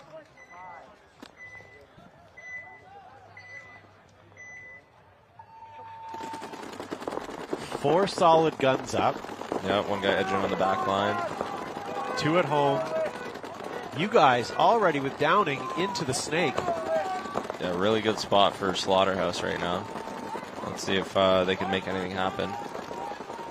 Downing can easily just crawl down the snake side right now if you rewatch this. He can, or he could rather, but now unfortunately Slaughterhouse has filled over to the snake, and that's going to make it more difficult. Yeah. Slaughterhouse loses a body from the other side of the field. And it looks like Casey's pushing up. Player number 42 for Slaughterhouse into the snake. We're going to have a little bit of a snake battle here. He's going to have to pot up quickly, otherwise he's going to get run through.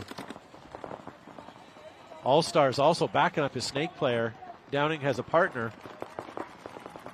where Slaughterhouse has no one in his back right now.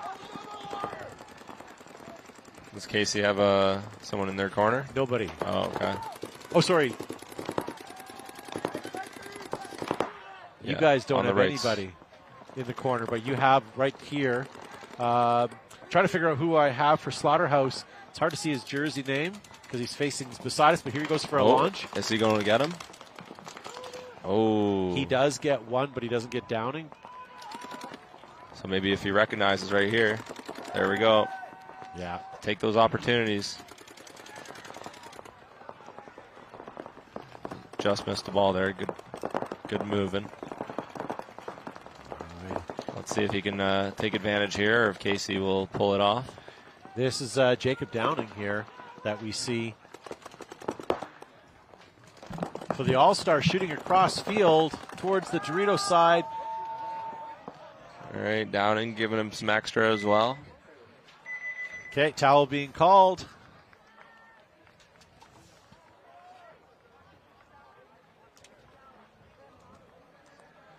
I agree with Cody in the live chat. He says, hit that like button. And guys, if you do, as Patrick says, and share the stream, here's what it is, guys.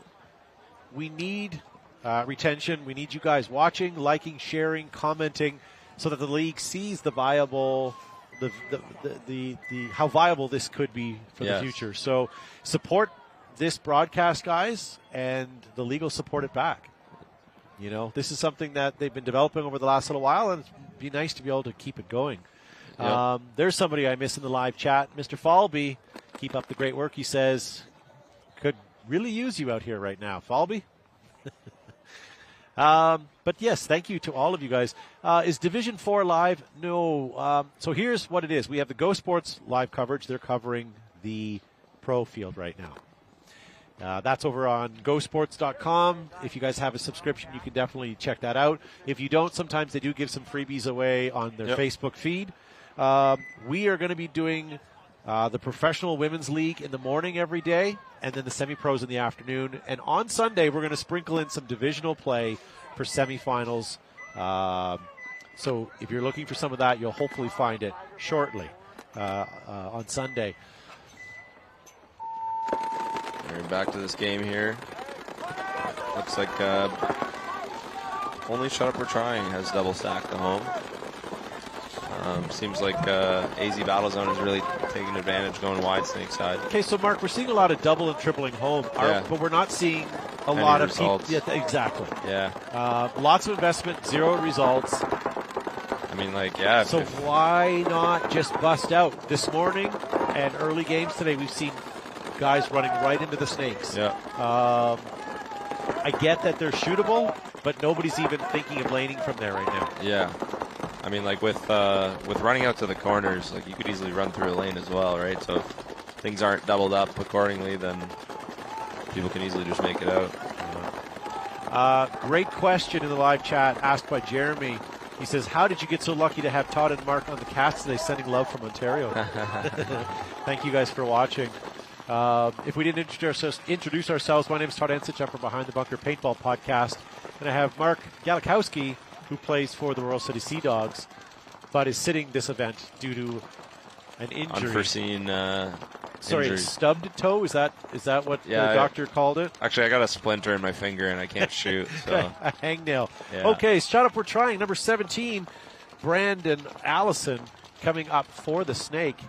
Now it's nice to see some aggression here. Yeah. Also across the field, I see number, I want to say it's 85, but that could either be Tate or it could be Ryan. Both of them have 85 on their jersey.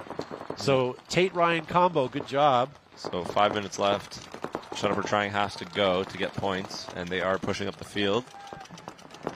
AZ is really locked in right now, but if they can break this and put a couple guys in, but ooh, they lose another body. Yeah, quickly fills out though.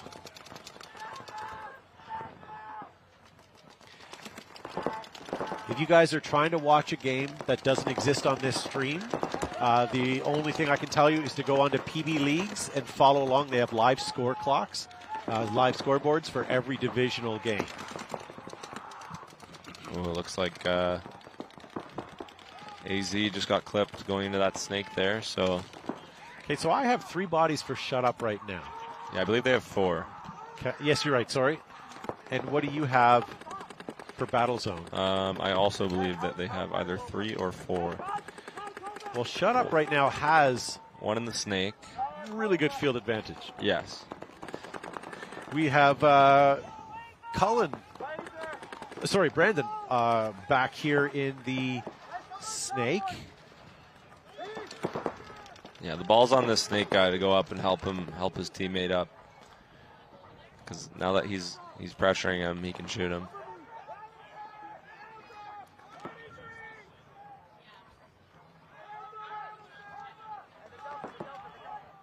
Good comms coming out of AZ, making sure they know exactly where they are. Oh, but they just clipped the Arizona Snake player, so. And I believe another one out of, one guy left, and he's going to get roasted and toasted there. All right. So Shut Up We're Trying coming back. That's great. Good for them. Shut Up We're Trying going to get another point on the board. Hopefully going to make it 3-2, close that point gap. That's going to give them 3 minutes to hopefully get another point and tie it up. Yep. Maybe we'll see some more overtime. Yeah, overtime's getting wild out here.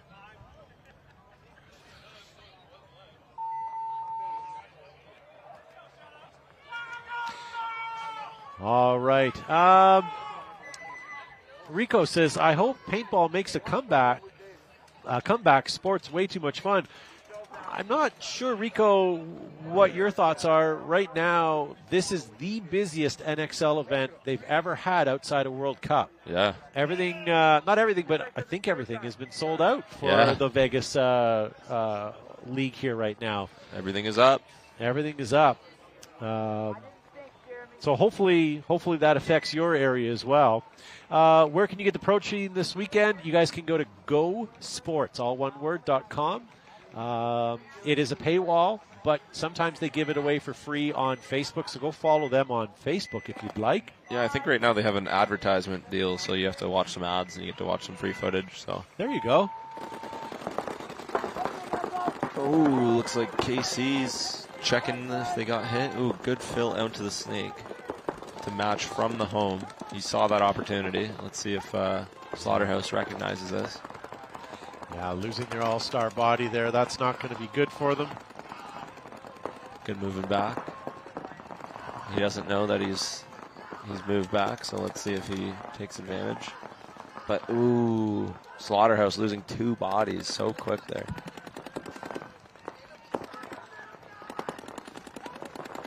Even up 4-0, Casey is still trying to really be dominant and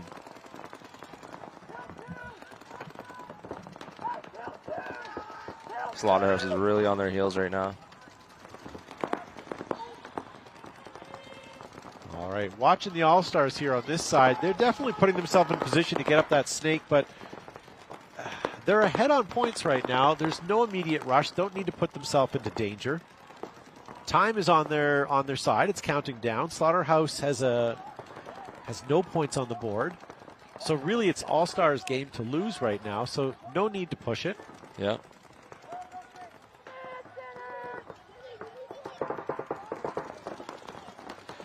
No, not a lot of movement here on All-Stars, other than they just said that. They bumped into Dorito 2 right now.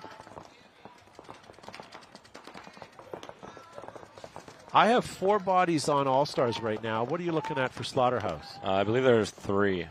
They dropped 2 off the break pretty quickly. Okay, and I can see the 3 right now pretty much on the snake side, and now 1 bumped back to home, and 1 was eliminated. So that's going to be a 4-on-2 right now. Tactical retreat by player number 9 of Slaughterhouse. Not a bad call at this point. Yeah, good move back. Let's see if... There is no toweling this. This is it. This is it. So lose this, game's over with 5-0, or win it and start edging your way back to tying it up. Not an easy road for them.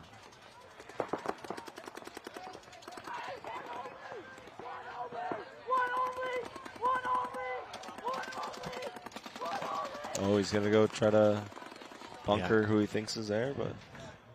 Not many people are going to be home if he goes there. Looks like Casey's just running it in. That's it. There we go. And that's going to be it if when they hang the flag there. As long as it's good, KC All-Stars are going to win this match 5-0 against Slaughterhouse. Keep in mind, Slaughterhouse, this is their first go in semi-pro. Yeah. So way to take your lickings, and hopefully you guys will learn from anything that you may have possibly done wrong today. Yeah, if you're watching this, rewatch your games and get better.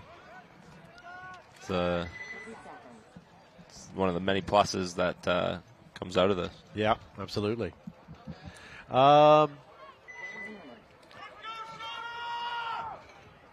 So coming up on the field next, we're going to have Royal City Sea Dogs taking on Midwest Saints. So we have Mark in the booth now from Royal City Sea Dogs, and Nick, who was just on, was from Midwest Saints, so that'll be a good match to watch. Then we're going to have Preferred Mob taking on Outlaw AP Factory. Good set of split deck right there. Then we're going to have Ology versus Mutiny and Growl versus Struggle. Still lots more great games to come. The final game today will be the New York Wrecking Crew taking on the Lost Dutchman, and Leverage taking on TJ Bastards. Nice. Yeah, tough being the last game of the day. Yeah. You know? But on the same token, I know they weren't here at 4:30 this morning. Yeah, definitely not. So, AZ Battle Zone. Shut Up, we're trying. Shut Up's not doing too bad. They're coming back. Yeah. It's not necessarily AZ's game yet, Both of these teams are first into semi-pro, so welcome both of them. Hopefully we'll see you guys all season long. Battle of the firsts.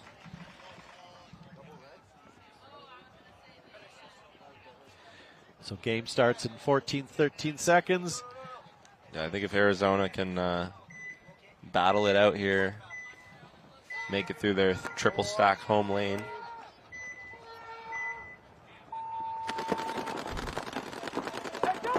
All right, Battle Zone getting chopped on the way out, taking them down to 4 bodies right away. Okay. So it looks like good shooting.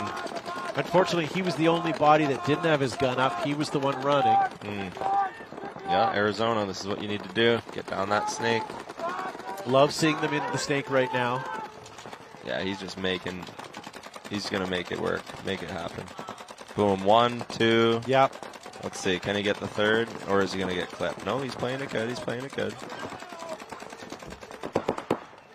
Oh, he may have stuck his head out too long. He was playing the shooting gallery. Yeah. Almost got called on it, but he did very well. He got himself back in there. That's player number 1. And he's shooting towards the back, and he got him. And a minor penalty being called on Shut Up, We're Trying. Towel being called as well. So I don't know if there was enough bodies to be called for Shut Up, We're Trying. Oh, wow. They may be short one, so we'll find out Oh, in a yes, moment. they are. We have a ref pointing 1, so they are going to be starting down 1. Okay. Wow. That changed. That changed quick. Yeah. So, Shut Up, We're Trying, down by 2 now. And we are, of course, on X-Ball time because Slaughterhouse unfortunately lost to Missouri 5-0 there. Oh, yeah, hopefully they know. So we are on X-Ball time. Shut Up, We're Trying has good opportunity. I feel that they're able to get another point, but we'll see if they can pull that off. It's very dusty here. Very dusty. Smells nice in this area, though. Yeah. But it's very dusty. All right. So thank you guys for tuning in. This is the first event of the NXL, Event 1 here in Las Vegas at Craig. Is it Craig Ranch? Craig Ranch. I keep forgetting that, but it is Craig Ranch. It is a beautiful park Yes, here. very beautiful. My name is Todd Ansich from Behind the Bunker Paintball Podcast. Joining me today, I had Mark Galikowski. Prior to him, we had Nick from Midwest Saints, Mercedes, and more. Nice. Yeah. So thank you to all of those that have joined us in the booth. Thank you guys for watching. Do hit that like button if you can. Subscribe to the channel so that if we can grow this channel and show the league that there's something going on here, maybe we can get this bigger and better. If you guys are looking for pro games, head on over to Go Sports and check that out. They potentially may have some free watch today. If you guys are looking for any other live coverage for any other divisions, there is nothing video, but you guys can follow along. There's live scoreboards on PB Leagues.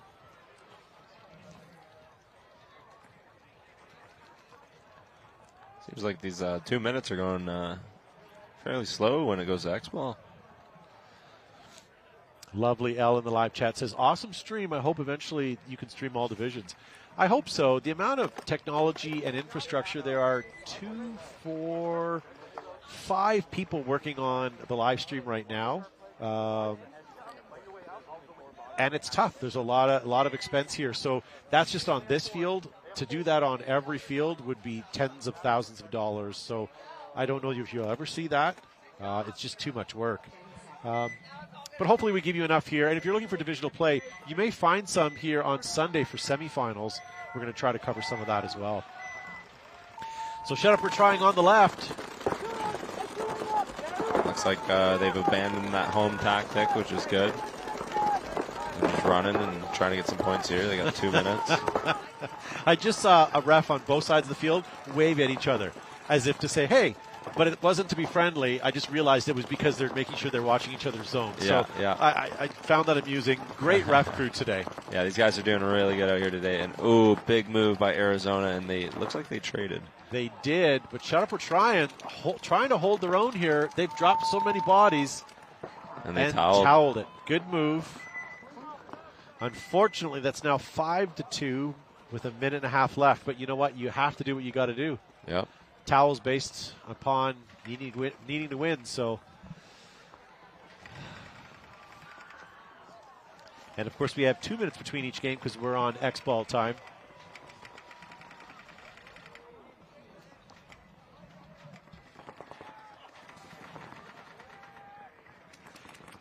Yeah, in the live chat, Jinga says, automate drones using AI, cheap, effective, and can follow players.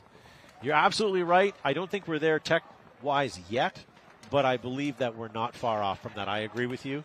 Yeah, that'd be cool. Unfortunately, when players are moving in and around bunker objects, it's hard for a single camera lens to pick all that up. Multitudes of drones, maybe.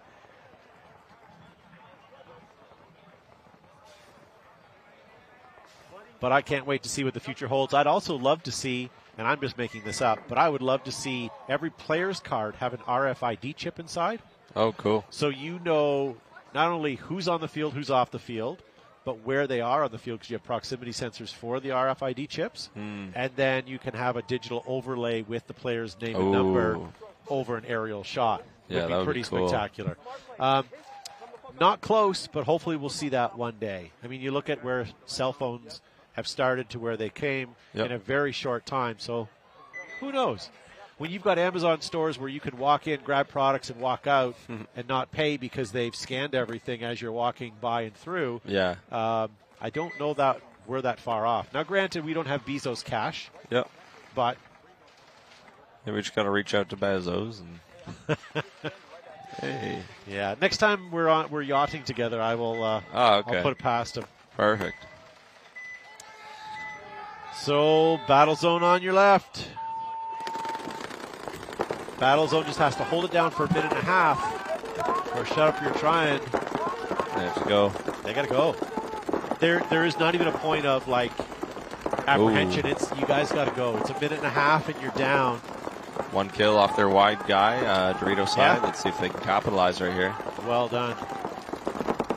They're really stuck in the pocket. I suppose if Shut Up We're Trying doesn't win this game, if they can at least get another point on the board to close that point gap, may help them to get into finals. 3 guys dead, 4 guys dead. Wow, well done, Shut Up. Keep it going. And they got a minor. Oh, gave him some extra. Look at that. Shut Up We're Trying. Let's go. I said 1 point. Maybe they can get another. Yeah. That's going to take it to a potential 5-on-3 if he's clean. Man, if they can get 2 points in 48 seconds, 24 seconds each. Yeah. What do you guys think of this match? Exciting? I like it. I wish we weren't on X-Ball time. I wish things would happen quicker. Yeah. But that's just because I'm being impatient. Yeah, for them, it's they wish they was on X-Ball time. Yes, sir. Takes a little bit to get wiped down, and then you got to get paint. And unless you have a good pit crew, it takes a little bit longer. Nice to see all you guys watching. Right now, there's about 600 of you in the live chat. Thank you guys for tuning in. Hopefully you guys are finding this enjoyable. We are here today, tomorrow, and Sunday for all this live coverage. My name is Todd Ensich from Behind the Bunker Paintball Podcast. With me is Mark Galikowski, player from Royal City Sea Dogs. Yeah, semi-pro team playing today. Unfortunately not playing because of his hangnail, but hopefully we'll see him back next event. Yep. Coming swinging. If you guys haven't already, maybe subscribe to the channel just so that you know when we go live tomorrow morning. But we are early morning risers tomorrow. Our first game is 6 a.m. Las Vegas time. So depending on which coast you're on, that may be a little too early for you, but hopefully it's worth tuning in. Might even be a little later, which is perfect. And make sure you click that share button. Share with all your paintball friends, close friends, whoever you think that would benefit watching the sport. And I know what you're saying. Todd, like you, I have no friends. doesn't matter. Just, tell anybody. Yeah, send it to whatever group you think is, interested. Yeah, absolutely. Crash other Facebook groups. Yeah. Cooking with Katie, whatever her group is, maybe post it there.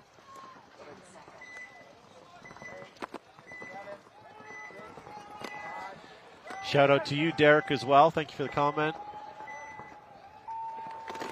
Andre Gravel, that name sounds familiar. He says, great content, sub. Nice. We got All right. one. So shut up, we're trying down by 2 here. 40 seconds left on the clock. Yeah, great move up the center. Snake guy's rolling down the field. He's got 30 seconds, but he just got clipped. Ooh. He's someone we haven't seen in the Snake yet. No, green Goblin. Hilscher, number 85 on his jersey. And we lose number 40. Sorry, we lose 2 more shut up, we're trying players.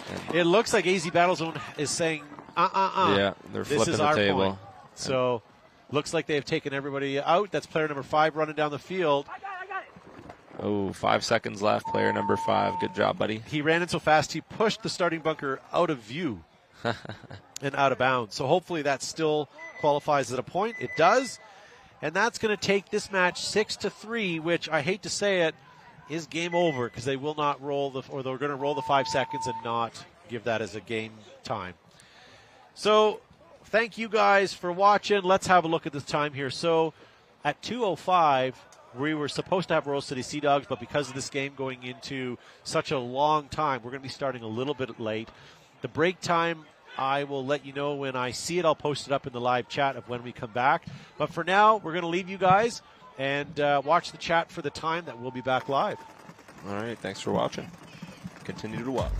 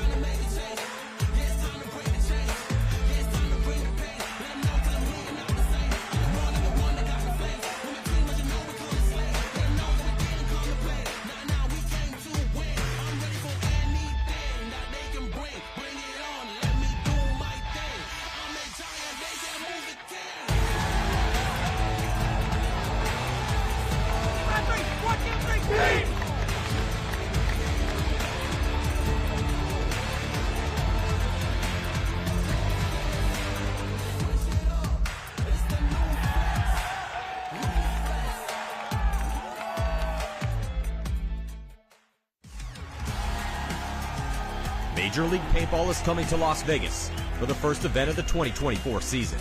At its heart, the game of paintball is simple. Shoot your opponents before you get shot, and then march down the field to victory. In the Major League Paintball Pro format, each team employs 5 players at a time, and they have a buzzer on their side to protect. Hit the opponent's buzzer, win the point. En route to the buzzer, both teams will be locked in gunfights, utilizing diverse strategies while moving up a field full of bunkers, fighting to get into critical positions. And these strategies could change given the score and the time left on the clock. There's 15 minutes in regulation. The highest point total wins the game. This is chess with guns, with no quarter given and no quarter requested. Welcome to Major League Paintball.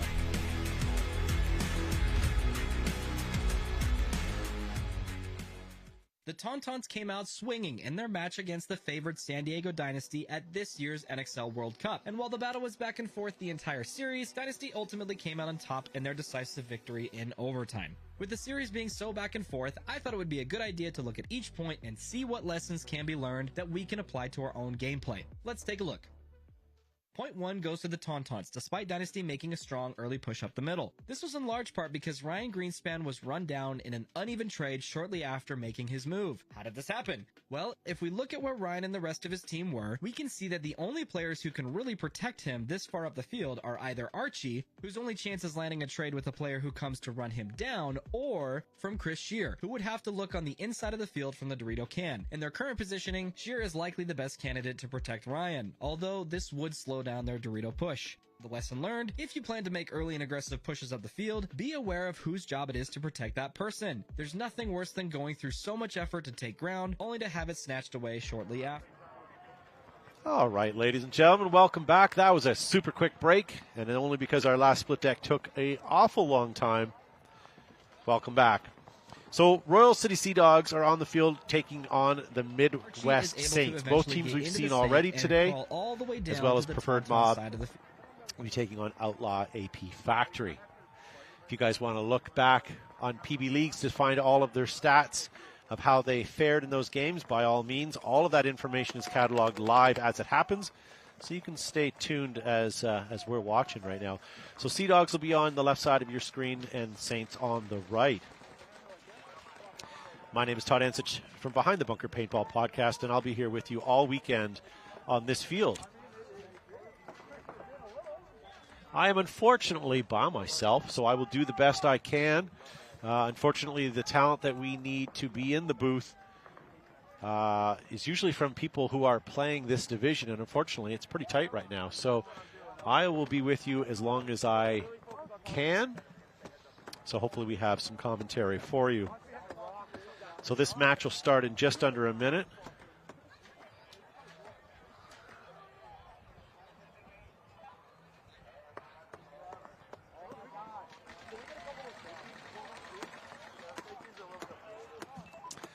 Okay, so here we go. So Royal City Sea Dogs are from Ontario, Canada.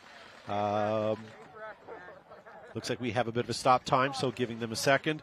They finished 6th overall last year in the 2023 season, and they placed 10th at Cup. Midwest Saints are formerly known as the Latin Saints. They're from Pittsburgh, Pennsylvania. They have a short roster. They have, looks like only 6 players right now on their active roster, unless I'm mistaken. They do have 1 Canadian and 3 Americans on their team. Carlos, I apologize, I'm not sure where you're from. And then the Royal City Sea Dogs are all primarily Canadian as well. Outlaw Factory will be on the other side of this split deck. This is their first year in semi-pro, where Preferred Mob, who they're playing, finished 8th overall last year in semi-pro and 13th at Cup. So, yeah, let's see how they fare today. Clock is still stopped, and thank you guys for tuning in. This is event 1 of the NXL 5-event series. This is coming to you from Las Vegas, Nevada at Craig Ranch, just outside Las Vegas. If you guys are in the area, don't forget the Summit Players Party is happening Sunday after the event, starting at 8 o'clock. Most tickets are sold out. They're expecting, I say hundreds, they think almost 1,000 players, or people rather, will be there, from industry to players to otherwise. And they're also going to have the award ceremony on Sunday night as well. Player of the Year, hopefully most handsome broadcaster. Unfortunately, I may take second on that one. But certainly all of the voting, I think, is already in for that, so they should have all of that ready to go. If you guys are looking for any information on any other teams than what's on this field, for example, looking for, did Houston Heat play today? If so, did they win? I'm not sure. Go to PB Leagues. They'll definitely give you all that information. It has all live scoring and stats going on right now.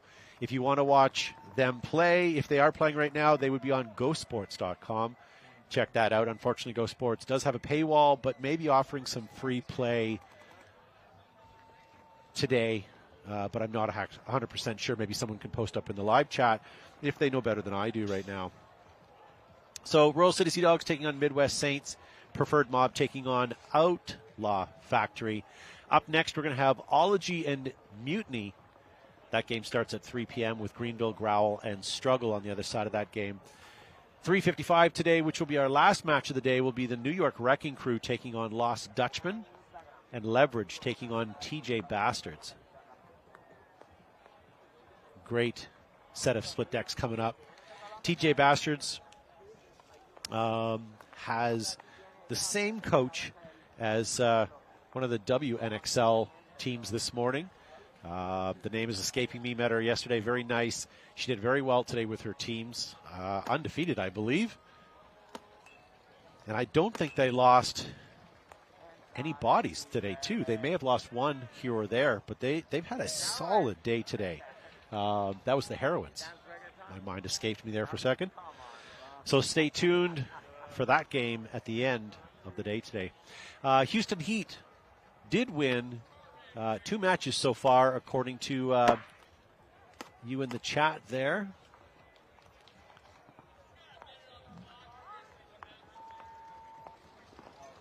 So I'm not sure what the technical issue right now is, but they are holding the clock right now. They are filling bunkers. Looks like they are telling the teams to go to the starting blocks, and the clock is going to start running in a moment. And we're going to start that clock at 11 seconds, so things will go quick when it does. So on the left side of your screen, we have Royal City Sea Dogs, Midwest Saints on the right side of your screen. This should be a tight match, ladies and gentlemen. Both teams, I believe, won their match this morning. Okay, Royal City Sea Dogs, 5 bodies alive, but ref going in to check one of the bodies.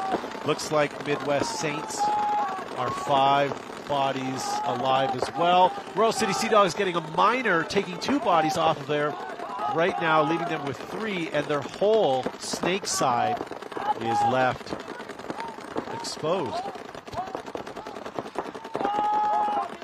Midwest Saints having a quick glance over on their side of the field. They have 5 bodies alive. Let's see how they play out this penalty of the Royal City Sea Dogs. Midwest moves into their snake. Royal City left with their 3 bodies, sort of crossed up, and going to have to limp through this until they're able to eliminate some of the Saints players.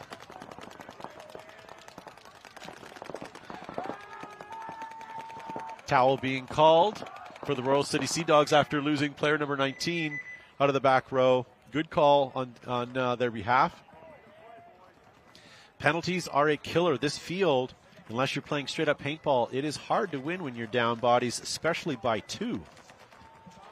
Hopefully the Royal City Sea Dogs can come back and play a clean point.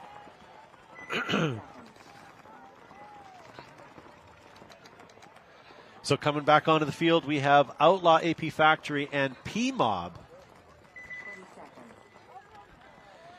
P-Mob on the left side of your screen.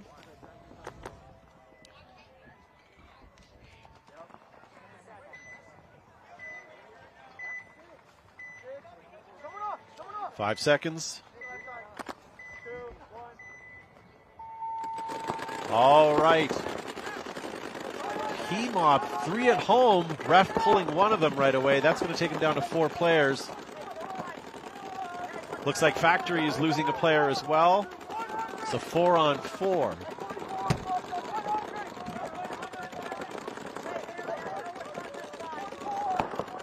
Preferred Mob looking over on the other side of the field. They still have home row pretty much taken care of with their 3 bodies. Moving up a player into their left side. Mini W. AP Factory with their 4 bodies alive. A little more aggressive push on their behalf. They're into their Dorito 2 already. They're also mirrored in the lay down wing, or lay down Mini W rather. Sorry. Still 4-on-4.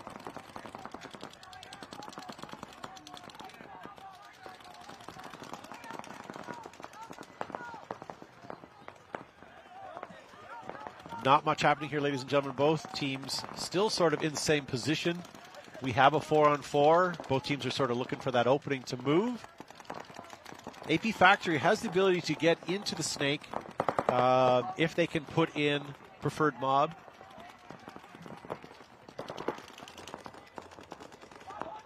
But I sense that's going to happen shortly here. We've got lots of gunplay. Players on his feet, so we should see Factory moving into Dorito 3 and then into the snake. Oh, we lose a Preferred Mob player. And another Preferred Mob player. Outlaw, AP Factory, first time in semi-pro. Looking strong here. We lose another Preferred Mob player. we may be down to one last preferred mob player, and he was just eliminated as well. Here comes player number 24 for AP Factory, letting his team know that the field is clear, as well as player number 0 coming down the snake with a bit of a saunter. Player number 0 named Robertson, it looks like. Ryland Robertson, if you will. And that's going to give them their first point of this match. AP Factory 1, Preferred Mob none. And that's 12 and a half minutes still left of gameplay, so still lots and lots of time here.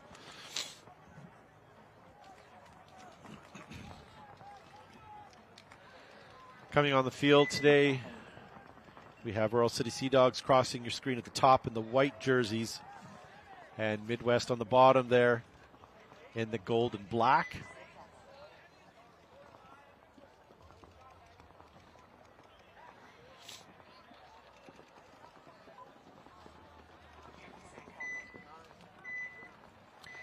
All right, 10 seconds here. Let's see if Royal City can pull out a point and tie it up. Midwest 5 bodies alive off the break. Looking overseeing 5 bodies alive for Royal City. Similar field position right now.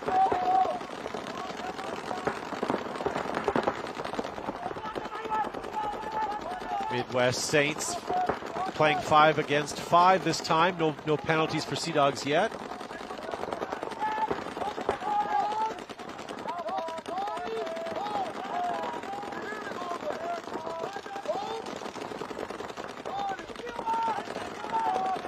All right, so Midwest Saints on the left side of your screen, still 5 bodies alive. Looks like Sea Dogs get another minor penalty.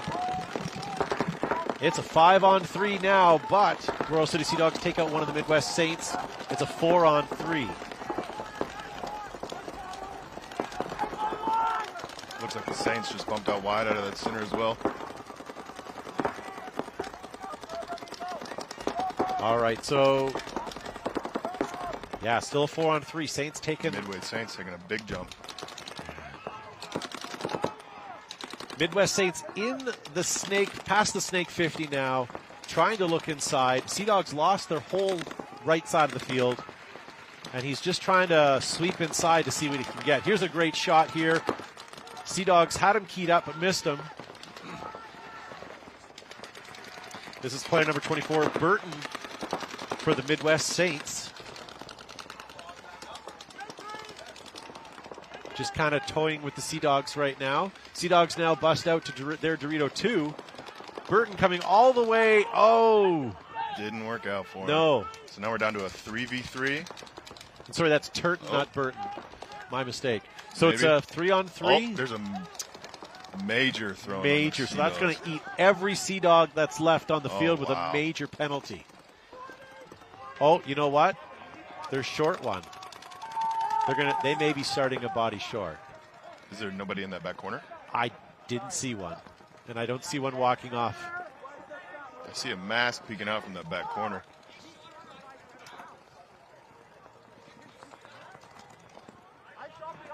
Seems like a little bit of drama going on. Yeah. Well, the Midwest player was out of bounds. Yep.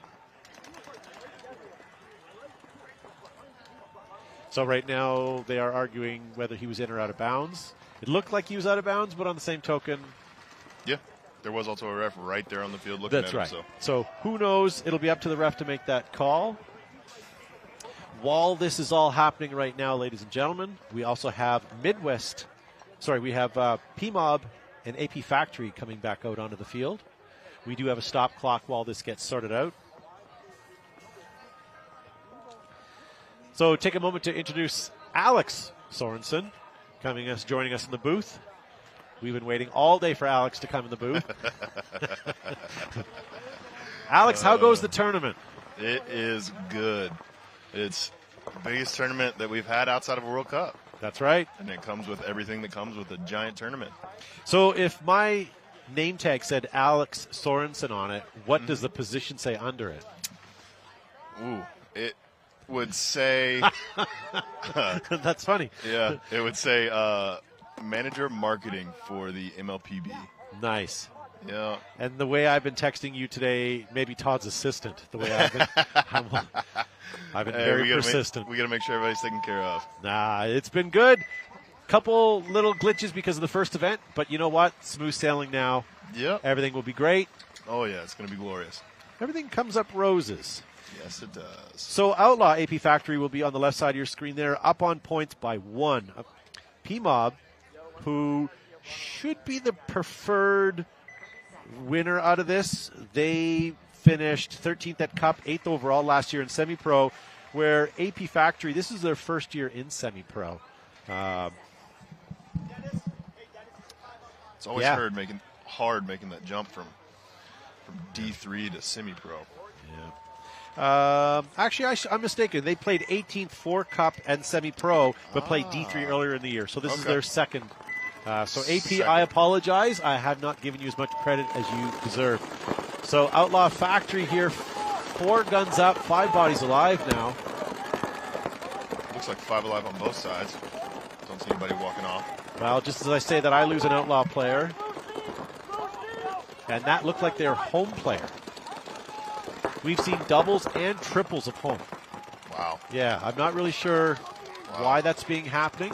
Preferred Mob is pushing way up into the Snake 50, and so it looks like Outlaw AP is as well. So they're both in these Snake wedges, the 50s.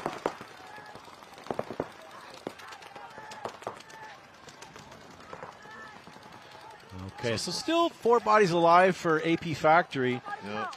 They've got a There's 1-point another lead. body dropping off of the Dorito side over there. Shouldn't for count AP them. Factory. Yeah. So it's now a 5v3 in favor of P-Mob.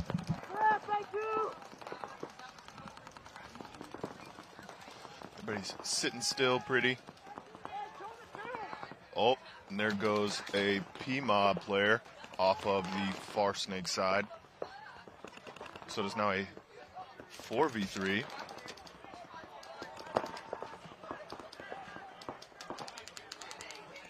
Outlaw AP trying to take some ground in the Snake, and so is P-Mob.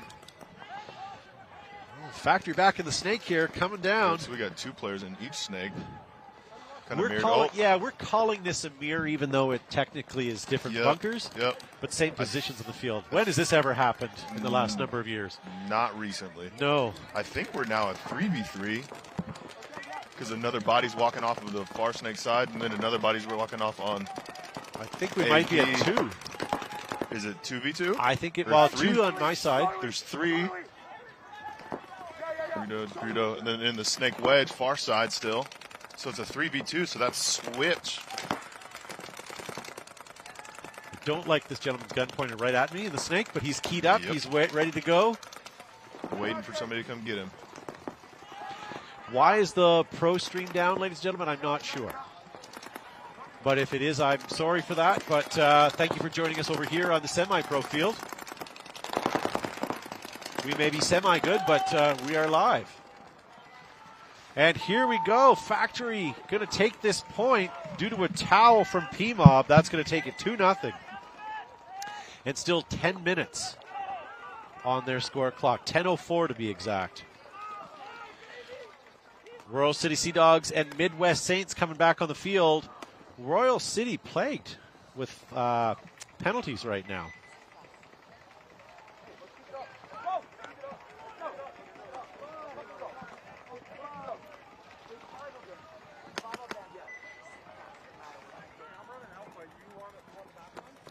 All right, 30 seconds here, ladies and gentlemen. Royal City Sea Dogs and Midwest Saints. Both coming in on wins this morning.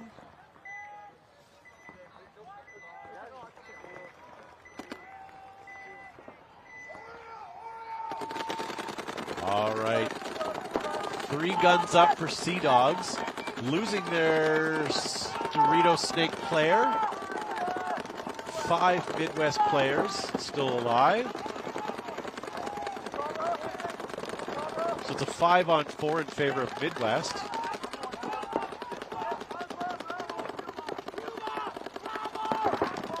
All right, Midwest coming up to the laydown to the Mini W, trying to get a shot off on their Snake Insert. Snake Insert does make it for Royal City Sea Dogs, just under that wire there.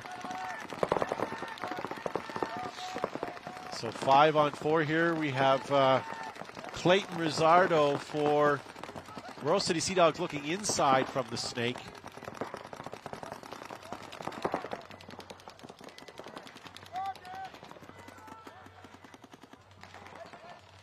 And it still looks like a 5-on-3 match here in favor of Midwest.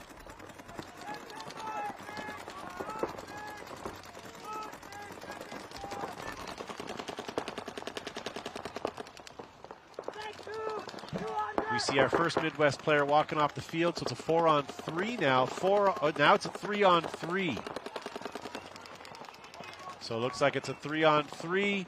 Midwest now 3-on-2 for Royal City Sea Dogs, changing it up, inverting the body count, now up 3-2. Midwest has the Dorito corner as well as Dorito 2 on the Snake side. How's that for confusing? Sea Dogs have Knuckle 2 in the Snake, as well as Dorito 3 on the other side of the field. Clayton Rizzardo, number 9 for Royal City Sea Dogs, moving up to the next Knuckle. He's in their side of the Snake now, their side of the field. Shooting cross field, he's trying to get a key up on the back corner. Back corner not able to be shot from that angle. Midwest 2 bunkers away in a Dorito that's blocked by another Dorito, so Clayton's going to have a hard time finding a shot here. He's going to have to wrap.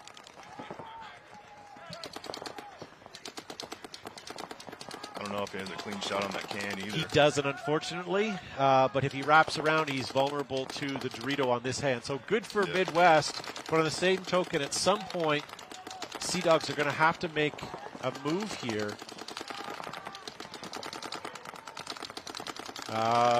Okay, player getting checked by the ref here, Midwest player, but looks like he's clean. No, he's been shot out. So it looks like it is a 3-on-none right now. No, it's just 3-on-none. All up to Royal City to kind of put that picture together. Yeah, so they do have a player on the other side of the field, and I'm sorry, how did that happen? There's been a 4th player this entire time. This field, I'm telling you, Alex, I can't see on that side. We need to have clear inflatable bunkers. So my fault at home, ladies and gentlemen. I can't see that side of the field, and when these guys are playing so tight and defensively, it's hard to see because they're not making any moves. So there was a 4-on-2 match there, not a 3-on-2 match. The long and short of it is, Alex messed up. I did mess up. And, blame it on me. And we are seeing a point come in for Royal City Sea Dogs. So it's now 2-1 in favor of Midwest against Royal City Sea Dogs with 8.5 minutes left. Coming back to the other side of this, we have Preferred Mob, P-Mob, sometimes I call them, or Outlaw, AF Factory on the other side of the field. I'd really like to see Preferred Mob get another point, so at least get this a little closer. Yeah. If Outlaw IP can take this point, that's kind of a nail in the coffin, possibly. Yeah. So, ladies and gentlemen in the live chat, Alex here is in our booth watching. Post up in the comments if you think this stream is good, and if you guys are happy to have a free live stream to watch some of the semi-pro action. Let the league know that you guys are supporting this. Yeah, let us know. Make sure that you hit that subscribe button. Make sure you're liking it, and make sure you put some comments in there just to sort of help it out. We'd love to show everybody at the league that this is something you guys are loving or mildly interested in. Yes, mildly interested in, yes. So Preferred Mob, I believe, still have 5 bodies alive. Run and the Snake is body walking we lose out. a Mob player. Mob, Yeah. Outlaw AP player also coming off of that side. So that was a trade, so it's a 4-on-4. It might be a 4. It might be a 4-on-3, actually. It might be a 3v3. I'm trying to find the bodies myself, and I can't. Yeah. See what happens when, Alex, you look away for just a second. I only see 2 Outlaw AP players at the moment. I only see 2. And they're are 3, I believe. I have preferred definitely 3 preferred mob. I can see them here, and 1 going into the snake. That's player number 613, our good friend Nick. He's had a great day today. Yeah, I'm only seeing 2 confirmed bodies over here for Outlaw AP. Yeah. This Dorito and Mini W back there seems to be getting a lot of play. More so than this morning. For some reason, people all of a sudden decided that that bunker is a thing now. Really? Yes, sir. Player 613 made that move and got caught up in that Mini W's lane. That Mini W also got shot out, though. I don't know who by. Seems like Preferred Mob has another player in the Snake Wedge over on the far side. I can't see Snake, or can't see Dorito 2 from here. Is it a 2v1? It looks like it. I think it's a 2 on nothing now. I believe so. Player number 65. So that's a point for Preferred Mob, right? That is. That's going to get them to be a 2-1 if they're clean. Yep.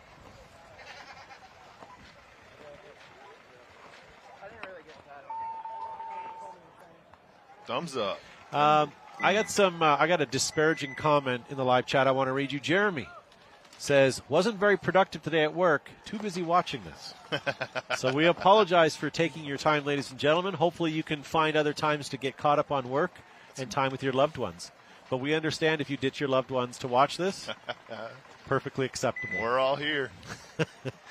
We understand. I am happy that they are streaming on YouTube for us, especially the WNXL and the semi-pro. Thank you to Main Action Paintball. Nice to see you in the live chat. Jackson Hughes, love the stream. Get to watch my brothers do his thing, which is great. Broadcast is awesome. Also, the addition of some camera angles make a huge difference for us at home. Go Midwest Saints. Okay, so on the field here, Midwest Saints on the left side, losing their first player off the break, but getting up to the center 50 brick. Looks like Royal City loses a body. Might be coming out as well. Maybe hit on Hopper. Yep. So it's a 4-on-3 now in favor of the Sea Dogs.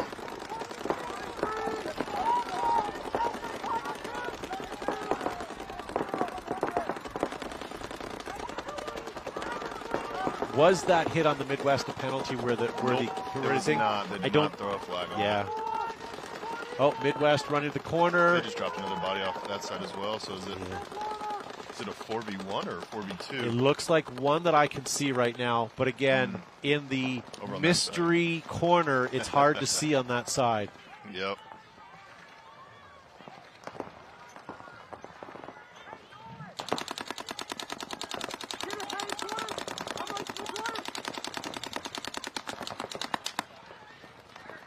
Yeah, looks like here we've got Nolan potting up for Sea Dogs. Meanwhile, looks like Derek in the middle is launching. They do manage to get the last player out, so they do need to push this buzzer. What's that going to leave them? 7.5 minutes to tie it up. Lots of time. Yep. Lots of time. Just bassing around 916. You need to get your priorities straight, sir. He says, streaming this on my phone while watching pros on my work computer. That needs to be the other way around, my friend. Just kidding. But thank you for tuning in. We appreciate that. If you guys are looking for some great live pro event coverage, head on over to gosports.com.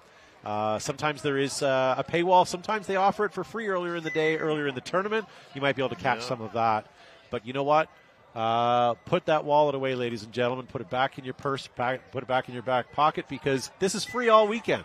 Yes, it is. And we will be live today, tomorrow, and Sunday starting at 6 a.m. Tomorrow we're going to have the pro women back. 7 a.m. on Sunday. Time change and the light changes this weekend. That's right. Is it actually 7 a.m. local time? It will be 7 a.m. local time. Yep. So still sort of 6 a.m. Yes. According to the light, it will be the same. Oh, wow. That was a big run. And he got in safe. Wow. Look at that. Well done by AP Factory getting up. Pushing another body in that center. AP Factory's leading in points by 1, so I wasn't expecting an aggressive push there. I was not either. I was expecting them to kind of sit back and let them come to them. You know what? I said it once. I'll say it again. And if you're listening at home and you're playing tomorrow, this field is an aggressive field. Yes. For those teams that are pushing it, you guys are winning. Those that are just sort of playing the pocket, it's not working for you. Walking off for P-Mob right now. And it looks like we're still 5 alive for Outlaw AP. Yep. You will lose bodies if you push hard on that field, Yeah. but you will be rewarded in beautiful and bounty. LIP is still just pushing. They're taking ground as fast as they can. Yeah.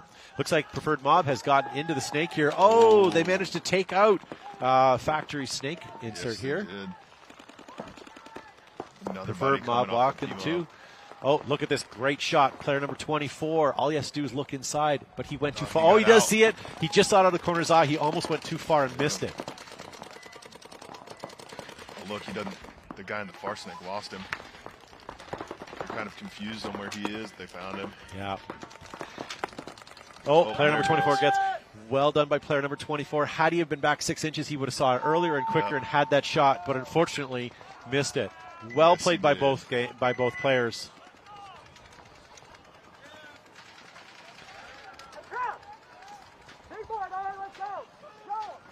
All right. So there you go, ladies and gentlemen. Back on the field, we have a tie 2-all between the Sea Dogs and the Midwest Saints. 7 minutes still on the clock, so a lot of time to. We're starting over here, friends. Make some moves. Hopefully, Sea Dogs can stay out of the box. Yep. And that seems to be the issue. Midwest, they're up on bodies, but they're falling apart mid-game. Sea Dogs seem to be picking up the pieces and then finishing off the match. If Sea Dogs can stay penalty-free, they do have the upper hand. Yeah. And I do enjoy P-Mob walking out on the field picking up pods in a Corona case. That is great. Okay, so 5 bodies alive for both teams, except for Note. You guys are walking off with 1. So Sea Dogs 5, Midwest 4. Sea Dogs getting seriously checked, but put back into the game marked clean. Sea Dogs launching into the Saints snake.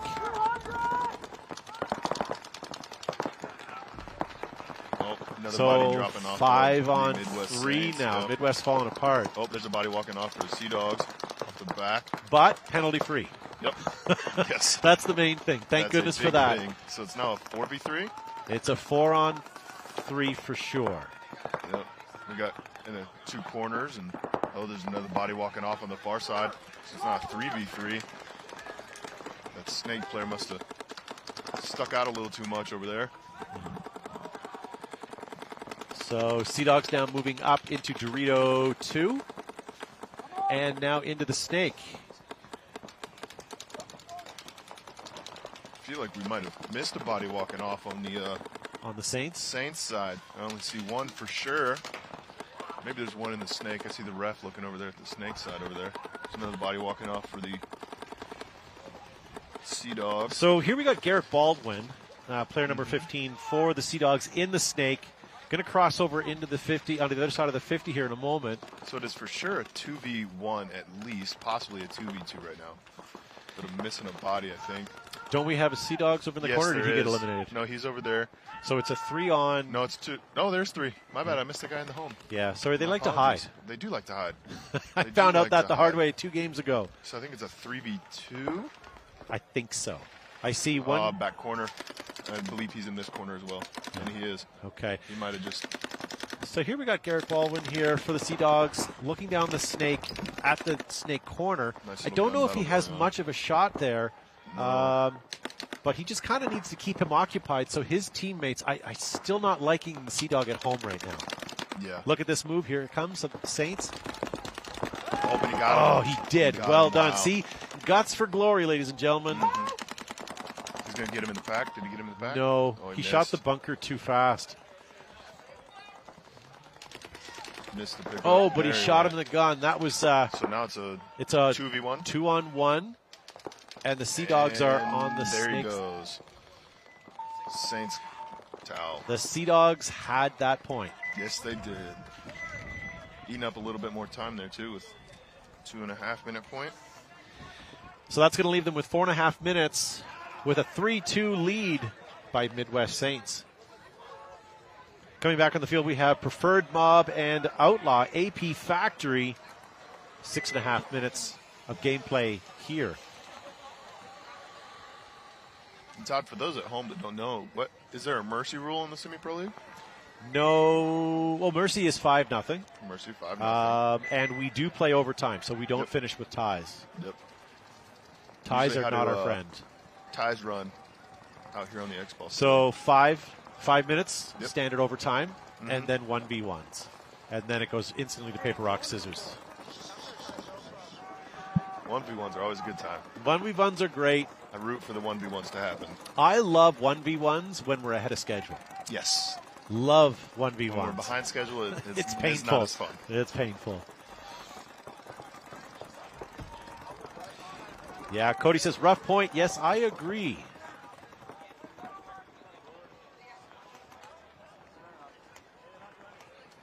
Yeah, Midwest lost that point halfway through, but pulled it back Yes, they at did. the end. Yes, they did. All right, so preferred mob on the left side of your screen. They're down by 2. Let's get them a point here. Losing their snake player off the break. That's not helpful. There's one coming off of the Outlaw AP side as well after a late bump. So it's a 4v4, 3v4, another coming off Outlaw AP. Filling that spot nicely.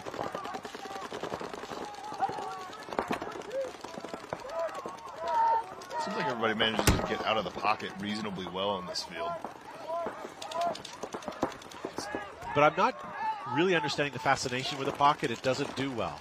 No, there's not a lot of strong stuff in the pocket for you to do. I mean, maybe that tower, but I mean, you're so far up the field at that point. It's good as a defense, but if there's no one on the tapes, then it's not defending anything. Yep. I think we're at 2v4 at the moment. Yeah, 2v4. To be fair, this is, great shots right here. Great shots right here. Wow. They're just going to come get him. Player number There 8 he was goes. able just to roast him. Yep. Oh, and roast some more. Gave him a lot extra on the way out. Yeah. In player number 8's defense, his gun was just rolling because he knew a guy was going to be there. He didn't see that. He was out. Not really an overshoot, but extra bonus. Yes, for sure. All right. So coming back on the field, we're going to have Midwest Saints on the left side, Sea Dogs on the right.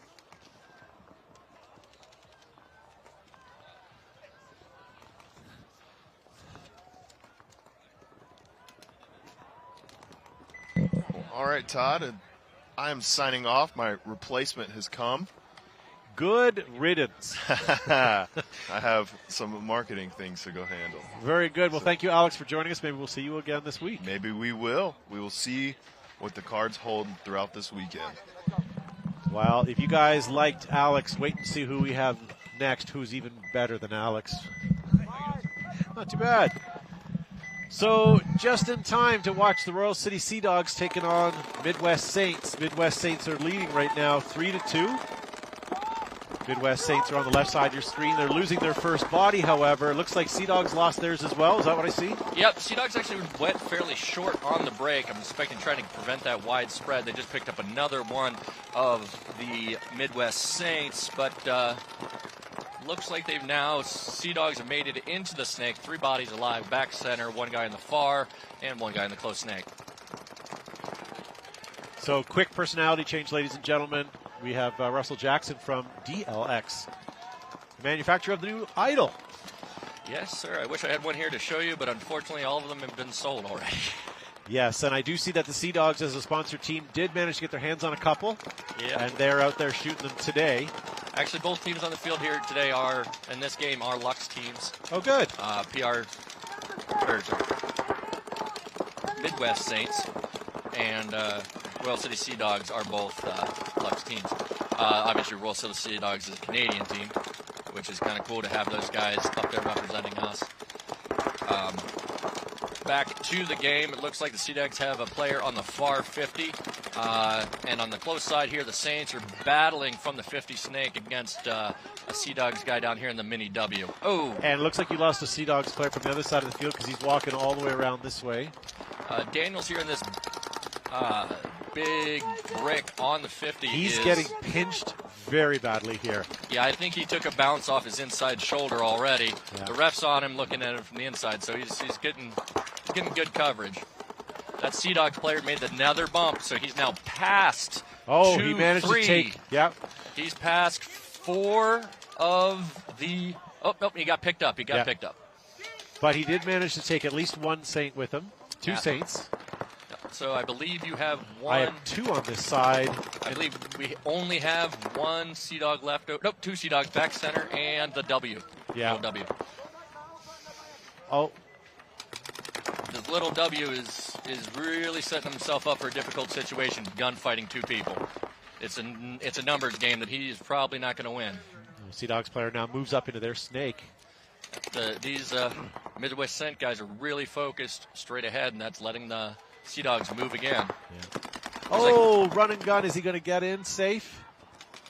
Sea Dogs get shot out of his bunker. That was a risky move that probably did not need to happen. That was a hard one to swallow on that move. All right, looks like Gregory Thurton from Midwest Saints is backed up and is trying to pick up that Sea Dog player across field, or at least gaming with him. Unfortunately, Midwest for Sea Dogs are already into their territory and really just has to bat the Sea Dogs player around a little bit and run for the flag. Yeah, I think if I was number 84, I'd be finding my way to that button. And looks like he did. And that leaves Ryan Chandler as the last player to survive on Sea Dogs before getting eliminated. And that's going to take that game to 4-on-2 with 1 minute and 24 seconds left on that. That's a hard one to win, but that's plenty of time. That's plenty of time to score 2 points, but just barely. So here we go, ladies and gentlemen. Preferred Mob and Outlaw AP Factory back on the field. AP Factory going to be on your left, P-Mob on your right side. 20 seconds before gameplay, and AP is leading by 1. Only 5 minutes of gameplay left, so 2/3 of the game is gone. It's still lots of time, though. Yeah, down by 1 is definitely recoverable, especially with 5 minutes. Quick point here, and then you're leaving yourself plenty of time to win the match. So speaking of done by 1, if all of your guns are sold, do you have to be here anymore? It's actually why I was available to come over here and hang out with you in the booth. Yeah, there you go. It's not often I get to get away from the booth and do this stuff, but I love working with you, and obviously you're excellent here with Behind the Bunker and gaming and calling these games, so really a privilege to get over here with you. I appreciate it, and the nice thing is we asked you to come because you're 3 inches taller than I am, so you can see across the field where I can't. This field is amazing, just hard to see across. Yeah, I do not envy the refs on this field. There's a lot of body positioning where they need to get in to see what they need to see, especially with that center snake, I guess you would call it. But heads up here, I think we're looking at 4-on-4. James Corbett in the live chat says the cameraman didn't even flinch. I hate to break it to you, but there's no cameramen. They're all tripods. But I appreciate you thinking that, and that goes to show that it actually looks good out there. Technically, he wasn't wrong. The cameraman did not flinch. Not an inch. No, we have a 4-camera shoot today. Looks really good. Hopefully the commentary is coming through okay, and you guys can follow the games. Thank you for supporting the Major League Paintball channel here. So getting back to the match here, not much has changed here. Outlaw Factory doubled up the snake here. Preferred Mob's got a great angle on the lead snake player. It does not look like the lead snake player is aware of it, but he's watching for him right to come around that corner.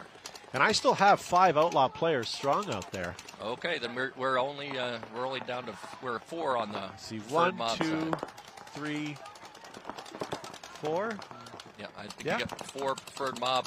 Preferred Mob has moved into the 50 on the spectator side. Snake, he's looking down the wire, and he's getting pinched by number 2 from the center. So those 2 guys are working together. Oh, it looks like Factory Team did lose that gunfight. Outlaw Factory lost the gunfight, and that's going to free up the Preferred Mob player on that outside. If he can get low and crawl deep, he might be able to pick up a couple more bodies here. And that's exactly what he did, picking up the center player. Yeah. So it looks like the Factory's got 2 guys in the snake, 1 facing each way, whereas Preferred Mob's got normally I call it the Dorito corner, but it's not really. Yeah. The far can, the mini W, and they got a guy on. Nope, that guy got picked up. Yeah, it's difficult. There's a lot to see through on this field. We have some great wide expanses and then a lot of things just blocked. So AP Factory now moving up into their side of the snake right now, past the 50, trying to shoot cross towards the corner. That corner and that W have a tough situation because they're both lined up in the same lane. That snake player can shoot one lane and control both of those players. Watch right here. PMod tried to move up over onto the snake side, but got clipped out. See player number 23 here. If he can get his... Yeah, there we go. Towel being called. I was going to say, if he can get him in and get to that next Dorito has brilliant shots on that W because the other W is blocking most of it. And if the player didn't see that move, he would have been able to get him and then the back corner. We've seen that move a couple times today. It's been great. You see the player coming back to the pits with his hands in his air. Why'd you throw the towel? I kind of agree with him. I think that both teams were in a position to win still. You know, one move away could have definitely changed that. So I can definitely see the... We are dealing with a semi-pro level. Let's be honest. These guys can pull stuff out. That's why they're here. Right? Not every day do you pull out a 4-on-1. I get it. But there are chances for you to be able to... That was a 4-on-2. No, but you know what I mean? Like, these... You got to have faith in your team. You got to have faith in your team. But on the same token, I'm also a big advocate for looking at that clock going, only a minute and 24 seconds left. I'd rather have my 5-on-5. Let's get a 30-second point in and then hope for another one. And that's why coaching is so critical. You know, a lot of these teams... You know, the difference of them making Sunday is having an intelligent, tactical coach. Somebody on the sideline saying, hey, you're right, you might have won, but you probably wouldn't, so I'm calling it. Playing those averages. You know, Russell, we asked you to be here so you and I could just argue. So there you go. So Sea Dogs back on the field. They're going to be on the left side of your screen right now. They have a deficit of 2 points. And again, they're in that situation where they have a minute 24 left. It's go time for them if they want to stay relevant. I like when the Sea Dogs are on their heels running down that field because I like that sort of gameplay for them. Let's see if it pays off. They've lost one body already. They've lost two. Okay. But again, this is a go for it or not situation. And as that clock ticks down, we're just going to see the 1 minute timer come up now. Yeah. It's ringing a bell here. They're going to concentrated effort. Pushing up this side. Here we go. We got Rizzardo back in the snake number 9, getting called out, unfortunately. No flag with it, though, so that's good. So that's good. Oh, yeah, he did get it in the back there, looks like. Got the Sea Dogs in the mini W and the tall stand-up. Midwest Saints bit on their heels, but I'd be very conservative as well. Looks like Chandler went to bunker somebody that was not there. That did not work out. Unfortunately. Yeah, I think he was getting some bad intel because there was never anybody there, unfortunately. Even the ref was wondering why he was shooting in that direction. Yeah, I definitely think that was a case of maybe too many snakes on the field. Maybe. You know, not having the right code for the right spot. This is the beginning of the season. I've seen the Sea Dogs play better. I think if they can get their communication together, I think they should be able to get past most teams this weekend. Yeah, but unfortunately, not the Midwest Saints. Yeah, Sea Dogs have been historically a good team, you know, consistent, and they're also been a spoiler where people go in and say, "Oh, these guys are, you know, not in our way," and then they don't make finals because they lost to them. So that is fair. And then the other thing you brought up, it is early in the season, and they are a Canadian-based team, so their off season is going to look different than a lot of people. Yeah. I don't know what Midwest had for practice, but I know that the Sea Dogs. Maybe not as much. Yeah, I mean... I know what they had for practice, and it wasn't a ton, unfortunately. But, you know, that's not an excuse. That is what it is. Yeah, but that's part of how regions can affect a team, right? You know, if you're from Florida, you're playing year-round. Yeah. You're from Pennsylvania. Nope. Not so much. Yeah. And that's still even better than upstate New York. Yeah, and again, I would like to go back and look at the stats from event 1s and 2s to events 3, 4s, and 5s and see how teams have sort of, you know, geographically has that changed? Yeah, I think that'd be a fair interest. I mean, you kind of look at 10-man and then it points that out where the teams have been around forever. Your Aftershocks that have been around forever, your Ironmans have been around forever. The teams that have been around forever are all geographically in strong positions. Yeah. I remember the day flying to California, you know, twice a month to go. Yeah, that was the only way to stay competitive. Yeah, right. If you're not going to where you need to practice, that's it. All right. So closer game here at 2 for Preferred Mob, 4 for Outlaw. We'd like to see Preferred Mob get a couple points here, but they got less than 2 minutes. Sounds like Jerry Springer's here. Okay, so 5 alive off the break for P-Mob. I'm not seeing any bodies coming off the other side for Outlaw. So it looks like we are 5 on 5. We got a ref rushing in to check out. Oh, and he is calling Minor. player out. Minor flag being hung there. So 2 P-Mob players are taking the walk. All right, but the Outlaw team has not seen any penalties. They just got a late pull there. The referee number 5 is really checking out the guy in the burrito.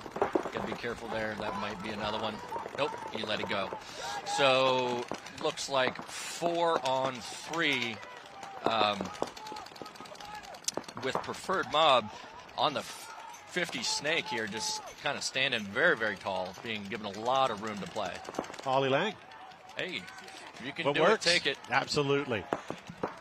And I think that's probably, a strategic thought by Outlaw Factory is, hey, dig in, let them come to us. We, with 2 points ahead, if they can get it down to that 60-second mark, which they're already past, they've really protected their lead and pretty much put the game for them. Yeah. Hey, Sunday in the Life says Saints have been practicing with Heat Infamous and All-American players on the snow-covered Pittsburgh Paintball Park most of the winter. So it sounds like Saints have been getting some spins in. Yep. Yeah, I mean, Gregory Thurton, who's the leader of that team for the most part, he works for us at the factory, and he's constantly getting out there and practicing, even if the weather's absolutely horrible. So yeah, got to kind of give it to him for that. I've been calling him Turton. I probably had an H wrong. No, that's okay. I'm not trying to correct anybody. I just want to make sure I don't want to pull a Russell Jackson and call the wrong name. Nice. I'm just kidding. I might have done it. I'm just kidding. I could be wrong too. When I coached him, I called him Turd Ton, so I don't think that's any better. Ah, there we go. All right, ladies and gentlemen. So that is going to finish that off. Outlaw AP Factory winning this match 4-2. And Midwest Saints winning against Royal City Sea Dogs 4-2 as well. So coming up next, we're going to have Ology versus Indianapolis Mutiny and Greenville Growl versus Struggle. That all starts at 3 o'clock, which we are now late for. So what we're going to do, ladies and gentlemen, is we're going to leave you just for a few minutes, and we're going to come back quickly with a short break with that next set of split deck matches.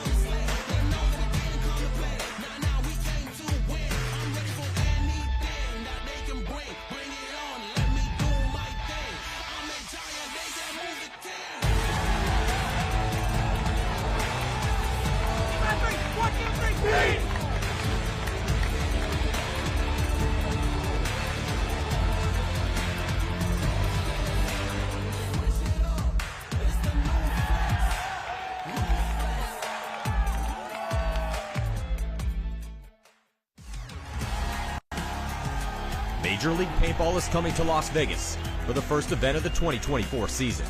At its heart, the game of paintball is simple. Shoot your opponents before you get shot, and then march down the field to victory. In the Major League Paintball Pro format, each team employs 5 players at a time, and they have a buzzer on their side to protect. Hit the opponent's buzzer, win the point. En route to the buzzer, both teams will be locked in gunfights, utilizing diverse strategies while moving up a field full of bunkers, fighting to get into critical positions. And these strategies could change given the score and the time left on the clock. There's 15 minutes in regulation. The highest point total wins the game. This is chess with guns, with no quarter given and no quarter requested. Welcome to Major League Paintball.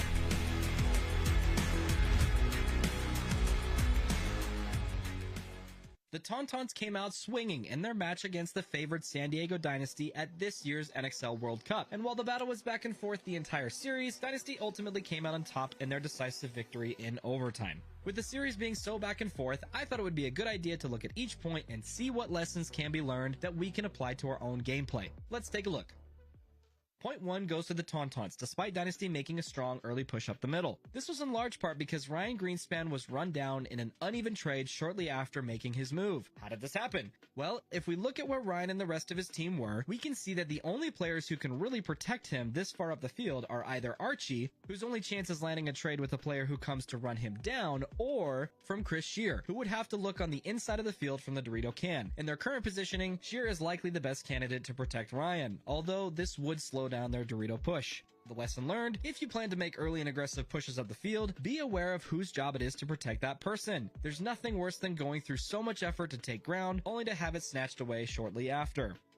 Dynasty answers back in point number 2 by getting Chris Shear into the Dorito 50 early. This was likely the game plan in response to the Tauntauns applying a lot more pressure to the snake side rather than the Dorito side in point number 1. Despite the snake side pressure, Archie is able to eventually get into the snake and crawl all the way down to the Tauntaun side of the field. However, he's shot out by Axel as he wraps the outside of his bunker, leaving the snake side open for Dynasty. Despite this, Shear's pressure from the Dorito side is eventually followed by Marcelo's push up the middle, where they win the point shortly after. There's a few lessons learned from this point. The first, sometimes you gotta make something happen before it's too late. There was a fairly long window of time where Axel could have pushed into the snake to equalize the pressure they were getting from Dynasty's Dorito side. The only person stopping him was his heads-up opponent, Archie Montemayor. Granted, Ryan Greenspan was shooting cross-field towards Axel from time to time, but Archie eventually pushes down the snake side only to get shot by Axel, but it's too little too late at this point, as Marcelo and Shear mop up the rest of the Tauntauns. The second, don't take the obvious angle. I've talked about this at length in my Gunfighting Masterclass video, so check that out if you haven't already. It's linked down in the description below. Archie wrapping on the outside of his bunker here was a mistake, even if he didn't think Axel knew he was there. Granted, Archie was inches away from trading out with Axel, but he likely would have surprised and thereby eliminated Axel for free had he come up over the top of his bunker and on the inside of the field. And the third, great game plans are made by responding to how our opponents are playing the layout, not just in what is working for us. Although Ryan survived the push up the middle in point number 1, Dynasty recognized that the Tauntauns were putting a lot of resources into stopping their snakeside push. It could have been easy for them to come up with a clear plan to get Ryan up the middle, only to protect him this time around, but instead, they opted to push the opposite side of the field hard, which paid off for them big time. Moving on. Dynasty maintains their momentum by winning point number 3 with a strong breakout that puts 3 guns snake way. This pays off when they shoot Tauntaun Snake Runner off the break and get Archie in shortly after. Archie eventually gets shot out of the snake in his signature over-the-top look, but in an incredible read-and-react moment, Ryan fills into Archie's spot immediately after and eventually shoots out enough players for Dynasty to win the point. The lesson learned, we gotta be more careful repeating our tendencies and habits, especially when we're this deep into the tournament. Matty Marshall even says as much about Archie, that this over-the-top look has been working for him, meaning that he's noticed him doing it somewhat frequently, at least enough to comment on it. And although that might have been working for him earlier in the tournament, it's something he needs to be more aware of this late into the game. So Axel now down the sidelines. Ooh, Archie gonna launch on or start. But Archie, yeah, Archie's been doing that and very successfully, staying up and over that top and not feeling much pressure, but.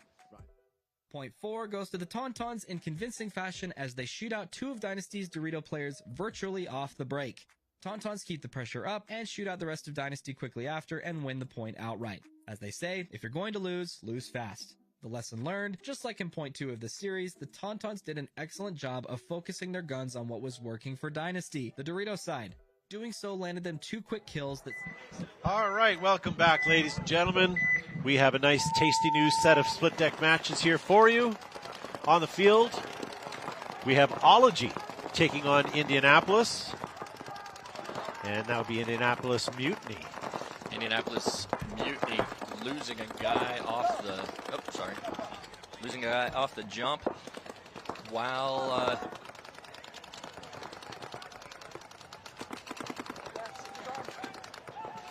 Another Mutiny player walking off the field. 4 Mutiny players walking off the field, unless they got one. Oh, they got one on the far spectator snake playing for his life, and he got picked up.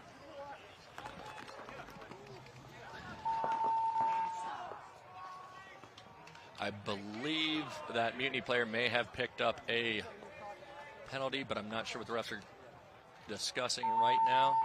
Nope, okay, no penalty over on that player. So next up is Greenville Growl and Struggle. Could they have been known as the Struggle Bus before? I swear I've heard that name before. It's a good name, but I don't think so. Yeah. I mean, it's still I mean, depending on how they do, they might refer to themselves as the Struggle Bus, depending on the day. But they are, from what I remember, based out of Ohio. And Greenville Growl is a Georgia-based team, a Southern team. So it's definitely an up and down the coast game there.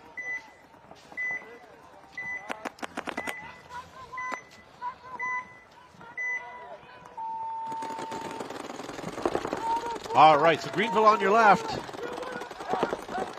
All right. 5 bodies alive still. 2 walking off real quick for Struggle. I think that's Growl shooting off the break. 2 guys up center, so that picked up 2 of the Struggle players up real early. Struggle's punching back here, moving up the Dorito side. He's taken that first big knuckle of the snake, shooting down wire. So that was a great move to get him back. He picks up that back right corner, and he's cautiously working his way down. He's got 2 guys to go after. Growl looks like this Growl player, the snake, looks like he had some hit on him.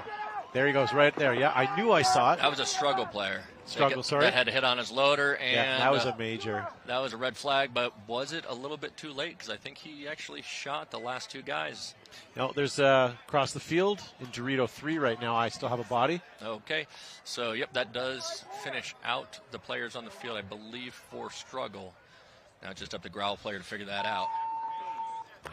Oh, towel came off of. Good pickup by the ref. Yeah, that's a hard. Like I said, this field's definitely difficult to referee because there's a lot of places where players are going to have their bodies against the bunker. There's a lot of places for rub, especially coming from knuckle to knuckle on the snake. So it's definitely a difficult one to ref. But you have a decent number of honest players out there that are not necessarily trying to get away with anything, but certainly not going out easily either. So we are on split deck. That does not look like the right Mutiny. No, it does not to me either. Okay, so Mutiny and Ology. Mutiny on your left, Ology on your right. Mutiny with a fairly deep roster. They got a ton of people in their pits right now. Absolutely. They went very short. I think they went 2 shooters in the back center before filling out to the first Aztec. He had a hit on his inside shoulder. All right, now Mutiny is at that 50 big brick, hunting left and right. I'm sorry, that is Ology. Oh, sorry. Ology. Ology's on my side. I apologize. That's Ology. If you ever get confused. Oh, there you go. Yeah. If only it was right out in front of me. Yeah, I know. Believe me, it happens to all of us. So Mutiny on the left side of your screen, Ology on the right, Ology in the sort of purple jerseys too. I like their jerseys. Ology's got excellent field position right now. With the guy up in the Dorito, he's able to shut down any movement that's going to go into the snake. So he's shutting down that back left corner from progressing. Meanwhile, the rest of his team is picking away at the right-hand side. We do lose another Mutiny body here, player number 76. So Ology's got a guy in the spectator snake, and now their center guy's moved up onto the Mutiny side of the field, onto that last big brick in the middle obstacle.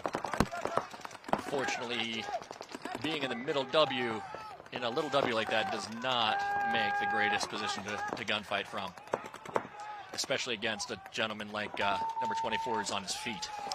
Towel being called, I can only assume by Mutiny. And that's going to give Ology 2-0 right now on the scoreboard. You can see with just under 13 minutes of gameplay left. Lots of time, but Mutiny needs to look a lot different out there if they're gonna be winning points.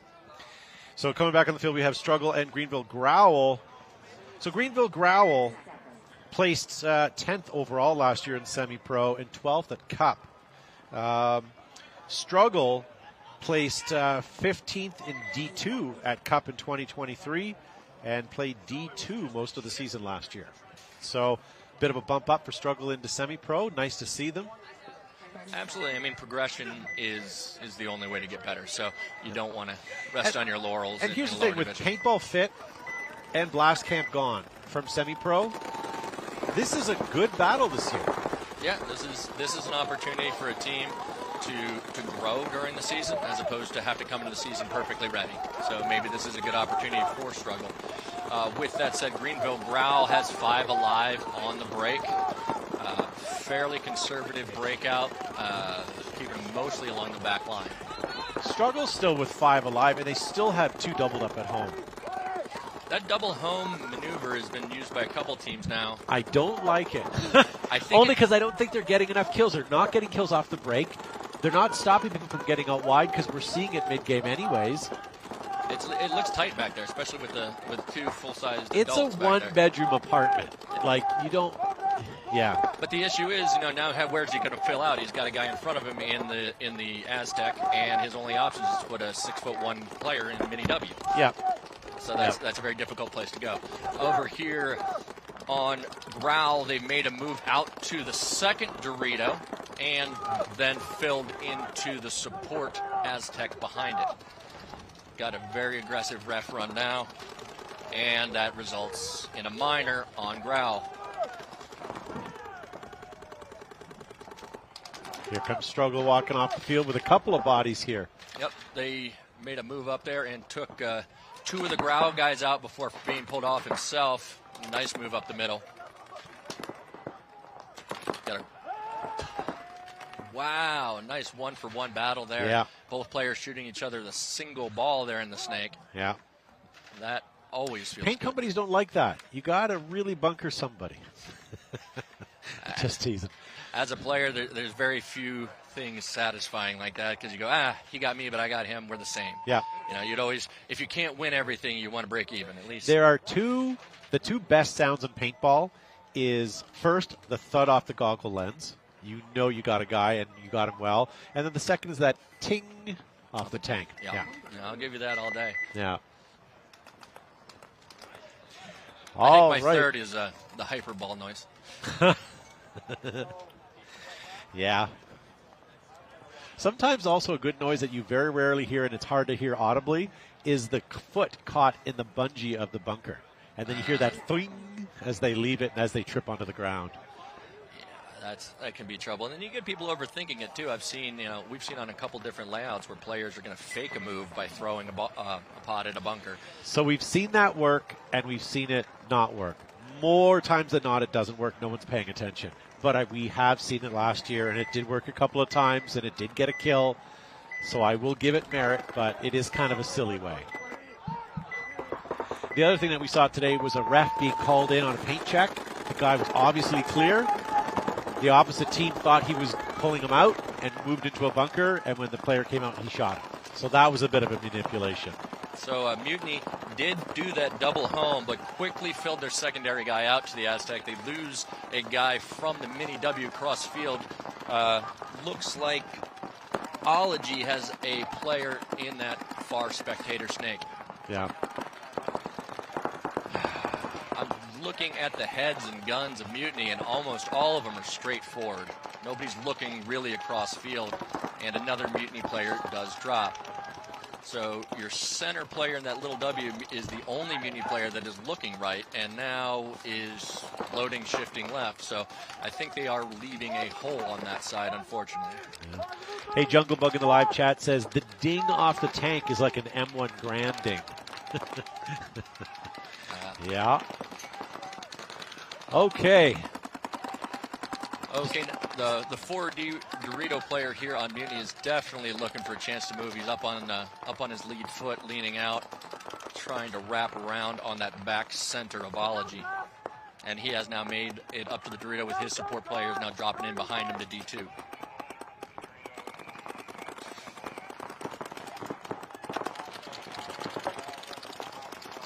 Ology still at home row. They're at home. They're now moving over to the snake corner.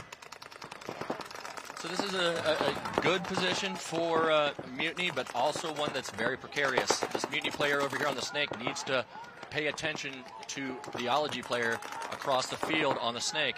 I believe that the Mutiny player does not know he's there, but the Ology player definitely knows. So the wrong drop ball right now would take Cherry out of the game. Oh, no.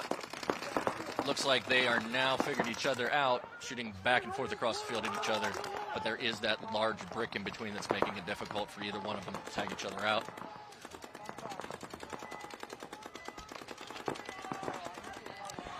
Yeah, Mutiny just trying to hold that lane down, shooting his gun. With 10 minutes and 35 seconds left, you do have time to be patient, and Indianapolis does need to win this point.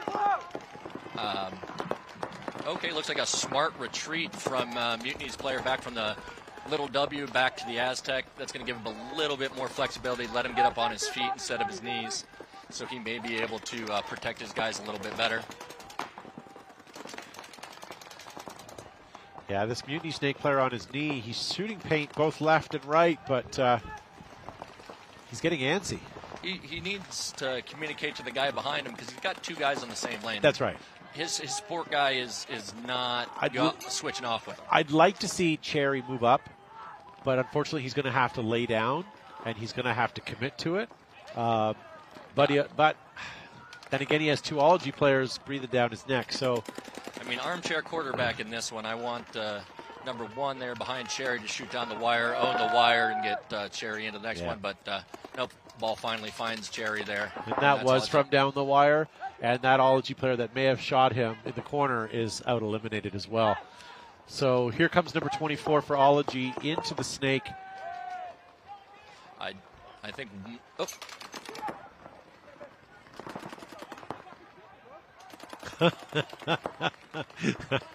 Love the chirp.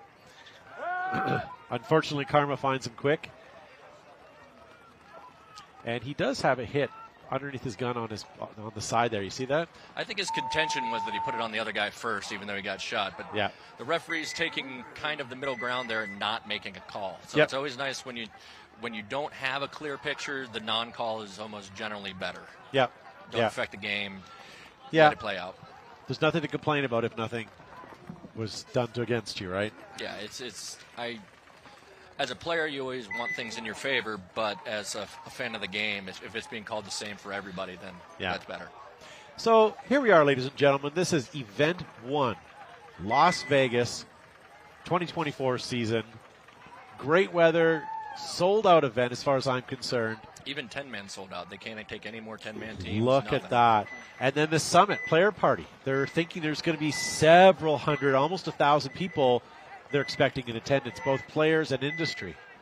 It's been a while since we've had a good party like that. Yep. Struggle on your right 1999 side. maybe? Struggle, the guy, they tried to reach out to the snake. He got picked up on his pack. So Struggle's already down one body, trying to take a big bite there. And there goes another body and another body with that double back center, offering up a penalty for the guy that was in the back. Growl looking good, moving up into their snake. By the way, anybody that caught that Prince reference, good for you.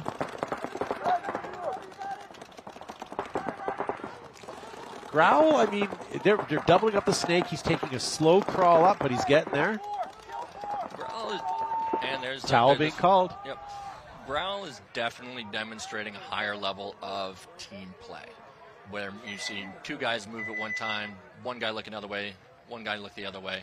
Even if they aren't communicating at a high level, they definitely look like they have a good mojo together, at least a good rhythm. Yeah, yeah.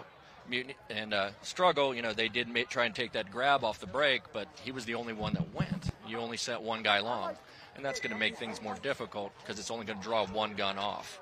So instead of looking at, drawing one gun off way, one gun off the other way, you're stuck in a situation where everybody's shooting at your snake eye, and you know what? They got him. Yeah. NH wants to know how's parking at the event. I got a VIP pass and want to know if it's packed. Parking for me has been great because I've been Ubering, but there is an awful lot of parking here. Yeah, so obviously I'm with Lux, and so we're over in the VIP lot, of course, and it's fine. It's excellent. It's paved. It's, the NXL does a great job choosing venues with the idea of knowing what size their crew is going to be showing up. This location is at a very large park, city park. And I'll be honest with you, when I walked in here this morning, I was walking on a paved cement path beside a woman walking her dog, and not 40 feet off of the beaten path was there pits for the fields down there. So we're mixing and mingling with a very nice park. It's really nice. Everything is paved, as you said. I think this is the third or fourth year that the NXL has been able to come here. Yeah. And that says a lot about, what the players are doing, people cleaning up after themselves, both the NXL and the players themselves just respecting the property. Yeah. And this is a very densely populated area, and especially the hotels. So if you guys are carrying your paintball markers, make sure they're stowed in your bags and don't have them hanging on the outside, just for the optics of it all. Oh, hard get in for that Mutiny player, and he did get eliminated on his way in. One Ology player drops on the far side. I didn't quite see how he got shot. It may have been from in his bunker, because Mutiny has that guy on the 50-yard line shooting to that back corner. Mutiny may have that 50-yard line, but they're also down on bodies. They're down to 3 right now. Another Ology body coming off. I think we may have a 3-on-3 situation with Ology having this back Dorito. Mutiny moving into Dorito 3. Good field position. I'd really like to see Mutiny home get out to the snake side and at least lock that side of the field down. Let's see, your center Dorito, or your center W player here on Ology is getting very frustrated, going back, forth, up off the cross. So another Ology walking off. Last Ology player over here trying to get lost in the Doritos. Looks like he did trick at least the Mutiny guy in the middle, doesn't know where he is, but did not get one over on anybody else. So he's still got 2 people to shoot at to stay alive. Mutiny now crossing the 50-yard line on Ology's snake side. Looking across, getting him out.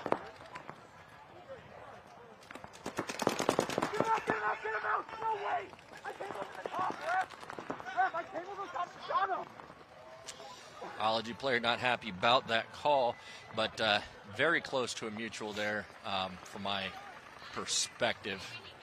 I don't understand what he's complaining about. He traded. Maybe he thought the other player wasn't actually out, but they definitely traded, and it was too close to call that one. Absolutely. The Mutiny player was in his direction, gun up. Yeah. Both of them knew they were there. They came out, and it's a bang-bang play, and again, a good no call in that case, because as a ref, you can either choose to affect the game or let the game play, and I think that's good that they're letting them play a little bit. Yeah. Player is over here to contest it against the head ref, but we'll see how that fares for him. I mean, he should. It's part of keeping the ref staff honest. It's part of keeping your team's morale up. There's been times where I've gone over to yell at a ref and known I was dead wrong while I was walking over there, but my player needed to know that I had the confidence in him that I was going to back him up. So as a coach, sometimes you're put in those positions where you're not right, but you need to make a point and say, my guy, I'm behind my guys. Yep. So Struggle and Growl back on the field. And H wants to know, is there room to bring his truck? Depends on the size of the truck. If you're talking pickup truck, yes. If you're talking tractor trailer, I wouldn't. No. 3 shooters from the back center for Greenville Growl. Yeah. Struggle 5 bodies alive. They only had 3 guns up, but they did manage to take a little bit of ground. Both looks like the snake insert, snake corner, and Dorito 2 possibly. Greenville Growl drops a body off the inside, but still fairly strong on the outer edges, holding the back right corner as well as the snake side Aztec.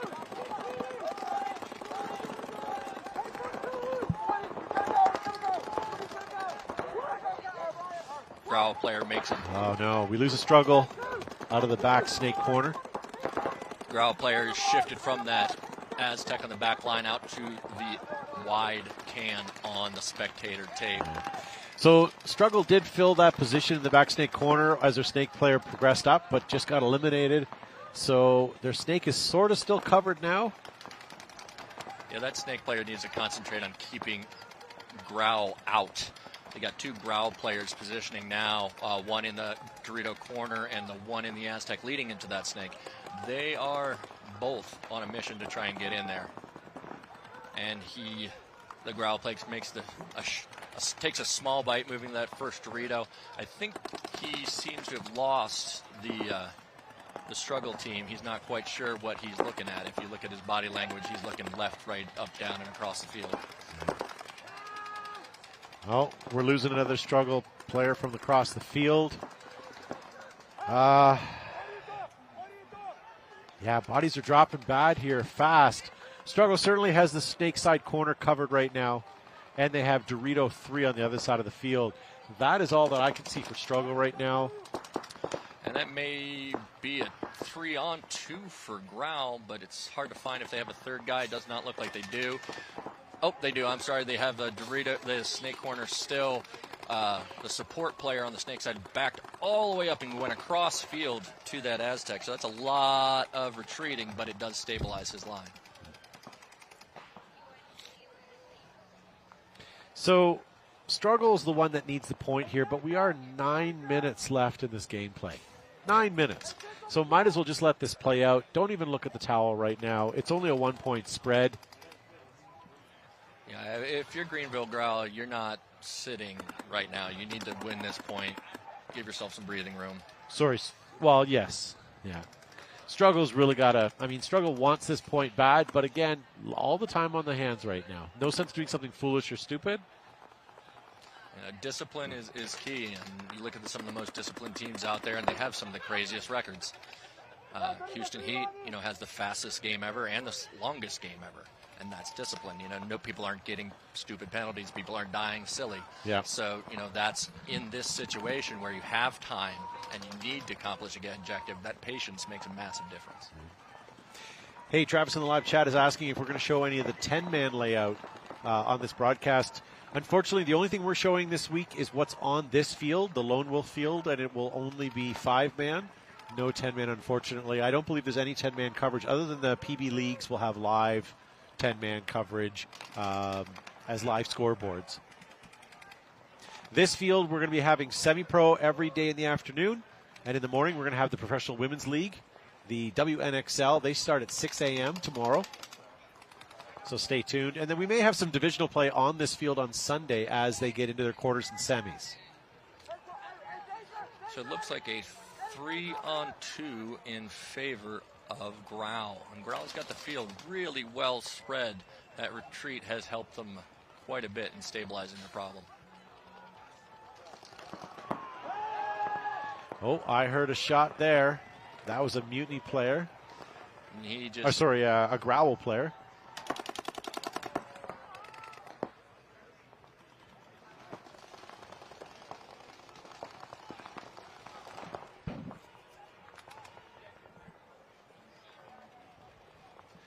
All right, so I lied. There was a struggle player. I was confused for a moment. So we are down to the last struggle player into the snake corner. So here's a point where I would probably towel it. Yeah, I think it's a 2-on-1 for sure. 3-on-1. 3-on-1, sorry, and you can. Their positions are great. So for me, a towel would make the most sense. If you really believe in the guy, give him a 15, 20-second count, and if he's not doing something, it's time to pull the plug. Even if that was Greenspan by himself back there, the odds are hard 3-on-1. You know what I mean? That's it.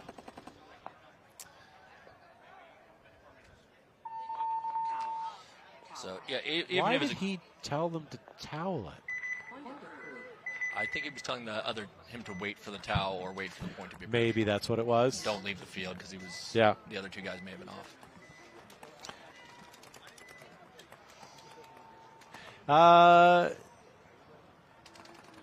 Ginja in the live chat. I'm sorry if I'm pronouncing it wrong.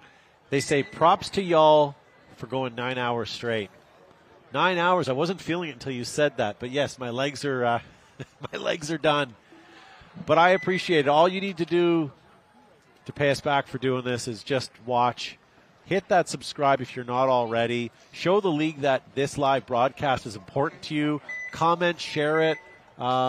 and let Major League Paintball know that you're enjoying this free stream. Pod guys hustling off the field. Pod guys are always the hardest workers. Okay, so Mutiny on the left, 5 bodies alive, and they're already into Snake 2. That was a much more tactical run into the snake. He didn't just go through it. He brushed that W as he dove in much lower, so that was a better move there by the Mutiny player. So Ology down to 3 bodies now. So we got the Mutiny guy at the center 50 looking left. Oh. As Mutiny moves up into the deep snakes, they are on the one knuckle into the Ology area. Mutiny lost another player. That was a yellow flag. You didn't notice? That was so I think they're down to the last body right now, and he's at home. I think that's an Ology player. That's it. That's it. Yeah. So Ology definitely not doing well catching that that penalty, and that's really kind of put the nail in the coffin on that one. So Mutiny's going to get this point on the board. It's going to be a 3-2 with 6 minutes left. Mutiny could smarten this game up. Yeah, it's still within reach, especially with that amount of time. But again, I think they looked phenomenal when they went for it. You know, they lost those first couple points without putting up much of a fight.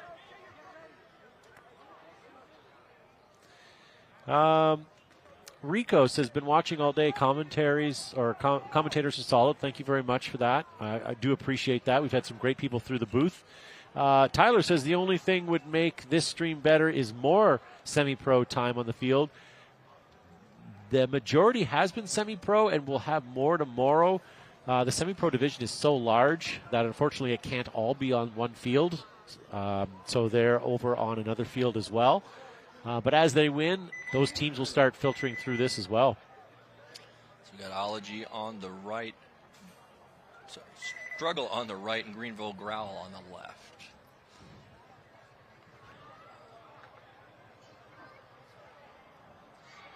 All right, Struggle. Let's get you a point or two here and see if we can't tie you up. I always root for the underdog, but I'm watching Growl. Fair enough. Yeah.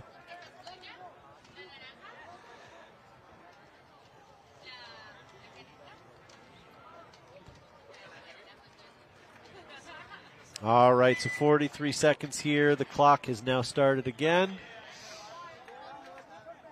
Both teams got all guys on the field. The weather has been perfect, so normally if it's too hot, you see guys hiding off the field to the last second, but the weather's been phenomenal here at this The only downside is the sun is kind of fading on this side, so we're losing some air and some bunkers, but that's controllable. So Greenville Growl, 5 bodies alive. Looks like I'm seeing 5 over here for Struggle as well. An interesting play. Struggle kind of came out and dropped short of the W in the middle and started immediately shooting over that snake. It looks like that strategy may have helped him because they just picked up one of the Greenville guys on the way out. So that was a definite conscious effort by Struggle to pull up short and shoot that way. I've tried that move, stopping short. Sometimes it works. Yeah, it's one of those things. You got to change the tempo every once in a while, and Struggle being down, change the tempo. Growl loses another player. They have home right now. They have the small Aztec on the Dorito side. Meanwhile, Struggle's up onto their side of the snake. Ooh, and that snake player catches a ball. I believe, I hate to say it, but all of my Growl friends are gone. I have no more Growl in inventory. You're all growled out, my friend. See, that's what you get for cheering on Struggle. I got a point. Wherever your emotions go, that's where it goes.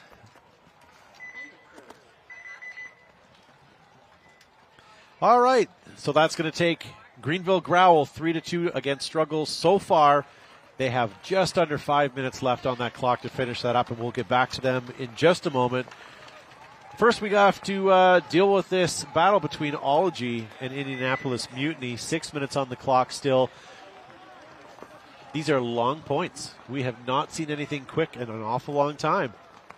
No, and even the last set of matches, the high scores were 4. So it's not a high-scoring layout. People are having to take some time to kind of dissect it and position people, and that's going to limit the number of points you can put up. Yep. So coming up next, ladies and gentlemen, at approximately 3:55, which is 10 minutes from now, we're going to have the Newark Wrecking Crew taking on the Lost Dutchman, and Leverage taking on TJ Bastards. TJ Bastards is a team out of SoCal. They play a ton up at WCPPL, and a couple of their players are actually pretty regularly coached by the Dynasty guys, so they're definitely a team to watch.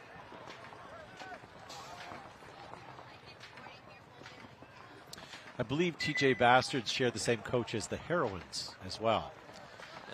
Like I said, it's a well-coached team, and they've had a lot of success out on the West Coast. Ology on your right, Mutiny on your left. Come on, Mutiny, let's get a point, tie it up. Ology going with that 2 guns up the center again. Love that aggression of Mutiny, getting up that field, taking some positions, getting out of the home row for the most part, leaving only 1 at home. That's the important part. But we do lose a Mutiny player off the other side of the field. And you lose an Ology player, and I lose 1, so it's a 4-on-4. Yeah, Ology was really trying to be aggressive and tag out that Mutiny player, and he just got picked up on the same way. So it's a 4-on-3 in favor of Ology right now. It's a 4-on-2 now. Mutiny has 2 players left. Ology just made that dive into the spectator side snake. Good for them, because all I have is 2 Mutiny players, and they're on this side of the field. If he puts his head down and goes, he can close this game out real quick. But I don't know if he knows the position. Mutiny down to their last body, last to nobody left, unfortunately, as I said that. So that's going to be the end of that. Foul being called. Still 5 minutes on the clock. Game's not over unless you're letting it be right now. So Ology leading 4-2 right now.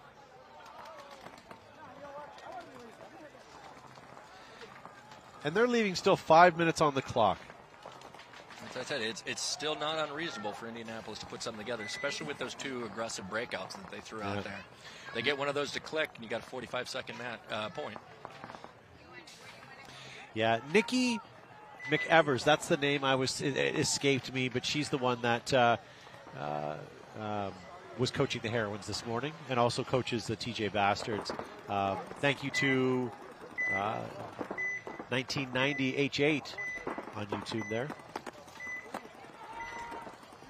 So Struggle on your left, Growl on your right. Growl again going with that heavy guns. 3 guns in the back center off the break. Yeah. Being asked what media company is doing this stream today, I believe Go Sports has put it together for Major League Paintball, and myself, I'm here, and we have lots of special commentators today, like Russell Jackson has joined me.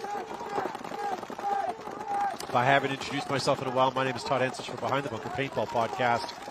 And thank you guys for tuning in. We have 2 last split decks today, the one we're working with and the one we have after this.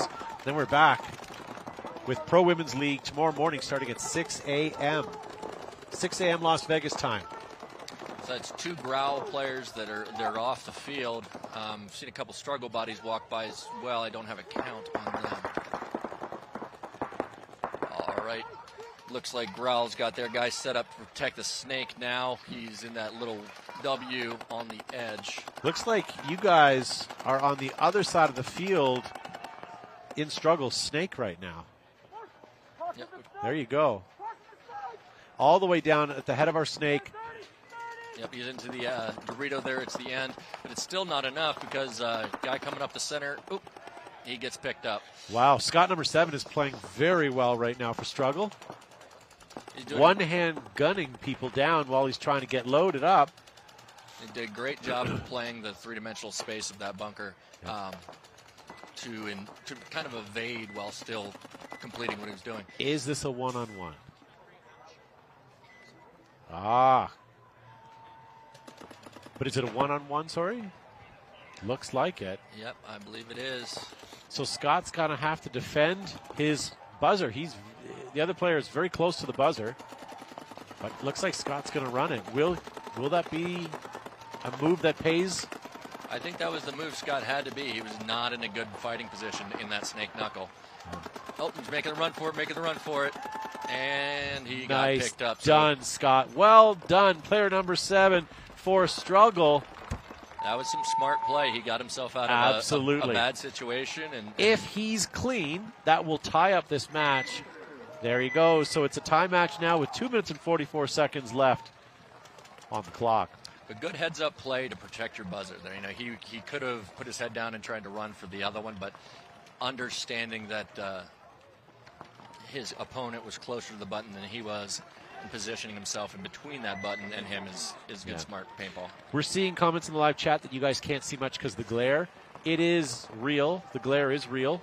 We, too, have a hard time seeing it, and we're going to just do our best to keep you guys abreast of what's happening. So if you can't see, listen to us, and hopefully we can give you that information you're looking for. I'm really hoping to see Mutiny just kind of throw it to the wind here. One guy in the back and just go. Okay, so on the left side of your screen, we got Ology up by 2 points. Doubling home, managing to keep 4 alive. They lost their snake player in a corner. Mutiny taking a big bite on the spectator side, putting a guy up there early in the 50-yard line. They went very conservative on the snake side, but I think that was a case of a hold and push in the plan. So still 4 Ologies on the field right now. We're just under 5 minutes. Lots of time still left in this game. The 50 Mutiny guy is shooting over here at empty space. There is nobody up as far as he is on the opposing team. The shot's there, but no one's in it. Ology bumps out from home to the small Aztec on the snake side. The Dorito player of Ology picking up the support player over here on the non-spectator tape, leaving him all alone. So now we just have one Mutiny player out here on this tape. Mutiny still does own the 50-yard line on the spectator side. Ology's doing well. They have both mini W's. They have Dorito 2, and they have the snake insert bunker, the small Aztec. But again, Ology up by 2 points right now. This is their game to lose, so they just have to kind of lock it down, kill some time. Indianapolis is going to have a hard time finding 2 points in 3.5 minutes, the way they all have been playing. And you can see it in the body language of Ology. The guy that they have going up on the spectator snake, he's not on his feet. He's waiting for the other team to come to him. Whereas you look at the Mutiny player over there, and he's up, down, left, right. He's trying to find an opportunity as he needs to for his team. Unfortunately, over here, Mutiny has stalled out a bit, not making it past that second Dorito on the spectator side. That same bunker he gave. Oh, and losing an Ology body. Oh, no. Why did he walk off like that? He literally left his bunker and then walked to the corner. That was the strangest thing I'd ever seen. 2024 dead man's walk, I guess. It looked like he slumped his shoulders, put his gun down, and literally walked to the corner. Great luck for Mutiny there with the Ology player on the far side getting dinked out. So now once again, Mutiny is alone on that far snake up against the spectator tent. So I have 3. How many players are you working with Mutiny? I believe I have 2 and potentially a third hiding back in this Dorito, but I cannot see, unfortunately. I can hear him, but I can't see. All right, let's go. We got a home, we got a snake, 1 large, and a other snake, spectator snake 2. So yes, I do have 3 Mutiny players now. Okay. I have player number 75 for Ology now moving up into the snake. We have a bit of a mirrored situation going on here. Who's going to be cocky enough to stick out first? Player number 5 for Ology is deciding it's not him. He's looking inside for other shots. Number 1 over here for Mutiny is just set up shop. He's waiting for someone to come fight him. Up, he dropped that. And got picked up well from across played the field. by number 75, drawing him out. Towel being called by Mutiny. That's going to give Ology the lead, even bigger rather, lead 5-2. And they only have 1 minute and 33 seconds left. That was Indianapolis's point to win, but they just didn't capitalize on the aggressiveness that they had. Like I said, the guy on the spectator side say that May the 50 Snake spent a good majority of his time there shooting at nothing. He was shooting across field at a bunker that was empty, so opportunity missed there. By the way, I do enjoy your T-shirt that you're wearing. It says "The Freak," but "the" in very small letters, and then on the back it says "Get your freak on." I didn't notice the back, but I do like the front there. That caught my attention. Yep, so Freak Barrel, obviously made by DLX Technologies, is come factory on the Shocker and the Lux. Literally the most winning barrel in the history of paintball, the most widely used paintball barrel in the world. So there's more of them out there, and they've won more things than anything else, and that's something more than the Evil Pipe? The what? The Evil Pipe kit. You mean the Cannon kit? Which does hold the record of the loudest yes, barrel I've their ever sound heard. signature had this kind of a ting, if you will. Yeah, if you were attempting to intimidate the other team with a show of volume, then by all means. There is your barrel. nothing more intimidating than a guy with a Evil Pipe kit on an Evil Omen. If he's swinging it around his head, about to beat you with it, possibly. Yes. But I would not be concerned about playing a paintball against that gentleman. No, not at all. Club-wise, that's a formidable weapon. Hey, paperweight as well. Don't underestimate the paperweight. So Greenville Growl on your left, tied with Struggle here. I have 5 Growls alive, but one getting called out off the break there. So it's a 5-on-4. It is 5 alive for Struggle, and they've done a good job. Remember, they came back in this game. So Struggle is now on the 50 Snake on the spectator side. Here comes Growl now, too, in mirror your Snake player. Yep, Growl is now mirroring Struggle. Struggle in this big brick on the Snake side. I don't know that he knows he has immediate opposition because he's wrapping quite big. Oh, well done. He did not know about the guy in front. Combination of good timing and good accuracy. But while that was happening, 2 Growl players walking off from the other side of the field. I believe that leaves just 2 Growl players left. Struggle player picks up 1 dead center of the head. Player number 72 just got himself a snack pack, a 2-piece. Looking for a full meal deal here. Looks like he got something, and he's close to their flag as well. So here's the thing. 1 minute and 30 seconds left. It's a tie match. This will put them in the lead by 1 point. Towel being called by Struggle. Was that a good decision by Struggle? Minute 34 left in the game time. I mean, if you're going to win them, they're going to win it anyways. Yeah, you might as well get the points. Minute 34 is a long time with these points the way they've been going, right? I agree with that call 100%. If the point's gone, you might as well save it. I mean, you have a much higher possibility of turning 2 points in 1:34 than you do of turning around a 3-on-1. So Hector in the live chat says, Dutchman play yet? No, they're playing shortly, right after the set of split deck match. And Owen would like to know if he could buy my pipe kit. Very good. I will see if I can dust it off for you, Owen.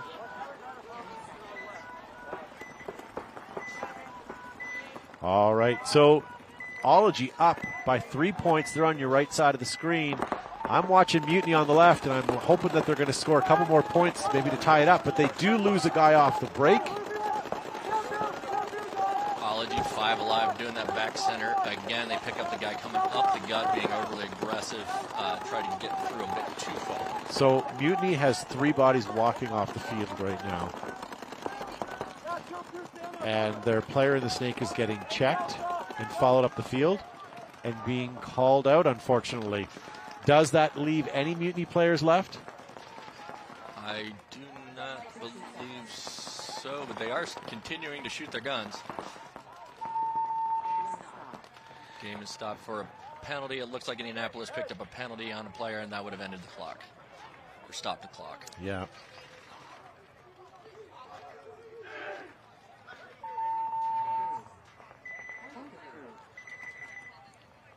So point has been approved. That's going to give Ology a 6-2 lead over Mutiny with less than a minute on the clock.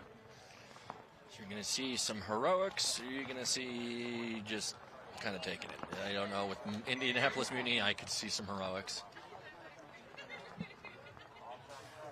So back in the field, we have 4-3. Greenville Growl leading. Again, struggle. Minute and a half for them to tie it up. Let's see what happens. These teams have been very well matched. Earlier, I thought, initially in the start of the match, Greenville Growl was looking stronger. Middle way through, struggle kind of came back. So now this is the rubber match, as they say, to see which team's going to perform better in this match. All right, struggle 2 bodies at home again. Growl drops the guy. They tried to reach out to the Dorito, immediately trying to fill out that way to the Aztec, and they drop another one out of the middle. And a third one pulling a penalty. So now I believe Growl may be down to a last man. After that, yep. Wow, well done, struggle. Between the break shots and that penalty, they definitely got everything they needed in that period of time. Wow, well done, struggle. That's going to tie it up if he's clean, and he is. So we're going to come back and watch that match with a minute. As a player, man, that's what you need. That's how you really turned your day, your game around. Say, okay, now we're back at 0-0. We got to play a minute of paintball to win.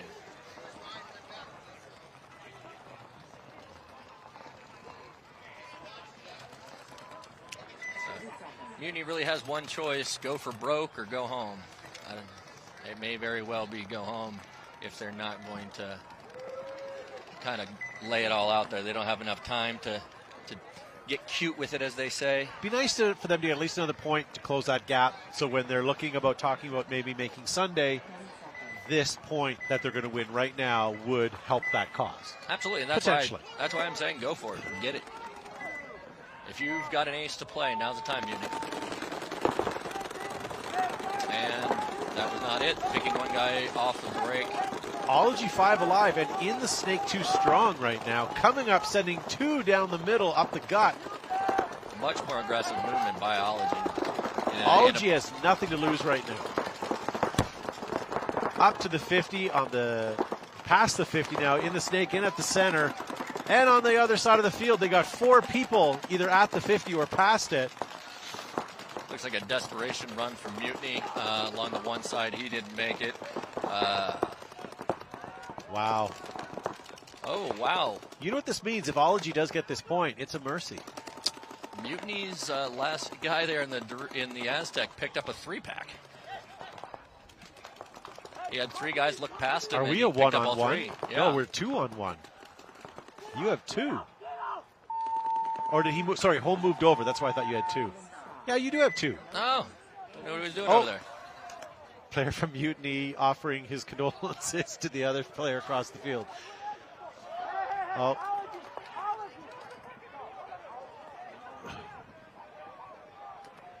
Hey, nobody's out here because we're passive, you know. These are people who like to compete, people who like to be aggressive. No one's out here, you know, because they're soft. So, yeah. But if temper's flared, temper's flared, as long as you keep your hands to yourself. Yeah.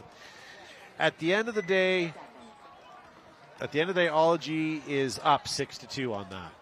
Yeah. So, and that is the game. No point, no mercy, just 6-2. Over here we have a minute and a tie match. Will Growl and Struggle go to overtime? Should I even have said that? They've been very balanced late in this match, so it's hard to say. I think Greenville Growl has a lot to clean up after that last point. They gave away a lot of free bodies between just bad positioning on the break and some penalty. So we'll see if they can get their guys reined back in, and if Struggle can pull it off again, because that last point they had looked great, looked fast.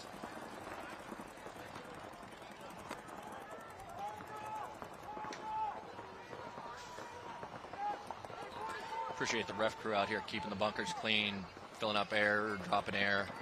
You know, keeping the field consistent on both sides does take a great deal of effort. So it's good to see these guys not only out there making plays, but also maintaining the field. It's a lot to ask for a 10-hour day. It certainly is.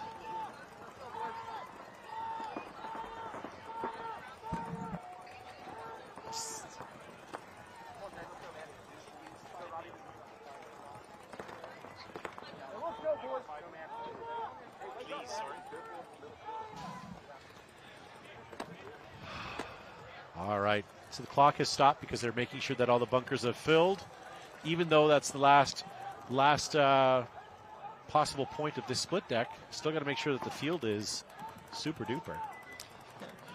First point, last point, you still want to play on a fair field.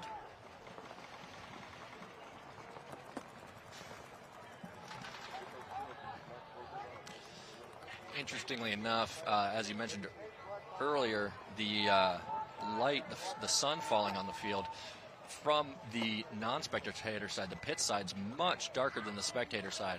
So if you are over on the spectator side looking this way, you may very well have a little bit of vision advantage against your opponent, just from that, as that angle gets steeper as the sun gets lower in the sky. So it's important to think not only where your players are, but where they're going to be able to see when you get them there. Yeah.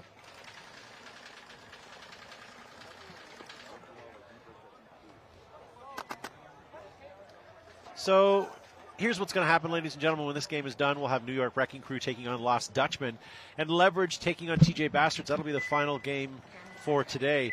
Then back at 6 a.m. tomorrow, we're going to have St. Louis Archangels taking on San Francisco Sirens and Tiki's Ahana taking on Suricatos. Great way to start your day tomorrow. Struggle putting the two shooters on the back center and then sending the third straight up the gut to that tall tower. Growl going up the center as well. Growl players getting checked quite a lot here by the ref, but seems to be clean anyways. Looks like the back center struggle player moved out here snake side. Nope, back center player is still there, but struggle does lose two. One from the Aztec on the snake side, one from the Aztec on the spectator side. Oh, see some of your bodies moving up the field. Same with mine. Here come. Oh, did he get clipped?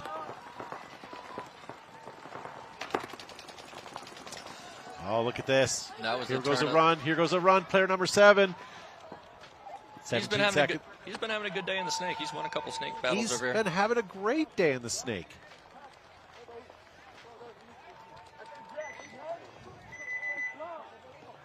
Well done. And that is point approved with 15 seconds left. That is playable. 15 seconds is playable. I don't think they're going to run that clock down.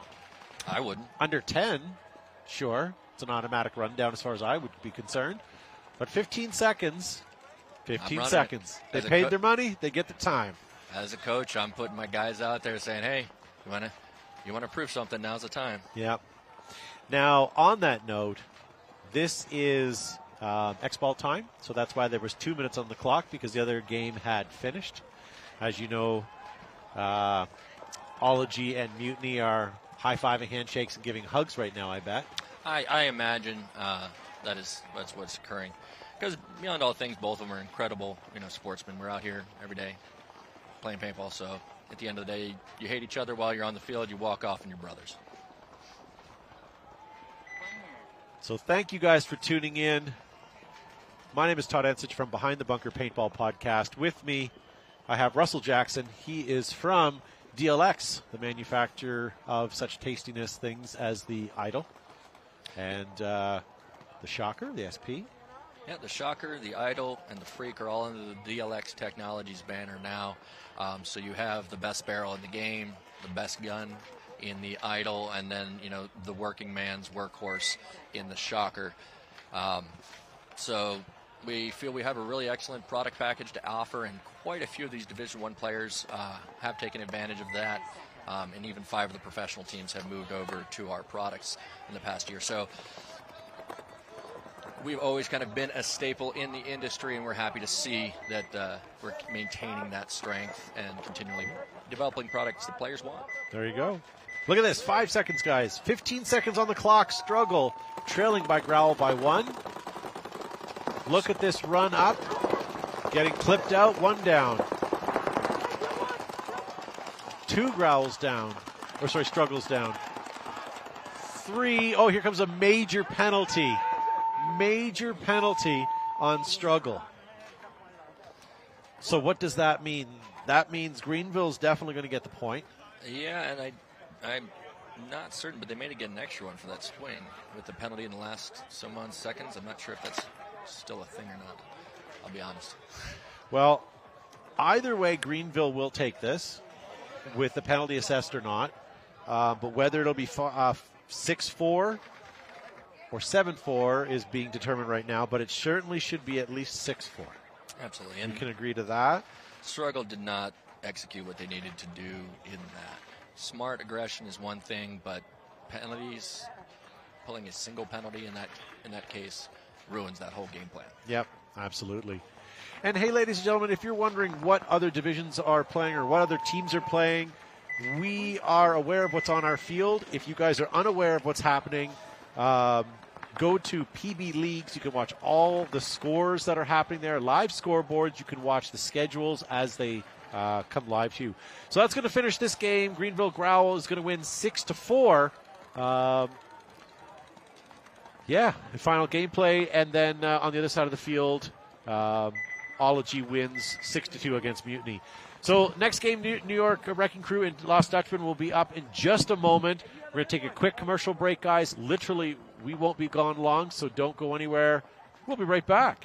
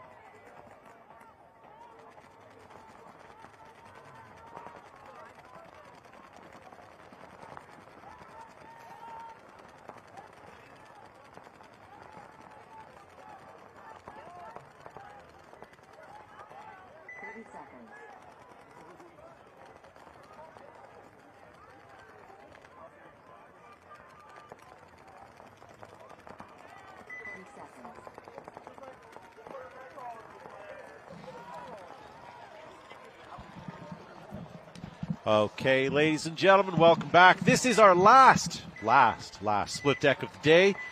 New York Wrecking Crew taking on Lost Dutchman. That happens now. With me, I have Michaela from Dallas 5 who played this morning. Michaela's going to watch the right side of the field for you at home. Oh, kill one. And I'm going to watch the left side. So Dutchman lost 2 already. So I've got New York Wrecking Crew 2 at home with 5 bodies alive still. And it looks like we got Wrecking Crew. Oh, kill another. Kill 3, so we got just the little W on the snake side left. And the temple on the snake side left for the Dutchman. New York Wrecking Crew loses their first person, and that was off the their Dorito side. So you had an opportunity to play all morning this morning for Vibe in the WNXL. What do you think, field, yay or nay? Yay. Yeah. Very much yay. I like this I have thing. not heard one player complain about it. I, as a spectator, find it difficult sometimes to commentate, but as a visual watcher and, walking this field, I love it. I think it's great. At first, I was very nay because of the flip-flop, but playing it a bunch, very much yay now. Yeah. Well, let's try to keep that negativity away. Yeah. So I'm still with 4 Wrecking Crew players right now. Still got 2 for the Dutchman, but it looks like the Wrecking Crew's in the Dutchman's snake.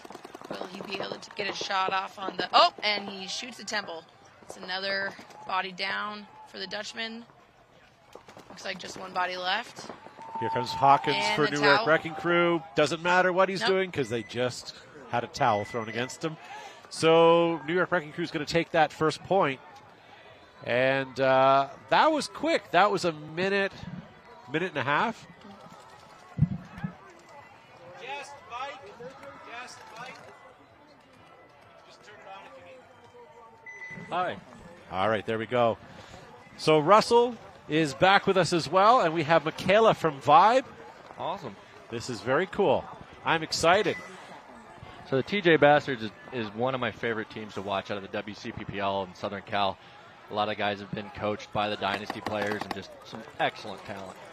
I'm originally from California, so that's awesome to see another California team out here. Well, I won't hold that against you then. This coming from an Ontario resident in Canada. All right, so Leverage, 5 bodies alive, leaving 2 at home. Got 5 bodies alive for TJ over here. It looks like they did a double home. Yeah, shot 1 out of the home. Yeah, that double home, we said it before, that's a 1-guy bunker for too long. And Definitely got to get out of there quick. You can't double it for long. Like we said, it's a 1-bedroom apartment. You can't have anybody there. No guests allowed. That's right. There's no pullout. Leverage loses their first player over here. And TJ took a move over out on the Doritos, made it alive there. Looks like the guy in the center is trying to make a move. TJ over here on the 94, he's trying to work with his back center and that little W, pick up that crossfield shot so he can get down the field. But they're not letting him. If you watch number 94, the outside of his bunker just rattling away. They don't want to let him in that snake. They're waiting for... All right, I remember, Russell, last point, I swore I saw someone do a dead man walk. Yeah. I just saw the same thing happen with New York Wrecking Crew. That's impressive. Take it if it comes. I'm not saying he did anything. I'm just saying his saunter from bunker to bunker was as if he was walking off the field. So, well played. Oh, another body down for TJ. That was off the far side, but quickly filled. That W jumped over to the spectator side Dorito. Looks like we got 3 bodies left for TJ over here. Yeah, Wrecking Crew losing another body as well. So TJ's home player has not looked anywhere other than left this entire match. The Dorito guy now knows that he's not alone over here. Ah, damn it. I've been calling Leverage Wrecking Crew. I apologize. Yep, that's Leverage. It's Leverage. What happens when you read the wrong thing? Leverage snake player has got a hopper issue. Yep. That's never good when you're balled up in the snake. No, he's in a pretty key ref running position in, here. and TJ lost another guy on the snake side. I think it's just the Dorito player here and the home person left for TJ over here. They're trying to make something happen on the cross. And the Dorito guy's trying to make a move on this side. Nope, never mind, changed his mind. Yeah, it looks like Leverage has got a player on that far spectator side. And another body down. The home player just got shot. Looks like Leverage now in the snake player has his gun working. And that will be it. That'll be it for that point. Yeah. He did well because he has a retro JT tank cover. Yeah. That alone is going to help you there, ladies and gentlemen. Is that the one with the fin on the bottom? Not that one. It was a nice neoprene one. I will give him credit. I do like his Plus you get some tank cover. style points for that. Yes. That's Yeah. old school style there. It does have the fin on the Oh, bottom. it does. Yes, You're it right. does. There it is. Yep. My bad. I couldn't see that. I was just looking at the logo. That's how you steer when you're diving. That's it. Yeah, it's like a rudder on a boat, right? I mean, that's why I assumed it was there.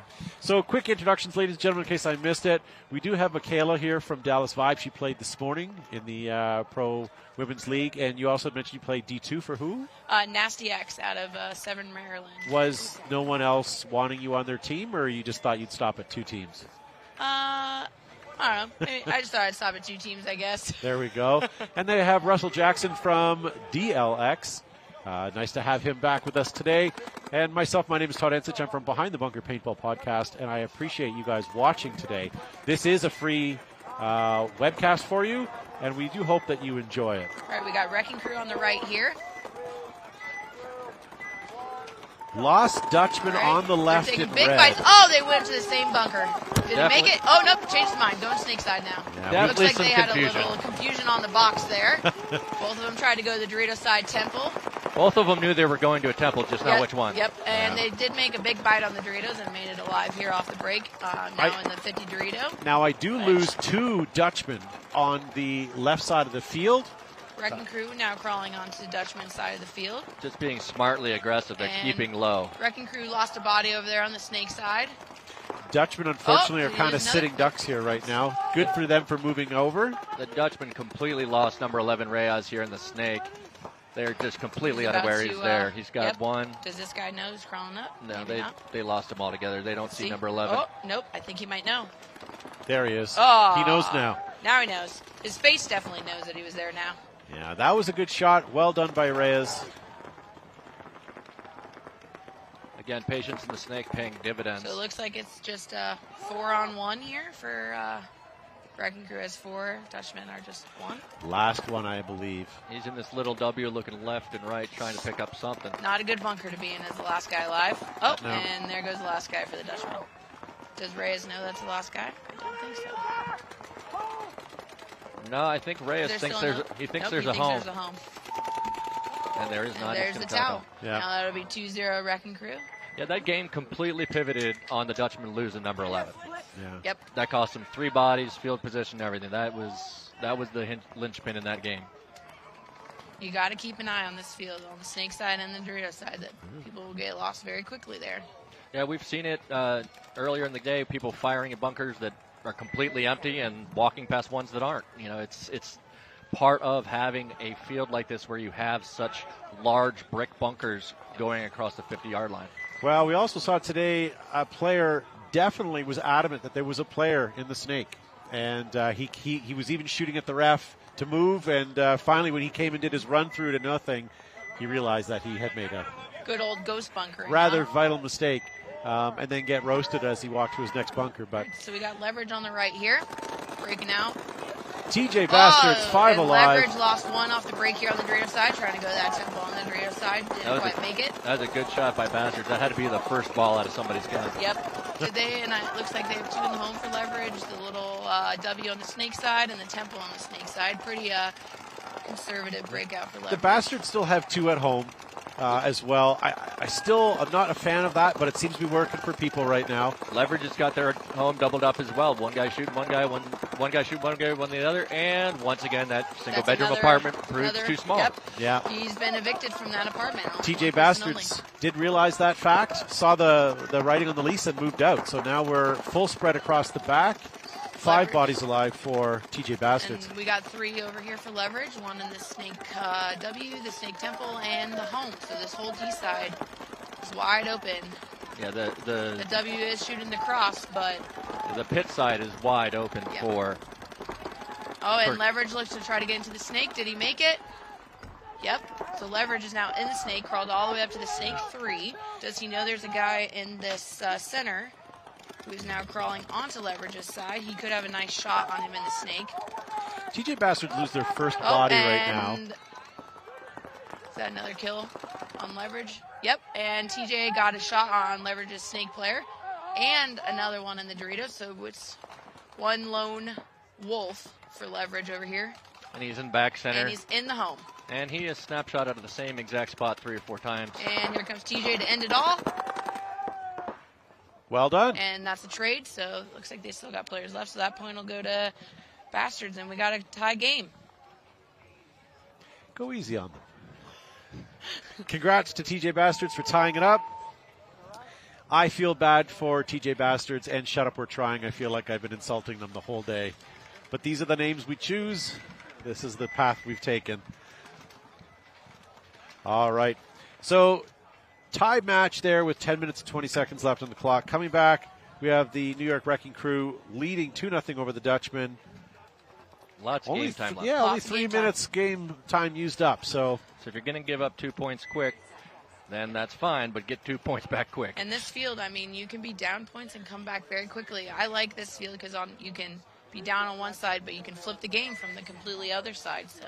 And it's definitely a field where fortune favors the bold. The guys that are willing to take more ground early and do it in a coordinated way are dominating. You know, they're definitely not leaving that guy, what we call it, a bird on a wire. You're not leaving him out there by himself. See if Dutchmen are going to do something here to try to score a point against Wrecking Crew. A lot of upright bodies on Dutchmen. Super short break. Kill one off the break over here. Lost one. The Dorito Temple runner got shot off break. And again, Wrecking Crew's doubled the home over here. Dutchmen. Dutchmen. Another kill. That's down 2 for Dutchmen over here. They did not make any ground on the break. They went as wide as the 2 temples, and that was it. Wrecking Crew, on the other hand, here has great breakout. They have great layout on the field. They're already past the 50 in their snake. They're at the 50 center brick, moving back and forth. Reyes is in... doubling up the snake now. And Reyes is in Dutchman's Dorito, 50 Dorito here. He's got some paint coming out on his back now. Yeah, sure it looks does. like the Snake Temple definitely knows he's there. He's shooting paint this way. And it looks like we just got the home and the temple for the Dutchman. Do they have a snake? Oh, and the Dorito insert into the snake. And all of those guns are pointed at Reyes. Yes, and... But that is helpful because both Wrecking Crew, center, and the other side of the field have moved up. Once that heats off them, I have 5 Wrecking Crew alive. What do you guys have on your side? We have 3 Dutchmen over here. We got the Dorito insert into the snake.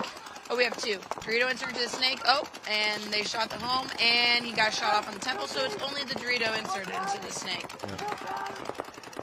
So it's a 5-on-1 situation, and the Wrecking Crew got a shot off on the last Dutchman player. So it looks like Wrecking Crew will take this point and have a 3-0 lead against the Dutchman here. Saw the player put up his hand in the middle trying to get to burn some clock, but smartly they did go ahead and throw the towel, not to waste that time. There's still a lot of game time left. They definitely can come back. I've seen it happen before. Yeah, 3-0 with 10 minutes and 37 seconds. Again, it sucks to be back 3 points, but they've left you an awful lot of time to come back. So, but that being said, coming back from 4 is almost unheard of. So you're really got that hovering over your head right now. As you take one back and you're back in the game, you lose another one, and you pretty much put yourself out. Let's be a little more optimistic than that, shall we? I'm not being optimistic or pessimistic. I'm talking stats, man. You're talking numbers. Do you come back from a 4-0 deficit? Not very frequently. Not very frequently, absolutely. This game is a tie game with 10-21, so this game can go either way. These teams have looked really, really balanced. And we have TJ on the right here. I think their biggest thing is if they stop Leverage's snake player, they definitely, those were the point that they won. They were able to stop him in the snake. Yeah, if I'm that coach on TJ Bastards, I'm finding where number 11's going and putting a gun that way. Yep. So technical time right now.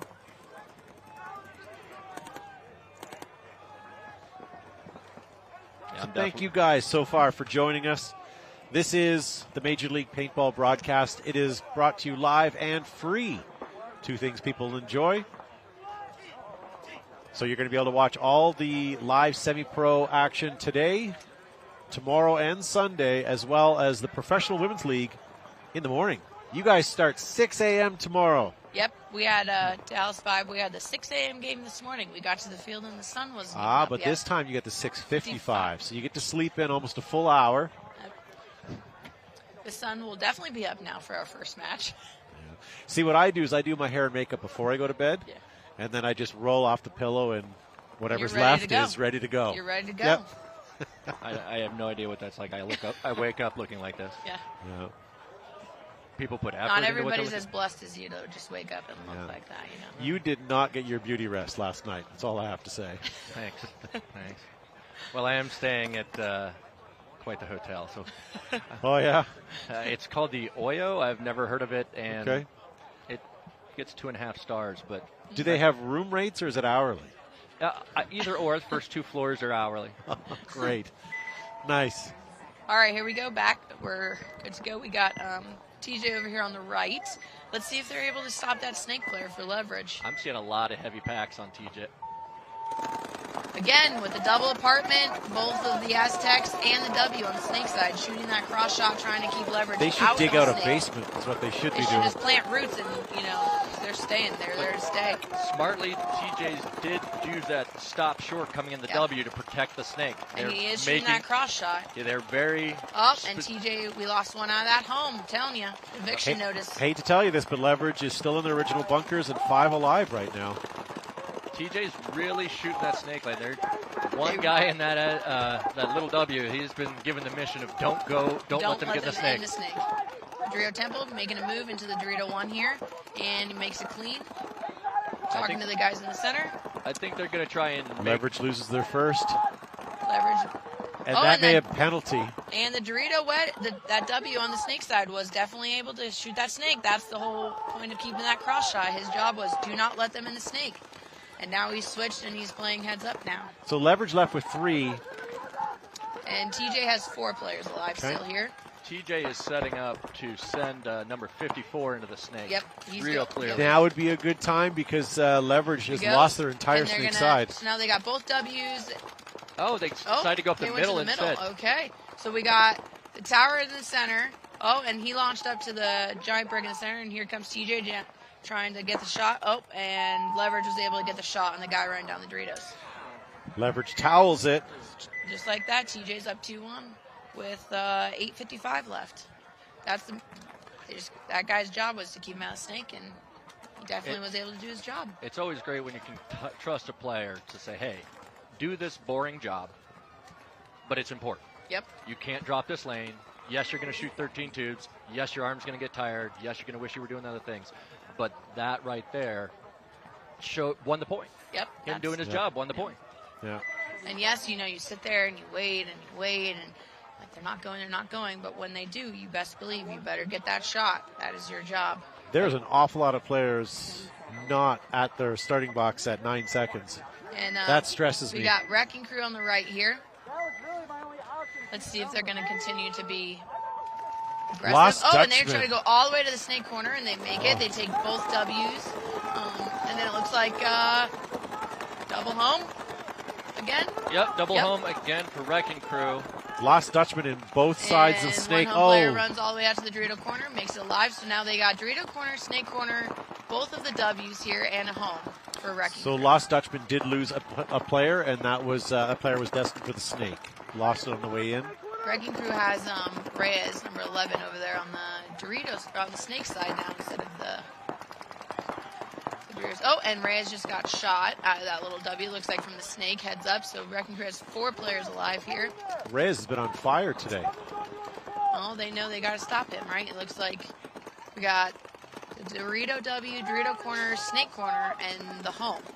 Snake corner for TJ is kind of looking like he's maneuvering to move down the field, but he's gunning against that home and Dorito. So he knows he needs to get out of that hole, but they're not letting him. It looks like Wrecking Crew's going to try. They know that I think that Lost Dutchmen are now in Wrecking Crew's. Nope, he's still back there in that 40 Dorito wedge. Dutchmen have also moved up to that real tall temple in the center, and that's a pretty dang tall player there as well, so he can shoot down on some of those lower bunkers. He can definitely stop them trying to go in the Doritos. This W is going to try to go out to the Dorito 1, and he makes it. So now they have Dorito 1, Dorito corner, snake corner, and the home still for the Wrecking Crew. That's good Wrecking for Wrecking Crew player, snake corner is going to... Looks like he ran out of got bounds shot. there. He's out, yep, so Wrecking Crew loses another. Wrecking Crew's entire snake side is now open. Home is the closest. Home player is going to try to fill all the way out, running and gunning to the snake corner. Makes it alive. That was a big bite to make. We got 3 players alive for Wrecking Crew over here. I wish I could tell you that the Dutchmen are doing some fantastic moves right now, we but just shot another one, Dorito corner. Dutchmen are still 4 bodies alive in their similar bunkers, just taking your Wrecking Crew out. 2 players left for Wrecking Crew, snake corner and the Dorito 1, but it looks like they're both shooting heads up. And they were able to get a shot off on the snake. Don't hear a lot of talking from the Wrecking Crew players. They should be crossed right now would be the best thing for them. Dutchmen now take out to the snake corner. We're getting a little bit of movement, but we do lose our Dutchman player on the opposite side of the field. And that tower and the Dutchman player is just waiting for this guy in the Doritos to try to make a move to get that drop shot down on him. Yeah, the center player is not even firing his gun, almost baiting number 23 to go. Yeah, that's Brody Lewis over there. The Doritos. And Brody's playing smart and not taking that bait. He knows the pressure's there. He knows the position's there. And he knows that he's got a guy here in the Dorito snake insert. And we got a snake corner and the Dorito one for Wrecking Crew. Looks like snake corner shooting heads up. Oh, and Wrecking Crew loses their Dorito player, so it's snake corner only for Wrecking Crew left. Here comes that tower. Now he finally left. He did his job, and he's going to get a shot in on their last Wrecking Crew player who tried to fill into the snake. I think he picked him Was he able to get him? I think he picked him up on his pack. Ref getting in there to check. Oh, he is alive. He did not get the shot. Wrecking Crew player left in the snake. Dutchman's going to come down. They know he's there, that he's the last player alive. Here comes player number 11 for the Dutchman, Linton, trying to get that shot cross field down on him. If I'm Linton, I'm not worried about that at all. And they get a shot. Yeah, just hit the buzzer. You don't have to shoot everybody. And Dutchman just shot his own player trying to hit the buzzer. Right before he hit the buzzer. On his leg. Is the ref going to call him clean? Get out of there, Dutchman. Yep, and he's clean. Nice. Okay. So there we go. Not the fastest point. But, hey, maybe not the. Now they're only down by 2. But it was a very textbook, very methodical play, and the Dutchman managed to get that. So down. Only by 2 now. Down by 2. So 3-1 and 7 minutes. Now we don't have a lot of time. 7 minutes is not an awful lot of time the way they were just playing. Now, Dutchman definitely looked better playing slower, but do they have enough time to play their game? Yeah. They definitely, if they get a kill or two, they need to make moves. They can't sit back as long. Yeah, I think if they're going to try and win that match, they need to go out the next point, show something different, show some aggression, and maybe then go back to their spot if they win. So we got Leverage and TJ back out. We got Leverage on the right here. Will they be able to stop Leverage out of the snake again? So they doubled the temple for a split second on the snake side, then they went double home. Temple on the Dorito side, and the W on the snake side, shooting that cross shot, trying to keep him out of the snake. One of the home players launches up to the Dorito W. Leverage has got both W's, both back mini Aztecs and home. Very pocket. They're very pocket playing here. This Dorito Temple guy is looking to go, though. He's definitely wanting to go. That bunker's singing. Now they're not. The Dorito player across the field from TJ Bazzard is shooting down on that W, really trying to prevent him from getting the snake. And then you got the W again on the snake side for Leverage shooting that cross shot, trying to keep TJ out of the snake.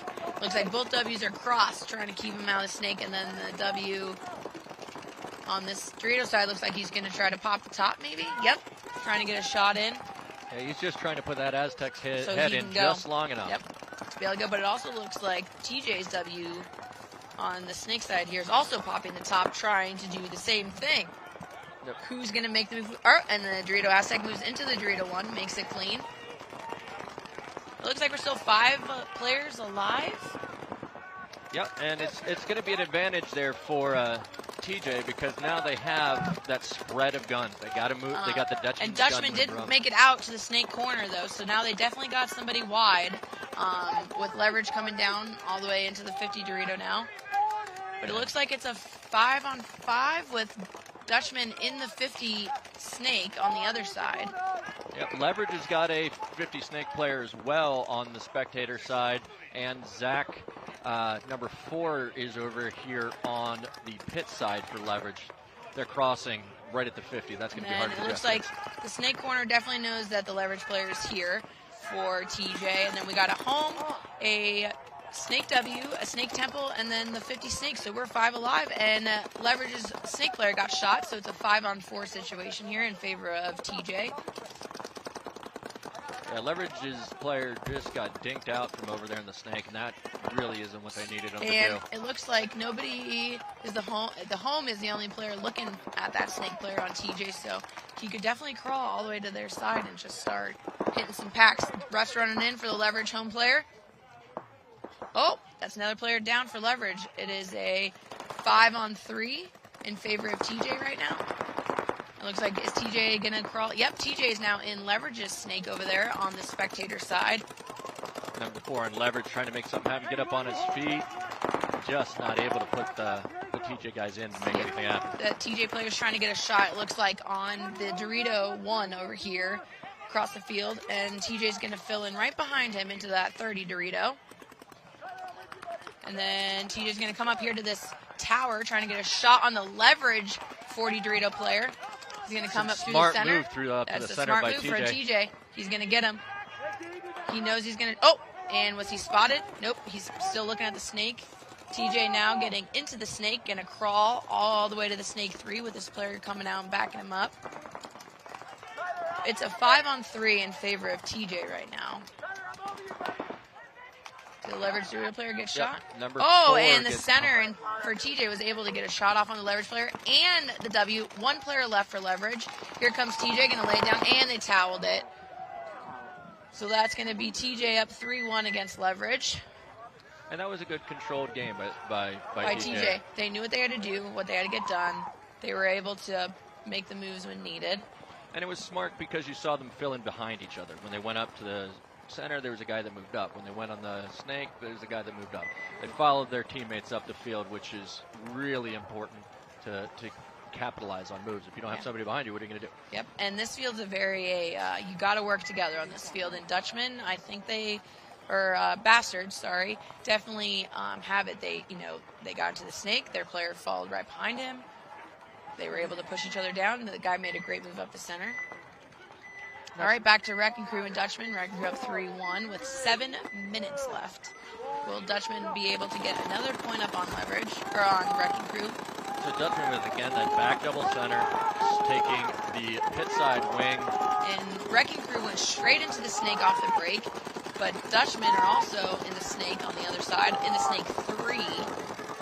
Dutchman choosing to push hard on that spectator side.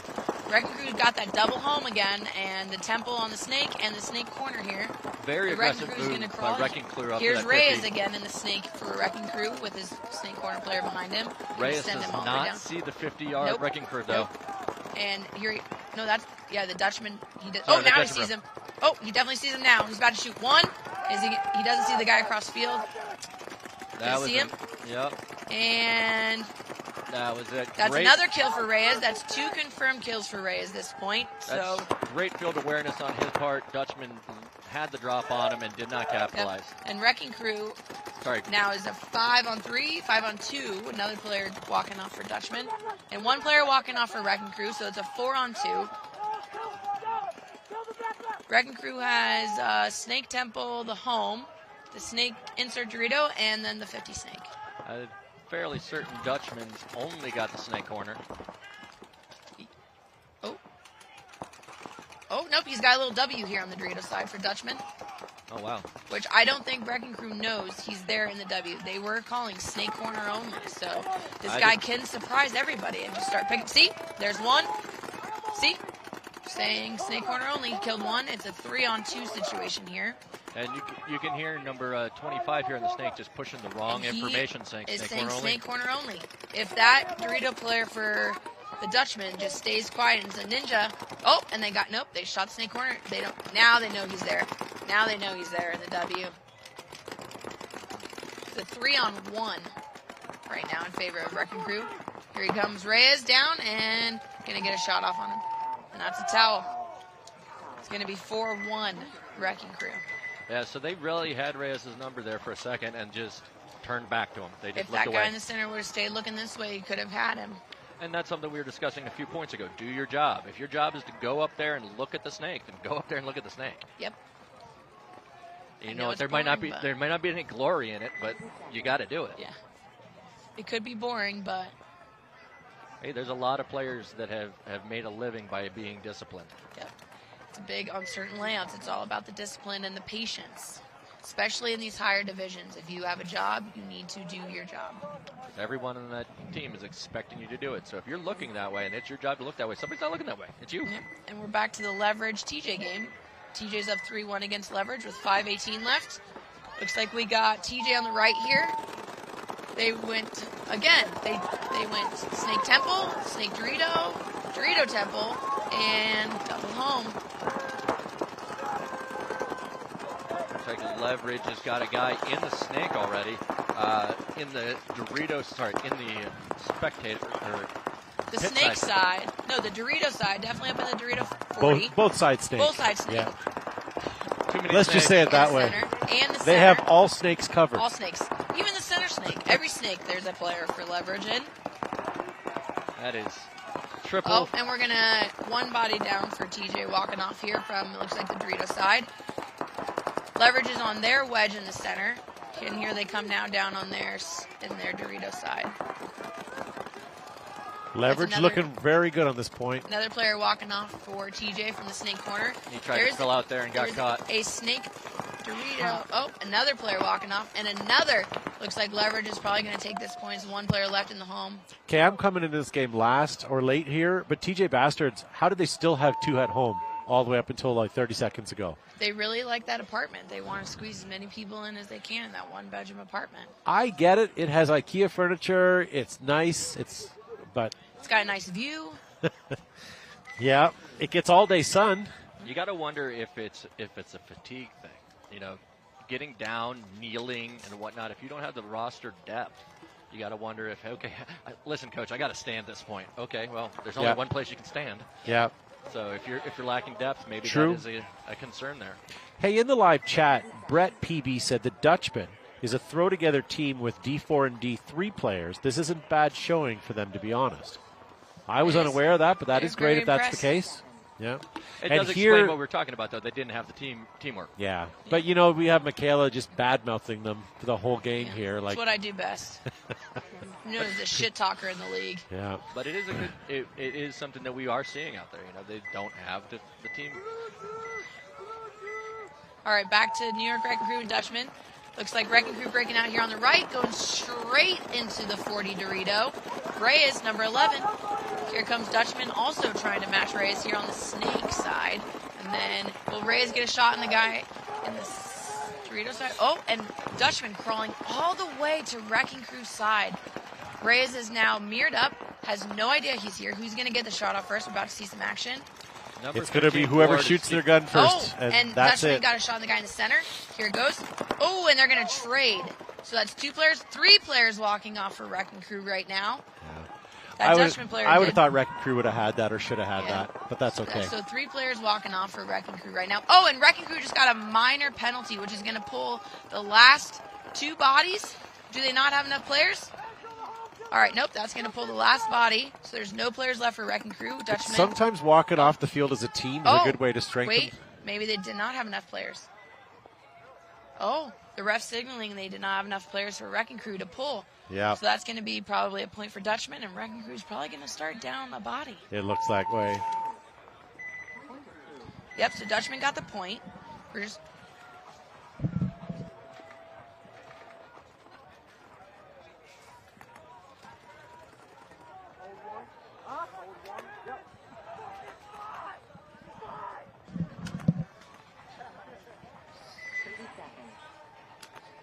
All right, and then the Leverage TJ game, 3-2, very close game with 4 minutes left.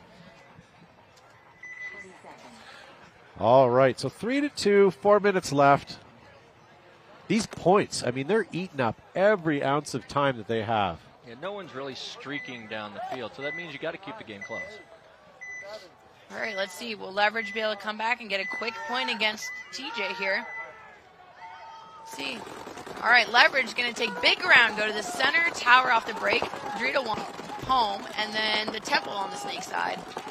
TJ Bastards losing their first player off the break. Looks like you guys Leverage lose. Player. And I lose another TJ player. That's going to take me down to 3 right now. Leverage is filling into the 40 Dorito here, wedge. That TJ player died out of the small apartment in the back. Ref crawling in to check the tower guy on Leverage, and he's clean. All right, so it's a... So TJ Bastards moved over. They're into the Dorito entrance of the snake, and they lose another body. So TJ's down to 2 right now. And Leverage, I believe, still has 4 players alive. There's the center tower, this 40 wedge. I think the snake. Yes, he's in the snake 3 over there, and the snake corner over there. And the too. snake corner. Oh, they picked up the leverage. Or sorry, they picked up the TJ Bassett guy in the snake. One left. Definitely leverage is going to take this point, and then it's going to be a tie game. Yep, just like that. Wow, nicely done. Tie game now with 3 minutes and 9 seconds on the clock.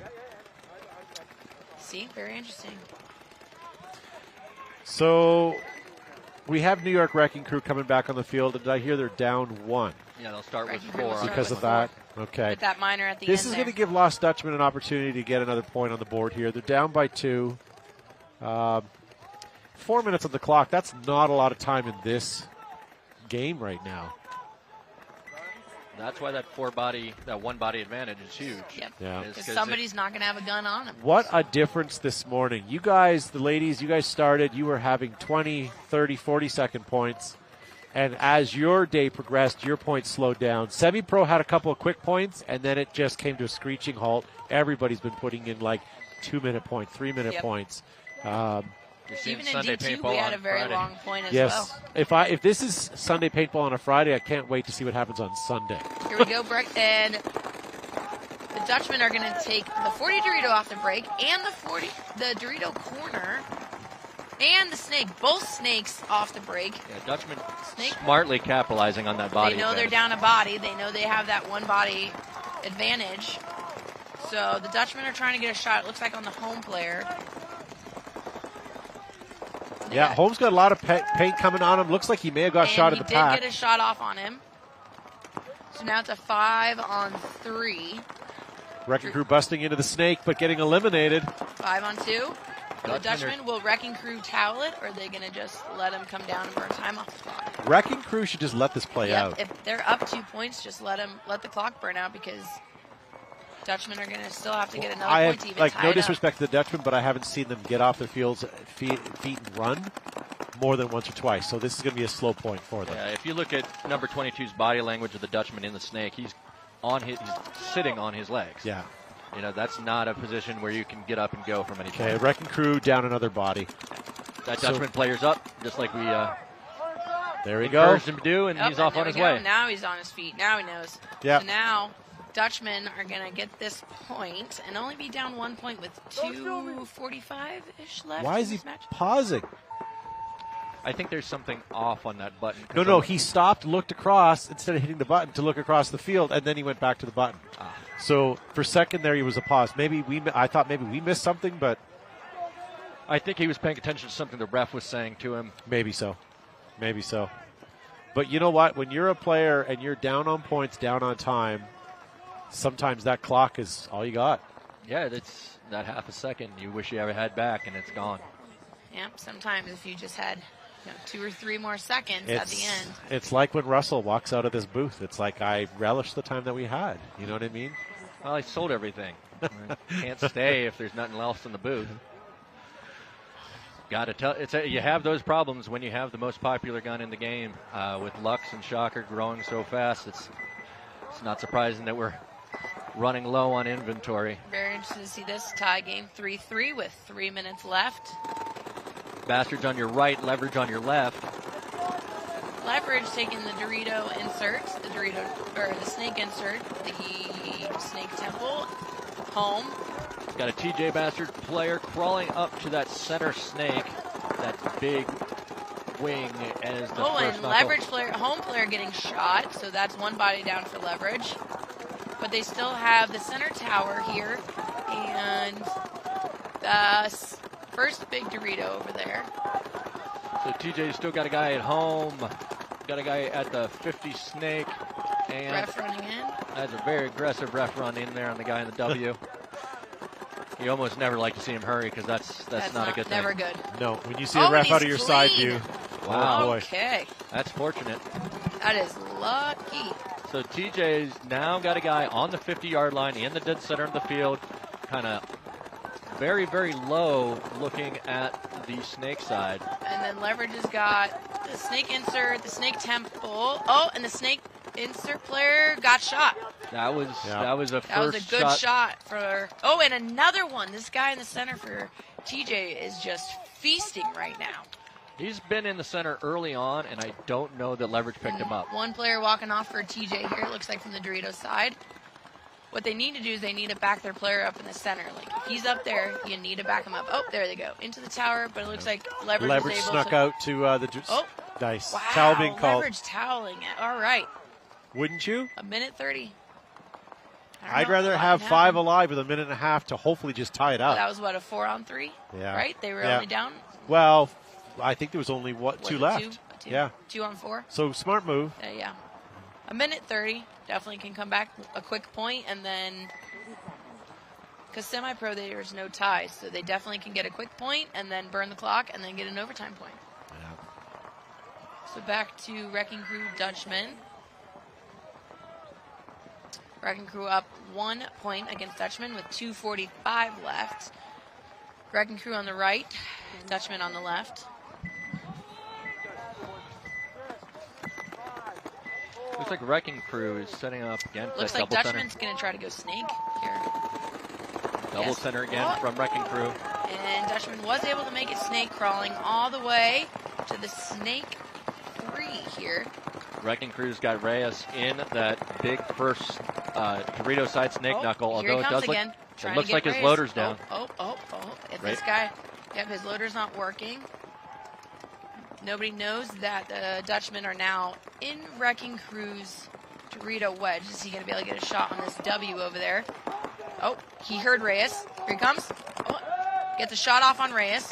In their Dorito side now, trying to get a shot at the Dorito corner. The W and he tried to run. picked up. Did he get picked up? Yep. It's 2 players walking off for Wrecking Crew. So now it's 5. Oh, 1 player walking off for Dutchman. So it's at least a 4-on-3. Dutchman player here in the 50 snake is just, again, feasting. Did he get a shot off on Wrecking Crew's home player? Yes. Down to 4-on-2. You got the snake, you got the Dorito corner and the snake temple. This, with a minute 40 left. Big pullout for number 13 over here on the snake side. Definitely, he's, this is get here quick. Don't get yourself away and just pick off those shots. The Dorito corner player for Wrecking Crew moved up to this Dorito 1, Dorito 2. And he got picked up across field. And he is shot again, number 13. Wow. That was good. He had a game. That was a point for number 13 there. Ref running in, though, when he goes to hit the buzzer. I really think nobody even shot at him. Nobody really knew he was here. He covered a lot of ground. You got to hope he didn't pick up any paint. Good point. So Dutchmen are going to be up. And it's a tie game with a minute 11 seconds left in that game. All they needed was somebody in the chat room to say they were a throw together team, and they found the confidence. Yeah. Again, this Leverage and TJ Bastard's game is also real tight. Yeah, this is Leverage is a very good team. They when they played D2, I definitely played against them. They're a good team. They've been playing together for a long time. Yeah, I think these 2 teams are playing from very solid fundamentals paintball. There's very few people getting shot out of their bunker. There's people that are running appropriate routes and so playing forth. Smart, methodical paintball. Working together. These 2 teams definitely are working together very much. Minute 39 left. TJ up by 1. Will they still continue to be aggressive, or do you think they're going to sit and let Leverage run to their guns? If I'm on TJ, I'm calling a pocket play, wanting 40 seconds off the clock, and then let them play.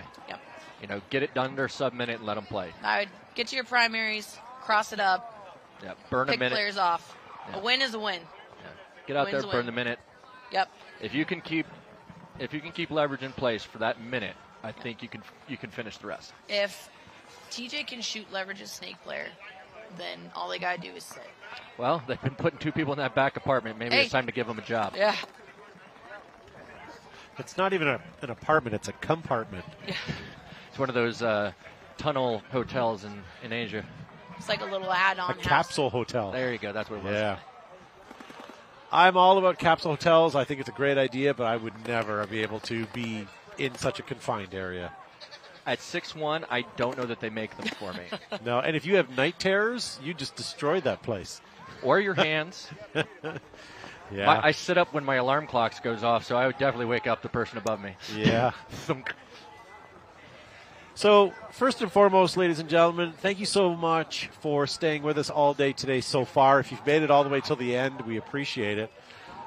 Only a few more minutes left in both these split decks, and this is our final match of the day, so you can't go anywhere until you find out what happens here, ladies and gentlemen. And don't forget, we are back here live at 6 a.m.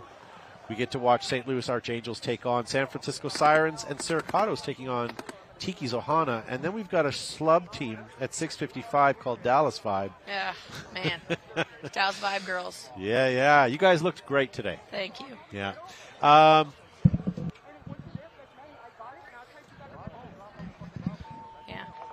We're looking good this event. Yeah.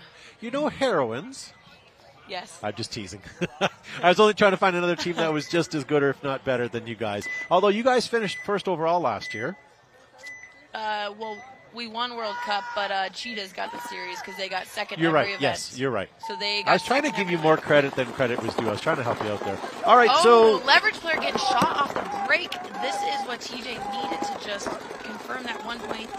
It was their wide Dorito runner getting shot. Leverage player very upset walking off. He shouldn't be that upset. He was running almost full And standing then up. another leverage player trying to run out to the Dorito temple does make it. Leverage. One player walking off for TJ.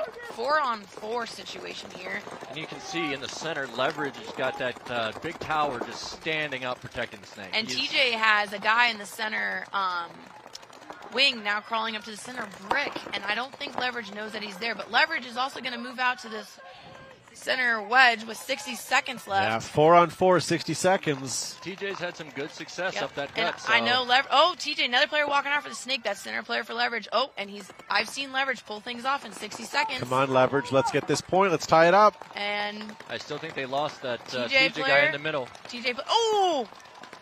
Leverage shooting the guy in the Found center. Here it goes. 39 seconds left. Home player left for TJ. And he's getting shot. And Leverage is going to take this point, I believe, and tie it up. 28 seconds. And you do play the 28-second point. So 20-second point? It sucks for TJs to have to play through that, but you have to suck it up as a team to kill that time on the clock, one right? major, and that's a swing point, and Yeah. then it's all over. Yeah. And I'm putting my clearest heads out there right now because a mistake is just unacceptable. You need your guys that are going to get their spot and sit and not get dinked out of bunkers, not get dinked out on dumb runs. This is a good set of games. Both games are tied.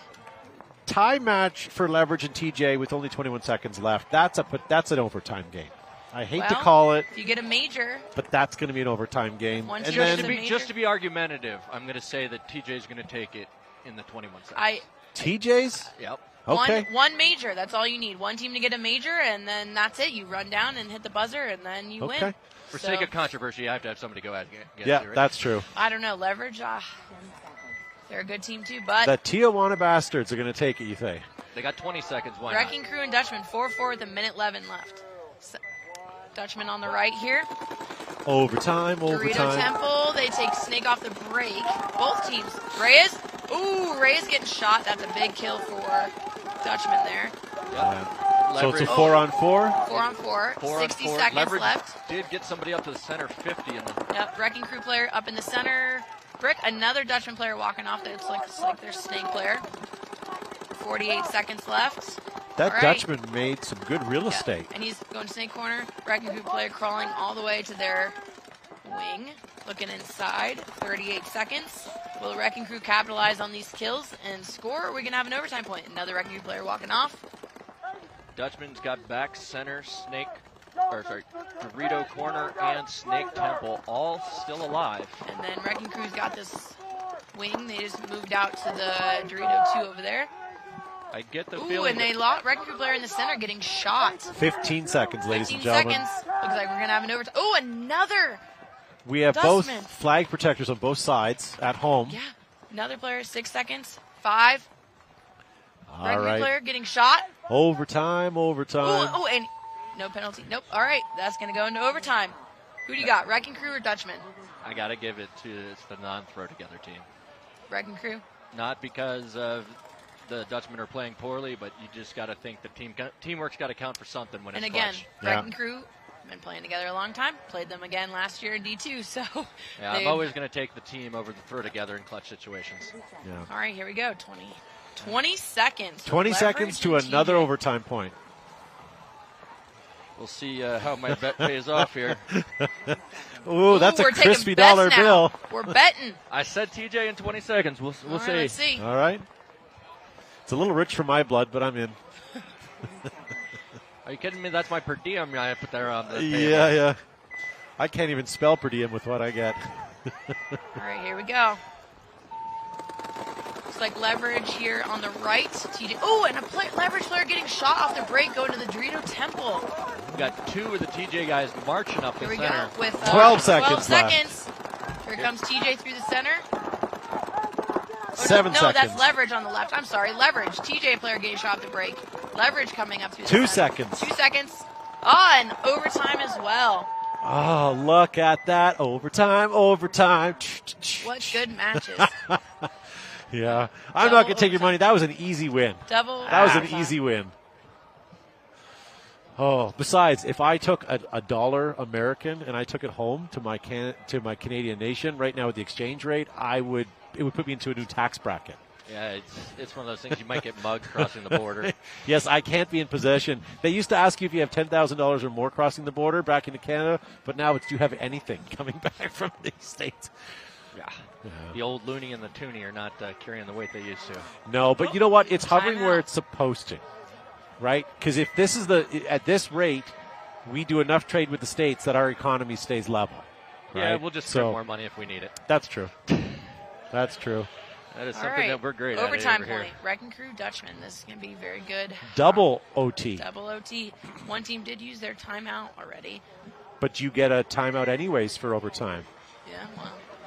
Ref crew doing a nice job knowing the importance of these 2 overtime points, getting out there and cleaning up some of the heavier soiled bunkers, just making their job a little bit easier. I'm going to disagree with you again. That's not why they're doing it. It's because it has to be done before they go home, and they're preemptively doing this thinking they get to go home a little bit earlier. I know how it is. You want to, I ref too. I know. I'm trying to paint a rosy picture I know here, you pat are. some people on the back, but I know, and you are right. Especially being here since. So John Fusco in the chat wants to know who's commenting. We have Russell Jackson. He's from DLX. He's the gentleman who just lost the bet. And then we have myself. My name is Todd Ansich from Behind the Bunker. And then Michaela from Dallas 5. From Dallas 5. So thank you. First of all, thank you guys for being here. If it wasn't for you, I'd be alone. So I do appreciate it. And the invitation is open all day tomorrow. As you see, I do have 3 mics, so it's always nice to have you guys come in. Weather looks great in Vegas. Yes, it is great. It's actually a little chilly if I'm going to complain about anything, and there's a bit of a breeze, but you know what? This is awesome. yeah, you can't really ask for better conditions this time of year anywhere. It's either going to be wet or colder, so I'll take this. Ryan says these guys are actually reading the chat. I'm not going to break the fourth wall, but we're not. No? Yes, no, we are trying to watch it. It does go pretty quick sometimes, so we can't get all the comments out. But while I have a couple minutes here, I am scrolling through the chat. So shout out to X Factor Paintball Park. Absolutely. X Factor actually has a booth here at the event, supporting the NXL as a vendor. That's good. All right, here and we what go. happens in Wrecking Vegas Crew. doesn't stay in Vegas. We're here to show you And everything, Dutchman. ladies and gentlemen. All right, let's see. Wrecking Crew left, Dutchman right. Wow, Wrecking Crew going all the way up to the center. Ooh, and Wrecking Crew loses one off the break, which Dutchman is Reyes. Ooh, that's a big kill for Dutchman. Dutchman taking the Doritos side, the D2, the Snake, Aztec, the Home, and the W. Wrecking Crew is all the way up in the center brick, though, but getting that kill off Reyes off the break, that is a big kill that Dutchman got. I've yet to see a single ball go towards that center Nope, player. and now so he switched this way I to the don't- Doritos side. Yeah. Oh, a Dutchman player walking off there on the Snake side. Oh, and he lost. He didn't beat. The Wrecking Crew player didn't even see this guy crawl all the way into the 40. Oh, now he does. Something Now got he up. got him now. He got a little bit big getting in position and gave himself 2 away. players walking off for Dutchman. 3 players walking off for Dutchman. Got this guy over here in D2 trying to make something happen And for then he Dutchman. fills out to the Snake Temple. Looks like it's a 4-on-2 situation in favor of Wrecking Crew right now. Wrecking Crew definitely has field possession. They need something serious from Dutchman. They need to pick up a... They've got to get another kill to at least possibly maybe have a chance to still win this point. Wrecking Crew's crawling now into the Snake. They're going to crawl all the way down. And yeah, if I'm a Wrecking Crew, I'm trying to get up and just pinch that back Snake All corner you need out. is one more kill, and then you got it. Ooh, but the Dutchman player coming... Oh, gets shot from the home. How lucky He is that Wrecking Crew player? almost had it, but the home player was able to get a shot. Wrecking Crew now crawling all... Yeah. Oh, and the last Dutchman player walking How off. tempting was that have been to shoot that guy? Good for him. That would have been a penalty anyways. Hate to tell you this, ladies and gentlemen, but we are now rounding up the 3-minute mark. And that was the last player walking out for Dutchman from the Snake corner, so... Doesn't matter, looks like time. Wrecking Crew is going to take this overtime point. Overtime. We got a Wrecking player getting checked by very two thoroughly refs. over there. And somebody's hands in their pocket. And Oh, it's a and that's minor. a penalty. Nope, buzzer's been hit yet. Oh, a major! A minor and a major was thrown on Wrecking Crew. That may have just been it. Oh. And I'm sorry, I missed that. They had what? They had their hand in their pocket? I was saying the ref had his hand in his pocket like Understood. when Oh, he and the was head chasing ref's him around. walking over. I was thinking, Oh. am I missing a penalty on something? A minor when and a major was thrown When on a referee's Wrecking Crew. chasing you with his hand in his pocket, it's not Yeah, good. No. And I think that was going to He be... doesn't have your Ooh, car keys. Definitely off. Definitely off. Oh, he shot in his back. Chester is. Chester Or shot- Sester. Oh. And Wrecking Crew walking off with their heads down. Is this last player alive? Can he go hit the buzzer? They still had 4 people alive. Game is still going. Okay, game is still going on. There's one Wrecking Crew left alive, and there he is. So it must mean that flag confusion was definitely a minor, not a major. But there was But a maybe yellow not. and a red. And So the then clock is 3 stopped. players. Okay, stand by. Oh, and the head ref. Yep. We're having a zebra gathering to sort out the mess here. That being said, Wrecking Crew at least has a body on the field, whereas Lost Dutchman, Do not. So, oh, it's really whether or not they give it to him. And yes, I saw a thumbs up from down yep. there. With that one player left from Wrecking Crew. Yeah, penalties aside. And it wasn't in the last minute, so there was no swing point. I'm going to say they're very lucky there, Wrecking Crew. Very lucky. Oh, wait. Head ref's calling both coaches over. Well, what wouldn't be a overtime point with some sort of controversy? Okay, first of all, I called the coach over. I need one person, please. Okay? Okay. Stop. They switched Okay. it over. They had 4 bodies on the field. Okay? Guy ran down the field, had a head on his shoulder. I told him I pulled the 2 people at the box. The gentleman who was still alive, I had 2 reps in front of him. So the point, they still get the point.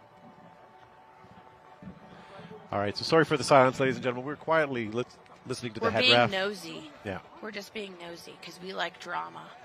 So you will be told when we're told. New York Wrecking Crew does not look super happy. But neither does. Neither does Dustman. Allison from. So it looks like it goes And I in the definitely favor think- of Oh, Wrecking and we're going to Crew. do this other overtime point here for Leverage and TJ. TJ's digging out to both corners. Leverage player taking Snake off the break and making it. TJ made Dorito corner off the break and Dorito Temple. Dorito corner player now crawling into the Dorito one.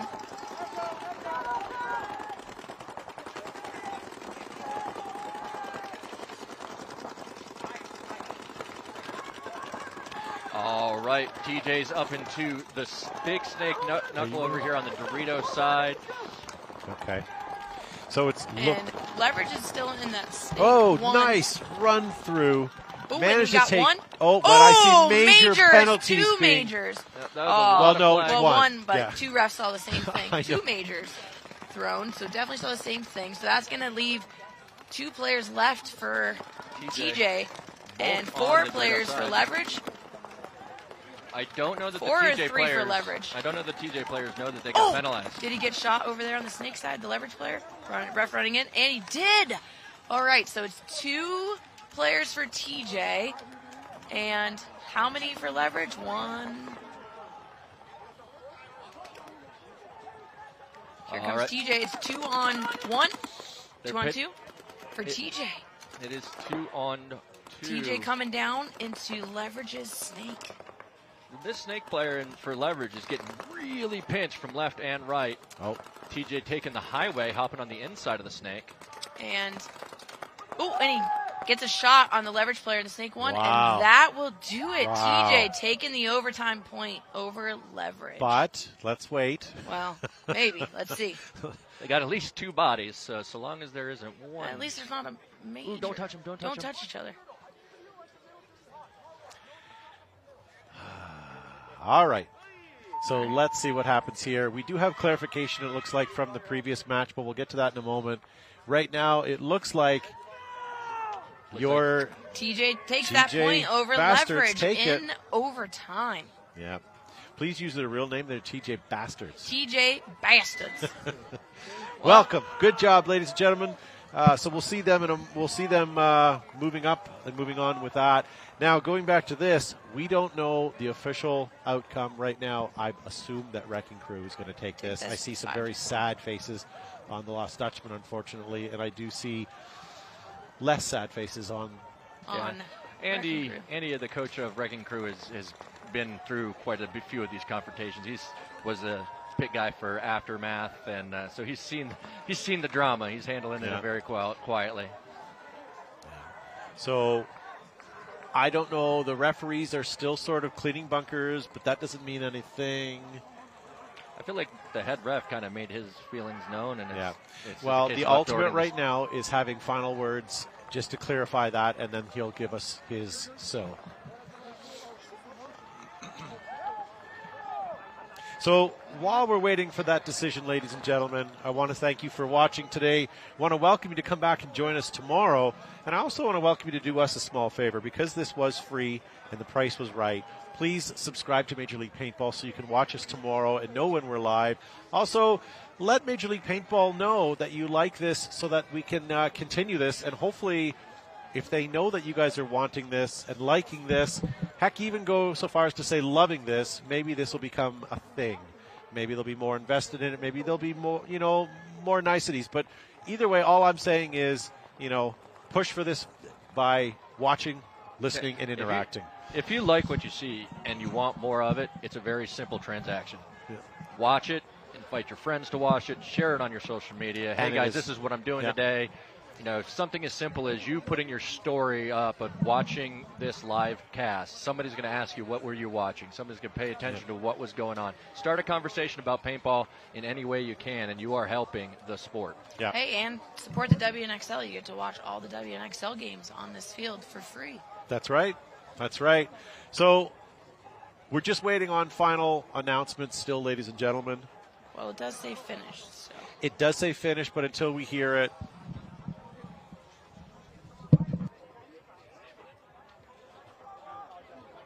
okay, so that's it.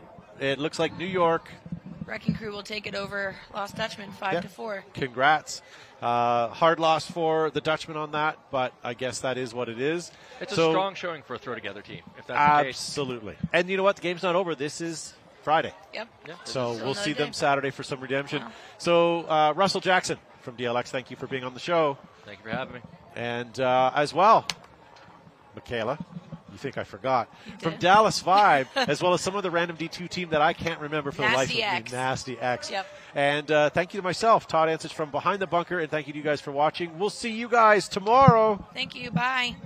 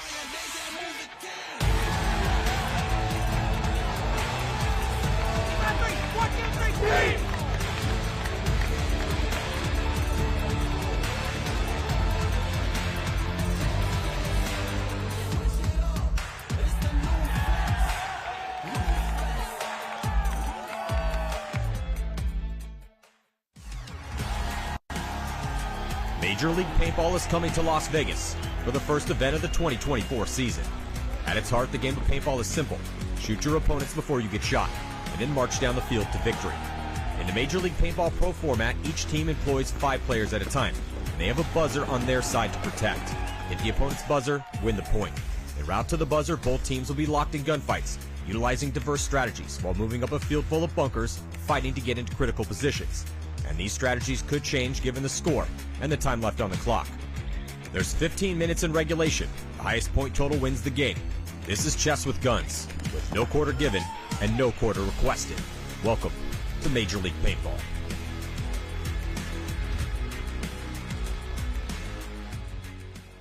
The Tauntauns came out swinging in their match against the favored San Diego Dynasty at this year's NXL World Cup. And while the battle was back and forth the entire series, Dynasty ultimately came out on top in their decisive victory in overtime. With the series being so back and forth, I thought it would be a good idea to look at each point and see what lessons can be learned that we can apply to our own gameplay. Let's take a look.